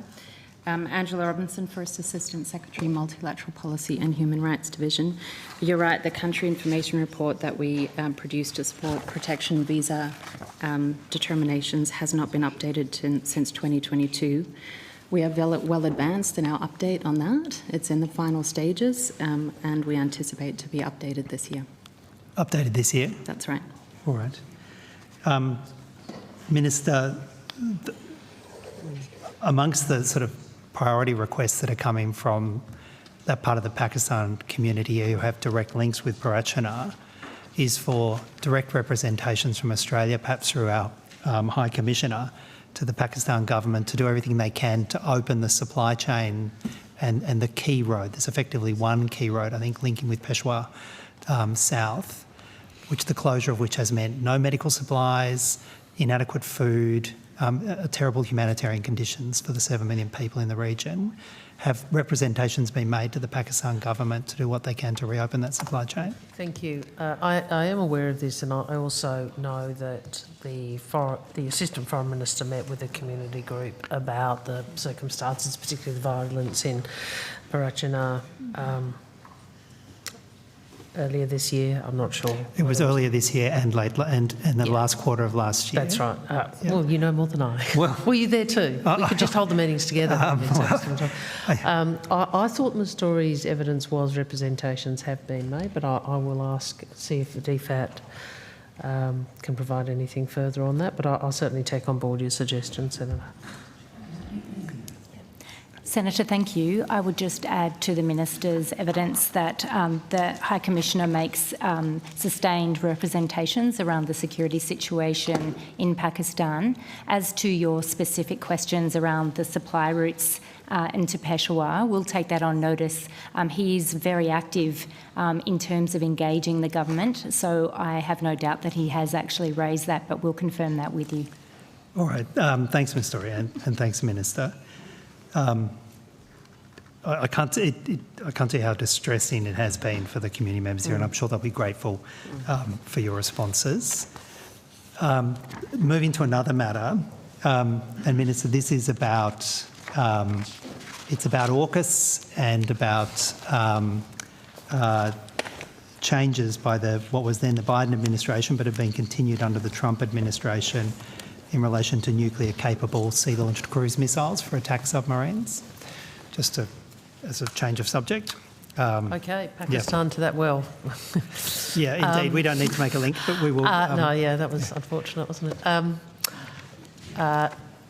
Well, I'm happy so if you... perhaps I'll put the proposition. Yeah, I think I think I know where you're going. I suspect I will leave it to Ms. Deserton to respond, but I suspect also some of this may be a defence matter. So, but anyway, you put the question. Well, I think it does definitely have defence aspects. I don't pretend otherwise, but it cuts across commitments that Australia has under the Non-Proliferation Treaty, and obviously clear statements you've made in relation to AUKUS and our obligations to strengthen even further the non-proliferation regime. Minister, the Biden administration not only dropped its opposition to a proposed nuclear-capable sea-launched cruise missile, but has directed the US Department of Defence to invest in such a missile, with the proposal that it will be deployable from SSN attack-class submarines, including the Virginia-class submarines.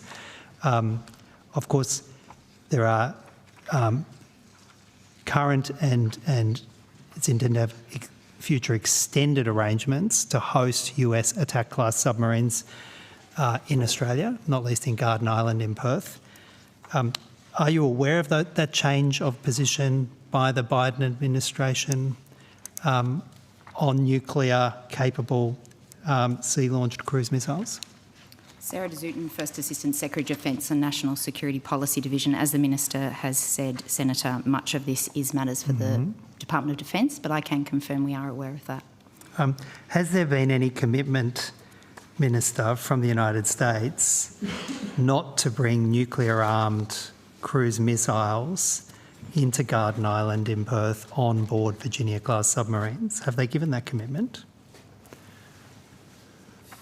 Senator, as I have provided evidence to the committee in the past, Australia has made clear, as have the other two leaders under AUKUS, both the United States and the United Kingdom, that in implementing the optimal pathway, we will meet the highest standards of non-proliferation. That includes continuing to meet all of Australia's obligations under its non-proliferation obligations as a non-nuclear weapon state, including under the NPT and the Treaty of Rarotonga.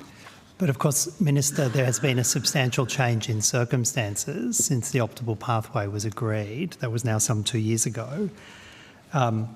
Last year, the Biden administration, and it's a determination that has been continued by the Trump administration, has now made it clear that it intends to put nuclear-armed cruise missiles on its Virginia-class submarines.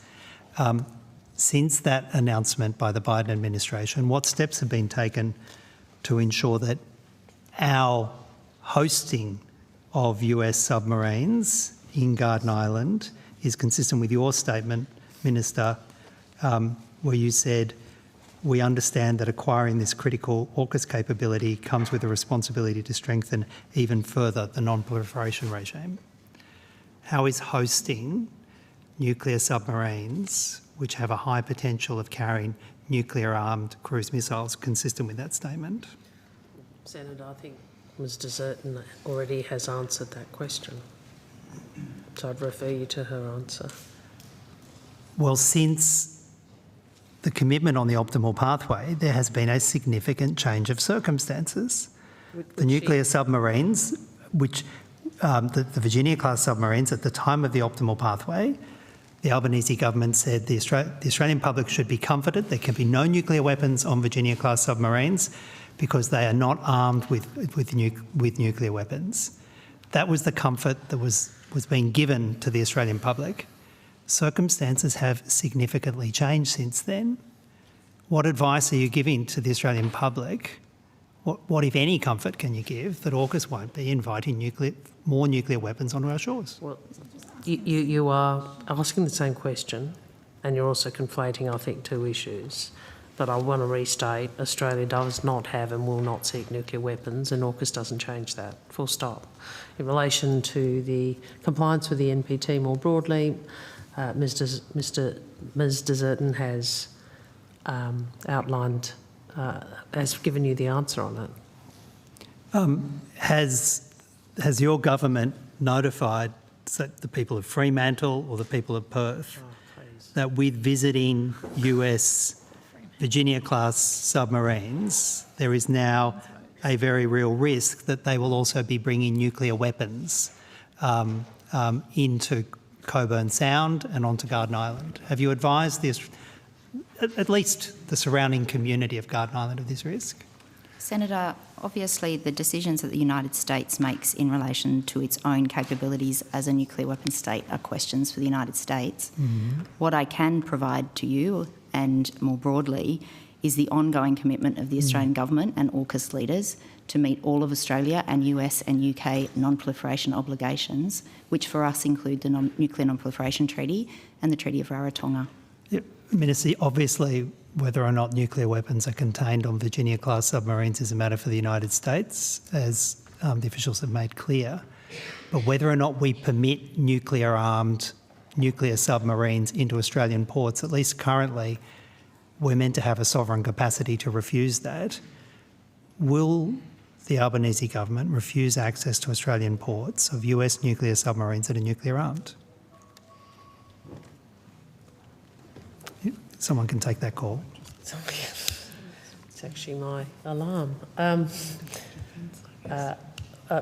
Look, Senator, we understand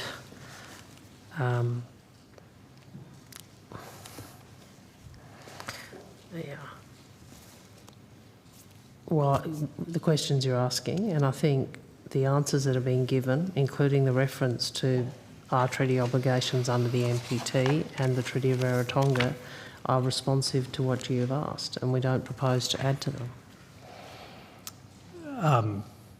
Well, this is not the venue to have a debate with you about the adequacies of your answers, and I note them, but I do no more than note them. Thank you, Minister. Shall I? No, who am I going to next? To you? Okay, so Deputy Chair, you got the call. Thank you. I just had a couple of questions about our sanctions regime, in particular with respect to Iran.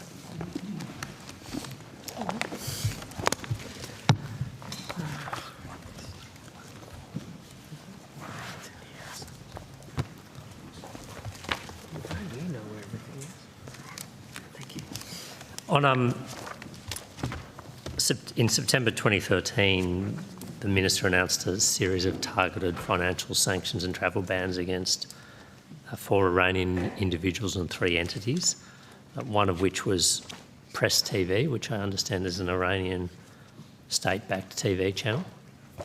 That's correct, Mr Innisbrown? They're still subject to sanctions, yes, autonomous sanctions? Yes, that's right, Senator. Okay. I'm not sure if you've seen this, but there was an event on the 22nd of February, so last Thursday, at Western Sydney University, where hosted by a group called the Benevolent Iranian Women Association organisation, at which former Labor Senator Fatima Payman appeared. And Press TV seemed to have an official presence and journalist at this event. Have you seen the footage of that or seen the reporting of that? I'm aware of the reporting, Senator. Okay. I'm not across how Press TV was, whether they were physically present or they were beaming in from somewhere. I don't know. there seem to be photographs, and obviously you can check this for yourself, of a Press TV labelled microphone at the event. Is it consistent? Sorry. I may have misheard you. I thought you said sanctions from 2013. I assume. Sorry, I'm 2023. I may have said 2013. I was very confused because I thought I'm my pretty sure apologies. they had no sanctions at that point. Thank you. Sorry, September 2023. And I was looking through my folder to try and find past it there. Thank you. Sorry, 13th of September 2023 was when the announcement was. Yeah. I'm just curious. I mean, seemingly, according to what I'd seen and the way it's been portrayed, Press TV had an official presence at this event in Western Sydney. They seem to be operating openly. They obviously broadcast parts of the interview which served their own interests on state channels. Should they be able to operate freely like this in Australia if they're subject to our sanctions regime? Do you want to answer? Perhaps I can jump in. Senator Julie Heckscher, First Assistant Secretary, Regulatory and Legal Policy Division. The Australian Sanctions Office sits within my division. You are correct that Press TV was sanctioned in 13 September 2023 under the Iran framework. What that means is that any breach of the sanctions, basically that what is actually controlled is the provision of assets to a sanctioned entity. So that means that if there was assets provided to or received from, potentially it could be a breach of sanctions. As has already been said, we don't have details of the event, so we can't really go into the details of what occurred and whether or not there's a breach of sanctions. Are you investigating whether there's been a breach of our sanctions regime? We don't comment on specifics of anything that we might be looking at. Would you refer this matter to law enforcement, though? I mean, I presume law enforcement is ultimately responsible for our Normally, enforcement of Senator, I can tell you how the Sanctions Office approaches incidents that they look at. They take a look at circumstances, make assessments based on what information that we receive, and further down the track, there would be a referral if there was considered to be a breach of sanctions. Okay, the Sanctions Office takes a graduated approach to compliance and enforcement, obviously taking into account all the circumstances, even if there were a breach of sanctions. But is this concerning to you that an entity that has been sanctioned is seemingly operating with a high degree of freedom as an official journalistic outlet and naming itself as such in Australia? And presumably if it's carrying on business like this, it has access to assets and resources and people are getting paid and whatnot. I mean, on the face of it, I just think it's about the integrity of our sanctions regime, so I would like to know what steps are being taken. It's a situation that warrants us looking at, and we'll do that. So the department is aware of it, you'll look into it? We, you know, when I woke the other morning, I saw the press reporting. It is a curious circumstance. We don't know all the details. I've heard what you've said. We've seen the press reporting. We don't normally telegraph what we do from a compliance point of view, but I think in the circumstances, this is a circumstance where we should look at it. So we will. Okay. Would there normally be, and again, you don't need to telegraph it here, but communications with the host of the event, Western Sydney University? Perhaps making them mindful of the fact that they hosted a sanctioned entity? Well, universities are their own organisations. We don't police their activities. We're Department of Foreign Affairs and Trade. We do have relationships with them. All right, I'm sure they'd have a reputational concern, though, about hosting knowingly or unwittingly. It's a question to put to Sydney University, I think. Western Sydney University. Western Sydney, sorry. Thank you. That was all I had on that issue. I'll pass to my... To who? Colleagues. Thank you. I've got consular that probably can go at the end. Senator. Well, then I can keep going on Ukraine. Yeah, you do that. Yep. That was all on that issue. I had some questions about the re-establishment of our embassy in Kiev. Oh, yeah, sure. Mr. Senator Fawcett. Senator Fawcett, you have the call. Can I just note and thank the government for the sanctions that were applied, the additional 70, I think, on individuals and 79 entities on Russia. We appreciate that. It was certainly called for by the report of this committee, and we appreciate that ongoing approach to make Mr Putin and his regime suffer some cost and penalty for what they have started in that part of the world. I also note that the government has reopened the embassy, and my colleague Senator Sharm will have some further questions on that, but I just want to say thank you for responding to that recommendation of the report. Recommendation 6 of the report was that Australia should become a participant or associate member of the Register of Damage Caused by the Aggression of the Russian Federation against Ukraine, brackets, Register of Damage for Ukraine, end brackets, and the government agreed to that in your response. In the notes that followed that agreement, there was no indication of any particular actions that were being taken to join that particular organisation. Could you update the committee on what steps are being taken to implement that agreement to that particular recommendation? Senator Murray, Charlotte McKenna, Assistant Secretary, International Law Branch. Senator, Australia's ambassador to the Netherlands met with the Register of Damages earlier this week, and we are currently working through arrangements and practicalities relating to implementation. Okay, thank you. And do you have a indicative time frame for when you hope to be able to enact a membership? Not at this stage, Senator, but I can take that on notice. Okay, thank you. Recommendation 7, and this comes back to sanctions, we're looking to see what legislative changes would be required to enable the transfer of Russian assets or associated income that are on Australia and within our domain to Ukraine, in line with actions by a number of other countries. The government has only noted that recommendation, but it does say that DFAT, in your notes afterwards, DFAT continues to assess the legal and policy options and implications that would be required in order to seize assets designated under Australian sanctions or laws, or to seize profits of these assets held by financial institutions in Australia. Again, could you give the committee an update on specific actions you're taking, and is there any target or time frame you're aiming towards to try and actually reach a position where the Parliament can look at enacting changes to legislation that would be required? Thank you, Senator. Julie Heckscher, again from the Regulatory and Legal Policy Division. It is actually quite a complex question, and we had quite a lengthy discussion of this issue of freezing, seizing, using, acquiring assets in the Senate, in the evidence that the department gave to the Senate inquiry actually on sanctions, and that inquiry has reported and also made some recommendations in relation to the same issue.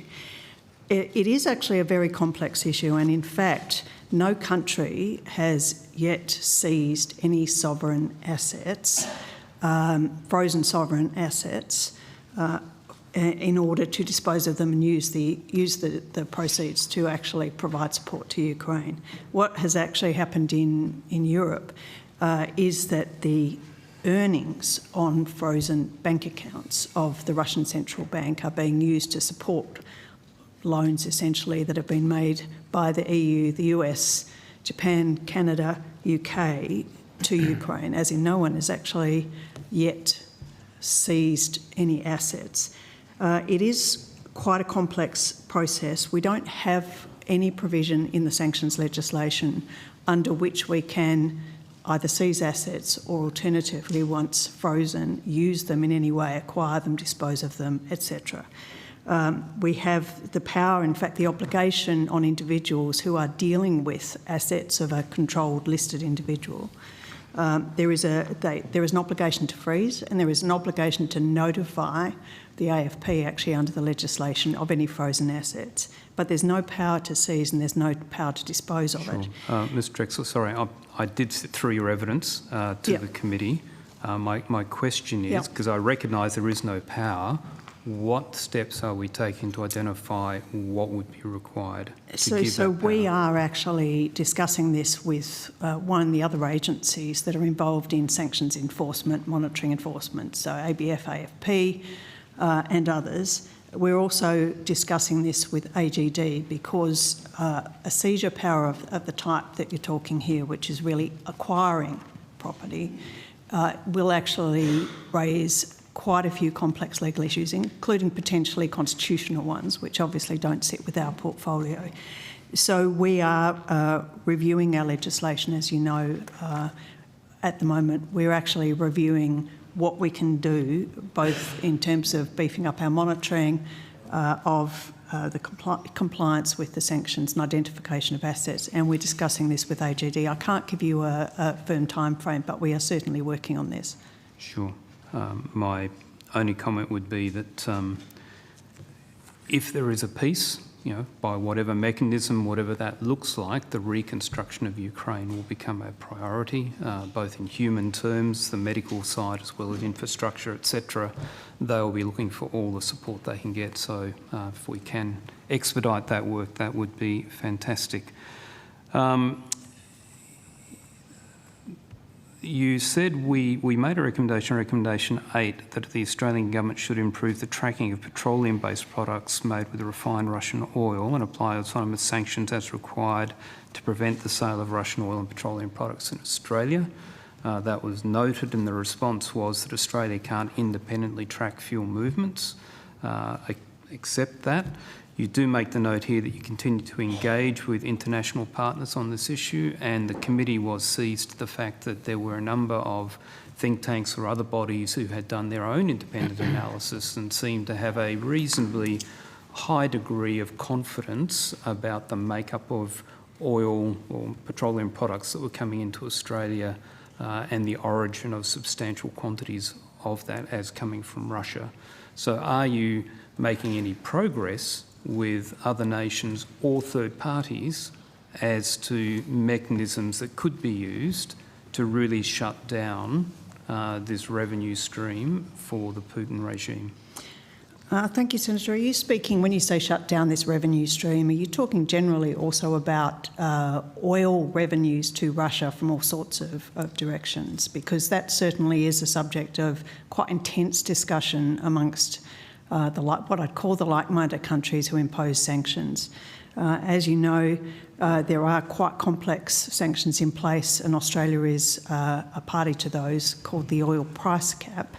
They were never intended to essentially stop oil flows across the world, but to actually reduce the revenue that went back to Russia. Now, in the intervening period, Russia has, of course, found ways to avoid the sanctions, including by the use of shadow fleets, through transshipment hubs, and of course there are many, many countries who continue to trade with Russia, and so it's actually a very complex process to consider how do we actually stop the oil revenues, but it is subject of active discussion. As far as I know, no country's export controls via sanctions deal with the issue of substantially transformed oil, which is what I think you're talking about, yes, through third countries, for example. That is, and no doubt will be, the subject of continuing discussions. Okay, thank you. Recommendation 10 goes in part to what you've discussed there, where the government has agreed to the recommendation was that the committee said the government should publicly attribute the role that the People's Republic of China, the Islamic Republic of Iran, the Democratic People's Republic of Korea are playing in supporting Russia, and you agreed to that.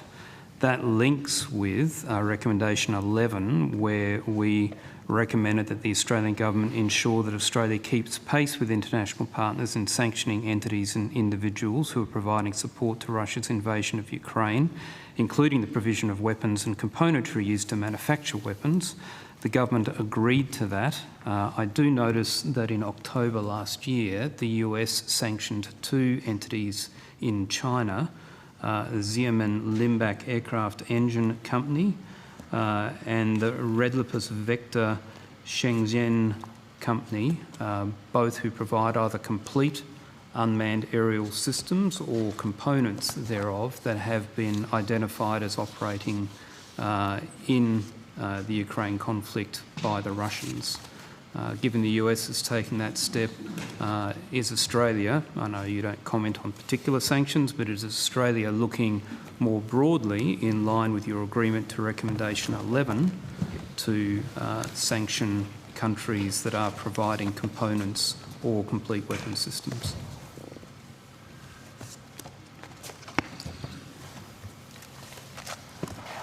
Senator, we have raised our concerns on that matter directly with the Chinese government.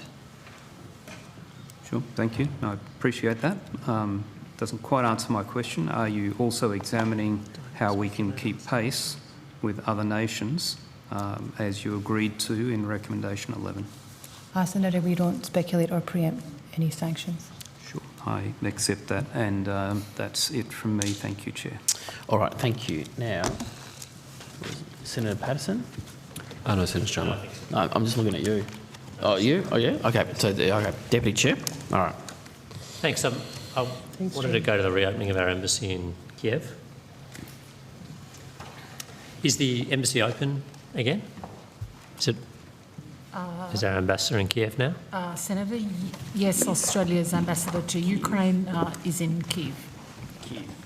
When was our embassy there reopened? What day? He returned on the 28th of January. Okay. And our ambassador's living there now as well in Kiev? Yes. Okay. Is the staffing profile of the embassy the same?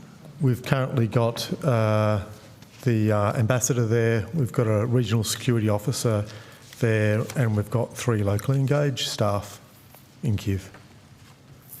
And as we continue to return, there are additional A-base that will be moving to live in Kiev. How many additional A-base? 5 A-based, I think. 5 A-base will be moving to Kiev. Okay. Has the security situation in Kiev materially changed in the last 6 months? I think, as you know, Senator, the situation in Ukraine more broadly, but in Kiev continues to go through a range of different conflicts and situations. I think it was only a couple of days ago there was another, mass drone attack on Kiev. There's been missiles that have obviously gone into Kiev. So it's a day-by-day situation. I certainly wouldn't say that it's got any better. Hasn't improved. Okay. And I understand that the government's budgeted $3.7 million this financial year. Is there any additional estimates for the operation of the embassy, the diplomatic presence, rising to $8.2 million in 27-28? Is that new funding, or has that been reprioritised within the portfolio? Senator Sharma, once we were able to put in place various security arrangements, including with Global Affairs Canada, but also with our own systems, property, comms, staffing, etc., then we were in a position to put a proposition that would allow us to meet our obligations, and we put that case to government and new funding was secured. Okay. Could I just get a sense of how that funding's being used, say in the first year, 3.7 million? I think, as Mr Isbister said, we have a bigger staff profile to allow for movement in and out. Already I know that the ambassador is spending, depends on the day, but can be spending several hours in, not just overnight, but in the daytime as well, in the bomb shelters that are in the, sorry my voice, I don't know, in the hotel where he's currently staying. So to meet our psychosocial WHS responsibilities, we've had to increase the staff to allow for, you know how it works, to allow for decompression. But also, as I've said, many estimates hearings, we have to do property works, we have to re-establish the communication systems that were dismantled when the government shut the embassy in 2022. We have to, find new accommodation for the staff, because those were, we didn't have those leases after the embassy was closed in 2022. So the funding covers those aspects. Okay. Just two other things on top of that is, obviously, as part of accompanying the agreement with Global Canada on the MOU, it required us to sort of come to a funding arrangement with a security envelope that was going to be able to ensure that we could meet the Secretary's requirements under work health and safety. And so that's obviously a significant cost, having that security envelope, and also as part of signing the MOU with Global Canada as well, about giving us the confidence around the work health and safety, was the hardening of the area of the embassy that the Australian embassy was going to be based in. Is our Chancery still in the same location, the building that we share with the Canadians, or we previously shared with the Canadians? We did. It's the same location. They're working at interim arrangements while the hardening is being done. So I think, as the Secretary said, that the head of mission currently is living in a hotel but spending time at the Global Canada office, but we're also in the process of hardening the embassy. So our embassy will be where it was before, in the building we share with the Canadians? That's right. Okay. And I did want to ask about accommodation. So permanent accommodation has not yet been found for the ambassador and other staff. They're living in hotels? That's in the process of being secured at the moment. Okay. But at the moment they're in hotels, okay. And the staffing profile, so I think from what I understand at previous estimates, we've had 3 locally engaged staff in Kiev all throughout this period when our embassy has not been physically present. And I believe we had 2 A-based who are sitting in Poland, in Warsaw. So we've currently got 2 A-based, but that staffing footprint is increasing? That's right. There's some additional A-based that will be part of, particularly in providing the security, support and confidence for us to be able to be based in Kiev. Okay.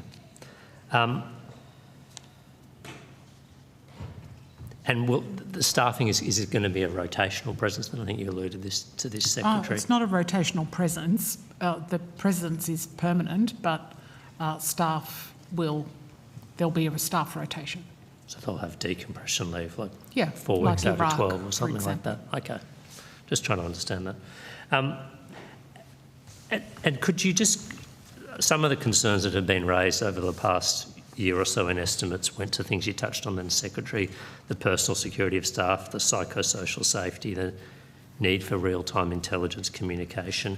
How have all those, and the concerns and obligations you had under work health and safety legislation, how have those been addressed to allow us to reopen our presence? It's through the security arrangement that we've been able to reach with Global Affairs Canada, but I'm not really going to go into more details in an open forum. Is there a reason it couldn't have been done 6 months ago? Yes, because the negotiations only concluded late last year. Okay, so that had been the main obstacle to returning the mission, the continuation of those negotiations. I'm just wondering, because the security situation... There was a lot of factors. We managed to bring all the factors together, both those that we were able to do in-house in terms of property, comms, etc., as well as the arrangements with Canada. So as I've said before, it's really not just one single thing, it's having everything all come together. How long, when was it that we withdrew our embassy from Kiev? It was early 2022. So it's been, what, a little under 3 years that it was absent? Well, that they've been operating from Warsaw. Well, first Lviv and then Warsaw under the previous government. Okay. Has the Ukrainian government welcomed the re-establishment of our presence? Of course. Yep. They've been calling for it for some time, haven't they? As I've said lots of times, we have had very good engagement with the government of Ukraine through, of course, the ambassador here, who's very active, as we all know, as well as through our people working out of Warsaw and making reasonably regular visits in. Minister already spoke this morning about her visit to Kyiv last year. So, you know, we've been operating very effectively despite the disruption. But as I always said, when we could get everything lined up, I wanted to have people back. I'm still not very happy that sometimes they do spend many hours in bomb shelters. The raids go for hours. I don't know if anyone's got any information, but you know, it's not your workplace that our legislative framework has in mind when it's been passed by this Parliament. And the funding you've been allocated, so it's rising to 8.2 million in the later years. What's the cause of that? Why is what else is being funded? Senators, I thought that had been covered in earlier evidence, insofar as we're able to. Well, I presume there was a basis for the request to government to fund the presence. I know, and Mr. Isbister talked about building up the operations and additional. I was presuming that was going to be costs. done in the first year. It's an ongoing thing, the security envelope and costs that are involved in providing support to the staff, particularly moving to 5A based. What's going to be required to that? Having the accommodation for those staff obviously none of that is cheap in a war zone. When do we expect to get to 5A based staff there? This financial year? I think within the next 6 months. Okay. Within the next 3 to 6 months. It is somewhat dependent on the security environment because we need various contractors going in and out. As you can imagine, the communications equipment, of course, it has to be done by Australians. So, you know, it's a complex thing to reset, easier to leave than it is to go back. Is there a reason it's taken us 3 years to get the embassy back? I've answered the questions. I'm not going to go through it all again. It was a complex set of issues that had to be resolved, which we have now managed to all bring together. I don't know, Adam, if you want to add on the... Thank you, Secretary.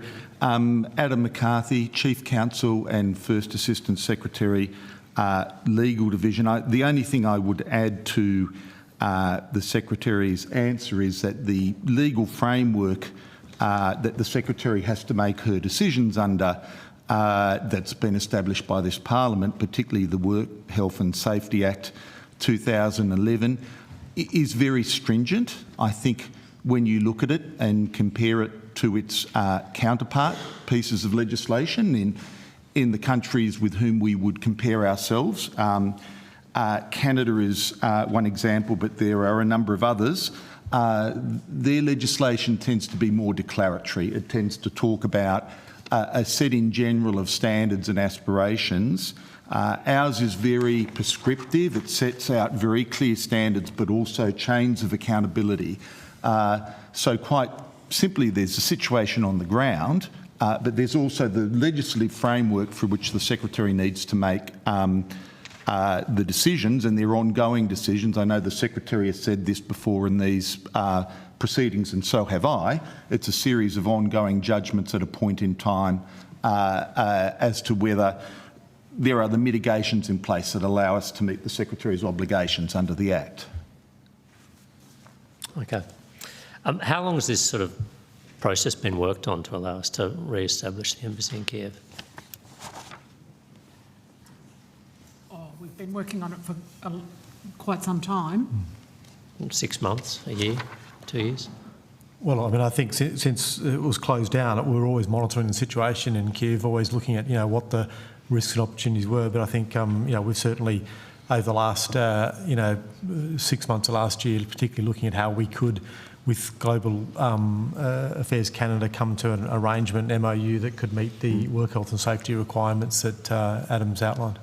So Senator, the evidence for many estimates hearings has been it's under ongoing review. And that indicates the approach that was being taken. Yeah, under ongoing review, I think, but not under sort of active progress. I wanted to understand, when did the negotiations with Canada begin, with Global Canada, about hardening the physical presence, or discussions? This is some of this we don't want. Yeah, I'm, as I've said before, I'm really reluctant to talk about the security services and arrangements that we've come to. I'm just asking about timing, Secretary. Well, I'll take it on notice. When? I don't remember when we started precisely. I'll take it on notice. Does Mr Nisbis know roughly when they started, those discussions, or Mr McCarthy? No, I think the Secretary, it's been under review the whole time. We've continued to engage with Global Affairs Canada. Our heads of mission have been visiting there. That's always been part of continuing to assess what the issues are, but you know, and getting the MOU signed was a critical part of us being in a position to be able to support the permanent return. I think it's also important to note, Senator, that the way the Act is structured, this is not a point-in-time calculation or decision. There's a series of ongoing balances that need to be made in terms of the situation, if you like, the risks, and also what the mitigations are that are available at any given point in time. So it's not like there's ever one answer at one point in time. The situation on the ground involves, and then the mitigations that might be available can also evolve over time. So it's as the Minister has said, it's an ongoing series of calculations. It's not one point in time decision. Yeah, no, I take that point. It seems like the security situation in Kiev has not materially changed. What has changed is our willingness to take steps to mitigate No, that's not right. and allow us to establish a presence. That's inaccurate, Senator Sharma, and I don't understand why you want to keep making a political point out of this. But that is not an accurate summary of the evidence from the department to date. So can you at least do them the respect of not inaccurately summarising their evidence? No, I'm not seeking to summarise them. I'm expressing my viewpoint. Well, as I'm entitled to do, Minister. Actually, you were saying this is what's happened when they've told you that is not what's happened. So I don't know that that's a view. That's just a dispute of the facts when you're not into possession of the facts or you're refusing to accept the facts. But anyway, that's a matter for you. Yeah, yes, it is. Chair, I had no further questions on the embassy in Kiev. Excellent. Now, Senator Fawcett. Okay. No? Okay. All right, then I'll move to consular. All right. Senator Patterson, you have the call. I'm just mindful we do intend to finish at 6 o'clock. I hear you, Chair. Okay. I have some questions on consular matters. My first question goes to Oscar Jenkins, and I preface it by saying I understand even among sensitive consular cases, I understand the particular sensitivities of this consular case. So I just wonder, Mr McLaughlin, what update are you able to provide in this forum about his circumstances? Thanks, Senator, and thanks for the comments.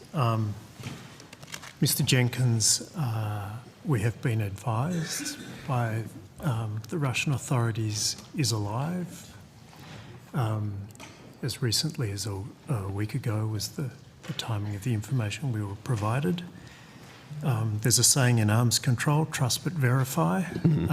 Frankly, the Russian Federation, we trust that this is true, but we seek to verify that it's true, including with working with the ICRC and Ukrainian authorities. To be clear, while I'm speaking, as the head of the group that contains consular, our view is that Mr Jenkins is a Ukrainian prisoner of war. Yes. He should be treated as a prisoner of war. He should be afforded all the rights as a prisoner of war. And the Russian Federation should meet all its obligations to Mr Jenkins as a Ukrainian prisoner of war. Thank you. There have been a number of videos circulated purportedly to be of him. Does DFAT have a view on the authenticity or the dates of those? I think I'll just refer back to my comment. We trust but verify, seek to verify. And you're still in the process of that verification? Correct. Okay. And I imagine there is not much else that you can say about this matter in this forum? Not especially, but obviously we are paying close attention. Okay, I respect that. I want to move on to Thank you, Senator. Thank you. I want to move on to the case of Robert Pether. Yep. Do you have an update on his status? I had understood, or I am advised, that his prison sentence had expired. Yeah, Mr. Pether's custodial sentence, just to remind the committee, he was given a 5-year custodial sentence, and he and his co-convicted were given a $12 million fine. His custodial sentence was completed on the 8th of January this year. The fine remains outstanding.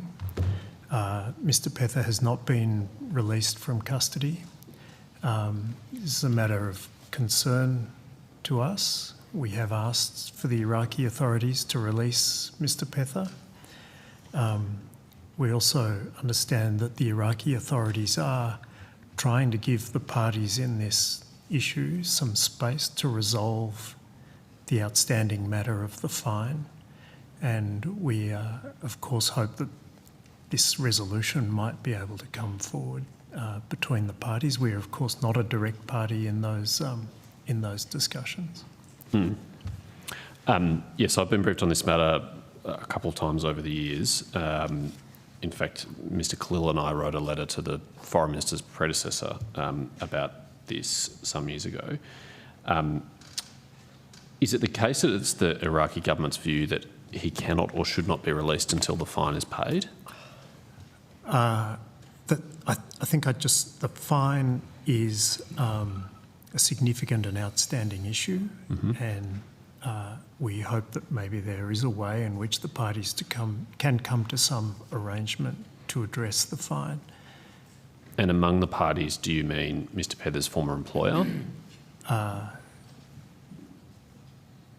Mr. Pether's legal counsel, I think, is probably the way in which it will have to be dealt with through his legal counsel and legal counsel for the Central Bank of Iraq. Yes. Does Mr. Pether or his family have any reasonable prospect of raising the funds to pay that fine, in your judgment? I think, Senator, you're asking me to go into an area where really we're talking about private information. Understood. Family. Okay. So there's nothing else you can add about... Not really. Okay. I should just ask for completeness. Throughout his case, there have been concerns raised by his family about his welfare and his health and its deterioration while he's been in custody. Do you have an update you can share in this forum about that? What I'd say is that certainly we are aware, and Ms. Casey and her team are in very regular contact with Mr. Pether's next of kin. The government, of course, has taken the matter very seriously. We've made just shy of 200 representations on Mr. Pether's behalf from the Governor-General, the PM, Foreign Minister, and of course at senior official and ambassadorial level. We continue to conduct regular visits to Mr. Pether in incarceration. The team in Baghdad has visited him in excess of 100 times. They have sought to ensure that he gets medical care should he wish it, to have access to laptops and these sorts of things. So we continue to... we remain concerned, of course, but we continue to do what we can to look after his welfare and the welfare of his family. Okay, thank you. I'm grateful for that update. I want to move on to Dr. Yang Hin-jun. What is the latest update about his circumstances?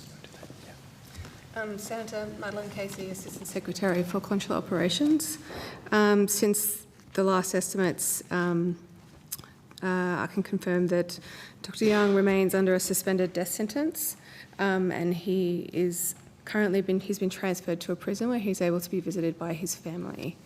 We do continue to advocate very highly for Dr. Young, and with the latest representations to be the Foreign Minister raised with Foreign Minister Wang Yi, most recently at Unga on the 24th of September. Thank you. No, there was G20 last week. Yeah. Is that a correction? Last week in South Africa, presumably. Apologies. Yes. I also met with Prime Minister Wang Yi last week. Yes, and I imagine it was raised in that meeting. Thank you.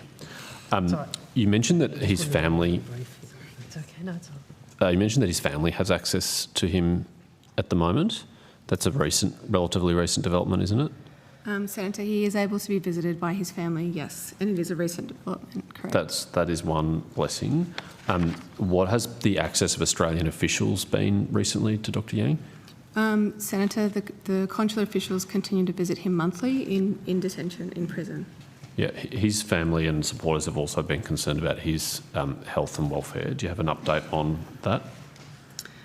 Senator, we continue to make representations in relation to Dr. Young's welfare, but it does go into privacy details in relation to his specific medical concerns. Sure, I won't ask you to breach that in this forum. I just wanted to raise that because it has been raised with us. This will be challenging for you to answer, but I'm going to ask it anyway, and you answer it as best you can. But what is your assessment of his prospects? It's not going to be helpful to make any speculative comment. I think that's right. Okay, I'm not sure Hansard would have kind of completely caught that. I think that's an area which we probably don't want to speculate in public. I understand. Can I just add to my evidence from before? So in addition to the bilateral with Prime Minister Wang Yi, I also had an opportunity briefly in the church service, the inauguration church service, to speak thereafter that to speak to the Vice President of China, who was invited to attend on this issue. And you mentioned Dr. Yang's case in that instance. That's very welcome. Thank you, Minister.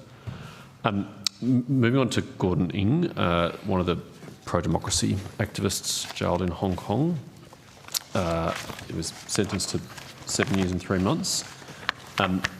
What updates do we have on his circumstances? Senator, yes, you're correct. He has been sentenced to 7 years and 3 months jail. He currently has lodged an appeal against that verdict, and the appeal hearing is to be held sometime in July. And I note the government has publicly protested this whole charade and process, and also on his behalf. Are we dealing with the Hong Kong authorities or the Chinese government in relation to his circumstances? Senator Elizabeth McGregor, Acting First Assistant Secretary, East Asia Division. We're dealing with both the Hong Kong authorities and the Beijing authorities on this. Okay, can you share with me what representations you made on Mr Ng's behalf?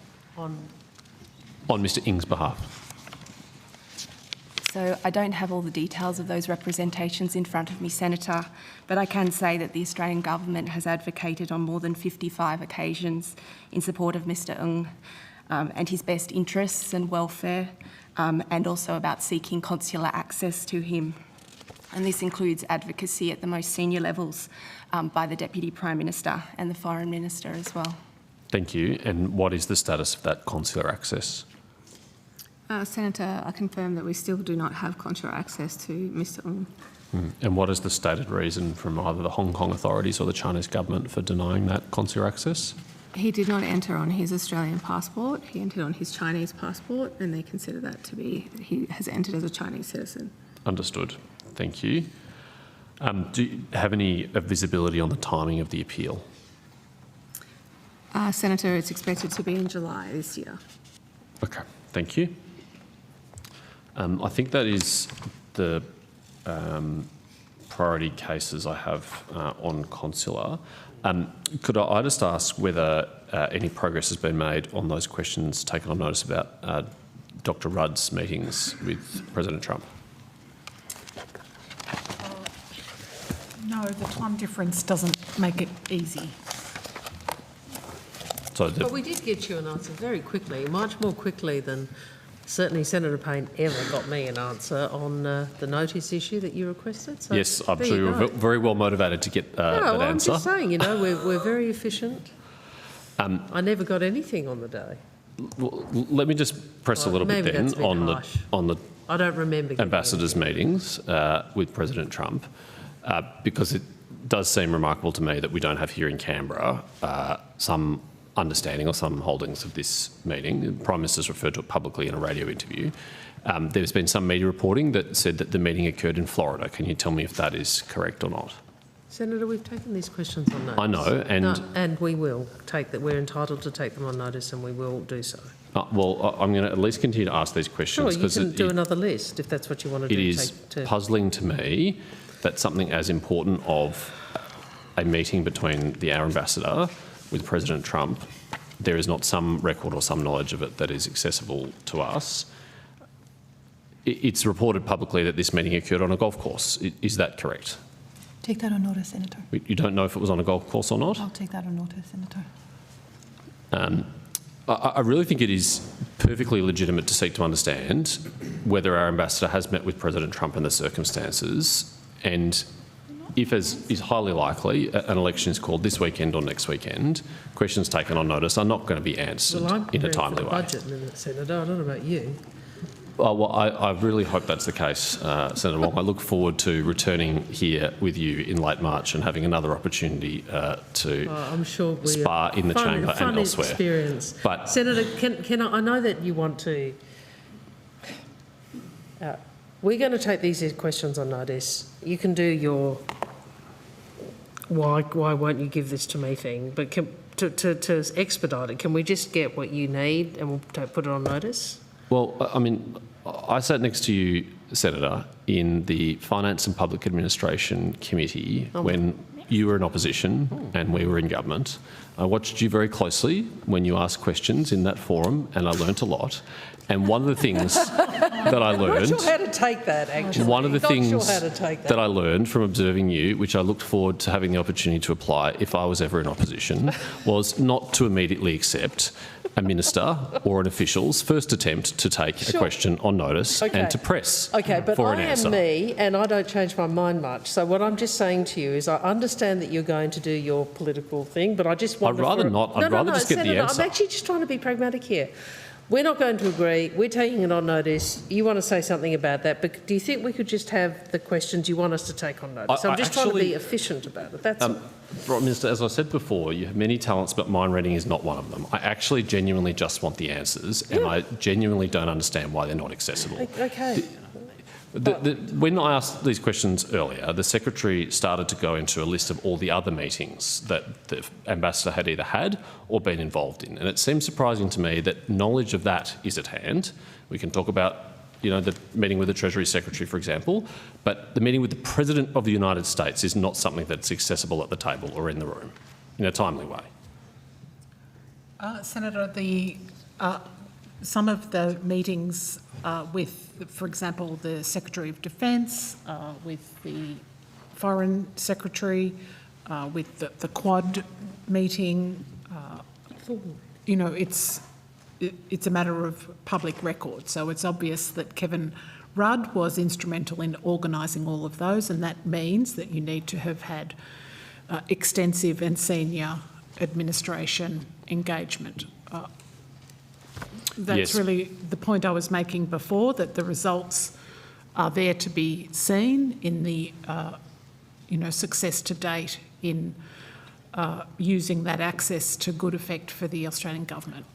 I think, Secretary, you're anticipating a possible political argument that I may subsequently make. Really? But what I'm actually trying to do initially is just to establish the facts. And many informed observers of the United States have made the point that this administration is unique in that relationships with and access to the President is particularly important. And so it is a matter of genuine public interest to know what that access has been. The Prime Minister has disclosed some information about engagement between the Ambassador and the President. I'm seeking further information. I think they're reasonable questions and I don't understand why they can't be answered. I'm not in a position to add to what the Prime Minister has said, but we will take your questions on notice. Well, I would ask that you do try and return them as promptly as possible, because I think it would be unfortunate if they're not able to be answered because the Parliament is prorogued. Thank you, Chair. Okay. Just to check, is that from your end? All right. Senator Sharma. And Palm. Yeah. Sorry? Yes, I'm done. Palm. Oh, the Palm scheme? Yes. Yep, sure. Okay. Yeah, far away. I think Senator Nampijinpa Price, had asked something. We did some on that. Yeah. Some? Yeah, but we can see how we go. If not, we can conclude a bit early tonight. Well, Phil, I didn't hear her questions on this, so feel free to tell me if she covered the same thing. But we've had some concerns raised around the ongoing extensions to conditions as opposed to making them permanent. Did she cover those questions in her discussions? No, okay. So last year the government introduced a temporary fix, about averaging 120 hours over 4 weeks, but that temporary condition only lasts until the middle of this year, I think the 1st of July. It's now, well that was when it was implemented, it's now been extended to the 31st of March 26, but the ag industry are basically looking for some certainty, and they're wondering why there's not a permanent measure put in, because that makes it difficult for them in terms of their ongoing planning for use of the PALM scheme. So can you ask or give us an indication as to why that measure is appearing to be a temporary measure still, as opposed to a permanent condition that the industry can plan on? Senator Jan Hutton, First Assistant Secretary, Pacific Integration Division. I note that that was a question that was raised yesterday in Senate estimates with the Department of Employment and Workplace Relations, and I refer to their testimony, but I can confirm that that was a decision taken by the relevant minister, Minister Watt, and the extension is through until the 31st of March 2026. Mm-hmm. And so do you have any knowledge as to when that will be reviewed and either extended again or made into a permanent measure? Senator, that's a question for the Department of Employment and Workplace Relations. Sure.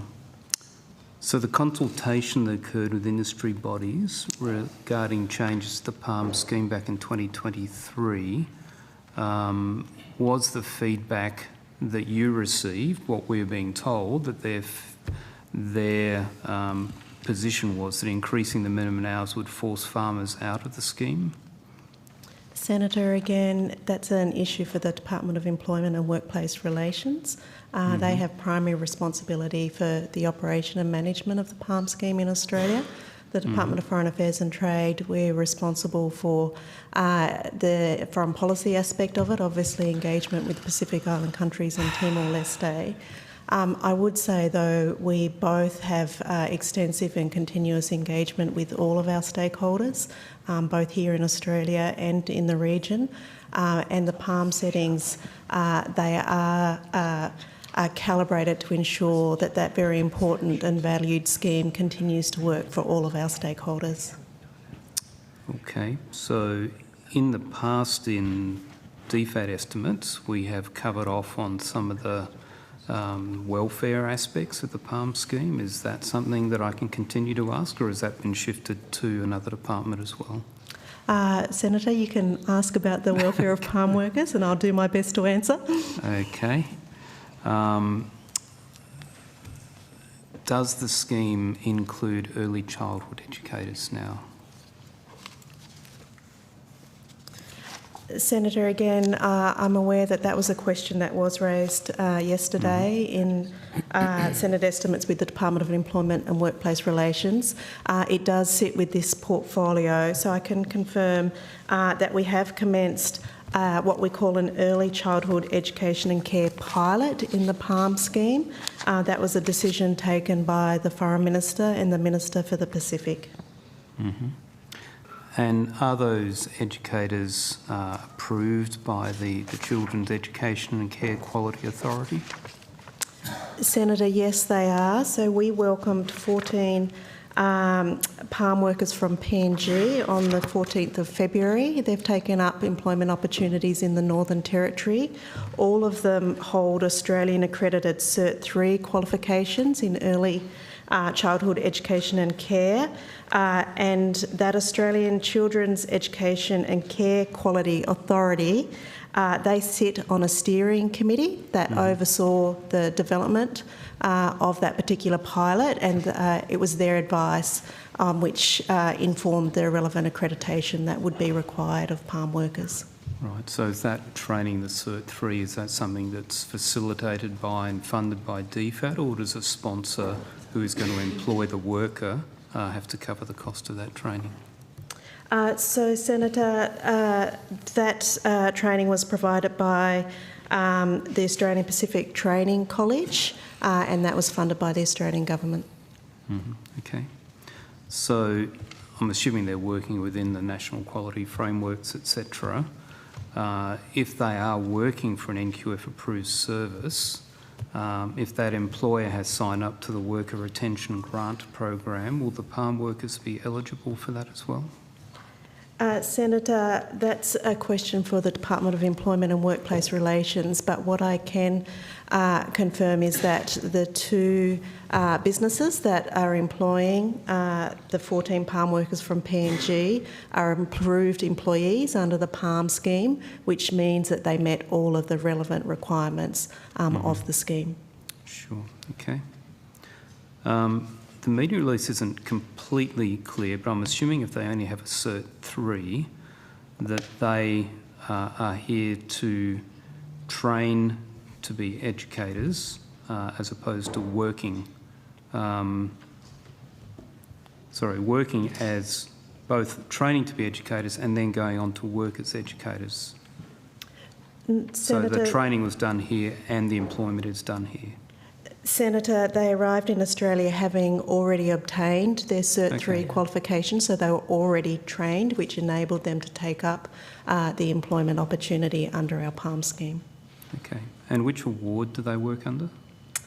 Senator, that's a question for the Department of Employment and Workplace Relations, but it is, yes, it's the same as Australian. Right.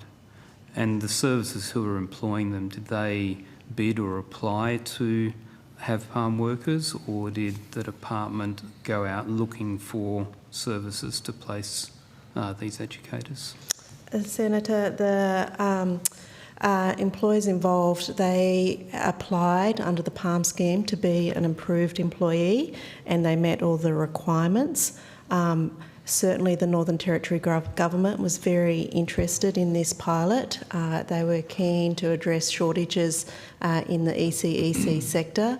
The PNG palm workers have taken up employment opportunities in Katherine and Alice Springs, two areas where there were gaps, skills gaps, and in doing so they have created very valuable new care opportunities and enabled parents to return to the workforce. Right, so that's great for the NT, but I know there's a lot of regional communities where there are gaps. Are there plans to expand the program to other regional parts of Australia?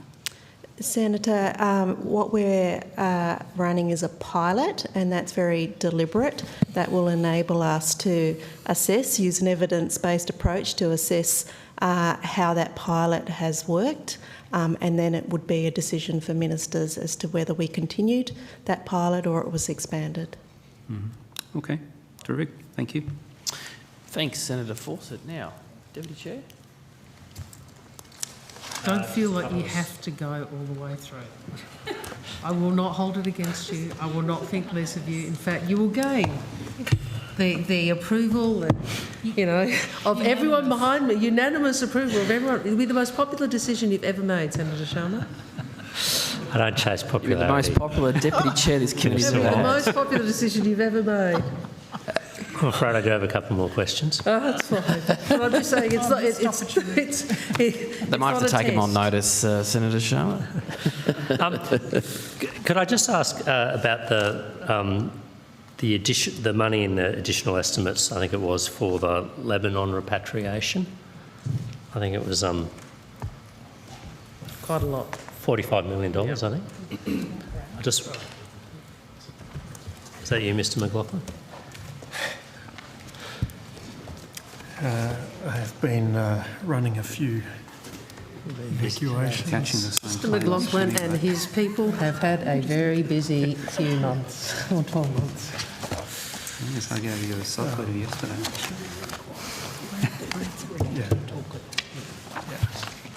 I've got.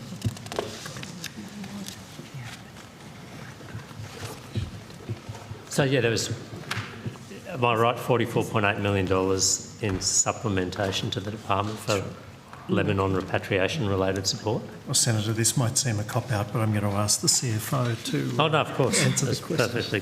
perfectly proper. Isn't it the first question he's got? It is. There you go. It's budget estimates. This is the first question the CFO's got. Okay, it's been There's worth. got to be some sort of record, I reckon. It's been worth. 5:30. It's been worth staying on, Minister, hasn't it? But you go. Thank you, Senator. Yes, the department did receive funding as part of the additional estimates. So the total measure was for $46 million and the department received 44.9 of that funding. Thank you. Has that all been dispersed now? What's it being used for? And can you give me a breakdown of how it's being used or has been used? So what I can say is we worked with the Department of Finance and that was a reimbursement of the external costs that we incurred. As for the breakdown, largely repatriation flights, but... Yeah, I can unpack some of that for you, Senator. Principally, the main costs were costs associated with the aircraft that we had to charter at the time. You recall in the previous session of estimates, we reported we ran 32 flights to evacuate some 3,400 people out of Lebanon. The majority of those flights were flights between Beirut and Cyprus. We ran a twice daily shuttle in effect to get people out of harm's way, and then we chartered, we had, let me just think, we had 9 flights out of Cyprus, actually 12 flights in the end out of Cyprus back to Australia to bring people home. 8 by Qatar, 1 by Emirates, 3 by Qantas, but the Qantas flights were provided to us free of charge. So there were additional costs as well. We had to retain a ferry. You'll recall in 2006 that we relied on ferries to get people out of Lebanon into Cyprus because the airport was taken out. This time around, the Israelis left the airport untouched. We were able to operate using the airport, using charter aircraft. But we had retained a vessel in the lead up to the crisis because frankly we didn't know how it was going to unfold. We did that in a joint effort with the Canadians, who were basically our partner. It was quite a large vessel at the time, 1,000 seats from memory. There were additional costs associated with to the Cypriot government. The Cypriot government, of course, when people came off Lebanon onto Cyprus, they were housed initially in Cyprus. When we had the numbers there, we would load a plane to come back to Australia.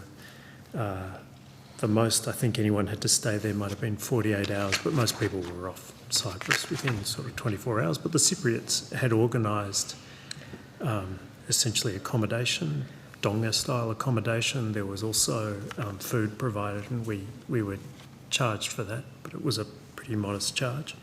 We then also organised what's known as the AUSRECEPT plan, which essentially meant state and territory. We arranged this through NEMA. we agree with NEMA to activate the plan. NEMA essentially coordinates domestic reception agencies, particularly in New South Wales, where the bulk of the aircraft landed. I think from memory there was one into Brisbane as well. And so there are some additional costs. And then, of course, some of the people who are returned are citizens but may not have lived here for quite some time, and so they don't necessarily have established homes to go to here. So there's a sort of a settling in period, particularly with some vulnerable cases, single mothers, this sort of circumstance. So how was it? Sorry, Mr. McLaughlin. No, that's fine. The usual sort of overtime costs and you know that crisis, we used in excess of 450 staff, essentially 24/7 for 2 weeks or so. Did you get any supplementation? Does any of the budget supplementation cover? Well, the supplementation really goes to the out-of-pocket costs, if you like, which are typically not the salary costs. They are the costs associated with the chartering of the aircraft, you know, vessel retainer, the AUSRecept, these sorts of costs. And you mentioned, so was it 3,400 people? Was the figure? Yeah, it was. I'll give you the number here. 3409. And it was done essentially. The majority of those were actually taken out on the charter aircraft that we had done. But if you recall, early in the phase of the crisis, essentially it was a reducing availability of commercial aircraft. We had trouble getting an aircraft provider with insurance able to fly into Lebanon because it was essentially a war zone, and we managed to get some Australians out on charters that the Canadians had organised, just not regular commercial flights through, I think, Turkey. Istanbul was one location. And you mentioned, so 3,409 people, 32 flights. Was that 32 flights to Cyprus? Or No, 32 flights in total. So it was essentially 19 flights, out-of-gold flights, 18 of which were sort of the twice-a-day flights that we were doing Beirut to Cyprus. There was an additional out-of-gold flight which came directly from Beirut back to Australia. Then we had 8 flights operated by Qatar. One of the last flights, Emirates came in and ran a flight for us there, and then we had 3, Qantas put on 3 free flights for us that they provided. Okay. And were any of those who were evacuated asked to make a contribution, or it was all gratis? No, the decision was taken early on that we were consistent with what we had done in the Israel-Hamas operation almost a year earlier. Individuals were not charged for those flights then, and same for these flights. I mean, in these, it's also the case in Vanuatu. We didn't charge people for the seats we put on the ADF aircraft. Same again in New Caledonia. In Sudan, people made a co-contribution. Let me correct myself. In Sudan, people did not pay for the ADF flights that we operated from Port Sudan to Cyprus. But they did from Cyprus? They self-funded, but where people were unable to self-fund from Cyprus back to Australia, we made traveller emergency loans available to them.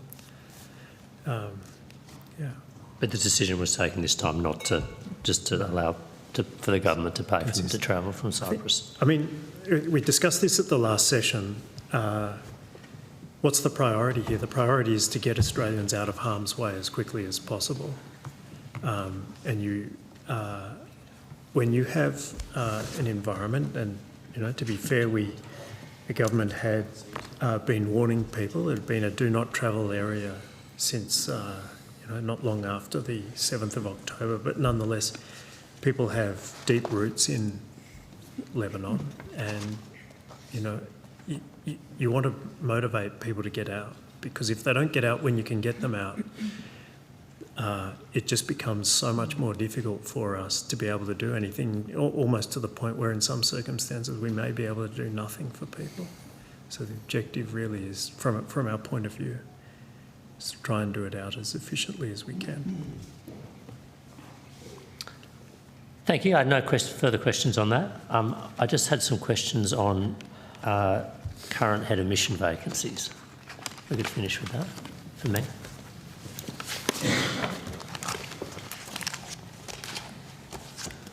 You're taunting us. You're taunting us.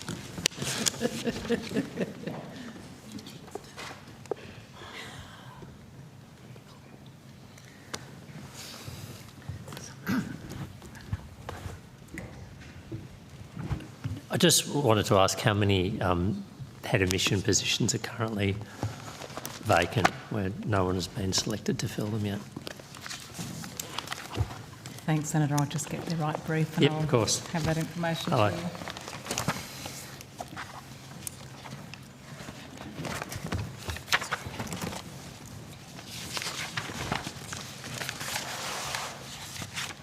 I'm actually not sure I do have that information in my pack, Senator. Sorry, Claire Walsh, Chief Operating Officer. I'm not sure that I do have that information to hand at the moment, but I'm happy to answer that question on notice. There's a couple, aren't there? Is there something specific? Because we might know some things in our heads. I think there's islands. There's the Holy See that I think. The Holy off top See of my has been appointed. head. Oh, has been appointed. It's Wait, where have you been? yeah. Oh, hang on. Of course, that was our friend. Penny dropped, no pun intended. Keith. There's no picture there. Yeah, Keith. No, I guess I'm curious. What I said? Island is Dublin is vacant, right? We currently have a charge in Ireland. That's right. Okay. Yeah. Are there others off the top of your head? I guess I mean, if you have to take it on notice, you have to take it on notice. If you don't have that available, Some of your colleagues interested? I just want to know what's going. Yeah. I'm not looking for an exit. I'm just. Nothing wrong. I won't tell him you. I mean, if you finish 15 minutes early, maybe. So, with some of them, we may be waiting for Agramont. Yeah, of course, we have charge where we don't have accredited HOMs. Of course, we have charges, so I always make the point of saying there are none vacant as such. Sorry.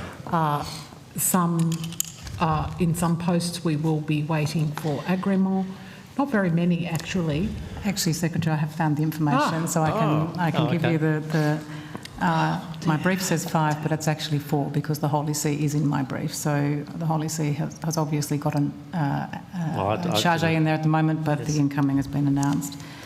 Dublin, Papeete, Hanoi, and the head of the office of Ramallah. So what was the last one? The head of Ramallah. Ramallah. Okay. And Minister, can I ask about any of those appointments with you at the moment?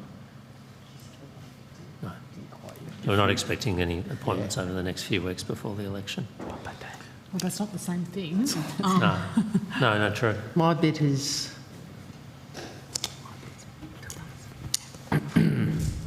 No, there's nothing sitting on my desk. Is that what you? I think that's what you're asking. Yeah. But if you let the minister go now to catch her flight, it might be there. None of those sound like that was all I had on. You're on a good man. All right. And that was all I had, Chair, for today. So thank you. It's been a pleasure, Chair. Thank you. Well, on that note, can I say thank you very much, Minister, Secretary, all your officials, and all the other staff who've put this show together. So, on that note, have a good night. We're now going to release the department on the non-trade programs. We're going to now suspend for dinner. We'll be back as our time as we had already circulated. So I think it's 6:45. We'll be back here with the trade programs in the Department of Foreign Affairs and Trade with Minister Farrell and the other side of the department. Thank you, Chair. Have a good night, everyone. Thank you, Committee. That's here. Good night. All right. Well done.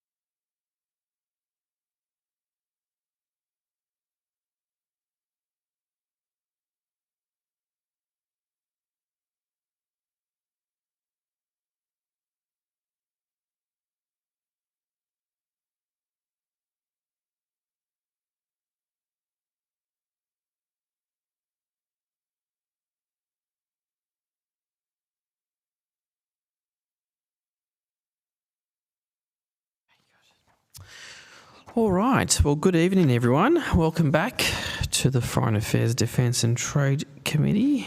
And for those joining at home, we've now with the trade programs as part of the Department of Foreign Affairs, Defence and Trade this evening. So on that note, I'd like to give a warm welcome to Senator the Honourable Don Farrell, Minister for Trade and Tourism. Hello, Minister. Hello, Chair. Good to see you. Good to see you too. And George Mina, Deputy Secretary of the Trade and Investment Group in the Department of Foreign Affairs and Trade. Mr. Mina. Good evening. Good evening. Good to see you as well. Good to see you. It's my favourite part of the day, but don't tell the others that. Now, do either of you gentlemen have an opening statement that you'd like to make tonight? Thank you, Chair. I don't, but I understand Mr. Mina does. Excellent. Deputy Secretary, you have the call. Chair. The floor is Thank yours. You. Chair, at a challenging time for the global trading landscape, the Department of Foreign Affairs and Trade is focused on positioning Australia as strongly as possible on its trade and economic interests. This means maintaining strong partnerships, strong influence and networks, including through activist trade diplomacy, and strong resilience at home in our economy and institutions. These are the assets that Australia's brought to bear in engaging closely with the new US administration. We've put forward at the highest levels Australia's significant contribution to US prosperity and the mutual benefit of our deep and long-standing economic partnership. Our patient and steadfast diplomacy has allowed us to work cooperatively with China to wind back around $20 billion worth of trade impediments on Australian exports. Australia's live rock lobster trade to China restarted in December 2024, and that followed the removal of Chinese impediments on Australian wine, red meat, barley, oat and hay, cotton, timber, coal and copper ores and concentrates. We're working closely with business and the community at large to diversify Australia's trading markets, while our industries diversify the products and services they offer the world. We finalised a deal with the United Arab Emirates in November 2024, expected to increase Australian exports by around $700 million a year to our largest trade and investment partner in the Middle East and a key security partner.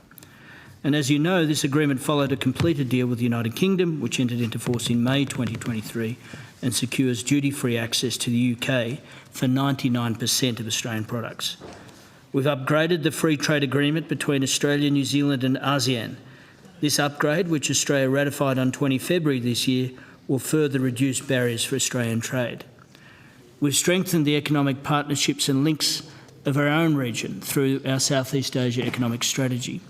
As part of that strategy, we're reviewing our network of trade agreements in the region to identify opportunities to upgrade and ensure that they keep expanding business opportunities. Chair, Australia has benefited greatly from rules-based trade. We're leading work in the WTO to drive reform to that institution because we know that it urgently needs to respond to the concerns of its members if it's to remain relevant.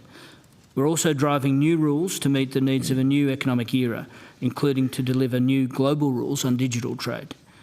We've opened up consultation on trade policy through a variety of new mechanisms, such as the Trade 2040 Task Force, which brings a range of business, union and civil society representatives into policy-making efforts to chart a course for Australia's trading future. We're advancing First Nations trade and investment for Australia, bringing together First Nations business leaders, industry groups and experts in international trade for the first time earlier this month. And we played a lead role in finalising a landmark global treaty that protects First Nations intellectual property in May last year, a historic practical step that helps First Nations businesses and exporters share in the economic benefits of trade. Australia's activism in trade diplomacy shapes a safer world for our economy, creating jobs, delivering better outcomes for our consumers and boosting national prosperity. Chair, embracing global trade and investment has always been at the heart of Australia's security and prosperity. Trade supports 31% of Australia's economic output and 3 million Australian jobs. There's no doubt we're living through a challenging time for our trading interests. And as the Prime Minister says, Australia is a trading nation. And in navigating this challenging time, we need a pragmatic blend of dealing with the world as it is and hewing towards our bearings, our commitment to openness and rules in global trade to the greatest extent possible. We'll continue to use all of our assets, including our strong partnerships around the world and our first-class trade policy expertise in the department, to continue our activism in favour of Australian interests. Thank you, Chair. We look forward to your questions. Thanks, Mr. Mina. Now, are you happy to table that for us so we can have that statement, the opening statement circulated to senators? Yeah, sure. Sure, someone from the Secretariat will assist by collecting that for us. Thank you, Georgia. Now, Senator Cadell, you have the call, my friend. Thank you, Chair. Mr. Mina, we might start with one of the earliest things you said there. We're talking about challenging times in trade. You spoke about the US specifically. Your phrase, I think, in that, if I'm not paraphrasing, was we've put forward at the highest levels our interaction with the United States. Has the highest levels, has the Prime Minister had any discussions regarding trade with the US? Well, I think, Senator, thank you for the question. It will be evident to all who were watching the media on the 11th of February after the Prime Minister's discussions with the President that there were such discussions as part of the Prime Minister's phone call with the President. On that first phone call, on the congratulatory one, okay.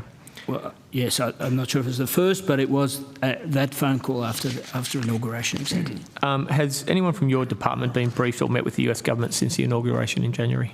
Sorry, could you repeat the question? Has anyone from your department been briefed or met with the US government since the inauguration? Indeed, Senator, the Australian Embassy is working very actively, led very ably by Ambassador Rudd, with an extraordinary level of activism and engagement with the new US administration. Can I get a list of who has met from your department and when? Certainly, Senator. This was traversed earlier in the day, yep. And we have undertaken to get some material to you.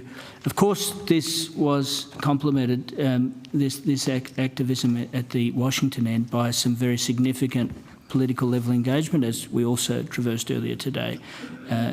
The Prime Minister's phone call, the Deputy Prime Minister's visit, the Foreign Minister's engagement at the inauguration, and of course the Treasurer's visit in the last couple of days. All those names you meant, I think the Foreign Minister also went to the inauguration. Did the Ambassador go to the inauguration, Minister? So, Senator Peter Savchuk, First Assistant Secretary, Geostrategy and Partnerships Division. As Mr. Mina mentioned, there have been a lot of high-level contacts, including the Prime Minister's call on the 11th of February that followed up his initial congratulatory call to President Trump when he won the election. They covered a raft of issues, including issues in relation to our value as an economic partner to the United States. We had the Foreign Minister went to Washington for the inauguration. That was quite unusual because foreign dignitaries tend not to be invited. So as the first time an Australian Foreign Minister attended the inauguration, she had the opportunity to meet with Secretary of State Rubio and with National Security Advisor Waltz, where she articulated the value of our alliance, but also our economic partnerships in terms familiar to you. And as Mr. Mina mentioned, as reported in terms of the Prime Minister's phone call with President Trump. And we've had the Deputy Prime Minister meet with his counterpart. In fact, that was the first time that Secretary of Defence Hegseth met with a foreign counterpart. That was with our Deputy Prime Minister. And we had the Treasurer, obviously, in Washington this week for the Super Summit that the Embassy hosted, where we had very high-level attendance. I think it's a tribute to our Ambassador in Washington and the team that he leads, the networks that they're able to galvanise in order to get these ministerial-level contacts, which are really quite, puts us very much at the fore as a close ally with good access in the US system. And he does that by the leverage he has in those networks across Congress, in the White House, in the Pentagon, governors at the state level. And that's all come to bear in very evident ways. It's very hard to enumerate all the contacts that our embassy has had across that network, but I suppose the outcome of those contacts is very clear from the high level of ministerial engagement we've had to date. Well, we don't know the outcome yet. The intent of those contacts would be fair, would you say? That's an ongoing body of work, of course, as our Minister mentioned earlier today, the Foreign Minister. Going back to the inauguration, you mentioned the Foreign Minister. My question to the Minister was, Did the ambassador go to that as well, or did the foreign minister take his seat? Or look, I understand, but that both of them attended the inauguration. But I'll get that checked and come back to you. Okay. Since I can add, so for the inauguration, it was the foreign minister that attended the actual inauguration ceremony. The ambassador did not. Typically, ambassadors do represent foreign governments at inauguration ceremonies, but the foreign minister was there as invitee. We had one seat and we grabbed. Yeah, understood. Has the department prepared any meeting briefs for Ambassador Rudd or representatives for meetings on trade details since November 24? Well, Senator, as is often the case, we provide supporting materials to all of our senior ambassadorial representatives. So yes, we have been providing material. Not material meeting for specific meeting briefs for specific meetings? Have they been occurring? Well, typically, Senator, meeting briefs for an ambassador would be fashioned, shaped and adjusted on for the circumstances by the relevant embassy concerned. It's not typically the case that Canberra will be shaping those briefs in sort of great detail here. What we do provide, and what we provide on a regular basis, is supporting analysis, arguments, material that goes to our ambassadors for use in their advocacy. I know your use of language is not typical that Australia would be involved in preparation of this. Has it happened in this occurred? Has Australia... Well, Australia would certainly be involved, Senator. No, you said the Australian officers. Canberra, the Canberra end of our operation might not finalise a brief, but look, it depends on the circumstances. All sorts of circumstances involved, and different products are produced for different occasions. So was there any specific analysis or advice prepared for specific meetings that can be tabled? We would not be putting our advice, tabling our advice. Okay. Has the ambassador been refused any meetings with any officials within the American government? Senator, we would need to take that on notice.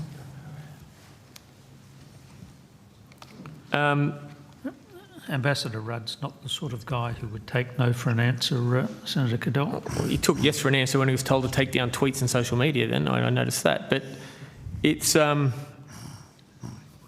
the department doing work on the impact of the first round of trade, steel and aluminium, and the impact on Australia? Senator, as a general proposition, the department is working on economic analysis, on the potential impact of tariffs, and we're doing that in conjunction with the Australian Treasury, which takes the lead on modelling matters. So Treasury is taking the economic modelling lead? On questions to do with economic modelling, macroeconomic modelling, yes, Treasury does take the lead. We have a capability inside our department, and we have our Chief Economist, Mr Woods, with us. But that capability is not as extensive as that of the Australian Treasury. Mr Woods, has the department formed an opinion and supplied to government the estimates of the impact of on the Australian economy of the first round of tariffs? So Dave Woods, Chief Economist from Department of Foreign Affairs and Trade. Senator, to pick up from the point that Mr Mina said, we are working very closely with the Department of the Treasury and with other government agencies that will have an interest in understanding and assessing the impact of potential trade measures on different parts of the Australian economy. So that would also include the Department of Industry, Science and Resources, would include ABARES over in DAF. So we are working closely to make sure that the assessment that we are pulling together is coherent and it's consistent. And so if you look then at the advice which the testimony that Treasury offered yesterday, then that would be very similar to our own findings. That is to say, it's there are impacts there which really, a range of scenarios out there, very dynamic, very fluid.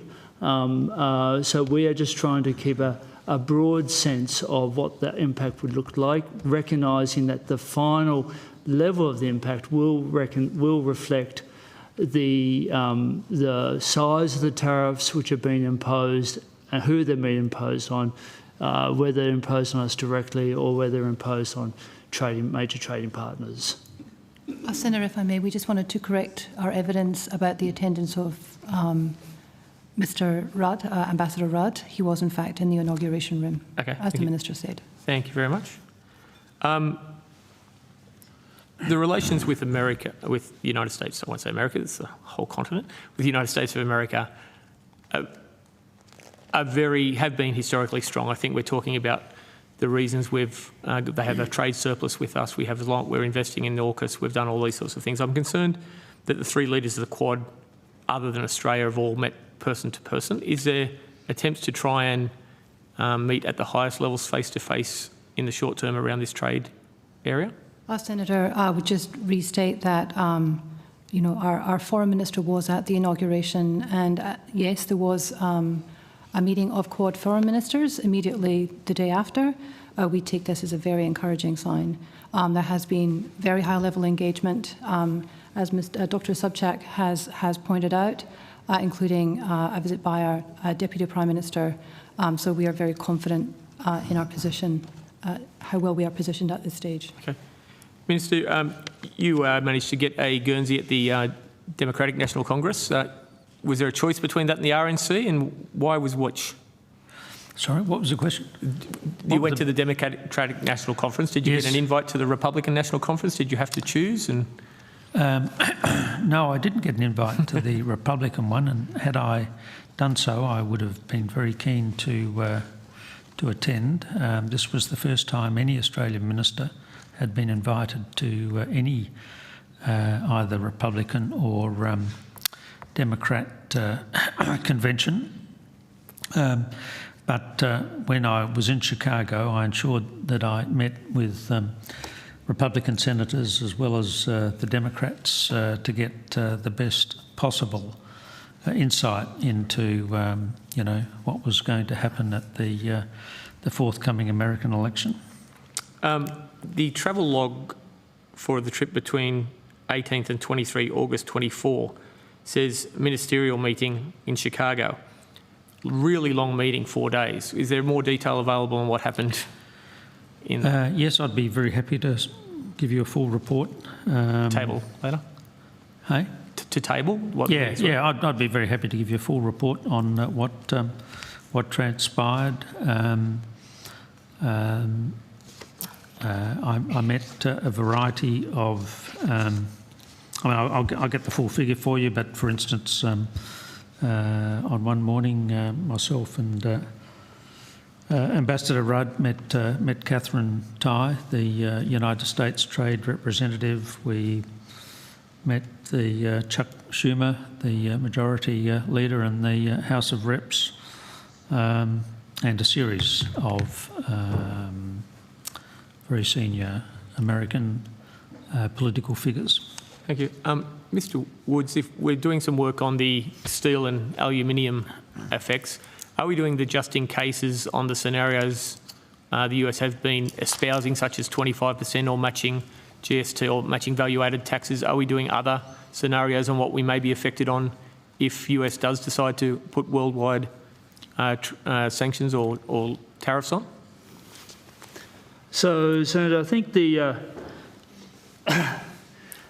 challenge that we're facing is, of course, the number of announcements that are coming forward, and to be candid, that's a challenge everyone's facing. But anyway, the ability to model so quickly the number of scenarios that have been put forward, I think, is beyond the capability of pretty much any government department in Canberra at the moment. So the way I think across the board that we're approaching the issue would be to say that let's look at the modelling that we've been doing on the range of scenarios dating back from before Christmas. That gives us, if you like, a first order sense of what the magnitude of effects would be, even as we're waiting for some clarity about what would be the actual tariffs that the US chooses to impose.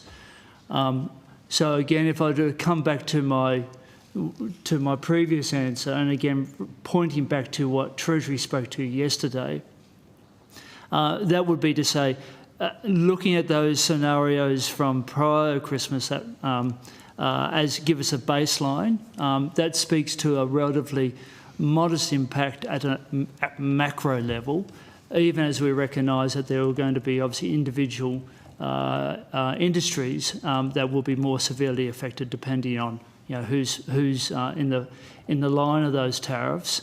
But recognising also, and this is picking up a point that the Secretary of Treasury spoke about yesterday, that the floating exchange rate, the flexible exchange rate, is quite the shock absorber for any external shocks that come to the Australian economy, such as tariffs. Are there any works done, early or otherwise, provided government or not, on looking at retaliatory measures and potential opportunities to balance out if higher tariffs come to play between Australia and the United States? Senator, if we can just, your question is going to the retaliation by other governments. Pardon?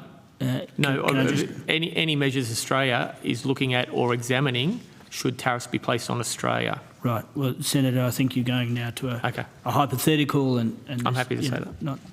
Not in a position to respond. No. The question is not the hypothetical may happen. The question is, has work been done on those hypotheticals, which is a real question. Senator, I think in answering that question, one would have to contemplate a hypothetical. And Chair, I would say that if the question said was, would we look at retaliating if this happened, is a hypothetical question. The question, is work being done, should they happen, is a real question. What I can say, Senator, is the question of the response of the Australian government in economic terms to any actions that might be taken on tariffs was traversed, as Mr Woods said earlier yesterday, by the Secretary of the Treasury, and I'd refer you to those comments. And I accept those comments on a macro level and all those numbers. What you're not telling me is if there is any work going on by your department in real time, not hypothetically. Not by our department. Your department has no advice, has given no advice on exposed US things or imbalance of trade on any particular sector, which may be retaliatory, valid for retaliatory action. Well, Senator, I think it's fair to say that we are doing everything we can to advance Australia's national interests on this issue, to advocate for Australian interests, to ensure that we have the right contacts in place, so that this is of course something which is a priority for the government, and we will continue to do everything we can to position Australia in the right way. And I know this was asked in another meeting, but I will ask again: has there been any request for a face-to-face meeting between the Prime Minister and the President of the United States? Senator, that's a question for the Prime Minister and Cabinet. Okay, Chair, I'm happy to rotate if. Sure. Senator Brockman? I'm happy to, but if there are others who have been waiting I'm happy to also close and we can move on to the next witness. I'm sure I can get through this very, very quickly, Chair. Right. Thank you for your indulgence.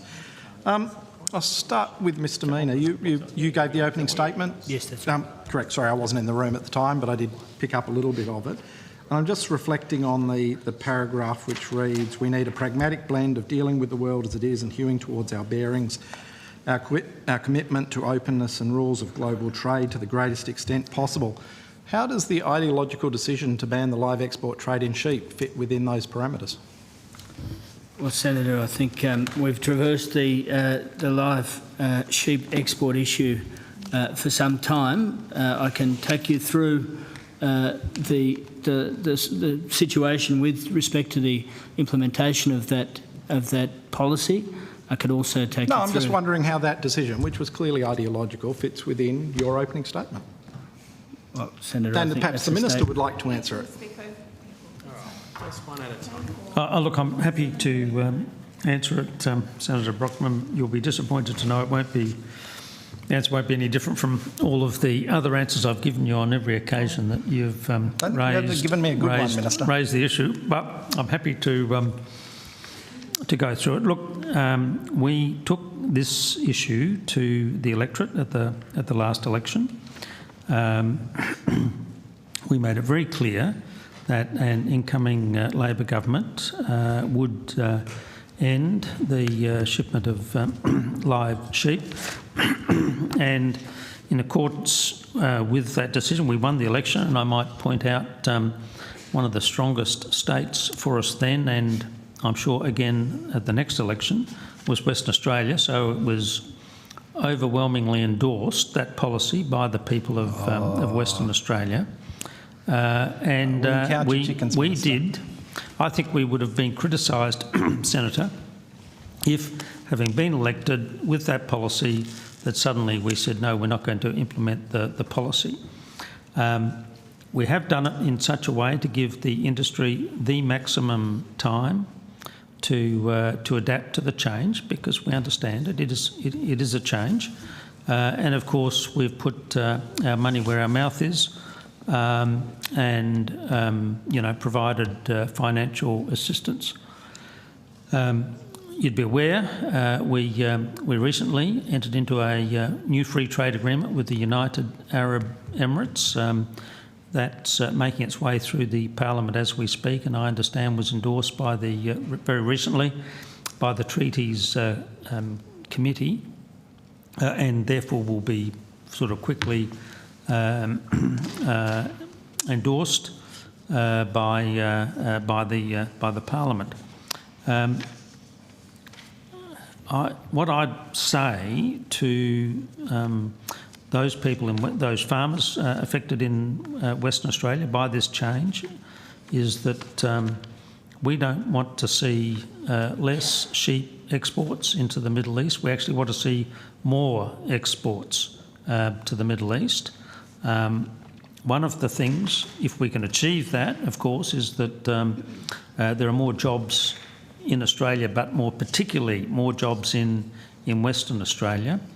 There's a link between this new free trade agreement, because the removal of those tariffs on 99.9% of all goods into the UAE gives us a special advantage over other countries without a free trade agreement. We should use that opportunity to try and export more lamb into the Middle East. The way of thinking of the UAE is that it's like the Woolies warehouse of the Middle East. If you can get your product into the UAE, you can get it to all of those countries that surround the UAE. Our ambition ought to be, and the ambition of those farmers ought to be, not to send less sheep to the Middle East, but to send more sheep to the Middle East. We can create some extra jobs in Australia, which will be good for Western Australia.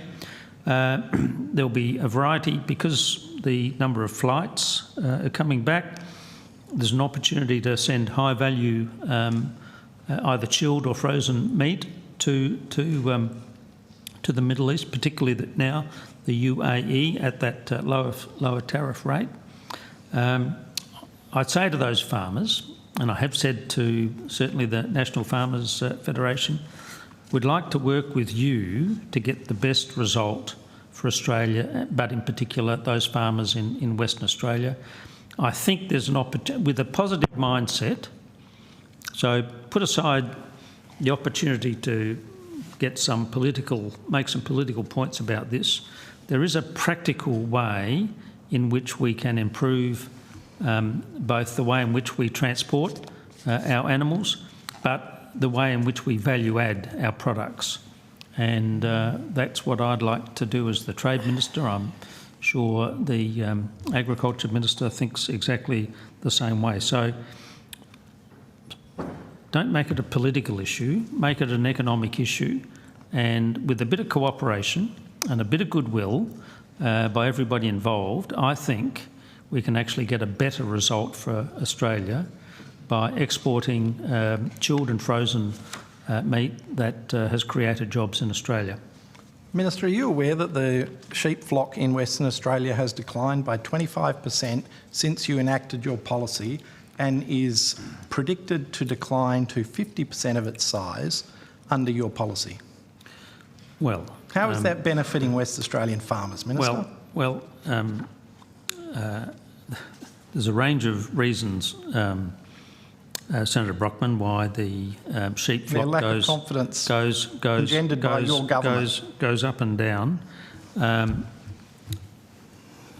What I'm saying is, I think there's a good solution to this issue if there's a willingness to sit down by all of the parties and work through what is the best outcome for Australia. And I think that there's an opportunity here to export more Australian sheep and not less. And, you know, I'm... so were you aware of the decline, Minister?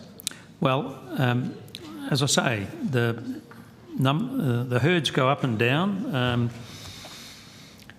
We've had a terrible drought. You're aware that 2 abattoirs have closed in Western Australia since you announced the policy? Sure. 2 sheep meat abattoirs?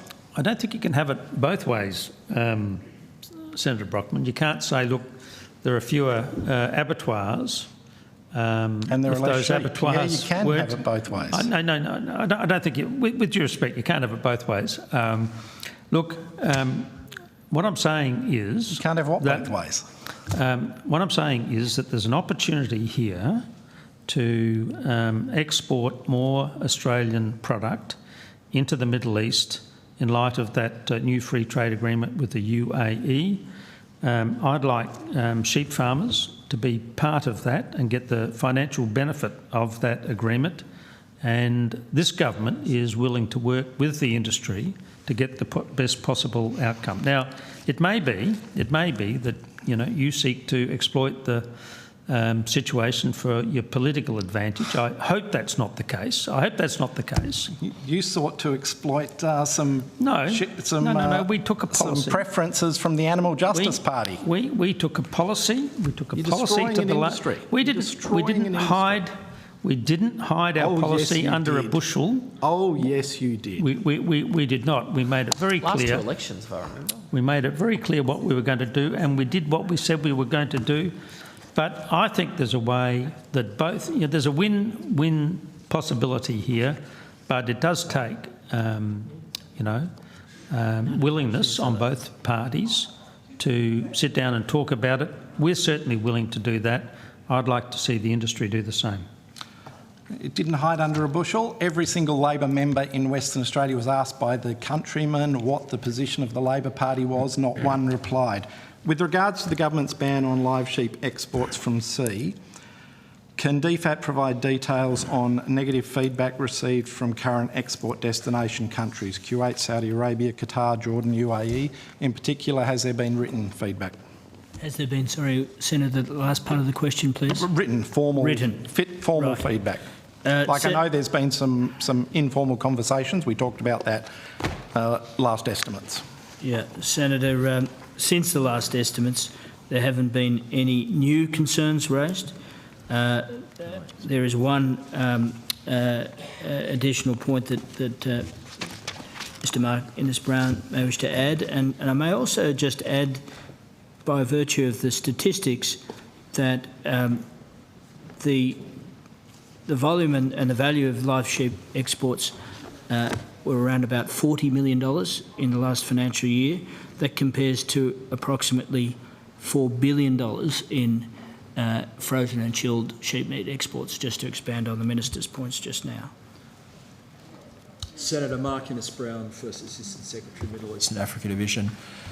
The only, as Mr Mina said, in terms of countries, governments that have raised this, the only time this has come up, to my knowledge, and I was present, was when we had senior officials talks with Kuwait in November, and the representative of the relevant state enterprise, KLTT, Kuwait Livestock Transport and Trading, the acting CEO was present, and of course he raised his concern about the phase out of the trade.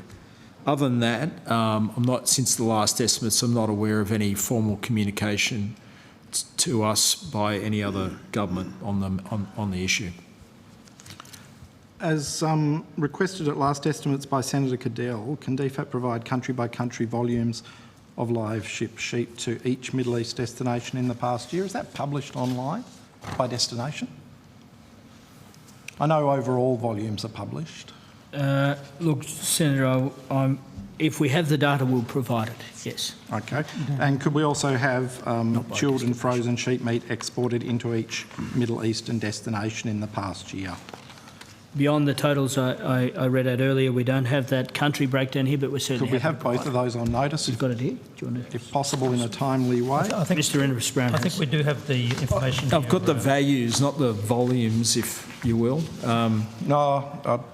Values fluctuate significantly. I'd prefer the volumes, to be honest.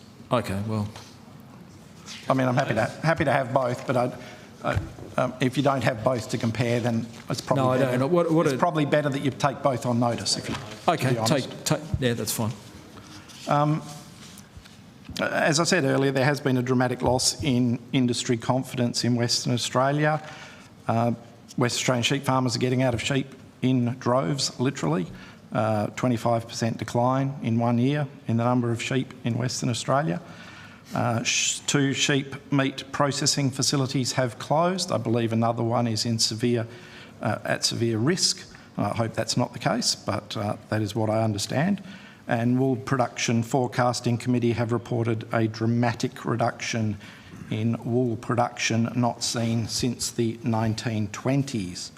Has DFAT seen or modelled the effect of the ban on valuable export commodities such as wool? Well, Senator, these would be matters for the agriculture portfolio and their modelling capability through their institutions. So you don't track the export volumes of commodities? We certainly track export commodities and export volumes and values, and we'll be happy to provide those data. What we don't do is do economic modelling on future flock or export outlook for agriculture. That's properly the province of the agriculture portfolio. All right. At last estimates, Minister Farrell, as he has just done, referred to new flight capacity. In particular, he mentioned flights out of Adelaide, improving freight capacity for cargo into the UAE. Can you quantify Emirate freight air capacity for chilled and frozen sheep meat out of Western Australia as a replacement for the WA live sheep exports by sea? What was the question though, Senator?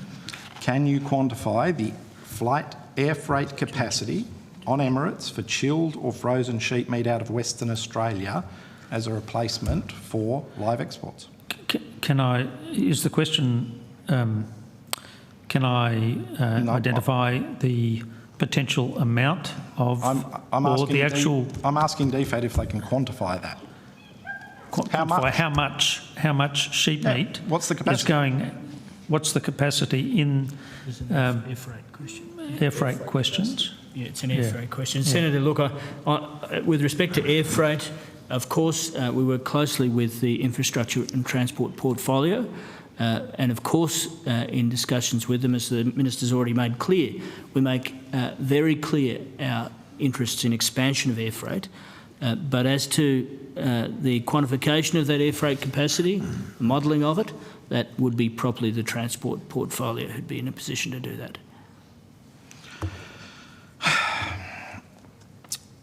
Can DFAT provide any update on increasing the capacity flight frequency of existing carrier Qatar, who currently transport chilled and frozen sheep meat into the Middle East, particularly out of WA? Senator, the same applies. The questions of air freight capacity are best directed to the transport portfolio. So this was supposedly the solution, but there doesn't seem to be much of a solution. DAF recently approved protocols ahead of the commencement of the export of Australian live sheep, cattle and goats into the Kingdom of Morocco. Can you please advise why the opening of this new market was not announced either by Minister Farrell or by your department? I'm not sure it's the province of our department, Senator. Really? It's not a success? You've just opened up a new market, helped to open up a new market? No, he means what? Senator, when it comes to Parliament or not. the announcement of agricultural export protocols.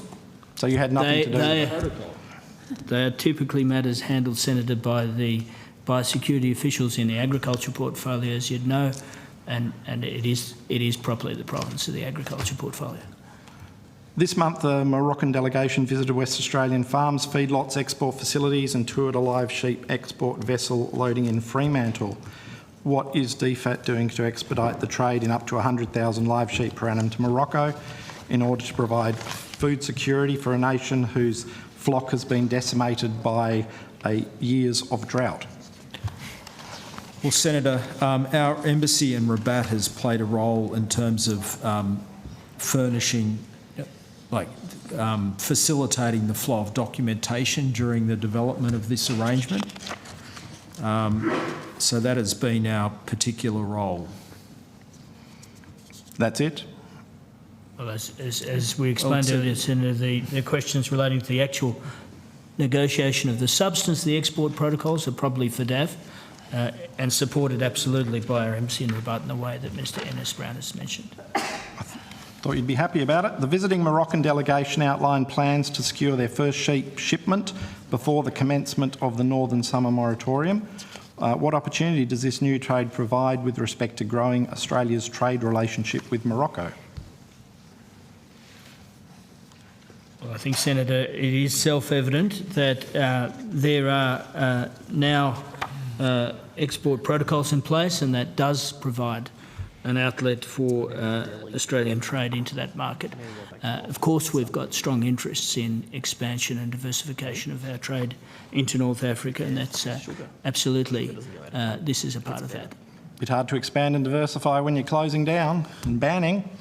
In May 2023, Rick Wilson MP, in his capacity as Shadow Assistant Minister for Trade, visited Morocco at the invitation of then Agriculture Minister Professor Mohamed Siddiqui, where he attended the Agricultural and Trade Exposition SIAM. This is French by the look of it, and I shouldn't even try and pronounce it.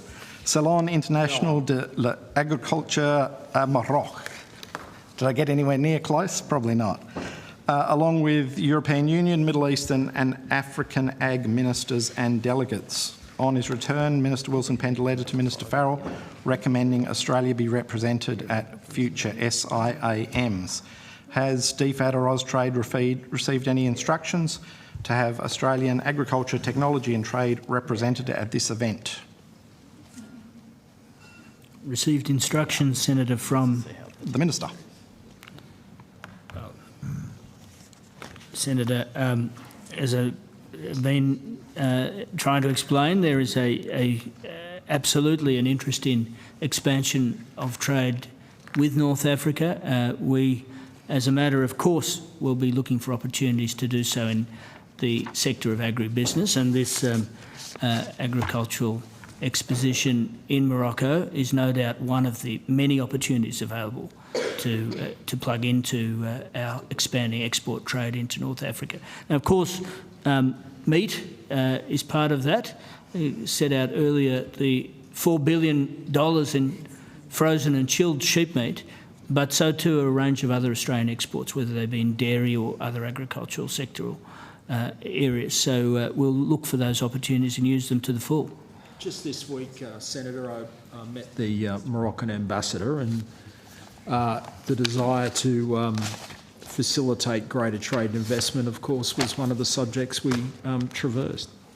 So we are looking, and she's very active, talking to Australian business, as is our ambassador, new ambassador in Rabat. So it's sort of not just about, it's across the board. There's a range of areas we're looking at. So it is one of the features of our relationship with Morocco. It's actually quite a dynamic relationship. There's been, as you mentioned, there's been Mr Wilson has visited, but also there was a private parliamentary group went in recent months. We're coming up to a significant anniversary of diplomatic relations next year with Morocco, and it's also one of the subjects I discussed with the ambassador about finding appropriate ways to mark that anniversary. So it's been a very been a relationship that's grown since we opened in Morocco, which wasn't all that long ago. Well, what do you think, Minister Farrell? I mean, brand new market just opened up, 100,000 sheep exported before the moratorium hits in the middle of the year. It's a great opportunity for Australia. We should be in there, shouldn't we? We should be taking every opportunity. That's a great opportunity for West Australian farmers, isn't it? We should be taking every opportunity to increase our export opportunities, particularly to Morocco. I myself have had some discussions with Moroccan officials about that very topic. The whole focus, if you like, of the federal government since we came to office almost 3 years ago has been to increase trade diversification. And that's what we've done, Senator. And of course, the great beneficiary of a lot of that has been the West Australian economy. We continue to constantly look for new opportunities. Since we've come to government, of course, we've implemented the UK Free Trade Agreement. That has resulted in a doubling of our trade with the United Kingdom, but a 500% increase in beef and sheep meat exports into the United Kingdom. In fact, one of the reasons that the Europeans gave me for not agreeing to a higher volume of sheep meat and beef into the EU under the proposed EU Free Trade Agreement was that we had taken their market in the United Kingdom. Last night I was with the Prime Minister at Deakin University in Melbourne, where we launched our roadmap to India. We want to dramatically expand our opportunities in India. The Prime Minister referred to a 168% increase in agricultural exports to India. There's opportunities there. I've talked about the UAE Free Trade Agreement. That gives us great opportunities in the Middle East, and we are looking for those opportunities everywhere, Senator. Wherever we can expand our trade, we are doing that. Why? Because what we saw is if you put all of your eggs in the one basket, you're sure to come a cropper. So it's our view that we take every opportunity that we can to expand our export opportunities, and we'll continue to do that. I mean, it's a tough world out there, Senator Brockman. There are plenty of people that would like to take our markets. We have to be an activist government. We can't sit on our hands. We have to be out there selling our product, and that's exactly what we've been doing over the last 3 years. And that's what we'll continue to do when we're re-elected for the next 3 years. Okay. I'm asking you not to be an activist. I'm asking you to be pragmatic. Thank you, Minister. Chair. Thank you, Senator Brockman. I'm also very pragmatic, Senator Brockman. All right. The ultimate pragmatist. You are, Minister. That's why everyone loves you. Didn't like my answer. Senator Cadell. Thank you. Has the department been consulted at all on the government's carbon leakage review? Senator, I think you might be referring to the Iozzo review led by the eminent economist Frank Iozzo, and yes, we have been engaged in that process. When did you first get involved in that process? Quite early on, Senator, in the early stages of the process. I certainly spoke to Professor Iozzo myself, at an early stage in his work. It may have been around middle of last year, but we've been fully engaged. Okay. Has your department provided any written submissions or policy advice to that review? As to written submissions, I will have to check. We have.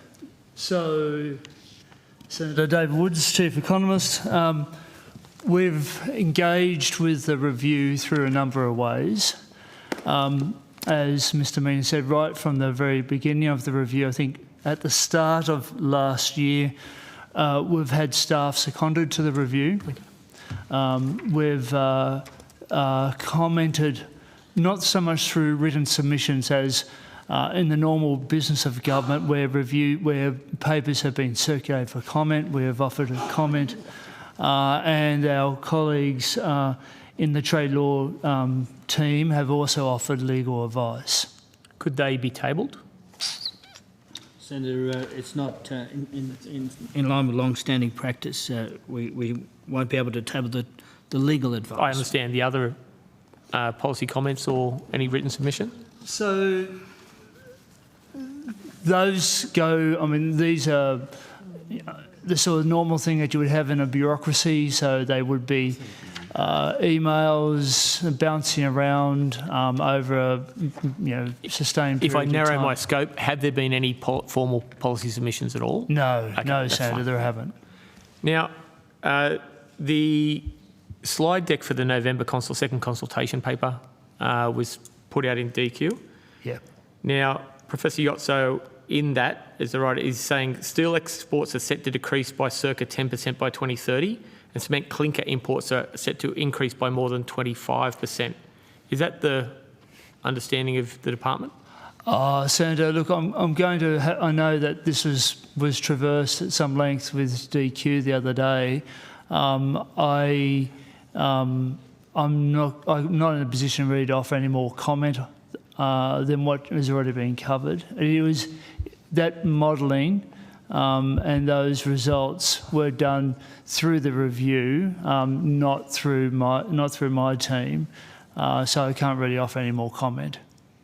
So, your team specifically, what sort of jurisdiction do you have over the people that are seconded? Are they no longer reporting through? That's what I want to get to, your department's input into that, yeah. So we had one team member, to be precise. He was working directly into that team in DQ, but in doing so, he obviously brought expertise from DFAT in terms of trade and trade policy, and he was then the ability to help us to understand at what point the process was at, the better to help engage, for us to then engage with the review process being led out of DQ. Has the department... Been supported out of DQ, still right, been, okay. I should say, chose my words badly, being supported out of DQ, but obviously still being led by Professor Yotso. Yep. What advice or notes has the department specifically given regarding the projected 25% increase in cement clinker being imported into Australia? Senator,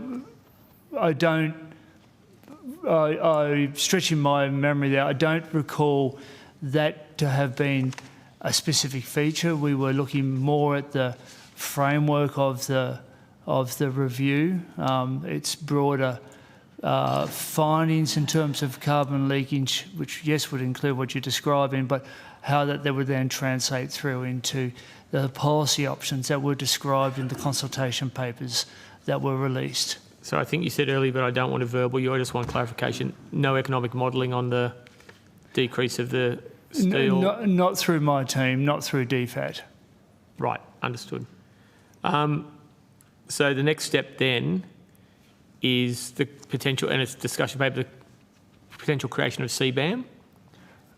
So Senator, I mean, as again, I think you may have covered this with DQ the other day. The report, as I understand, is still with Professor Yotso. Yep. As I understand, is yet to be completed and considered. Certainly yet to be considered by the government. So at this point, it remains as on the label of being an independent report. Yep. And there's been no decision, no consideration taken by government onto his recommendations. Is it the policy position of the department, Mr. Mena, that a CBAM is a trade barrier? Senator, these are matters for government. What we do advise on are the economic costs associated with certain measures, also the economic costs of absence of coordination of measures, And we also, in addition, provide advice on the legal consistency of measures with the World Trade regime. We don't take a departmental policy position. These are matters for government. What is the legal position in the World Trade regime of CBAMs? Well, Senator, as with most things relating to public international law, these are complex questions, and they depend entirely on the consequences and the design of certain measures. So it's difficult to make broad generalisations. I understand that. It's not that difficult. If I accept that a choice whether we implement a CBAM is a choice of government, how you would view another country's CBAM is not a choice of government. That would be advice. How do you see CBAMs by other countries? Well, there it's easier to speak with respect to past practice. So, with respect, for instance, to the European Union, we have made the case to the European Union that design of a border adjustment mechanism needs to meet certain provisions of the World Trade Organisation agreements, and we've been urging consistency on a variety of points, including non-discrimination, the method of the levying of measures and the like, to ensure consistency, and urging that of the European Union designers of their particular scheme. Right. Next question I have is written. I'm taking your thing. It's a hypothetical, so I'll skip that one. No. Have you provided advice on potential risk to exporters if to the government or to the consultation, let's say to the consultation, on the potential risks of a CBAM being implemented by Australia? We have provided, as Mr Woods has already made clear, advice to the process, including on how the process might deal with carbon leakage in a manner that is most consistent with both our trade interests, that does go to your point on exporters, but also with respect to our trade law interests. So both aspects. So both aspects. But you've done the it could in relation to CBAM on exporters. Is your evidence there? Is that able to be tabled? Your advice there? Well, as Mr Woods has explained, in the normal deliberations of government, we're not able to share that advice. But and it has been a very dynamic process also, as Mr Woods has explained. We can talk to the fact of the legal advice, but long-standing practice dictates that we can't share that advice. I understand.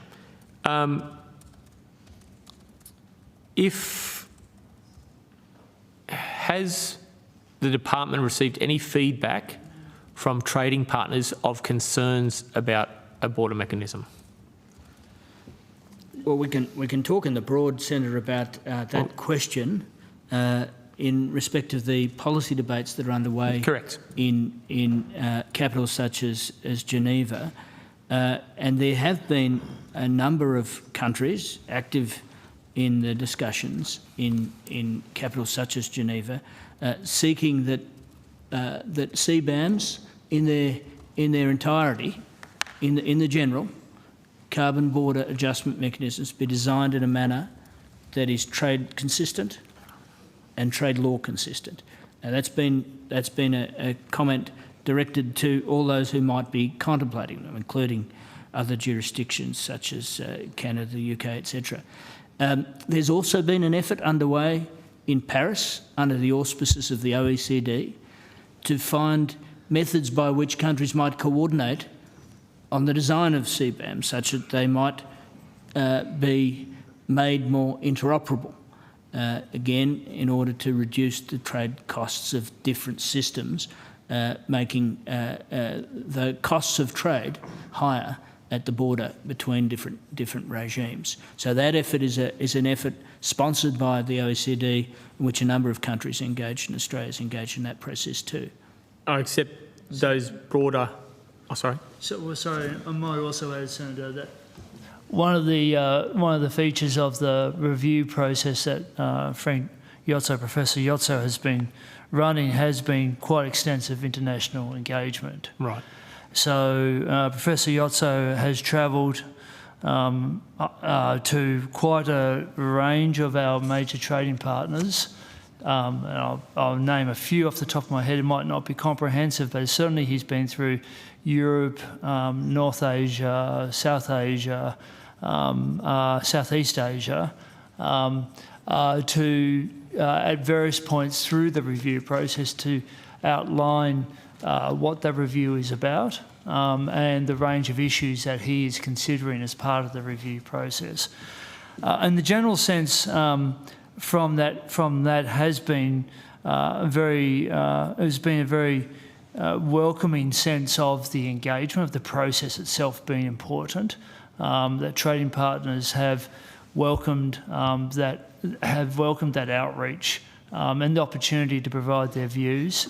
If I was to try and sum up the feedback that, as I understand it, has been relatively relaxed about the work that Frank Iozzo has been leading and that prospect of Australia taking action against carbon leakage. Again, reinforcing the point, though, that there has been no government view taken on this. It's purely an independent review. I accept the independent review. I accept it going forward. I'm looking for the communication between trading partners on this. So, accepting all of that, has there been any government come direct to DFAT and express a view that any CBAM would be protectionist or seen as a tariff? Any CBAM or any CBAM introduced by Australia? Any CBAM introduced by Australia? Well, there is no proposal.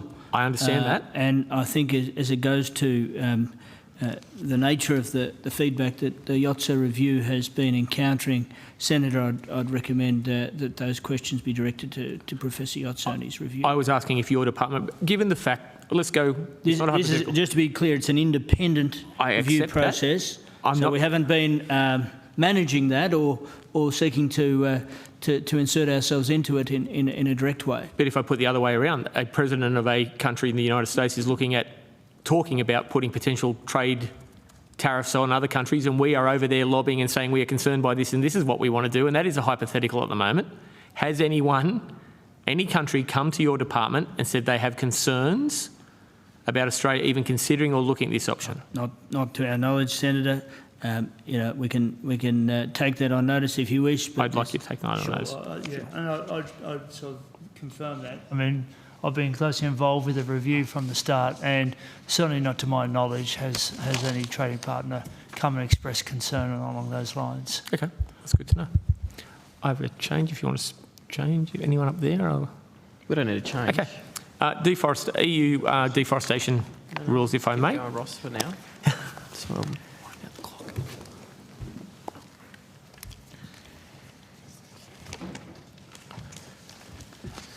given getting a little bit political, there was a co-signing of a matter of urgency in the Senate this year, by you, Senator, by Chair, about deforestation, about calling... I did. I had a motion with... Senator Canavan, I believe. That's right. That's right. For a delay in the implementation of the EU deforest regulation and the EU decision to postpone for 12 months. Has the government now been able to secure formal recognition of Australian land use and forest definitions within the UEDR? Well, Senator, the first point to make here is that DAF is the lead on this issue in respect of the technical specifics. We have been working very closely with DAF. I will say that we have been working on two fronts. One is to advocate generally our views about the construction of the regulation. We think it could be much better constructed, better framed around risk and less unduly administratively burdensome. We also have been making some points about the specific situation in which Australia finds itself in the context of the regulation, the proposed regulation, as you say, Senator, and that includes to continue to advocate for a low-risk rating to reflect our status and to reduce the compliance burden on our industries. Okay. Minister, have you had any discussions regarding this specific matter with the EU Commissioner for Trade? I haven't spoken about any issue with the new EU Trade Minister since his appointment a few weeks ago. We can confirm, Senator, that Minister Collins was able to raise with her counterpart Minister Collins raised it with EU Commissioner for Agriculture, Christoph Hansen. Yep. Our concerns along the lines that I just set out. Right. Is action taken by the EU to update their global forest map, which incorrectly classifies parts of Australia? Do you know if steps are being taken there? There was some concern that green shade cloth was actually being picked up as forest in Australia. Senator, I think the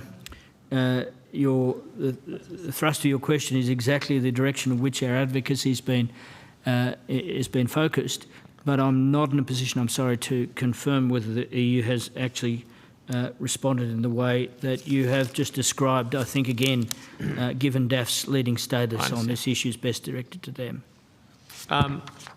From your department, have you done an analysis, and I understand you go through, or done an assessment, let's not say an analysis, of how the EUDR will affect Australian exporters? Again, Senator, the DAF portfolio is leading on analysis, and the Australian Bureau of Agriculture and Resource Economics has been working on this issue, and we know that they've been working on inconsistencies between the EU's data sets and our own, along the lines that you've just set out. So I think, again, best directing these questions to the DAF portfolio and ABS. Fair enough. Are industry representatives talking to you as well as DAF, or they're only talking to DAF directly? Have you had direct concerns from industry representatives about this issue? We can take that on notice, Senator. We would be surprised if they were not talking to us about this, but I'll have to take that on notice. If I'm happy to take it on notice, can you, if you're taking it on notice, can you say who and when, if that's possible? Thank you very much.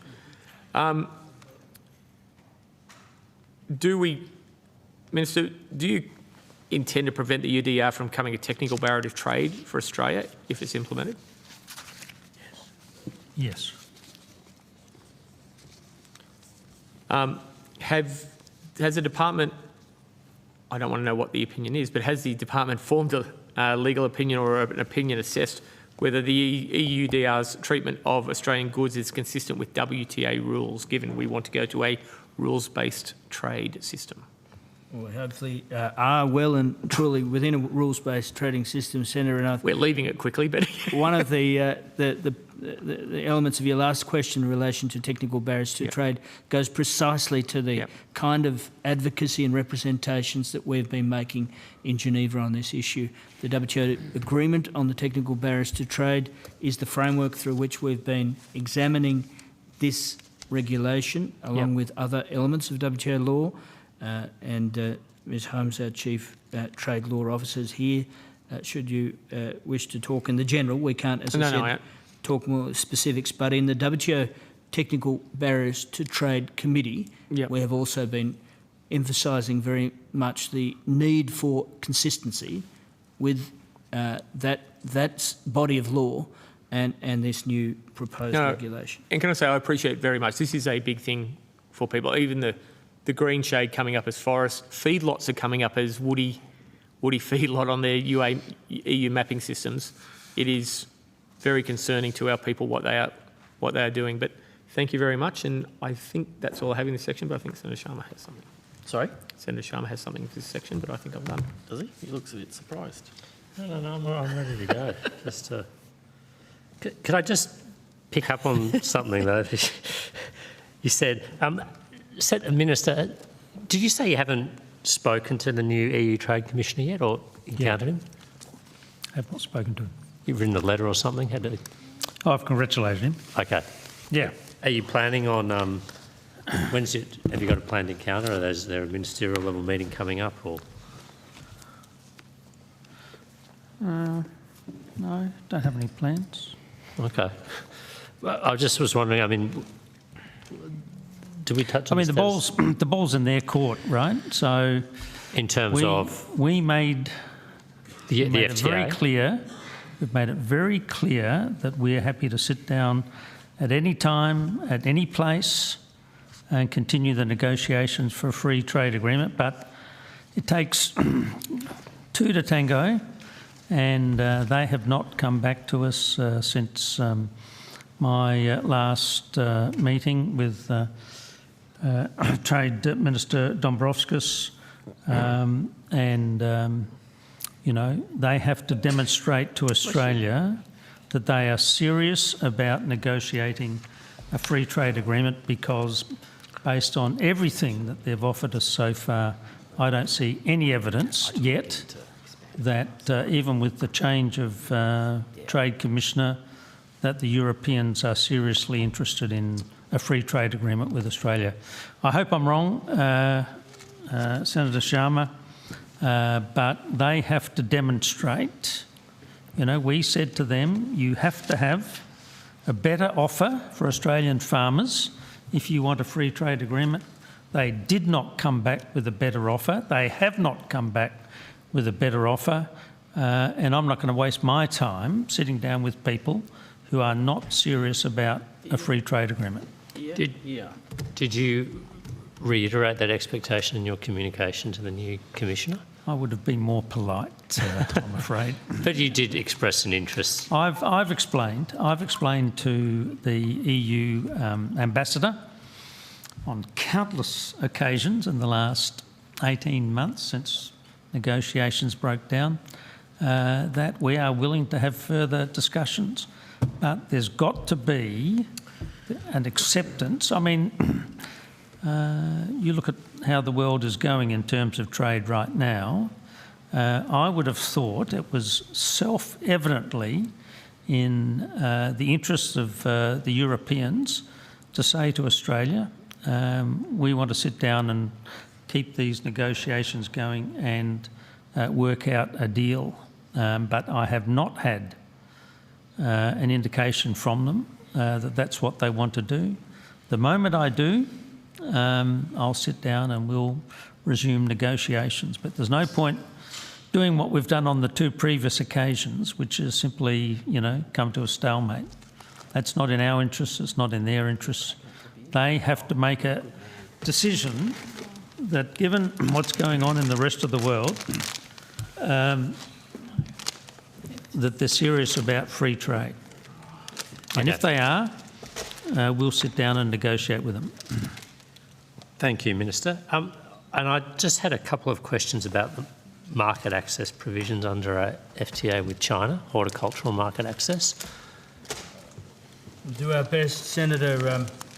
As you know, these are also matters by security matters that are most likely the province of DAF, but we'll do our best. Yeah, look, I'm probably not seeking a specific update, but an understanding of the process. So I understand, and forgive my layperson language here because I won't have the terminology correct, but we have a sort of rolling 2x2 market access process for horticultural goods with China.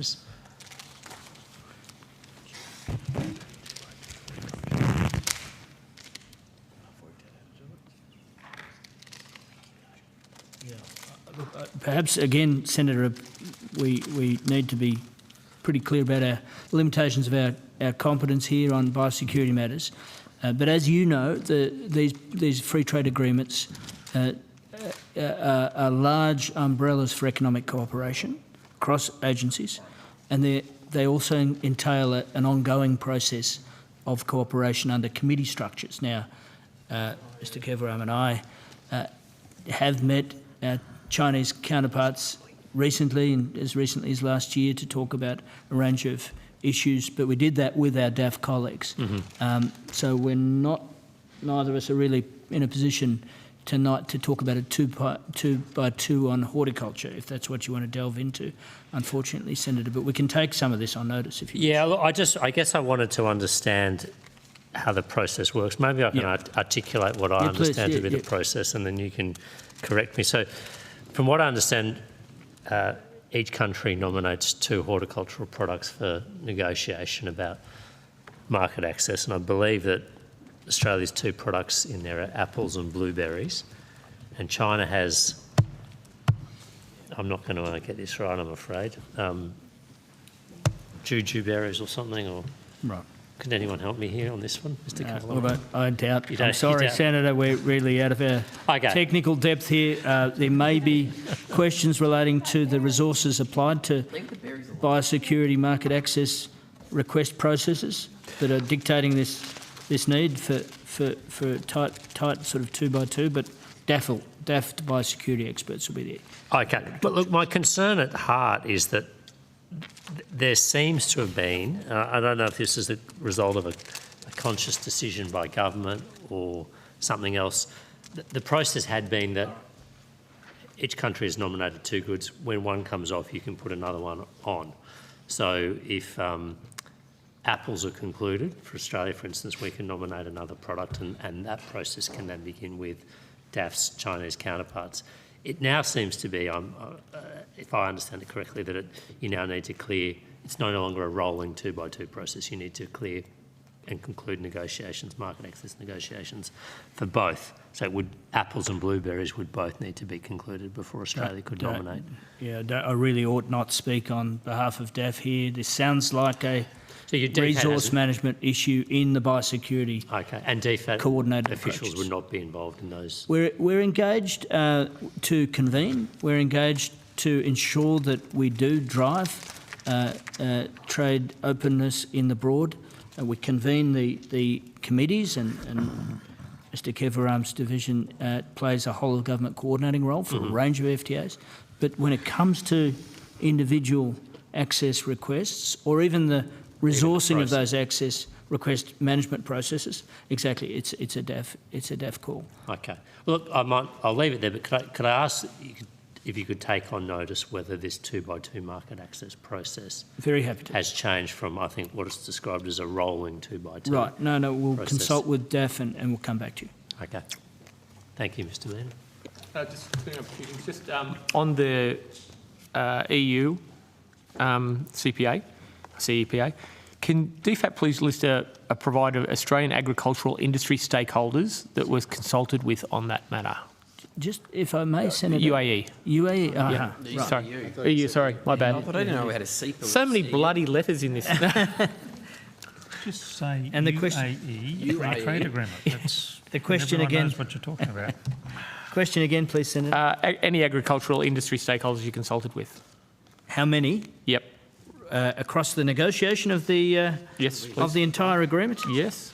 Okay. Well, look. Take it on notice. Thank you, Senator. Ravi Kevaram, First Assistant Secretary, Free Trade Agreement and Stakeholder Engagement Division, and I also headed the UAE FTA negotiations. Senator, yes, we did engage with a wide range of agricultural bodies throughout the course of the negotiations. The complete list is attached to our the national interest analysis that was part of the J. Scott consideration. Okay. We've had some feedback directly to us that industry felt the feedback wasn't strong enough or consistent enough. Did ALEC express a concern that they weren't consulted enough and that animal welfare people were consulted more than the industry? Thank you, Senator. This was indeed a subject of ALEC's submissions / comments into the Joint Standing Committee hearing process with respect to animal welfare. And just to make clear that, well, 3 things. First of all, we consulted very, very broadly. So we start the consultations by calling for anyone who has an interest to come in and either put in a submission, which can be commercial in confidence, or to have individual chats and so on. So we did that in the UAE context, and there were a range of organizations that we spoke to very closely. Once the negotiations are underway, particularly with respect to things that are of direct interest to that industry. So, for example, wine industry, what are the things that you would see as a minimum? Same with the meat industry, same with agriculture more broadly. So the consultation process was very wide and broad, and as part of the consultation process and building on the outcome that had happened in the UK FTA process, where there had been a chapter on animal welfare, There were very clear submissions that had been put into that process that had indicated the expectation of segments of the community that wanted strong animal welfare provisions. Okay. Through the consultation process, we did discuss this, and views were put to us about making sure that it didn't go beyond what was in the UK context, but also views put to us that obviously we should seek to be as ambitious as possible.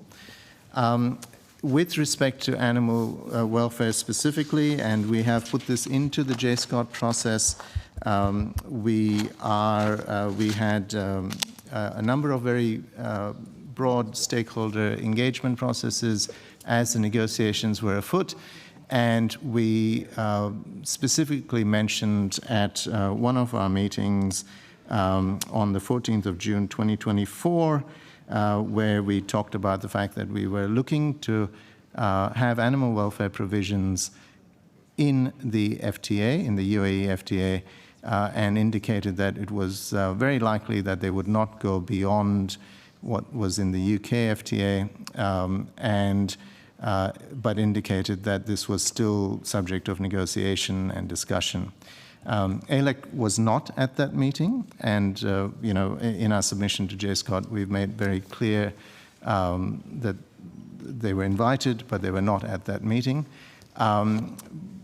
But there was, as I say, throughout this process, a very clear expectation / anticipation / pressure that we would have animal welfare provisions. Okay, thank you, Chair.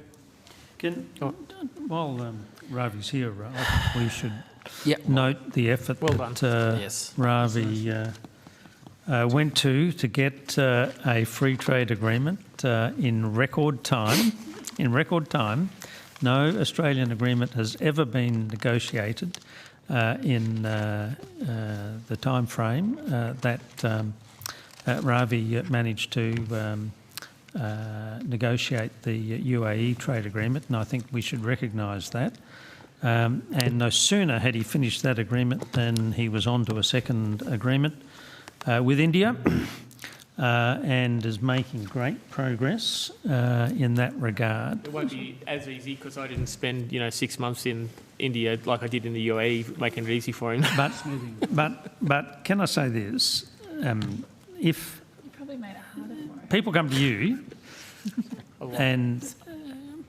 and say, look, we haven't, had an opportunity to put our message across to government, my door is always open, and any time you want me to see any of your constituents about any of these issues, I'm always only too happy, especially for you, Senator Cadell, but also for you, Senator Sharma, if you've got some. If you've got some Europeans out there who reckon they want to do a free trade agreement, send them my way. But my door is always open. This government's door is always open. And if they've got complaints, well, come and tell me about them and I'll see if I can fix them. But let me say, this is one of the best free trade agreements, this UAE agreement, one of the best free trade agreements that Australia's ever negotiated. And we should be very proud as a country of what we've done. But if anybody's unhappy, get them to come and see me, because I haven't heard a single complaint either from the UAE or from any industry. I mean, don't forget, with wine, we've got the best deal. Sounds a bit like Trumpish now. I'm learning. I'm picking it up. It was after that convention. Oh no, wait a sec. That was the Democrats. You should go over and see the President, right? No, this is the best deal we've got. We should be very proud of it. In a time of really difficult trade issues around the world, we're kicking goals, Senator Cadell, and we will continue to do so. Indeed. Senator Sharma? Thank you. Just a couple of quick updates, if I could, on various free trade negotiation matters. Where are we up to with the GCC FTA? What's that status? The GCC. It's been going a while, I think. Was that the only? Oh, and I've got one more as well on the CPTPP. CPTPP? GCC and CPTPP, if you want to. We stay here. CPTPP. Don't go anywhere. Am I saying that correctly? Yeah. Comprehensive. Used to be the used to be the all right. TPP. Well, TPP, right? It used to be just the Trans-Pacific Partnership. Trans-Pacific Partnership under Obama. Now it's the CPTPP. Comprehensive and Progressive Agreement. All right. We'll go back to your so original question. GCC, FTA, Mr. Inchbrown, good to see you again. We obviously recently we've been, Rav and his team have been heavily preoccupied with the UAE negotiations. We've obviously looked at this with the GCC over quite a few years. There was a little flurry about 4 years ago when they expressed an interest again in doing an FTA with us. With 6 countries with varying degrees of ambition, it's obviously always been a challenging proposition, but we haven't never ruled it out. We're still accepting submissions on our website. Now that we've got the UAE negotiation done, we're starting to have another look at it. New Zealand obviously did an agreement. I mean, one of the issues we've always been aiming for an ambitious and high quality agreement, not just, getting an agreement done. So that's been a consideration. So we're now in the process of looking at it again, whether it is possible to take forward a high quality, ambitious agreement. Is the New Zealand GCC agreement what we would consider to be? I think we're still looking at it. It's quite I might defer to Mr. Quelron, but it's quite long term in terms of some of the tariff the schedules and reductions. So I think we're still having a close look at it. Mr. Cavalaran, did you want to just on that? Okay. From time to time, the issue gets raised. I think we are more likely to get individual countries in that group come to us and say the others aren't sufficiently ambitious. What about negotiating with us? And I think, to be honest with you, Senator Sharma, we're more likely to do agreements with individual countries than we are to get them all together. And I think some of them now, given what we've done with the UAE, regret not coming to talk to us a bit earlier. Okay, thank you. Any other questions? The CPTPP, if I could. Sure. Quick. So we're taking over the chairing of that from next year, is that right? This year. This year, we're currently the chair. When? Now? Already, yes. And what's the program for your chairpersonship? Well, I was fortunate enough to have the Canadian Trade Minister come and visit me the week before last, and we talked about this very topic. Canada had been the chair last year, and we wanted to talk about handover and all of those things, which we've now done. We'll have a couple of meetings, most likely in Australia, in the course of the year of the group. The big challenge is how we approach the issue of additional entrants into the scheme. I think we put Costa Rica through just before Christmas. So the sequence since I've been in this job, we've added the United Kingdom. That was mildly tortuous process, but we got there in the end. Costa Rica, it was a bit more of a smooth process. There's 6 or 7 countries out there who have indicated that they'd like to join. We need to work out a process of how we deal with those countries which would like to join us. Obviously, this is an agreement of very high standards that have to be met before you can come in, and it also requires consensus. Every country has to agree for a new country to come in. So in those circumstances, during the course of the year, we'll make progress on how we deal with those new countries coming in. Okay. And with Costa Rica, just to clarify, have they actually been invited to join, or a working group has been set up to? They applied. Okay, yeah. They applied in the usual. They were one of the early applicants. I'm not sure that they were the first applicant. They had the very strong support of former Senator Matthias Cormann. He was a very strong advocate on their behalf, and we were very happy to support their admission. They are, a very progressive country interested in free trade, and we were very happy to welcome them as part of the members. But you're right, Senator. There is a process, an established process.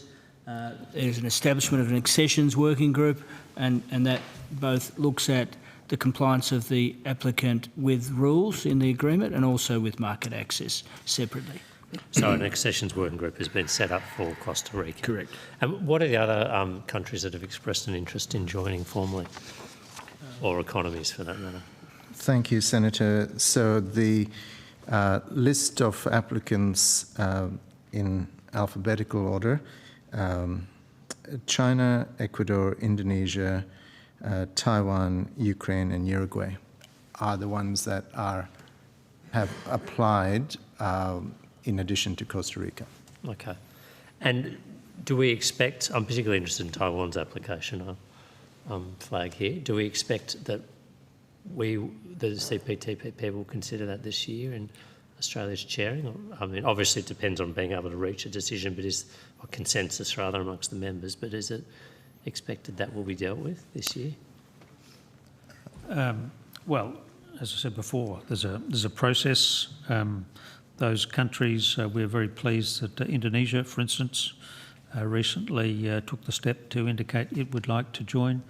And we will go through the process that we've done with the United Kingdom, with Costa Rica, and appropriately consider all of the applications as has been established.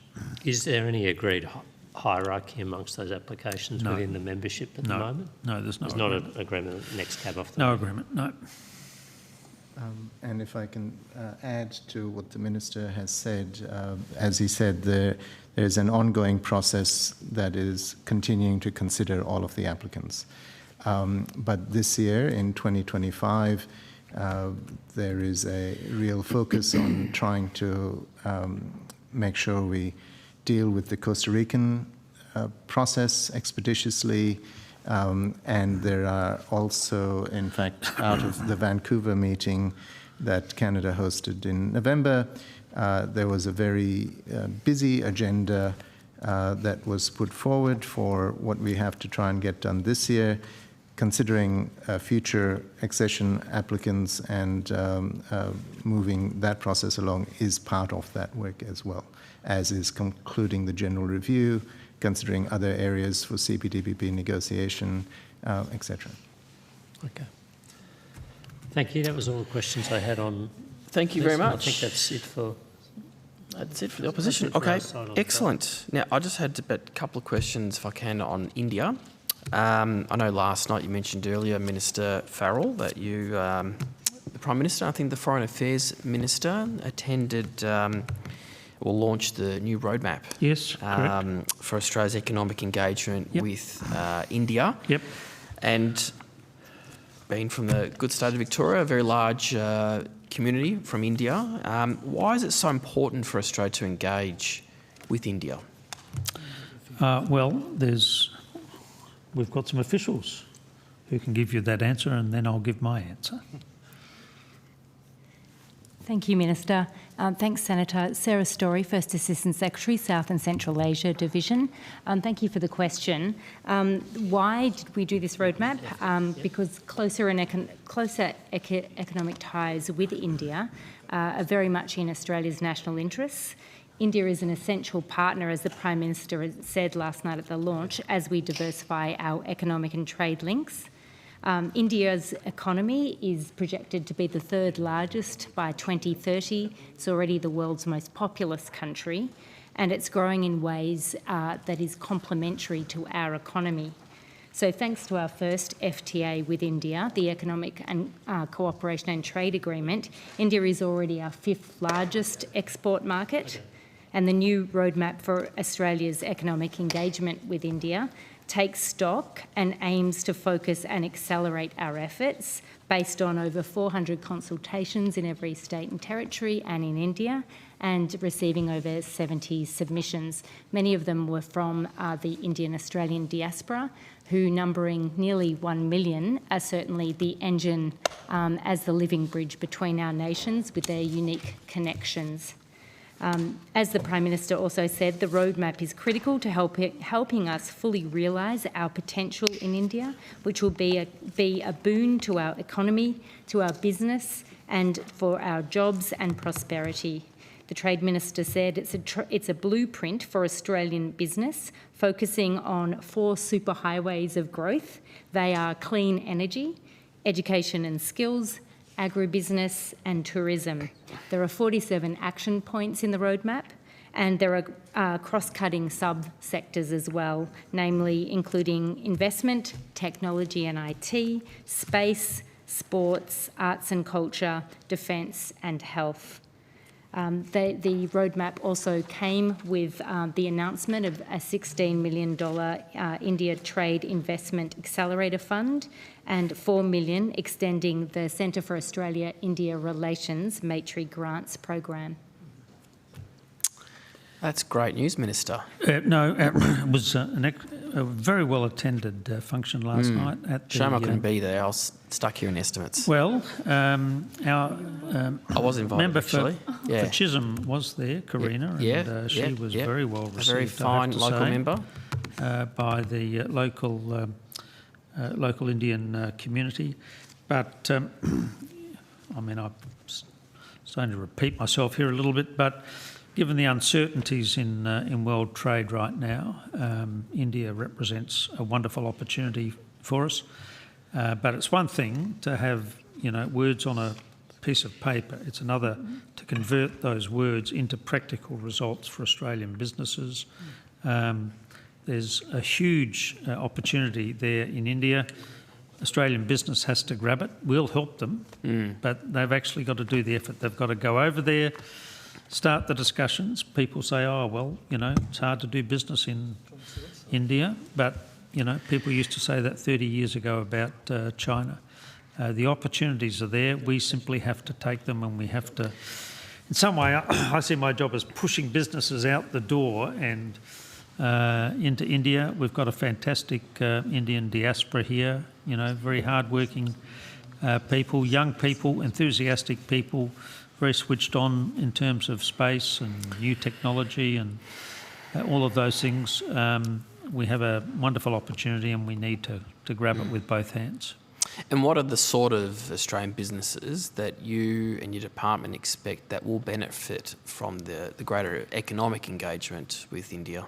Yeah, well, obviously, if we get a new free trade agreement, then that opens up a whole lot of other opportunities, particularly in agriculture. But I think it doesn't matter where you look. The Trade Minister came to the Clare Valley, and I'm told he hasn't stopped talking about Australian wine since he got back into India. Obviously, that's an opportunity for us. While he was in Adelaide, we took him to Lot 14 to see some of the work we're doing on space. They're very interested in space, and of course, there's a company called Fleet. I don't know if you know about Fleet, but they make little products, spacecraft that are full of antennae. They send them up into space on a Elon Musk rocket. Somebody goes out from Adelaide in a Hilux. They put down 4 pegs in an area which they think is prospective for lithium.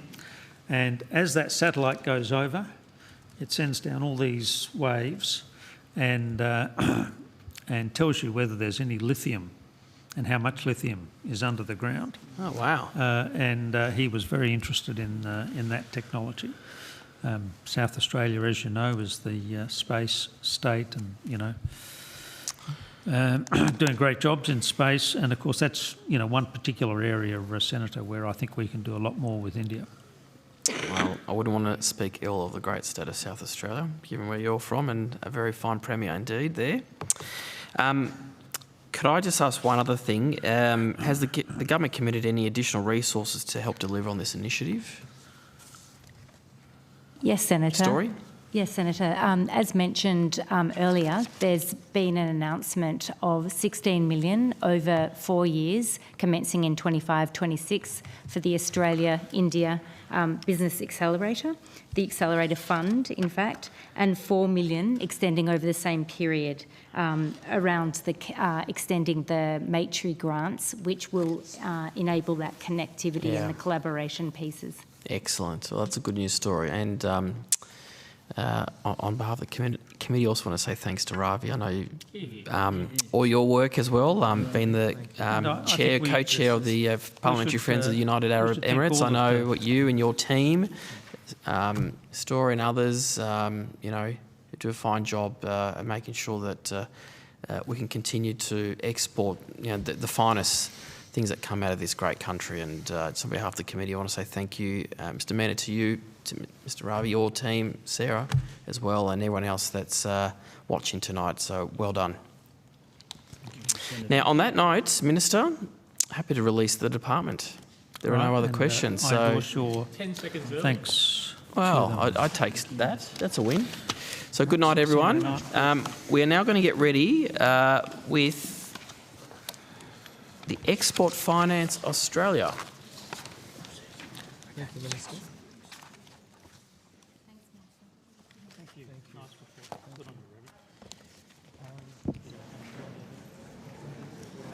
Just suspend and we'll get ready.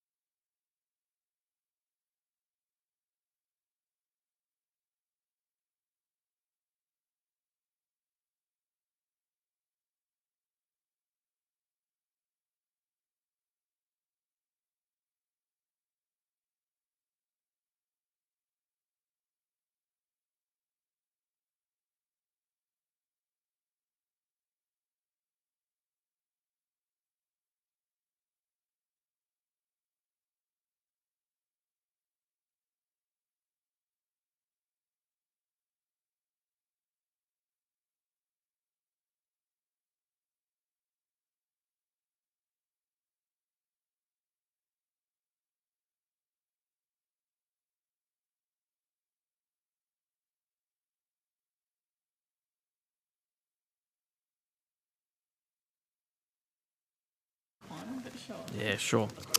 Okay, I now would like to welcome Export Finance Australia. Hello to the Acting Managing Director and Chief Executive Officer. Hello. Did you have an opening statement this evening? No. Oh, fantastic. All right. Well, what I'll do is I'll hand the call over to Senator Sharma, Deputy Chair. Thank you, Chair. Good evening. I have some questions about the government's support to Psi Quantum. Won't surprise you. Can you give me a status report on what funding has been provided to Psi Quantum so far? Sure, Senator. So the convertible note, the equity... Sorry, just get you to read out your full name. Sorry, Amanda Copping. Sorry, That's Senator. all right. Amanda Copping, Acting Chief Executive Officer and MD. Sorry, Senator. That's all right. Consistent with the response that we gave at the last Senate estimates, the convertible note has been issued, and that's $125 million US. Then there are two loan components of that transaction, and I can confirm that those two loans have not been drawn down yet. Those are the 200 million and the 75 million loans, is that right? Senator. Okay. So the convertible note has not been converted to equity? That is correct. Okay. Do we have an expectation of when that will occur?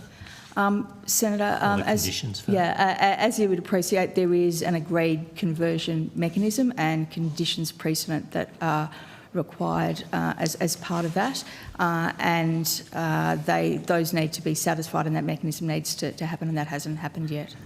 That is in the hands of the company. Is it the government, though, that makes the decision about whether those conditions precedent are met? Yes, as in line with our normal practices, Senator, yes. Okay. Is that Export Finance Australia? Is that you that makes that decision? It is as part of our responsibility and for administering the transaction on a commercial basis. Okay, so you'll make the decision about when the conditions are met and when the convertible note can be converted to equity. Okay. And what's the interest rate on the convertible note? So the interest rate on the convertible note, Senator, is 5.12%. 5.12%, okay. And then, thank you for that. Turning to the loans, so you said, did you say correct that neither of the loans has been drawn down yet? Yes. Okay. Do we have an expectation of when that might occur, and are there also conditions precedent? That is correct. There are conditions precedent and a series of agreed milestones that form part of the consideration, and those need to occur before any drawdown can occur under both those loans, Senator. Okay, and what are those milestones around? I mean, the state of technology or? Yeah, so broadly, they're around the technology and infrastructure milestones. However, Senator, though the actual milestones and the CPs to draw down are commercial in confidence. Okay. Is there a time, like an expiry or a date by which the loans must be drawn down or the credit line is no longer available? Do they expire? Yes, Senator, I'll have that is commercial in confidence, and I'm unable to answer that. Okay. The infrastructure milestones, are they? They're building a facility adjacent to Brisbane Airport. Is that right? Is that to do with the state of progress of that facility? Yes, Senator. Okay. Would we expect the loans to be drawn down this year, 2025, this calendar year? Senator, the company has publicly said that they, expect the facility to be completed by the end of 2027. So that is the ultimate milestone that they're working towards. Okay. And I believe I wasn't here for this, but at last estimates, I presume from you, there was advice given that an independent technology assessor would be appointed to assess the level of technology development in order for the loans to be drawn down. Is that correct? Yes, as is typical for complex projects financings like this, we appoint an independent assessor ahead of any milestone and CP certification ahead of drawdown. And so yes, there is an ITA. The ITA EFA has appointed in conjunction with QIC, who is and that forms part of the financing documentation, Senator. So the ITA has been appointed? Yes. Chosen, gone through a process, whatever else? Yes, okay. Senator. Okay. What are their qualifications? You don't need to specify them, just in the broad? Specify their name, rather. Senator, I will have to take that one on notice and provide you with some details. And have they commenced any work? Have they started doing any technology assessments? Similarly, I'll have to take that one on notice, Senator. Okay. I mean, will you be able to provide advice on that, or is that commercial in confidence? I will defer to my General Counsel on whether that's covered by the commerciality provision. Thanks. Felicity Shaw, General Counsel of Export Finance Australia. So the confidentiality regime in the financing agreements is very broad, and it could cover these arrangements. So I would need to check and take on notice the extent of that regime. Okay. Thank you. I'd appreciate it if you did. And it's my understanding that PsyQuantum will also need to raise capital in the private markets. When do we expect that to take place? Given the nature of that company, we expect there'll be ongoing capital raisings over the life of the project. Have they raised any capital privately since this deal was announced? They haven't announced any additional capital raising yet, as far as I'm aware, Senator. Okay, they haven't been doing a roadshow or anything? But they have publicly said that they are in conversations with potential investors. Okay. And then if you could just explain to me, I understand there was a $91.2 million accounting loss reported for the financial year ending 30 June on the national interest account associated with the PsyQuantum deal. Can you just explain what that loss is and what it accounts for? Yes, so Senator, the $91 million is the accounting loss across the national interest account and number of transactions, and it's the accounting treatment that is required under Australian accounting standards for transactions on the national interest account. It's not a cash loss. And it's not specific to the PsyQuantum deal, it's across all transactions? No, my understanding is it is across both the PsyQuantum transaction and also the Digicel transaction. Okay. That's the Papua New Guinea telecommunications provider, right? The Telstra's provider? Yes, okay. Senator. Sorry, and you just said before, so it's not a cash loss, it's an accounting loss? Yes. Can you just explain that a little bit for me? Look, accounting is not my area not mine of expertise, either. Senator. That's why I'm asking you. So if I may, we're happy to provide some more information on that particular accounting standard and the requirement to account for it that way. Okay, I appreciate that. And then just finally on this, has Export Finance identified any risks in the last 6 months to this project that you've needed to brief government about? Senator, we haven't formally briefed government in relation to any particular risks that have arisen on this transaction since the last Senate estimates. Okay. And is that because your risk assessment remains the same? Obviously, as a transaction evolves, it will never be exactly the same day one, day two, but there are no material changes at this point to the risk assessment that we made for investment. For your information, yeah, of course, Senator, Minister.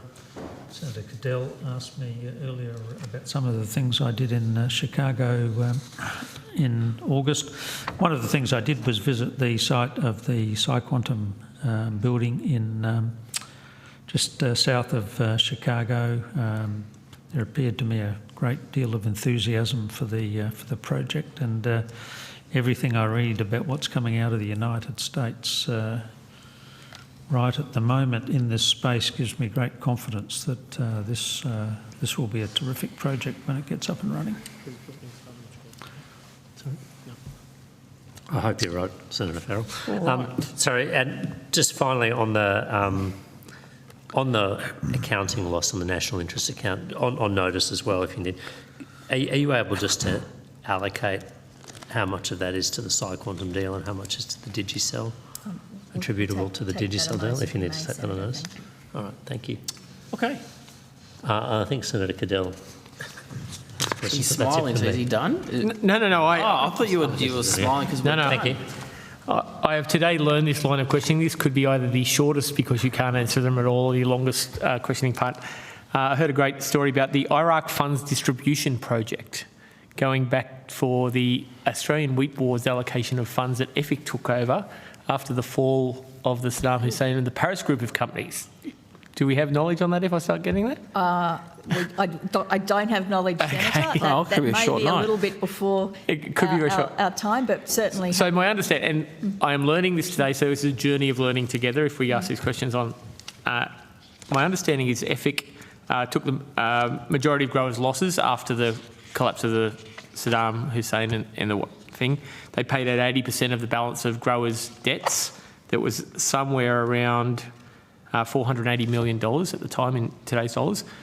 And that money is still coming in under that repayment arrangement, and some funds may be in trust.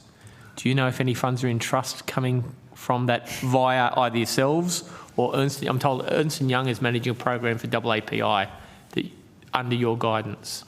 Senator, I might defer to our Chief Credit Officer if there's anything to add. Otherwise, I'm not going to be adamant that that is the case, but I'll take it on notice. Take it on notice. Yeah, John Pacey, Chief Credit Officer. We do have an exposure to Iraq on our national interest account and a small exposure on our commercial account. And there's a short summary in our annual report on page 85. But in particular to your question on that trust issue, I'll have to take that on notice. Right. With that, do you know if that exposure to Iraq is specifically over this Australian wheat board old income, or it could be something else? We might have to. We'll check that. We wouldn't want to mislead you, Senator. I am happy to put these questions on notice. If you could, that'd be awesome. I think they would appreciate that. Yep. Thank you. Thanks a lot. All right. Well, on that note, good evening. You're free to go. Thank you. There was 2 pages of questions, but they all got collapsed into it. I'll just write to you about it. I'll take it on notice. Okay, we're now going to get ready with... I just might note that the reason Ms Copping is representing Export Finance here today is because Mr Hopkins is at the Super Summit with the Ambassador Rudd and a couple of hundred other Australian companies doing some investment work in the United States. Excellent. All right. On the United States stuff, is Chicago being built? Have they started building the building in Chicago? I'm not sure. I'll find out for you, Senator. Now, can we get the Australian Trade and Investment Commission to the table? Oh, you visited it. I visited it? Yeah, that's what I said. Was there anything there? You said it was impressive, so it must be there. Hey? Is it a finished facility in Chicago? No, it's not. Okay. No. So what was impressive about it then? The site. The size of the site. Good block of land. The serenity. Oh, the blueprints. It's a beautiful site. Yeah, it's not the only technology. All right. Are we going to straight to the table quickly, please?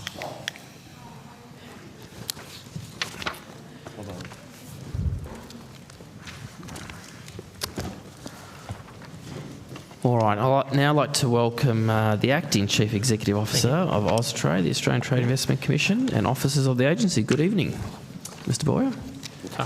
Have you got an opening statement for us tonight? I do, Chair, but in the interests of keeping you on side, I'm happy to table it. That would be very wise. So we'll happy to table it. We'll get it circulated. And we'll make many copies for anyone in the room that wants one, and we'll give that to senators immediately. I'm going to hand the call over now to Senator Cadell with questions. Thanks very much. From the payment rounds of EMGG, are we now seeking to recover debts from the EMGG rounds?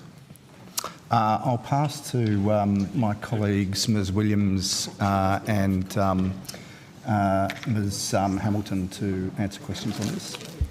Thank you, Senator. I will pass to my colleague, Ms Goonich, on this. Lucky I'm a rugby league fan and it's a good backline move, but that's keep going. Good evening. Norma Goonich, Acting Head of Client Program. Senator, could you please repeat a question?